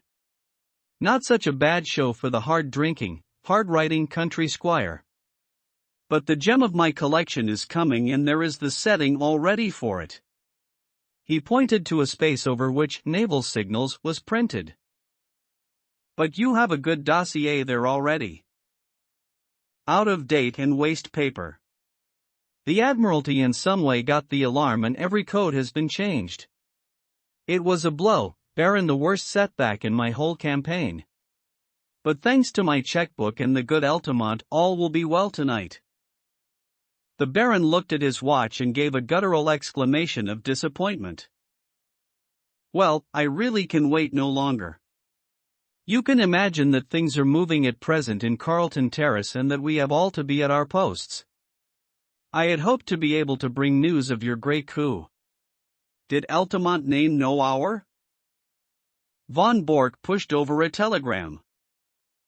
Will come without fail tonight and bring new sparking plugs. Altamont. Sparking plugs, eh? You see, he poses as a motor expert, and I keep a full garage. In our code, everything likely to come up is named after some spare part. If he talks of a radiator, it is a battleship, of an oil pump a cruiser, and so on. Sparking plugs are naval signals. From Portsmouth at midday, said the secretary, examining the superscription. By the way, what do you give him? £500 for this particular job. Of course he has a salary as well. The greedy rouge. They are useful, these traitors, but I grudge them their blood money. I grudge Altamont nothing. He is a wonderful worker. If I pay him well, at least he delivers the goods, to use his own phrase. Besides, he is not a traitor. I assure you that our most pan-Germanic junker is a sucking dove in his feelings towards England as compared with a real bitter Irish American.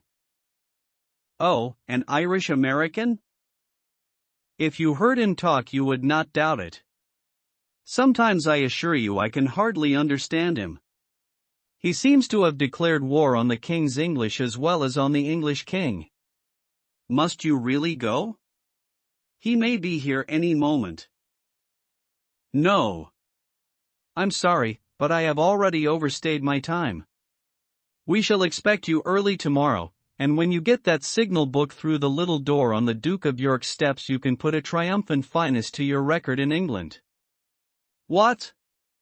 Tokay. He indicated a heavily sealed dust-covered bottle which stood with two high glasses upon a salver. May I offer you a glass before your journey? No, thanks. But it looks like revelry. Altamont has a nice taste in wines, and he took a fancy to my Tokay. He is a touchy fellow and needs humoring in small things. I have to study him, I assure you. They had strolled out onto the terrace again, and along it to the further end, where at a touch from the Baron's chauffeur the great car shivered and chuckled. Those are the lights of Harwich, I suppose, said the secretary, pulling on his dust coat. How still and peaceful it all seems. There may be other lights within the week, and the English coast a less tranquil place. The heavens, too, may not be quite so peaceful if all that the good Zeppelin promises us comes true. By the way, who is that? Only one window showed a light behind them. In it there stood a lamp, and beside it, seated at a table, was a dear old ruddy-faced woman in a country cap. She was bending over her knitting and stopping occasionally to stroke a large black cat upon a stool beside her. That is Martha, the only servant I have left. The secretary chuckled.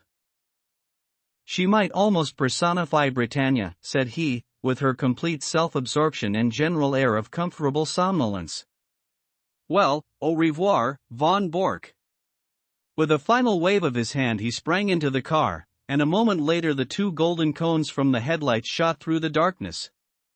The secretary lay back in the cushions of the luxurious limousine, with his thoughts so full of the impending European tragedy that he hardly observed that as his car swung round the village street it nearly passed over a little Ford coming in the opposite direction. Von Bork walked slowly back to the study when the last gleams of the motor lamps had faded into the distance. As he passed he observed that his old housekeeper had put out her lamp and retired. It was a new experience to him, the silence and darkness of his widespread house, for his family and household had been a large one. It was a relief to him, however, to think that they were all in safety and that, but for that one old woman who had lingered in the kitchen, he had the whole place to himself. There was a good deal of tidying up to do inside his study, and he set himself to do it until his keen, handsome face was flushed with the heat of the burning papers. A leather valise stood beside his table, and into this he began to pack very neatly and systematically the precious contents of his safe. He had hardly got started with the work, however, when his quick ears caught the sounds of a distant car. Instantly he gave an exclamation of satisfaction, strapped up the valise, shut the safe, locked it, and hurried out onto the terrace. He was just in time to see the lights of a small car come to a halt at the gate. A passenger sprang out of it and advanced swiftly towards him, while the chauffeur, a heavily built, elderly man with a gray mustache, settled down like one who resigns himself to a long vigil. Well? Asked von Bork eagerly, running forward to meet his visitor. For answer, the man waved a small brown paper parcel triumphantly above his head. "You can give me the glad hand tonight, mister," he cried. "I'm bringing home the bacon at last." "The signals?" "Same as I said in my cable. Every last one of them, semaphore, lamp code, Marconi, a copy, mind you, not the original. That was too dangerous. But it's the real goods, and you can lay to that." He slapped the German upon the shoulder with a rough familiarity from which the other winced. "Come in," he said. "I'm all alone in the house. I was only waiting for this. Of course a copy is better than the original." "If an original were missing, they would change the whole thing." "You think it's all safe about the copy?" The Irish-American had entered the study and stretched his long limbs from the armchair. He was a tall, gaunt man of 60, with clear-cut features and a small goatee beard which gave him a general resemblance to the caricatures of Uncle Sam. A half-smoked, sodden cigar hung from the corner of his mouth, and as he sat down he struck a match and relit it. Making ready for a move, he remarked as he looked round him. "Say, mister," he added, as his eyes fell upon the safe from which the curtain was now removed, "you don't tell me you keep your papers in that?" "Why not?" "Gosh, in a wide-open contraption like that. And they reckon you to be some spy." "Why, a Yankee crook would be into that with a can opener. If I'd known that any letter of mine was going to lie loose in a thing like that, I'd have been a mug to write to you at all." "It would puzzle any crook to force that safe," von Bork answered. "You won't cut that metal with any tool." "But the lock?" "No, it's a double combination lock." "You know what that is?" "Search me," said the American. "Well, you need a word as well as a set of figures before you can get the lock to work."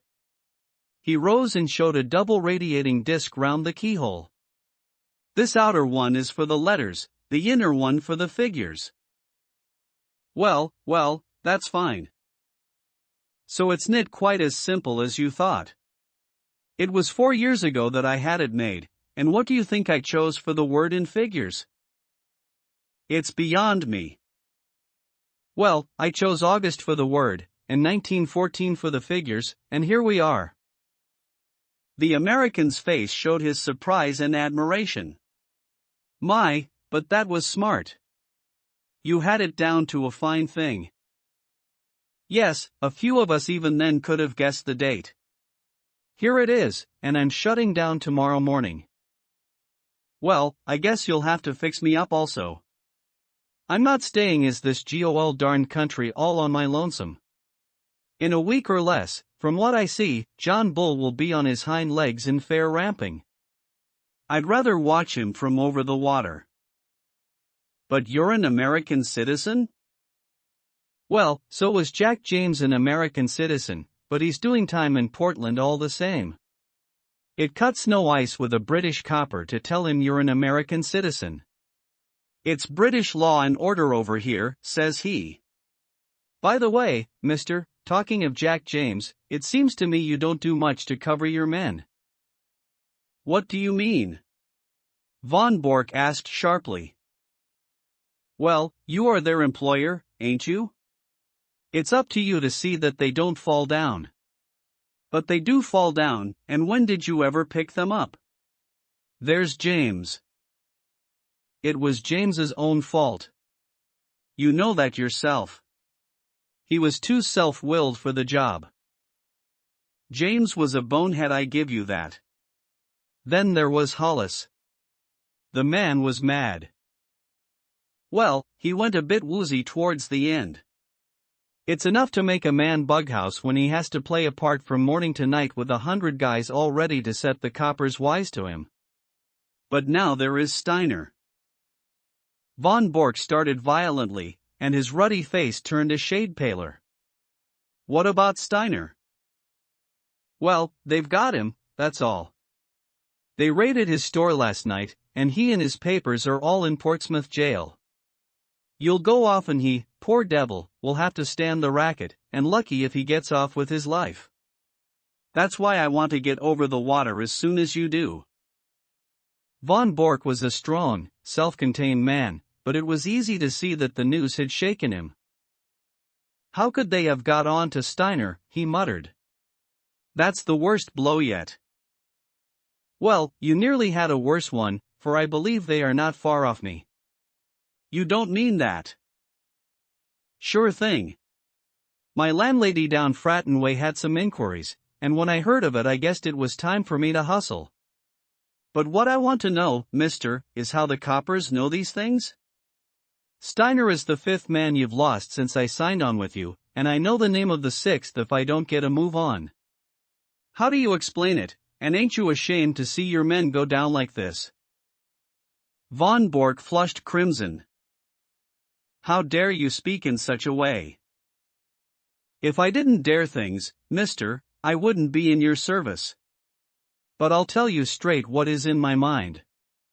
I've heard that with you German politicians, when an agent has done his work you are not sorry to see him put away." Von Bork sprang to his feet. "Do you dare to suggest that I have given away my own agents?" "I don't stand for that, mister, but there's a stool pigeon or a cross somewhere, and it's up to you to find out where it is. Anyhow, I am taking no more chances. It's me for Little Holland, and the sooner the better." Von Bork had mastered his anger. "We have been allies too long to quarrel now at the very hour of victory," he said. "You've done splendid work and taken risks, and I can't forget it. By all means go to Holland, and you can get a boat from Rotterdam to New York. No other line will be safe a week from now. I'll take that book and pack it with the rest." The American held the small parcel in his hand, but made no motion to give it up. "What about the dough?" he asked. "The what?" "The boodle. The reward. The £500. The gunner turned damned nasty at the last, and I had to square him with an extra $100 or it would have been nit sky for you and me. 'Nothin' doin',' says he, and he meant it, too, but the last 100 did it. It's cost me £200 from first to last, so it isn't likely I'd give it up without gettin' my wad." Von Bork smiled with some bitterness. "You don't seem to have a very high opinion of my honor," said he. "You want the money before you give up the book." "Well, mister, it is a business proposition." "All right. Have your way." He sat down at the table and scribbled a check, which he tore from the book, but he refrained from handing it to his companion. "After all, since we are to be on such terms, Mr. Altamont," said he, "I don't see why I should trust you any more than you trust me. Do you understand?" he added, looking back over his shoulder at the American. "There's the check upon the table. I claim the right to examine that parcel before you pick the money up." The American passed it over without a word. Von Bork undid a winding of string and 2 wrappers of paper. Then he sat gazing for a moment in silent amazement at a small blue book which lay before him. Across the cover was printed in golden letters "Practical Handbook of Bee Culture." Only for one instant did the master spy glare at this strangely irrelevant inscription. The next he was gripped at the back of his neck by a grasp of iron, and a chloroform sponge was held in front of his writhing face. "Another glass, Watson," said Mr. Sherlock Holmes as he extended the bottle of Imperial Tokay. The thick-set chauffeur, who had seated himself by the table, pushed forward his glass with some eagerness. "It is a good wine, Holmes." "A remarkable wine, Watson." "Our friend upon the sofa has assured me that it is from Franz Joseph's special cellar at the Schönbrunn Palace. Might I trouble you to open the window, for chloroform vapor does not help the palate." The safe was ajar, and Holmes standing in front of it was removing dossier after dossier, swiftly examining each, and then packing it neatly in. Von Bork's valise. The German lay upon the sofa sleeping stertorously with a strap round his upper arms and another round his legs. We need not hurry ourselves, Watson. We are safe from interruption. Would you mind touching the bell? There is no one in the house except old Martha, who has played her part to admiration. I got her the situation here when first I took the matter up. Ah, Martha, you will be glad to hear that all is well. The pleasant old lady had appeared in the doorway. She curtsied with a smile to Mr. Holmes, but glanced with some apprehension at the figure upon the sofa. It is all right, Martha. He has not been hurt at all. I am glad of that, Mr. Holmes. According to his lights, he has been a kind master. He wanted me to go with his wife to Germany yesterday, but that would hardly have suited your plans, would it, sir? No, indeed, Martha. So long as you were here, I was easy in my mind. We waited some time for your signal tonight. It was the secretary, sir. I know. His car passed ours. I thought he would never go. I knew that it would not suit your plans, sir, to find him here. No, indeed. Well, it only meant that we waited half an hour or so until I saw your lamp go out and knew that the coast was clear. You can report to me tomorrow in London, Martha, at Claridge's Hotel. Very good, sir. I suppose you have everything ready to leave. Yes, sir. He posted 7 letters today. I have the addresses as usual. Very good, Martha. I will look into them tomorrow. Good night. These papers, he continued as the old lady vanished, are not of very great importance, for, of course, the information which they represent has been sent off long ago to the German government. These are the originals which could not safely be got out of the country. Then they are of no use. I should not go so far as to say that, Watson. They will at least show our people what is known and what is not. I may say that a good many of these papers have come through me, and I need not add are thoroughly untrustworthy. It would brighten my declining years to see a German cruiser navigating the Solent according to the minefield plans which I have furnished. But you, Watson, he stopped his work and took his old friend by the shoulders. I've hardly seen you in the light yet. How have the years used you? You look the same blithe boy as ever. I feel 20 years younger, Holmes.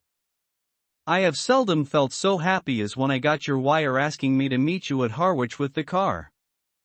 But you, Holmes, you have changed very little save for that horrible goatee. These are the sacrifices one makes for one's country, Watson, said Holmes, pulling at his little tuft. Tomorrow it will be but a dreadful memory. With my haircut and a few other superficial changes, I shall no doubt reappear at Claridge's tomorrow as I was before this American stunt. I beg your pardon, Watson, my well of English seems to be permanently defiled before this American job came my way. But you have retired, Holmes. We heard of you as living the life of a hermit among your bees and your books in a small farm upon the South Downs. Exactly, Watson. Here is the fruit of my leisured ease, the magnum opus of my latter years. He picked up the volume from the table and read out the whole title, Practical Handbook of Bee Culture, with some observations upon the segregation of the queen. Alone I did it. Behold the fruit of pensive nights and laborious days when I watched the little working gangs as once I watched the criminal world of London. But how did you get to work again?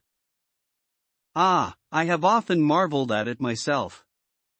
The foreign minister alone I could have withstood, but when the premier also deigned to visit my humble roof. The fact is, Watson, that this gentleman upon the sofa was a bit too good for our people. He was in a class by himself. Things were going wrong, and no one could understand why they were going wrong. Agents were suspected or even caught, but there was evidence of some strong and secret central force. It was absolutely necessary to expose it. strong pressure was brought upon me to look into the matter. It has cost me 2 years, Watson, but they have not been devoid of excitement. When I say that I started my pilgrimage at Chicago, graduated in an Irish secret society at Buffalo, gave serious trouble to the constabulary at Skibbereen, and so eventually caught the eye of a subordinate agent of von Bork, who recommended me as a likely man, you will realize that the matter was complex. Since then I have been honored by his confidence, which has not prevented most of his plans going subtly wrong and 5 of his best agents being in prison. I watched them, Watson, and I picked them as they ripened. Well, sir, I hope that you are none the worse. The last remark was addressed to von Bork himself, who after much gasping and blinking had lain quietly listening to Holmes's statement. He broke out now into a furious stream of German invective, his face convulsed with passion. Holmes continued his swift investigation of documents while his prisoner cursed and swore. Though unmusical, German is the most expressive of all languages, he observed when von Bork had stopped from pure exhaustion. Hello! Hello, he added as he looked hard at the corner of a tracing before putting it in the box. This should put another bird in the cage. I had no idea that the paymaster was such a rascal, though I have long had an eye upon him. Mr. von Bork, you have a great deal to answer for. The prisoner had raised himself with some difficulty upon the sofa and was staring with a strange mixture of amazement and hatred at his captor. I shall get level with you, Altamont, he said, speaking with slow deliberation. If it takes me all my life I shall get level with you. The old sweet song, said Holmes. How often have I heard it in days gone by? It was a favorite ditty of the late lamented Professor Moriarty. Colonel Sebastian Moran has also been known to warble it. And yet I live and keep bees upon the South Downs. Curse you, you double traitor, cried the German, straining against his bonds and glaring murder from his furious eyes. No, it is not so bad as that, said Holmes, smiling. As my speech surely shows you, Mr. Altamont of Chicago had no existence in fact. I used him and he is gone. Then who are you? It is really immaterial who I am, but since the matter seems to interest you, Mr. von Bork, I may say that this is not my first acquaintance with the members of your family. I have done a good deal of business in Germany in the past and my name is probably familiar to you. I would wish to know it, said the Prussian grimly. It was I who brought about the separation between Irene Adler and the late King of Bohemia when your cousin Heinrich was the imperial envoy. It was I also who saved from murder, by the nihilist Kloppmann, Count von Und zu Grafenstein, who was your mother's elder brother. It was I. Von Bork sat up in amazement. There is only one man, he cried. Exactly, said Holmes. Von Bork groaned and sank back on the sofa. And most of that information came through you, he cried. What is it worth? What have I done? It is my ruin forever. It is certainly a little untrustworthy, said Holmes. It will require some checking and you have little time to check it. Your admiral may find the new guns rather larger than he expects, and the cruisers perhaps a trifle faster. Von Bork clutched at his own throat in despair. There are a good many other points of detail which will, no doubt, come to light in good time. But you have one quality which is very rare in a German, Mr. von Bork. You are a sportsman and you will bear me no ill will when you realize that you, who have outwitted so many other people, have at last been outwitted yourself. After all, you have done your best for your country, and I have done my best for mine, and what could be more natural? Besides, he added, not unkindly, as he laid his hand upon the shoulder of the prostrate man, it is better than to fall before some ignoble foe. These papers are now ready, Watson. If you will help me with our prisoner, I think that we may get started for London at once. It was no easy task to move von Bork, for he was a strong and a desperate man.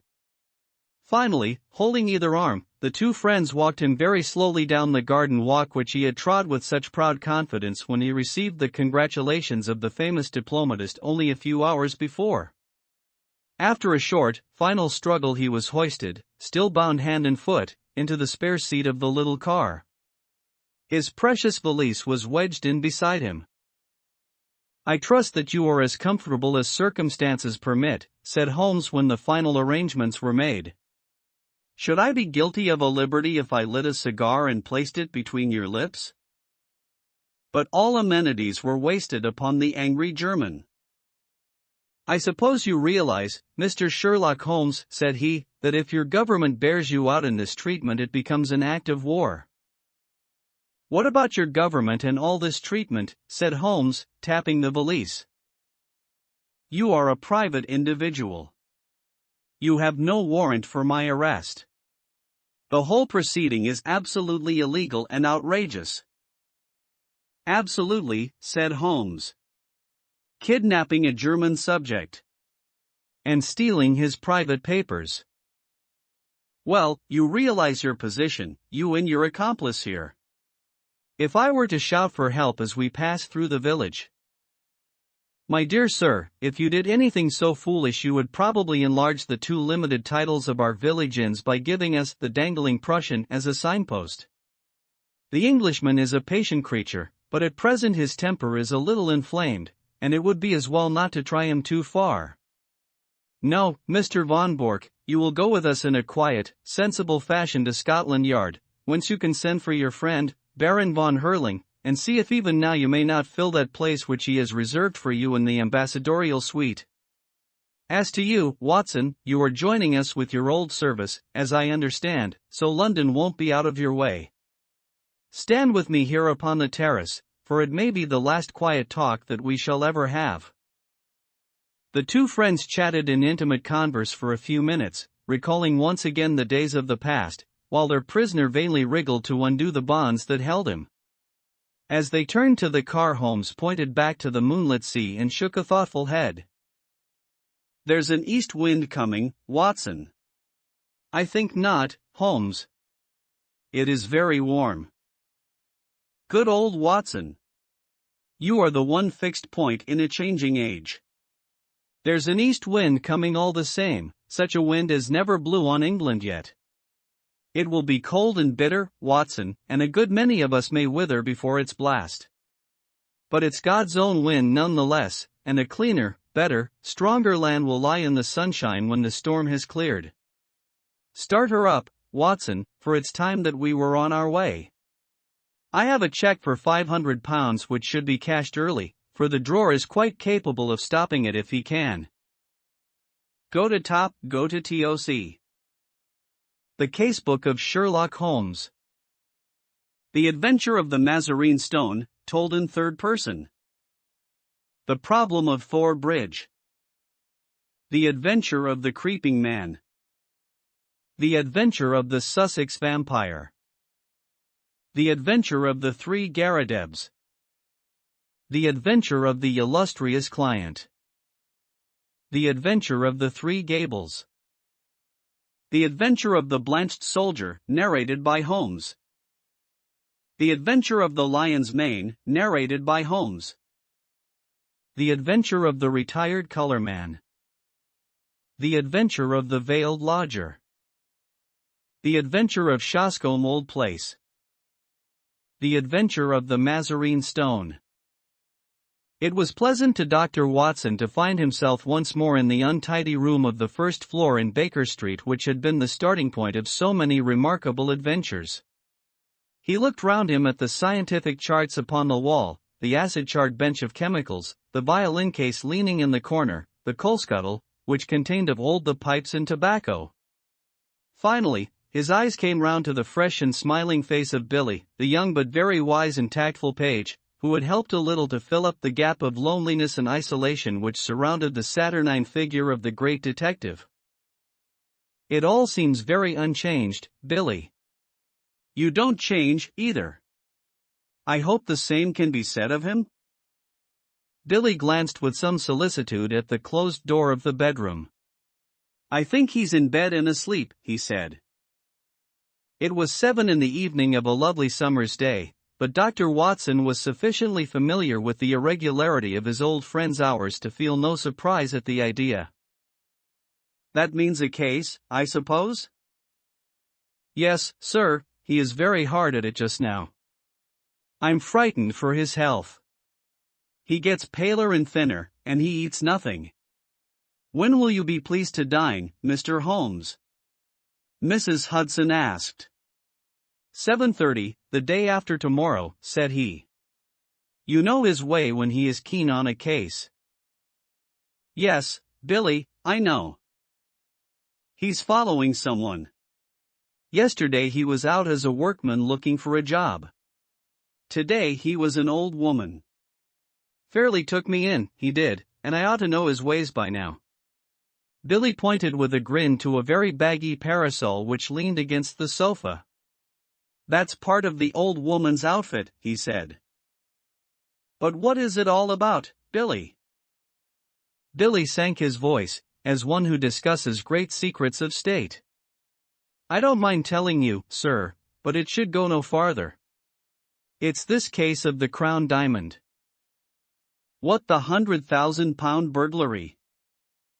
Yes, sir. They must get it back, sir. Why, we had the Prime Minister and the Home Secretary both sitting on that very sofa. Mr. Holmes was very nice to them. He soon put them at their ease and promised he would do all he could. Then there is Lord Cantlemere. Ah. Yes, sir, you know what that means.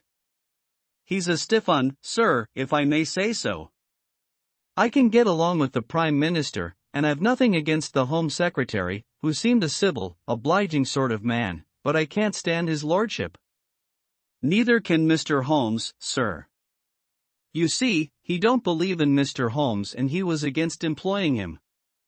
He'd rather he failed. And Mr. Holmes knows it? Mr. Holmes always knows whatever there is to know. Well, we'll hope he won't fail and that Lord Cantlemere will be confounded. But I say, Billy, what is that curtain for across the window? Mr. Holmes had it put up there 3 days ago. We've got something funny behind it. Billy advanced and drew away the drapery which screened the alcove of the bow window. Dr. Watson could not restrain a cry of amazement. There was a facsimile of his old friend, dressing gown and all, the face turned 3/4 towards the window and downward, as though reading an invisible book, while the body was sunk deep in an armchair. Billy detached the head and held it in the air. We put it at different angles, so that it may seem more lifelike. I wouldn't dare touch it if the blind were not down. But when it's up you can see this from across the way. We used something of the sort once before. Before my time, said Billy. He drew the window curtains apart and looked out into the street. There are folk who watch us from over yonder. I can see a fellow now at the window. Have a look for yourself. Watson had taken a step forward when the bedroom door opened, and the long, thin form of Holmes emerged, his face pale and drawn, but his step and bearing as active as ever. With a single spring he was at the window, and had drawn the blind once more. That will do, Billy, said he. You were in danger of your life then, my boy, and I can't do without you just yet. Well, Watson, it is good to see you in your old quarters once again. You come at a critical moment. So I gather. You can go, Billy. That boy is a problem, Watson. How far am I justified in allowing him to be in danger? Danger of what, Holmes? Of sudden death. I'm expecting something this evening. Expecting what? To be murdered, Watson. No, you are joking, Holmes. Even my limited sense of humor could evolve a better joke than that. But we may be comfortable in the meantime, may we not? Is alcohol permitted? The gasogene and cigars are in the old place. Let me see you once more in the customary armchair. You have not, I hope, learned to despise my pipe and my lamentable tobacco? It has to take the place of food these days. But why not eat? Because the faculties become refined when you starve them. Why, surely, as a doctor, my dear Watson, you must admit that what your digestion gains in the way of blood supply is so much lost to the brain. I am a brain, Watson. The rest of me is a mere appendix. Therefore, it is the brain I must consider. But this danger, Holmes? Ah. Yes, in case it should come off, it would perhaps be as well that you should burden your memory with the name and address of the murderer. You can give it to Scotland Yard, with my love and a parting blessing. Silvius is the name, Count Negretto Silvius. Write it down, man, write it down. 136, Moorside Gardens, N.W. Got it? Watson's honest face was twitching with anxiety. He knew only too well the immense risks taken by Holmes and was well aware that what he said was more likely to be understatement than exaggeration. Watson was always the man of action, and he rose to the occasion. Count me in, Holmes. I have nothing to do for a day or two. Your morals don't improve, Watson. You have added fibbing to your other vices. You bear every sign of the busy medical man, with calls on him every hour. Not such important ones. But can't you have this fellow arrested? Yes, Watson, I could. That's what worries him so. But why don't you? Because I don't know where the diamond is. Ah. Billy told me the missing crown jewel. Yes, the great yellow Mazarine stone. I've cast my net and I have my fish. But I have not got the stone. What is the use of taking them? We can make the world a better place by laying them by the heels. But that is not what I am out for. It's the stone I want. And is this Count Silvius one of your fish? Yes, and he's a shark. He bites. The other is Sam Merton the boxer. Not a bad fellow, Sam, but the Count has used him. Sam's not a shark. He is a great big silly bull-headed gudgeon.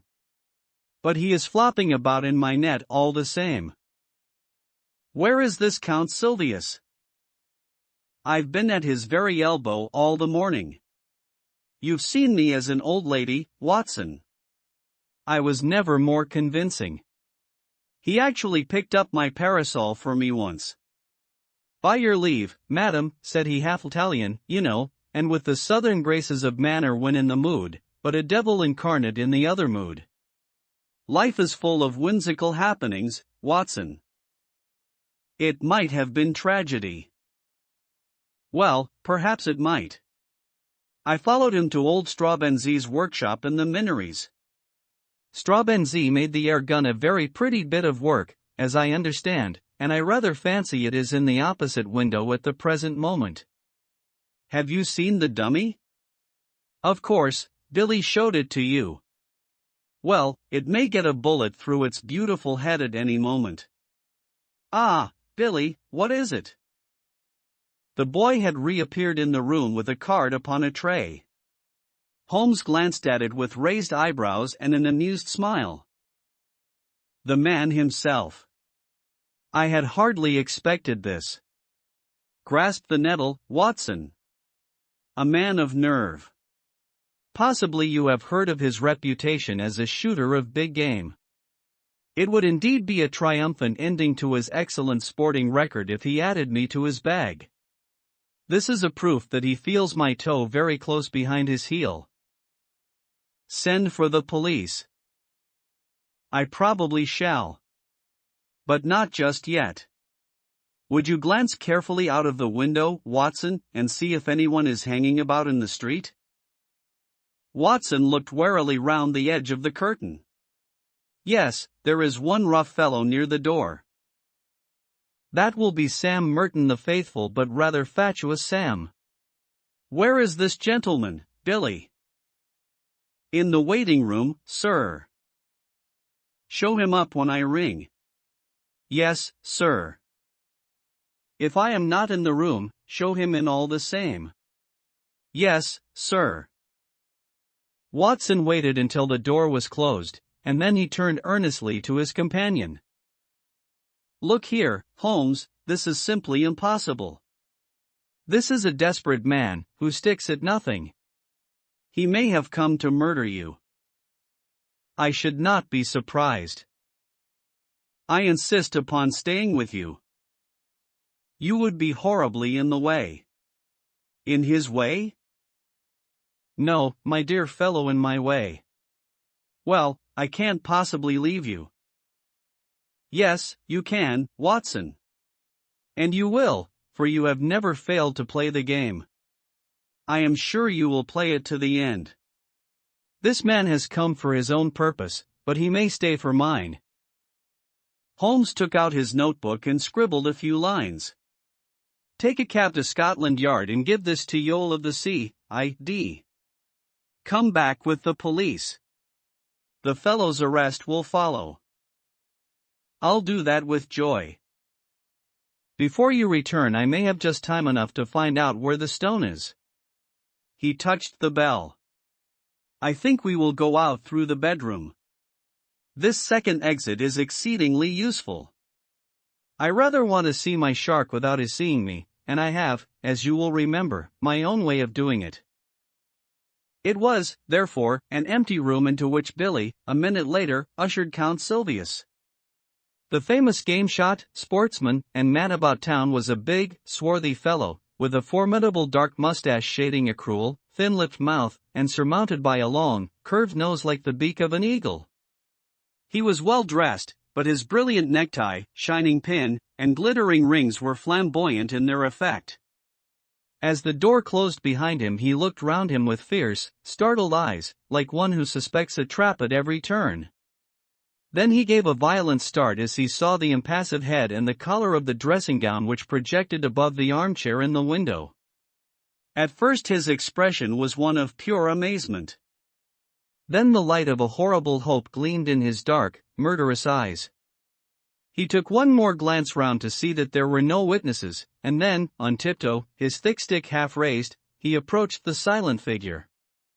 He was crouching for his final spring and blow when a cool, sardonic voice greeted him from the open bedroom door. "Don't break it, Count! Don't break it!" The assassin staggered back, amazement in his convulsed face. For an instant he half raised his loaded cane once more, as if he would turn his violence from the effigy to the original, but there was something in that steady grey eye and mocking smile which caused his hand to sink to his side. "It's a pretty little thing," said Holmes, advancing towards the image. "Tavernier, the French modeler, made it.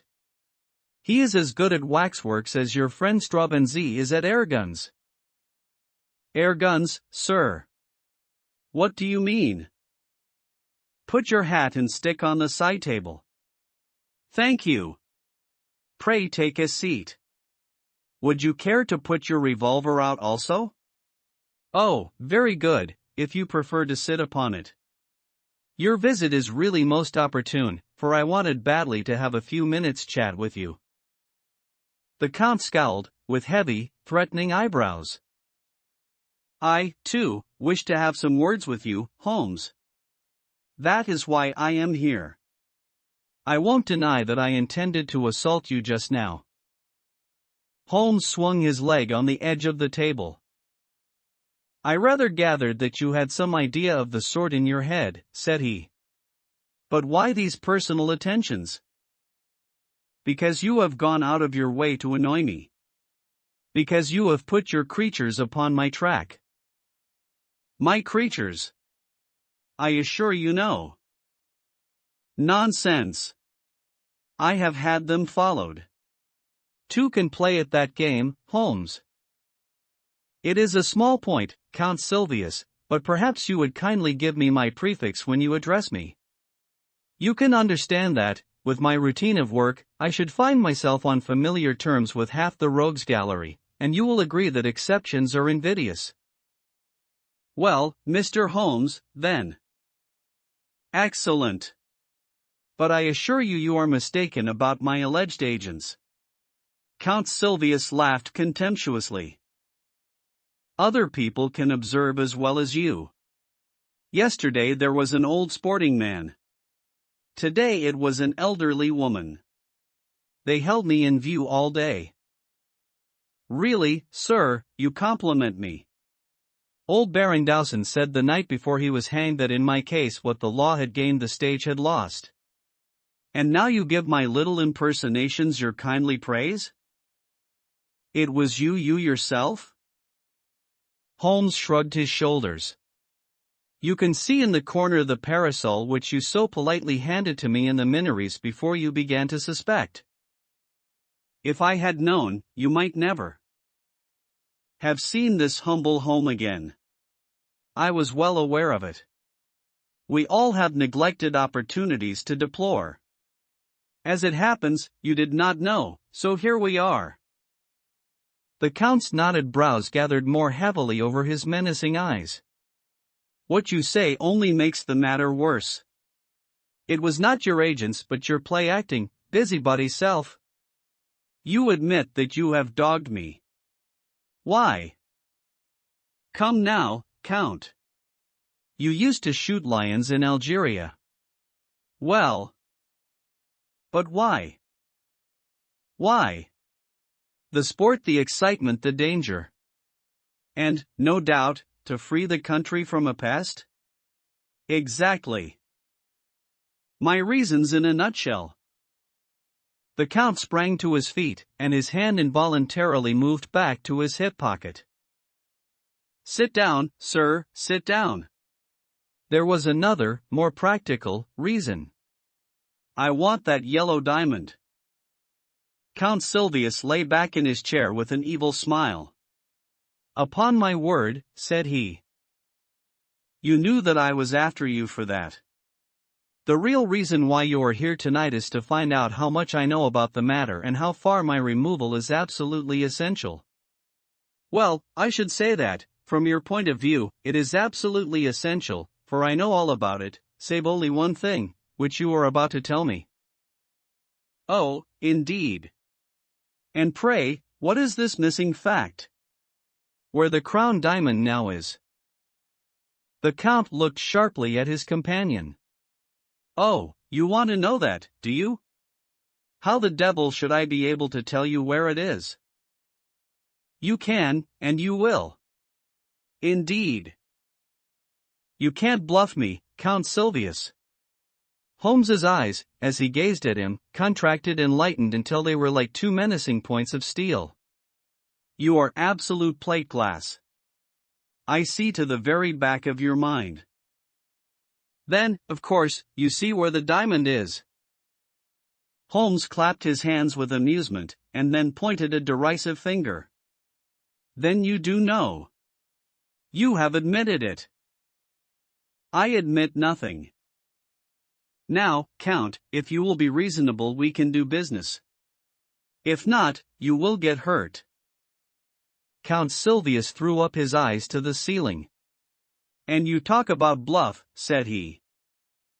Holmes looked at him thoughtfully like a master chess player who meditates his crowning move. Then he threw open the table drawer and drew out a squat notebook. Do you know what I keep in this book? No, sir, I do not. You. Me. Yes, sir, you. You are all here, every action of your vile and dangerous life. Damn you, Holmes, cried the Count with blazing eyes. There are limits to my patience. It's all here, Count. The real facts as to the death of old Mrs. Harold, who left you the Blymere estate, which you so rapidly gambled away. You are dreaming. And the complete life history of Miss Minnie Warrender. Tut. You will make nothing of that. Plenty more here, Count. Here is the robbery in the train deluxe to the Riviera on February 13, 1892. Here is the forged check in the same year on the Credit Lyonnais. No, you're wrong there. Then I am right on the others. Now, Count, you are a card player. When the other fellow has all the trumps, it saves time to throw down your hand. What has all this talk to do with the jewel of which you spoke? Gently, Count. Restrain that eager mind. Let me get to the points in my own humdrum fashion. I have all this against you, but, above all, I have a clear case against both you and your fighting bully in the case of the Crown Diamond. Indeed. I have the cabman who took you to Whitehall and the cabman who brought you away. I have the commissionaire who saw you near the case. I have Icky Sanders, who refused to cut it up for you. Icky has peached, and the game is up. The veins stood out on the Count's forehead. His dark, hairy hands were clenched in a convulsion of restrained emotion. He tried to speak, but the words would not shape themselves. "That's the hand I play from," said Holmes. "I put it all upon the table.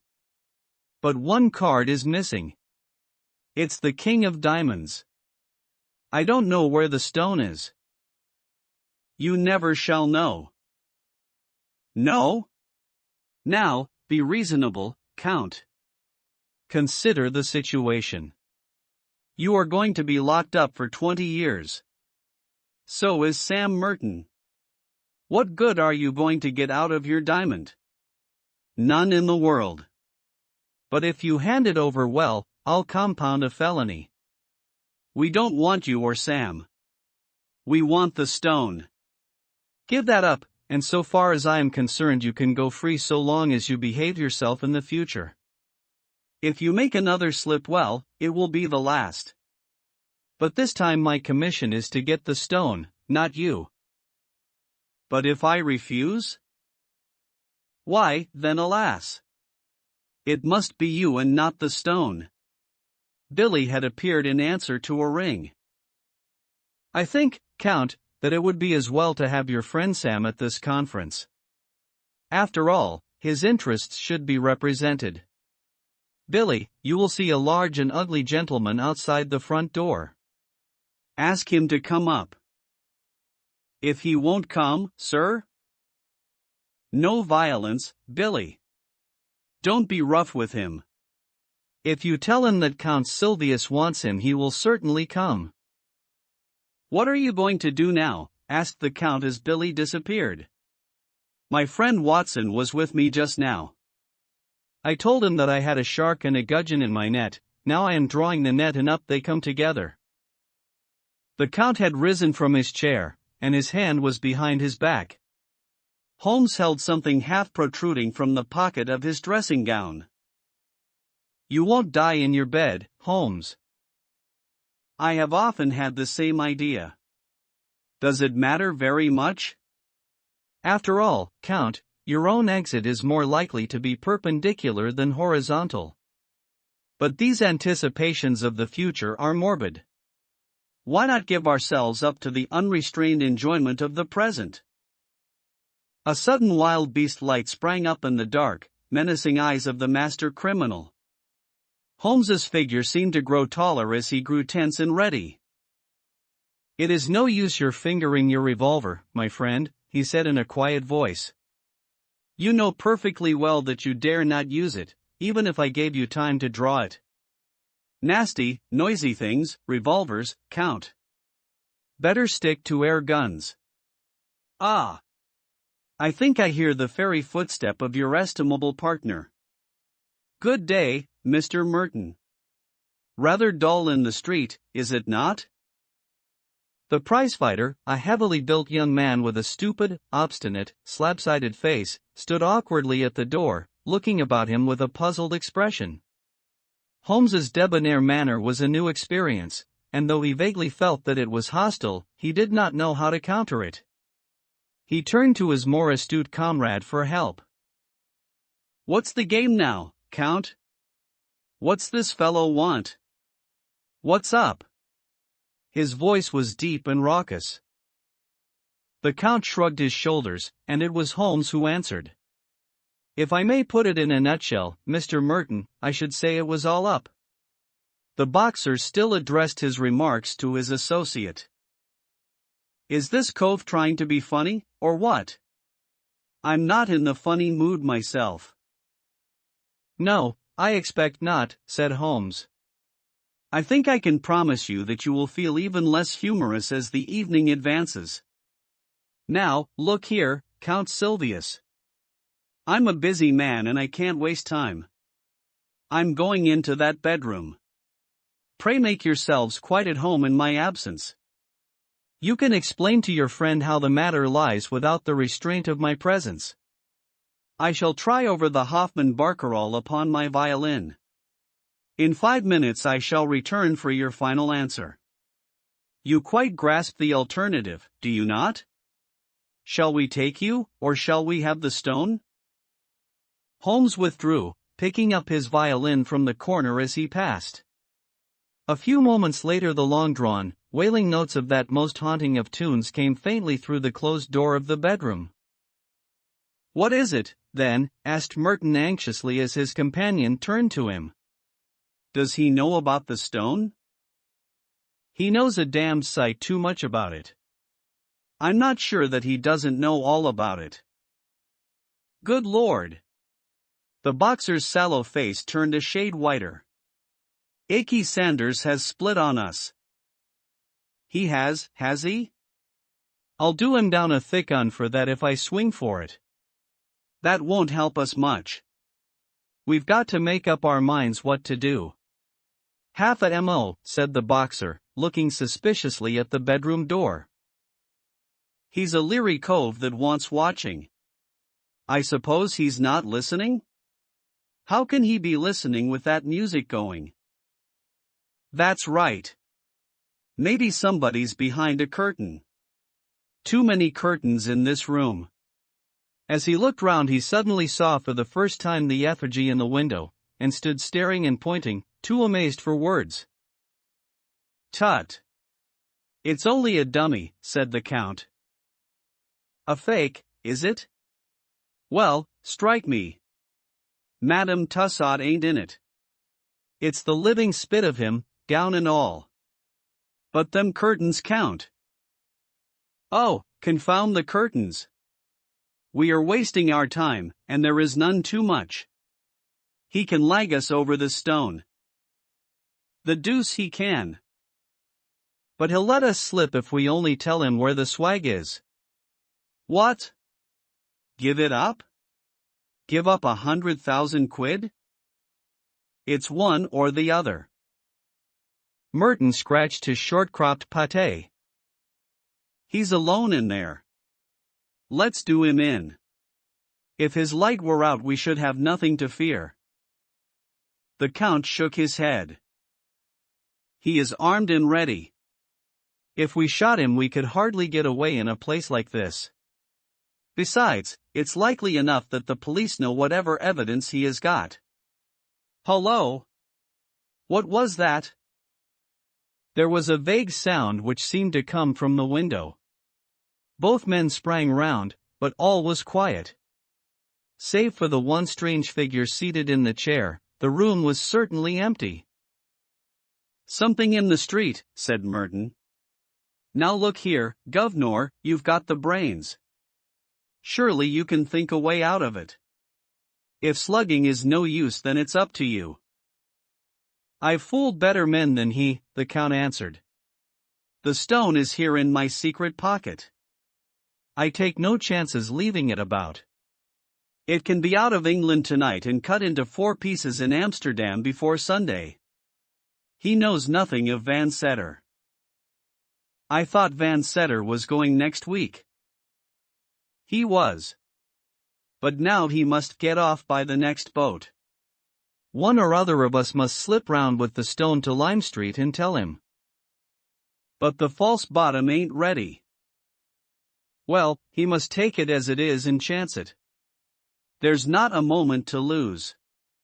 Again, with the sense of danger which becomes an instinct with the sportsman, he paused and looked hard at the window. Yes, it was surely from the street that the faint sound had come.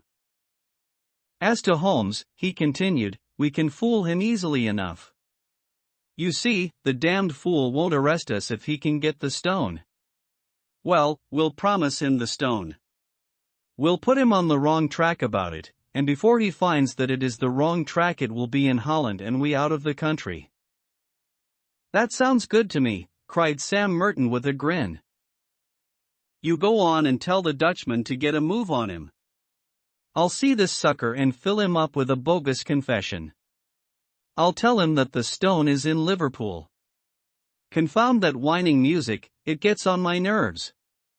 By the time he finds it isn't in Liverpool it will be in quarters and we on the blue water. Come back here, out of a line with that keyhole. Here is the stone.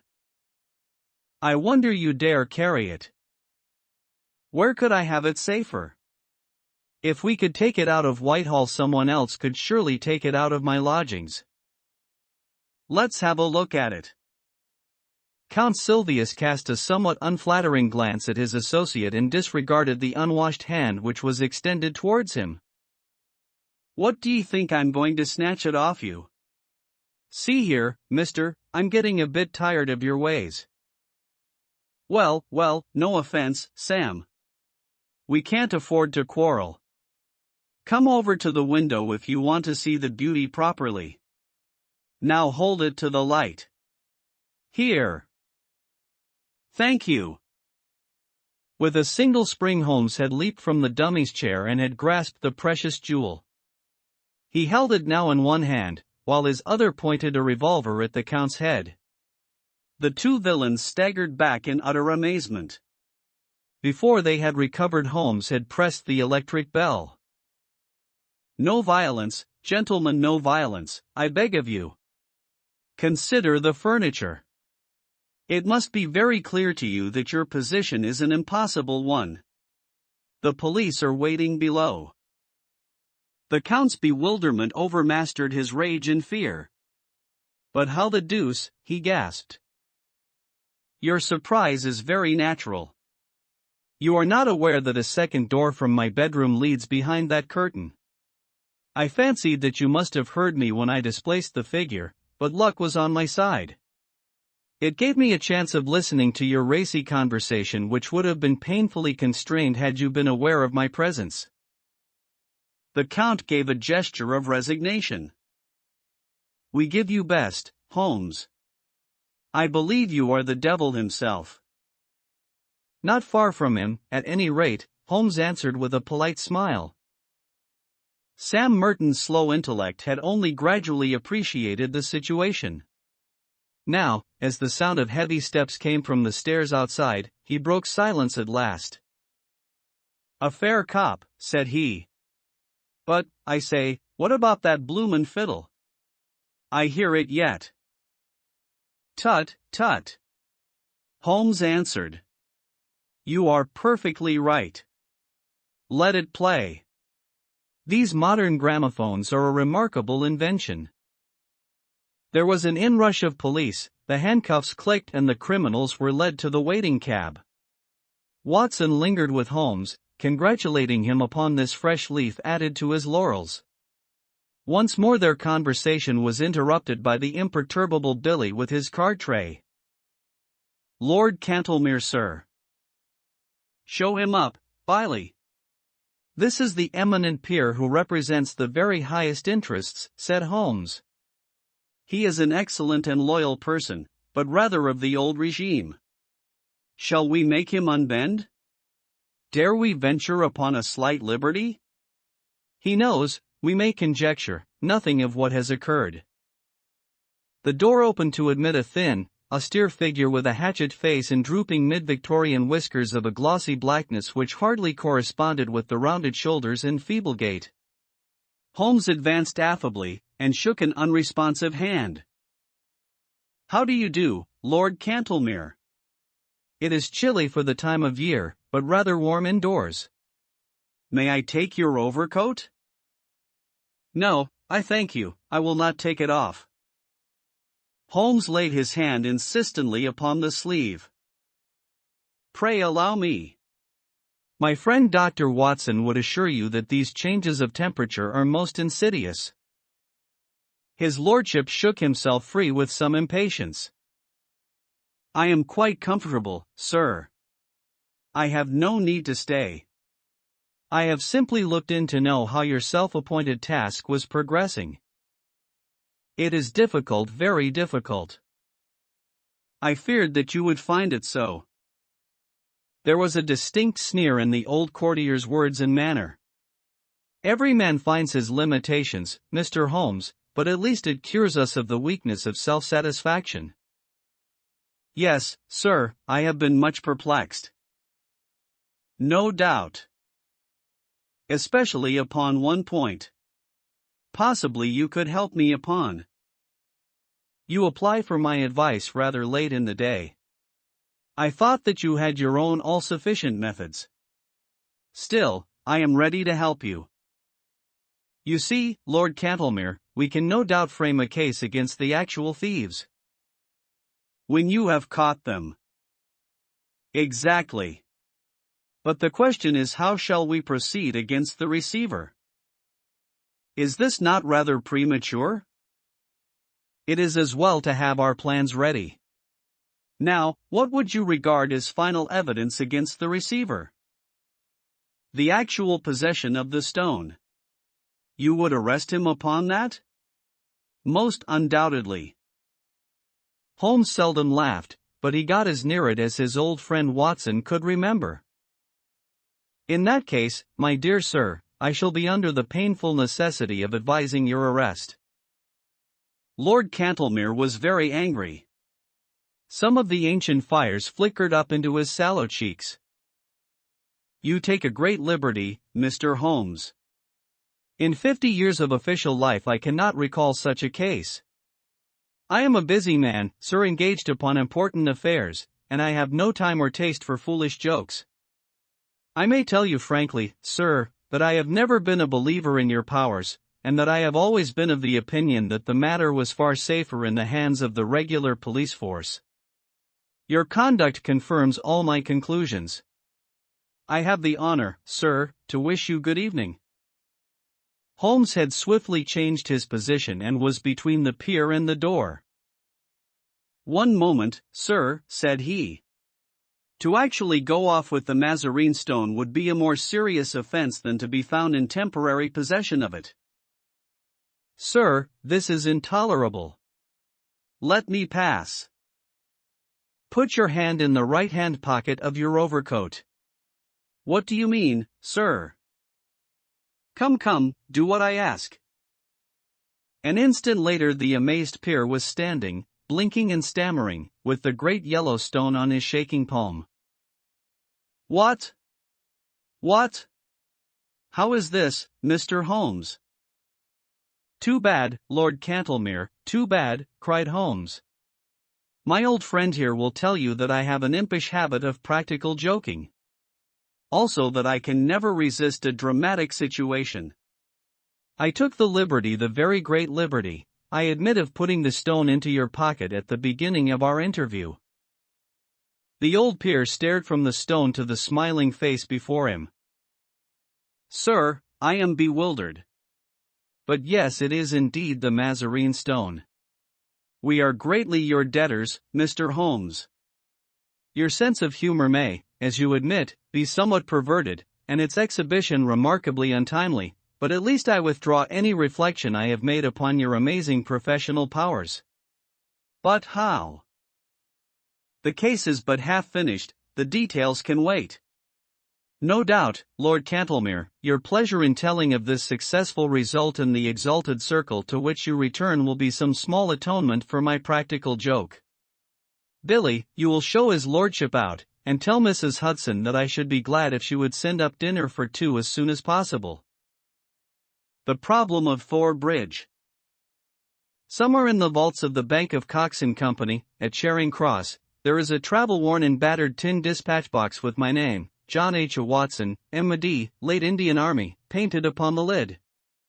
It is crammed with papers, nearly all of which are records of cases to illustrate the curious problems which Mr. Sherlock Holmes had at various times to examine. Some, and not the least interesting, were complete failures, and as such will hardly bear narrating, since no final explanation is forthcoming. A problem without a solution may interest the student, but can hardly fail to annoy the casual reader.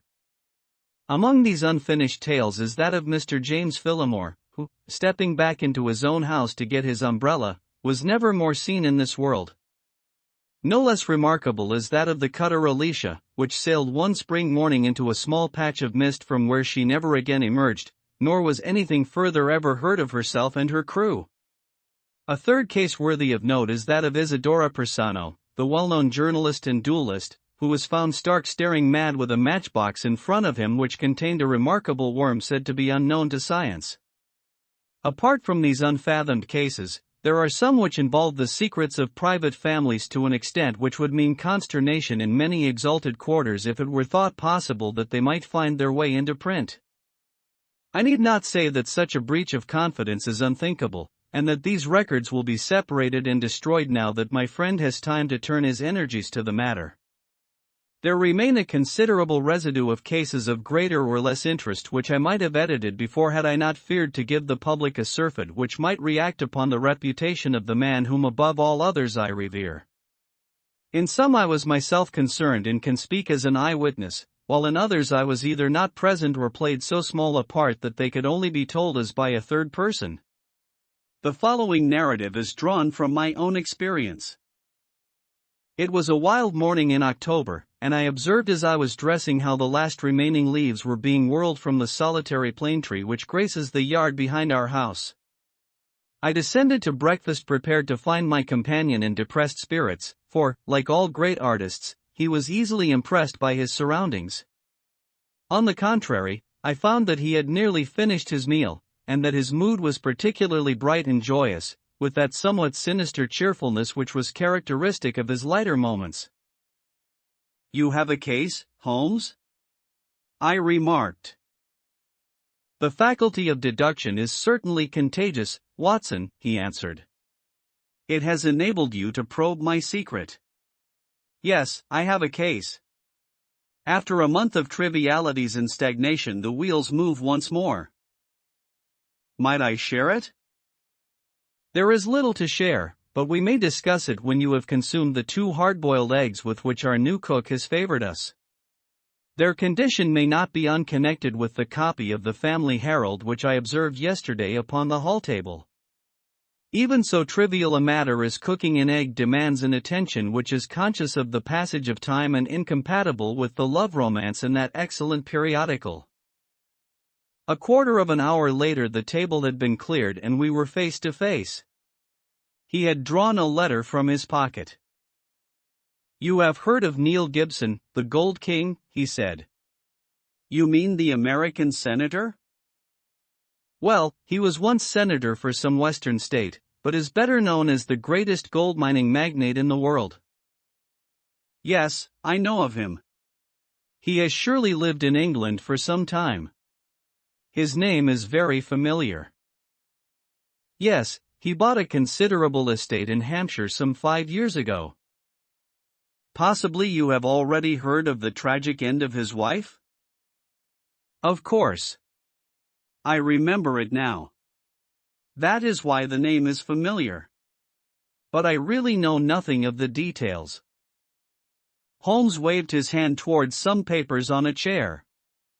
"I had no idea that the case was coming my way, or I should have had my extracts ready," said he.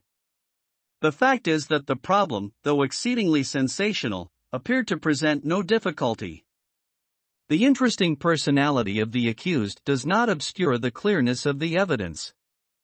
That was the view taken by the coroner's jury and also in the police court proceedings. It is now referred to the assizes at Winchester.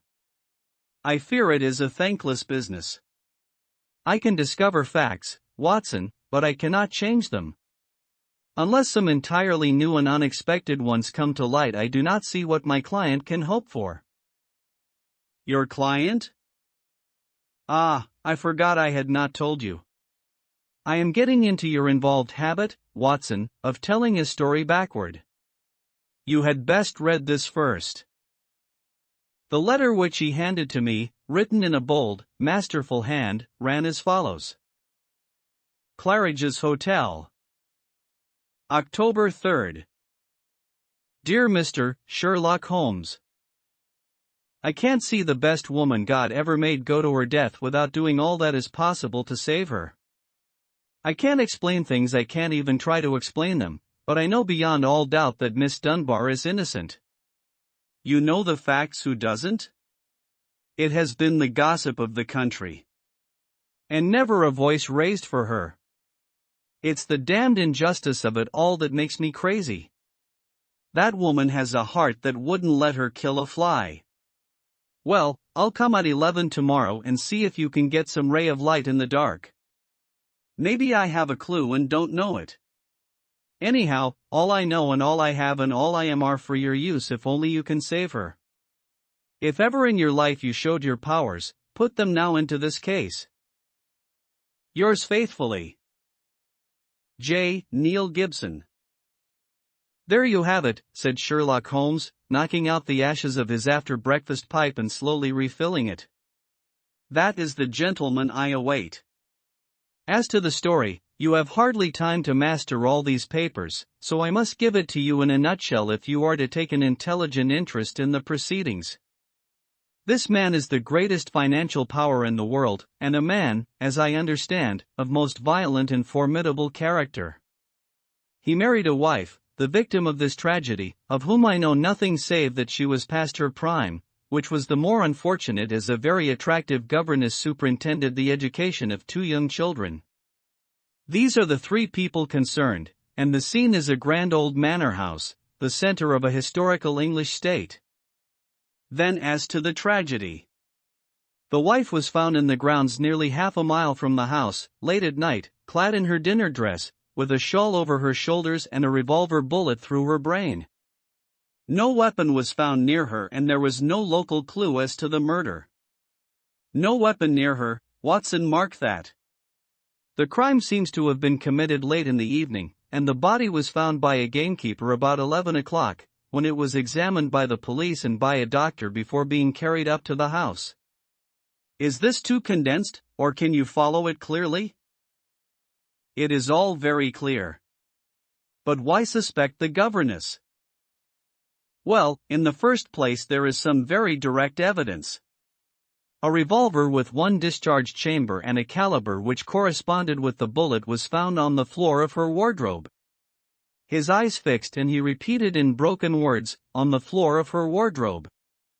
Then he sank into silence, and I saw that some train of thought had been set moving which I should be foolish to interrupt. Suddenly with a start he emerged into brisk life once more. Yes, Watson, it was found. Pretty damning, eh? So the 2 juries thought. Then the dead woman had a note upon her making an appointment at that very place and signed by the governess. How's that? Finally there is the motive. Senator Gibson is an attractive person. If his wife dies, who more likely to succeed her than the young lady who had already by all accounts received pressing attentions from her employer? Love, fortune, power, all depending upon one middle-aged life. Ugly, Watson, very ugly. Yes, indeed, Holmes. Nor could she prove an alibi. On the contrary, she had to admit that she was down near Thor Bridge, that was the scene of the tragedy, about that hour. She couldn't deny it, for some passing villager had seen her there. That really seems final. And yet, Watson, and yet. This bridge, a single broad span of stone with balustrade sides, carries the drive over the narrowest part of a long, deep, reed-girt sheet of water. Thormere it is called. In the mouth of the bridge lay the dead woman. Such are the main facts. But here, if I mistake not, is our client, considerably before his time. Billy had opened the door, but the name which he announced was an unexpected one. Mr. Marlowe Bates was a stranger to both of us. He was a thin, nervous wisp of a man with frightened eyes and a twitching, hesitating manner, a man whom my own professional eye would judge to be on the brink of an absolute nervous breakdown. "You seem agitated, Mr. Bates," said Holmes. "Pray sit down. I fear I can only give you a short time, for I have an appointment at 11. "I know you have," our visitor gasped, shooting out short sentences like a man who was out of breath. "Mr. Gibson is coming. Mr. Gibson is my employer. I am manager of his estate." "Mr. Holmes, he is a villain, an infernal villain." "Strong language, Mr. Bates." "I have to be emphatic, Mr. Holmes, for the time is so limited. I would not have him find me here for the world. He is almost due now. But I was so situated that I could not come earlier. His secretary, Mr. Ferguson, only told me this morning of his appointment with you." "And you are his manager?" "I have given him notice. In a couple of weeks I shall have shaken off his accursed slavery." "A hard man, Mr. Holmes, hard to all about him." "Those public charities are a screen to cover his private iniquities. But his wife was his chief victim. He was brutal to her, yes, sir, brutal. How she came by her death I do not know, but I am sure that he had made her life a misery to her. She was a creature of the tropics, a Brazilian by birth, as no doubt you know." "No, it had escaped me. Tropical by birth and tropical by nature. A child of the sun and of passion.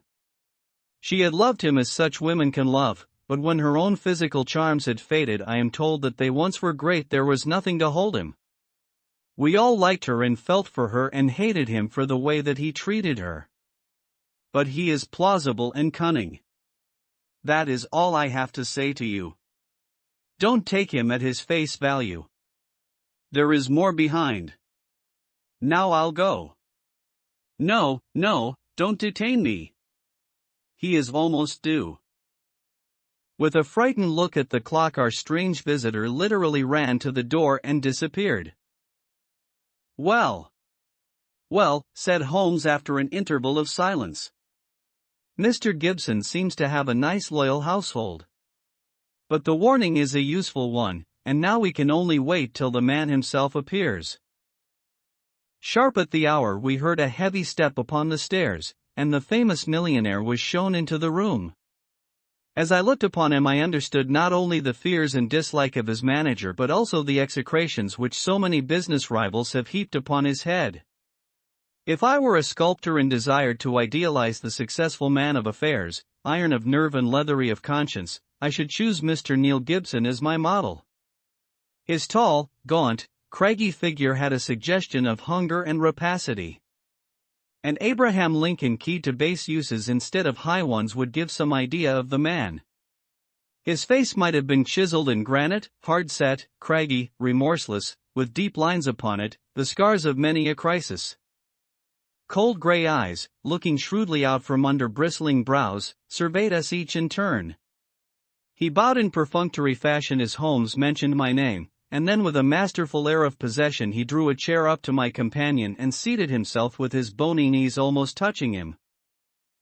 "Let me say right here, Mr. Holmes," he began, "that money is nothing to me in this case. You can burn it if it's any use in lighting you to the truth. This woman is innocent and this woman has to be cleared, and it's up to you to do it. Name your figure."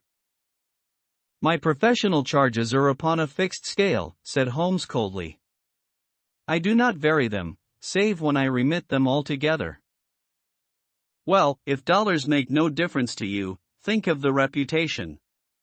If you pull this off, every paper in England and America will be booming you. You'll be the talk of 2 continents. "Thank you, Mr. Gibson, I do not think that I am in need of booming. It may surprise you to know that I prefer to work anonymously, and that it is the problem itself which attracts me. But we are wasting time. Let us get down to the facts. I think that you will find all the main ones in the press reports. I don't know that I can add anything which will help you. But if there is anything you would wish more light upon, well, I am here to give it. Well, there is just one point. What is it? What were the exact relations between you and Miss Dunbar? The Gold King gave a violent start and half rose from his chair. Then his massive calm came back to him. I suppose you are within your rights and may be doing your duty in asking such a question, Mr. Holmes. We will agree to suppose so, said Holmes. Then I can assure you that our relations were entirely and always those of an employer towards a young lady whom he never conversed with, or ever saw, save when she was in the company of his children. Holmes rose from his chair. I am a rather busy man, Mr. Gibson, said he, and I have no time or taste for aimless conversations. I wish you good morning. Our visitor had risen also, and his great loose figure towered above Holmes. There was an angry gleam from under those bristling brows and a tinge of color in the sallow cheeks. What the devil do you mean by this, Mr. Holmes? Do you dismiss my case? Well, Mr. Gibson, at least I dismiss you. I should have thought my words were plain. Plain enough, but what's at the back of it? Raising the price on me, or afraid to tackle it, or what? I've a right to a plain answer. Well, perhaps you have, said Holmes.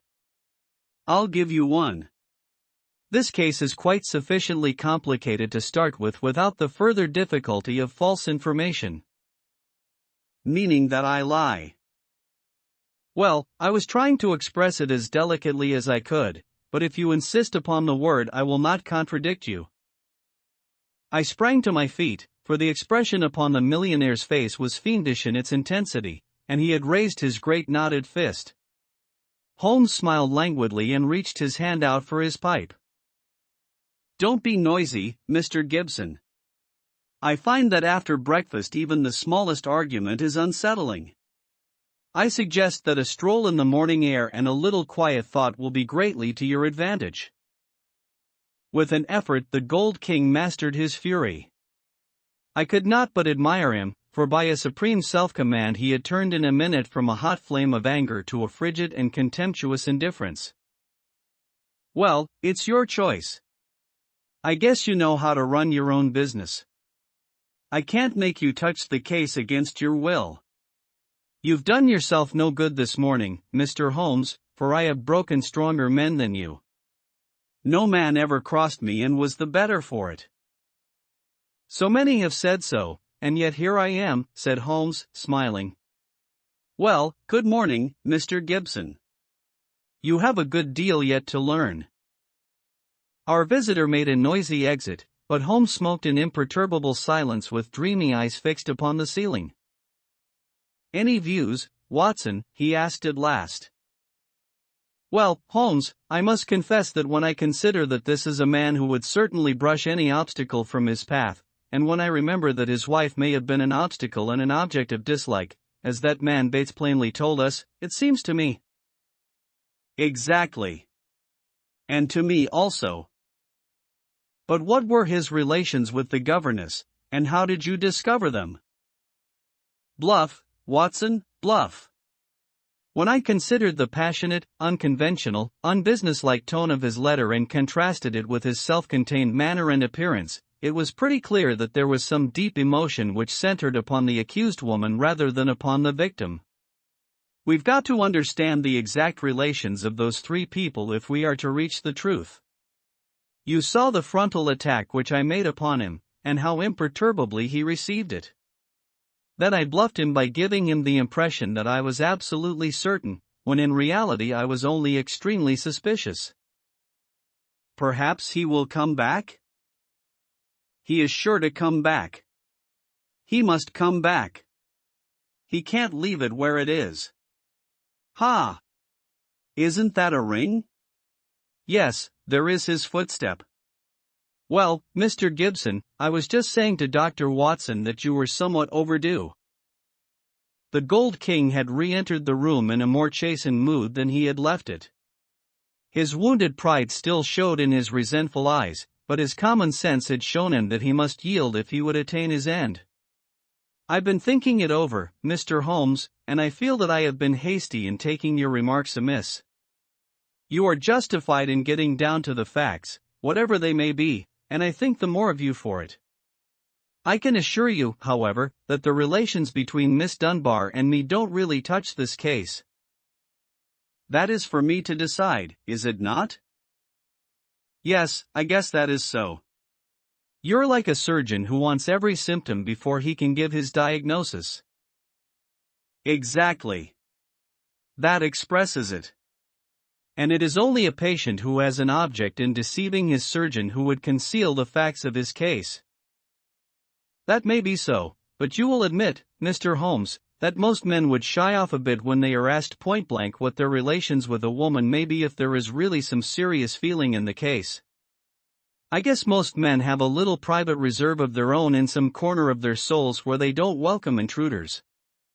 And you burst suddenly into it. "But the object excuses you, since it was to try and save her." "Well, the stakes are down and the reserve open, and you can explore where you will. What is it you want?" "The truth."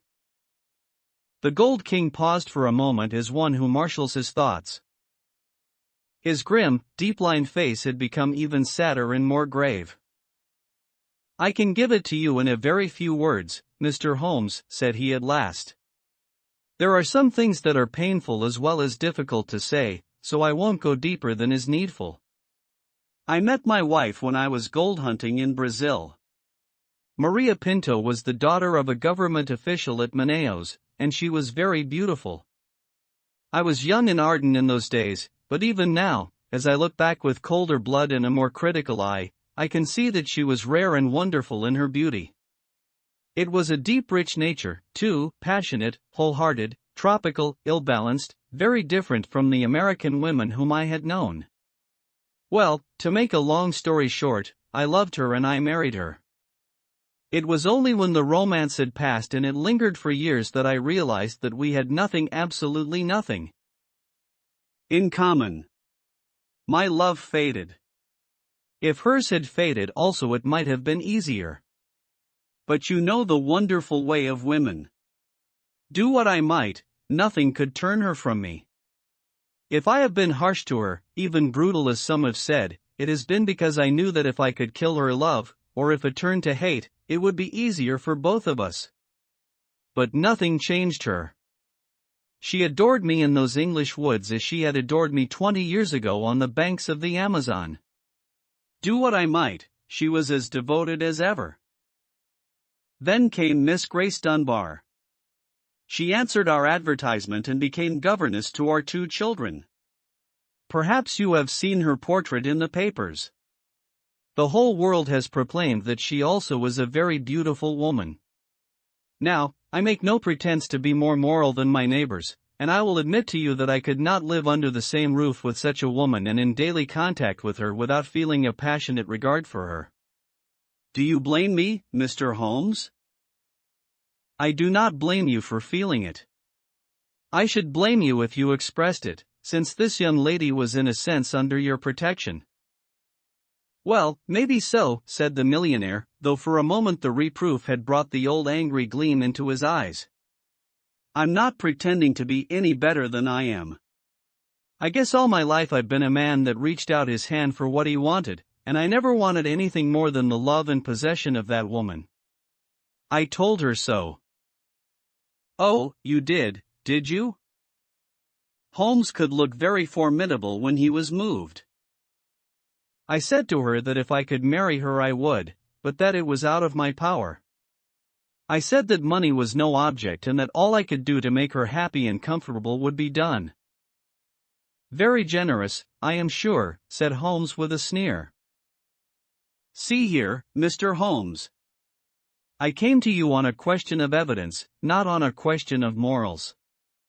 I'm not asking for your criticism. It is only for the young lady's sake that I touch your case at all, said Holmes sternly.